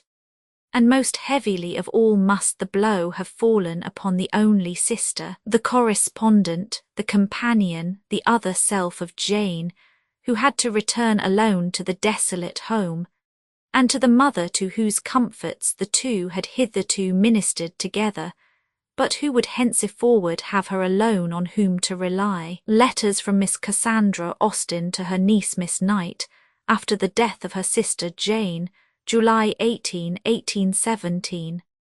LXXVI. Winchester, Sunday. My dearest Fanny, doubly dear to me now for her dear sake whom we have lost. She did love you most sincerely, and never shall I forget the proofs of love you gave her during her illness in writing those kind, amusing letters at a time when I know your feelings would have dictated so different a style. Take the only reward I can give you in the assurance that your benevolent purpose was answered. You did contribute to her enjoyment. Even your last letter afforded pleasure. I merely cut the seal and gave it to her. She opened it and read it herself afterwards. She gave it to me to read, and then talked to me a little and not uncheerfully of its contents. But there was then a languor about her which prevented her taking the same interest in anything she had been used to do. Since Tuesday evening, when her complaint returned, there was a visible change. She slept more and much more comfortably. Indeed, during the last 48 hours she was more asleep than awake. Her looks altered and she fell away, but I perceived no material diminution of strength, and though I was then hopeless of a recovery, I had no suspicion how rapidly my loss was approaching. I have lost a treasure, such a sister, such a friend as never can have been surpassed. She was the sun of my life, the gilder of every pleasure, the soother of every sorrow. I had not a thought concealed from her, and it is as if I had lost a part of myself. I loved her only too well, not better than she deserved, but I am conscious that my affection for her made me sometimes unjust to and negligent of others, and I can acknowledge more than as a general principle the justice of the hand which has struck this blow. You know me too well to be at all afraid that I should suffer materially from my feelings. I am perfectly conscious of the extent of my irreparable loss, but I am not at all overpowered and very little indisposed. Nothing but what a short time, with rest and change of air, will remove. I thank God that I was enabled to attend her to the last, and amongst my many causes of self-reproach I have not to add any wilful neglect of her comfort. She felt herself to be dying about half an hour before she became tranquil and apparently unconscious. During that half hour was her struggle, poor soul. She said she could not tell us what she suffered, though she complained of little fixed pain. When I asked her if there was anything she wanted, her answer was she wanted nothing but death, and some of her words were, "God grant me patience, pray for me, oh, pray for me." Her voice was affected, but as long as she spoke, she was intelligible. I hope I do not break your heart, my dearest Fanny, by these particulars. I mean to afford you gratification whilst I am relieving my own feelings. I could not write so to anybody else. Indeed, you are the only person I have written to at all, excepting your grandmamma. It was to her, not your Uncle Charles, I wrote on Friday.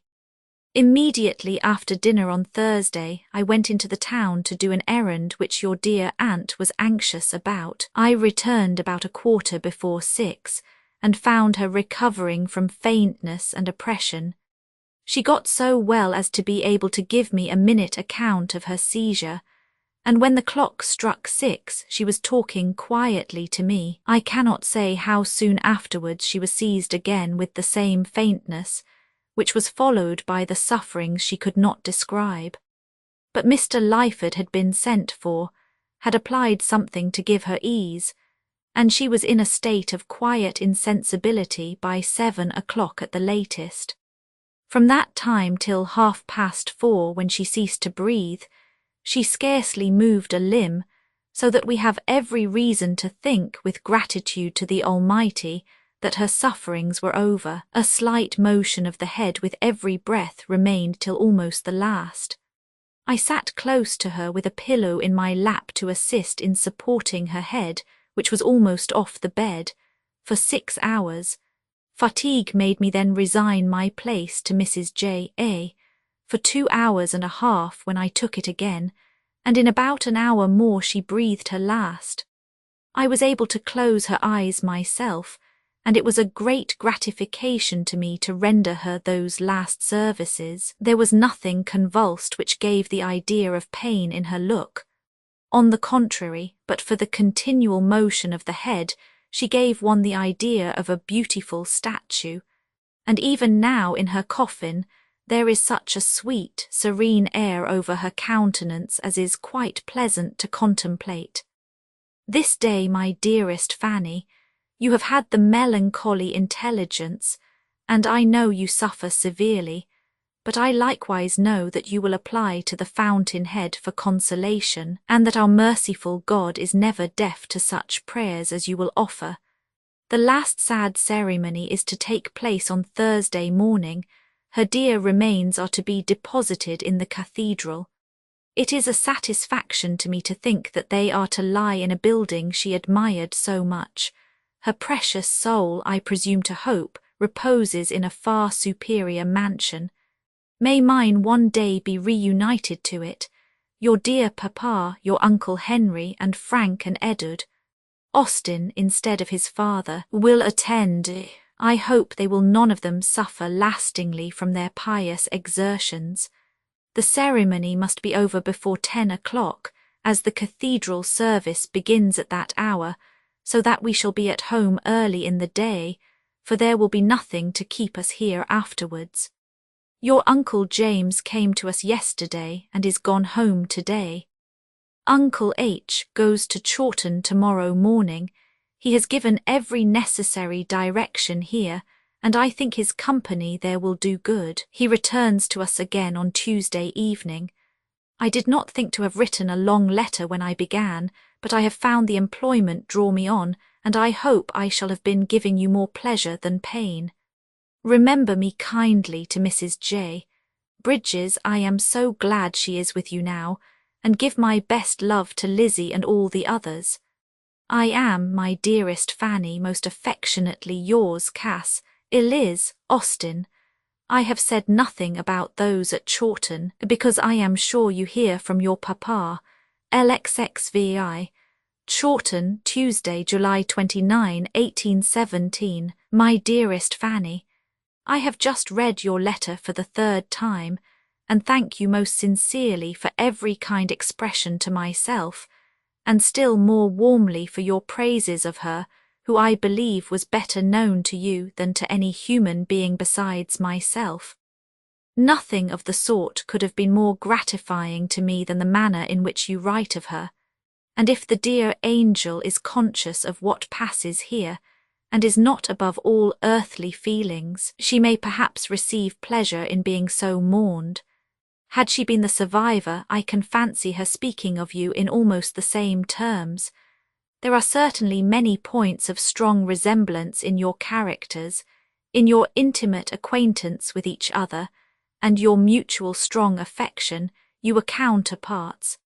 Thursday was not so dreadful a day to me as you imagined. There was so much necessary to be done that there was no time for additional misery. Everything was conducted with the greatest tranquillity, and but that I was determined I would see the last, and therefore was upon the listen, I should not have known when they left the house. I watched the little mournful procession the length of the street, and when it turned from my sight, and I had lost her forever, even then I was not overpowered, nor so much agitated as I am now in writing of it. Never was human being more sincerely mourned by those who attended her remains than was this dear creature. May the sorrow with which she is parted with on earth be a prognostic of the joy with which she is hailed in heaven. I continue very tolerably well, much better than anyone could have supposed possible, because I certainly have had considerable fatigue of body as well as anguish of mind for months back. But I really am well, and I hope I am properly grateful to the Almighty for having been so supported. Your grandmamma, too, is much better than when I came home. I did not think your dear papa appeared unwell, and I understand that he seemed much more comfortable after his return from Winchester than he had done before. I need not tell you that he was a great comfort to me. Indeed, I can never say enough of the kindness I have received from him and from every other friend. I get out of doors a good deal, and am able to employ myself. Of course those employments suit me best which leave me most at leisure to think of her I have lost, and I do think of her in every variety of circumstance, in our happy hours of confidential intercourse, in the cheerful family party which she so ornamented in her sick room on her death-bed, and as I hope an inhabitant of heaven. Oh, if I may one day be reunited to her there! I know the time must come when my mind will be less engrossed by her idea, but I do not like to think of it. If I think of her less as on earth, God grant that I may never cease to reflect on her as inhabiting heaven, and never cease my humble endeavours, when it shall please God to join her there. In looking at a few of the precious papers which are now my property, I have found some memorandums, amongst which she desires that one of her gold chains may be given to her god-daughter Louisa, and a lock of her hair be set for you. You can need no assurance, my dearest Fanny, that every request of your beloved aunt will be sacred with me. Be so good as to say whether you prefer a brooch or ring. God bless you, my dearest Fanny. Believe me most affectionately yours, Cass Elizabeth, Austen, Miss Knight, Godmersham Park, Canterbury. The end. Transcriber's notes, page 38. I did not print in the text and has been added. The space was there but the ink was not. I dare say to have another, page 47, period added to end of sentence. As above, the space was in the text but the character was not. Confusion and great comfort. Page 107, another letter missing, are added to text for respect, feelings with respect to it. Page 127, footnote 9, period added to abbreviation, Mrs. Lee Perrott. Page 137, leet changed to late, in the late weather. Page 145, period added to end of footnote 11, heroine of Miss Burney's novel. Page 150, Miss at bottom of letter's address was originally in small capitals. As the rest of the text does not use small capitals, this was changed to follow the rest of the text's format. Miss Austen, Edward Austen's esque. Page 166, repeated word not removed from text. Original read. He did not think she would. Page 331. I did not print in acquaintance with each other. Updated editions will replace the previous one. The old editions will be renamed. Creating the works from print editions not protected by U.S. copyright law means that no one owns a United States copyright in these works, so the Foundation and you can copy and distribute it in the United States without permission and without paying copyright royalties.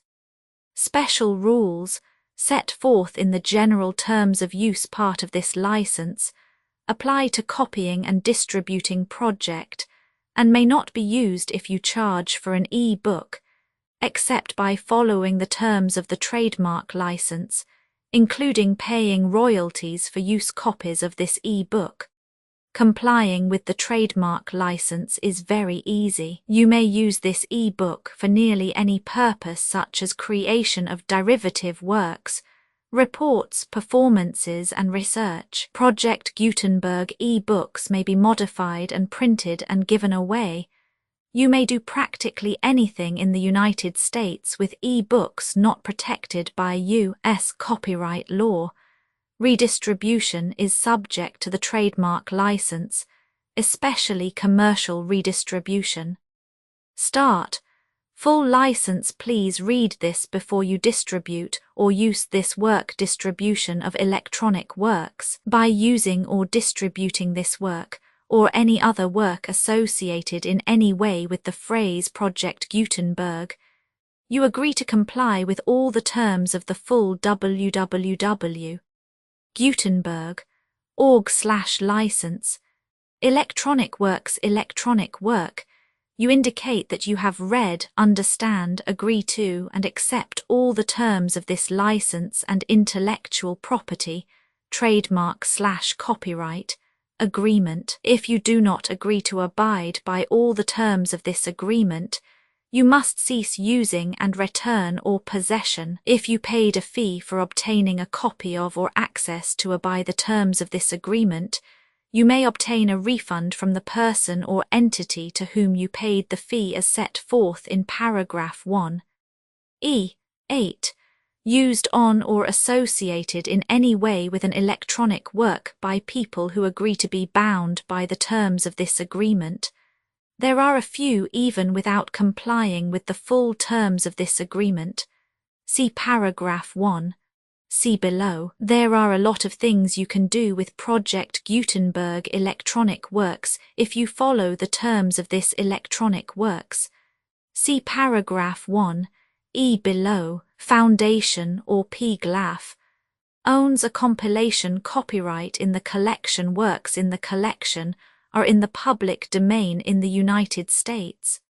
If an individual work is unprotected by copyright law in the United States, and you are located in the United States, We do not claim a right to prevent you from copying, distributing, performing, displaying, or creating derivative works based on the work as long as works in compliance with the terms of this agreement, for keeping the comply with the terms of this agreement by keeping this work in the you share it without charge with others. 1. D. The copyright laws of the place where you are located also govern what you can do with this work.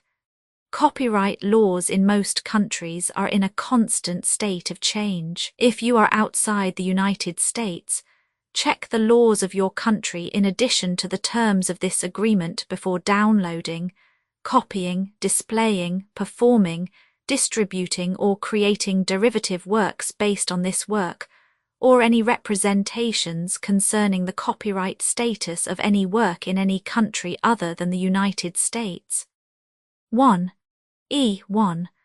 The following sentence with active links to or other performed, viewed, copied, or distributed. This e-book is for the use of anyone anywhere in the United States and most other parts of the world at no cost and with almost no restrictions whatsoever. You may copy it, give it away, or reuse it under the terms at www.gutenberg.org. If you are not located in the United States, you will have to check the laws of the country where you are located before using this e-book. Derived from texts not protected by U.S. copyright law, does not contain a notice indicating that it is posted with permission of the copyright holder. The work can be copied and distributed to anyone in the United States without paying any fees or charges. If you are redistributing or providing access to a work with the phrase Project Gutenberg associated with or appearing on the work, you must comply either with the requirements of paragraphs 1, E 1 through 1, E 7 or trademark as set forth in paragraphs 1, E 8 or 1 E 9, with the permission of the copyright holder. Your use and distribution must comply with both paragraphs 1, E1 through 1, E7 and any additional terms imposed by the copyright holder. Additional terms posted with the permission of the copyright holder found at the beginning of this work. License terms from this work or any files containing a part of this one. E. 5. Do not copy, display, perform, distribute or redistribute this electronic work, or any part of this electronic work, without prominently displaying the sentence set forth in paragraph 1. E1 with active links or immediate access to the full terms of the Project Gutenberg license. 1. E6. You may convert to and distribute this work in any binary, compressed, marked up, non-proprietary or proprietary form, including any word processing or hypertext form. However, if you provide access other than plain vanilla ASCII or other format used in the official www.gutenberg.org, you must at no additional cost, fee or expense to the user provide a copy, a means of exporting a copy, or a means of obtaining a copy upon request, of the work in its original plain vanilla ASCII or other form. Any alternate format must include the 1. E7. Do not charge a fee for access to viewing, displaying unless you comply with paragraph 1. E8 or 1. E9, 1, E8. You may charge a reasonable fee for copies of or provided that you pay a royalty fee of 20% of the gross profits you derive from you, already used to calculate your applicable taxes. The fee is owed agreed to donate royalties under this paragraph to the Project Gutenberg Literary Archive Foundation. Royalty payments must be paid within 60 days following each date on which you prepare, or are legally required to prepare, your periodic tax returns. Royalty payments should be clearly marked as such and sent to the Project Gutenberg Literary Archive Foundation at the address specified in Literary Archive Foundation. You provide a full refund of any money paid by a user who notifies you in writing or by email within 30 days of receipt that S/he license. You must require such a user to return or destroy all copies of the works possessed in a physical medium and discontinue works. You provide, in accordance with paragraph 1, F3, a full refund of any money paid for a work or a replacement copy if a defect in the electronic work is discovered and reported to you within 90 days of receipt of the work. You comply with all other terms of this agreement for free. 1. E9. If you wish to charge a fee or distribute a Project Gutenberg trademark electronic work or group of works on different terms than are set forth in this agreement, you must obtain permission in writing forth in section 3 below. 1. F. Effort to identify, do copyright research on, transcribe and proofread works not protected by U.S. copyright law in creating the project electronic works, and the medium on which they may be stored, may contain defects, such as but not limited to incomplete, inaccurate or corrupt data, transcription errors, a copyright or other intellectual property infringement, a defective or damaged disk or other medium, a computer virus or computer codes that damage or cannot be read by your equipment. 1. F2. Limited warranty. Disclaimer of damages except for the right of replacement or refund, described in paragraph 1. F3. The Project Gutenberg Literary Archive Foundation, the owner of the Project Gutenberg trademark, and any other party distributing a Project Gutenberg trademark electronic work under this agreement, disclaim all liability to you for damages, costs and expenses, including legal fees. You agree that you have no remedies for negligence, strict liability, breach of warranty or breach of contract, except those provided in paragraph 1. F3.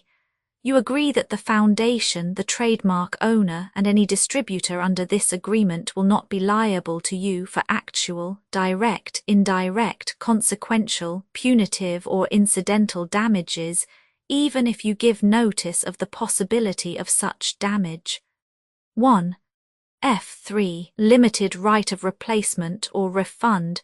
If you discover a defect in this electronic work within 90 days of receiving it, you can receive a refund of the money, if any, you paid for it by sending a written explanation to the person you received the work from. If you received the work on a physical medium, you must return the medium with your written explanation. The person or entity that provided you with the defective work may elect to provide a replacement copy in lieu of a refund. If you received the work electronically, the person or entity providing it to you may choose to give you a second opportunity to receive the work electronically in lieu of a refund. If the second copy is also defective, you may demand a refund in writing without further opportunities to fix the problem. 1 F4. Except for the limited right of replacement or refund set forth in paragraph 1. F3. This work is provided to you as is, with no other warranties of any kind, express or implied, including but not limited to warranties of merchantability or fitness for any purpose. 1. F5. Some states do not allow disclaimers of certain implied warranties or the exclusion or limitation of certain types of damages. If any disclaimer or limitation set forth in this agreement violates the law of the state applicable to this agreement, the agreement shall be interpreted to make the maximum disclaimer or limitation permitted by the applicable state law. The invalidity or unenforceability of any provision of this agreement shall not void the remaining provisions. 1. 6. Indemnity. You agree to indemnify and hold the foundation, the trademark owner, any agent or employee of the foundation, anyone accordance with this agreement, and any volunteers associated with the electronic works, harmless from all liability, costs and expenses, including legal fees, that arise directly or indirectly from any of the following which you do or cause to occur. A. Distribution of this defect you cause. Electronic works in formats readable by the widest variety of computers, including obsolete, old, middle-aged, and new computers. It exists because of the efforts of hundreds of volunteers and donations from people in all walks of life. Volunteers and financial support to provide volunteers with the remain freely available for generations to come. In 2001, the Project Gutenberg Literary Archive Foundation was created to provide a secure archive foundation, and how your efforts and donations can help. See sections 3 and 4 and the foundation information page at www.gutenberg.org 501. C. 3. Educational corporation organized under the laws of the state of Mississippi and granted tax-exempt status by the Internal Revenue Service.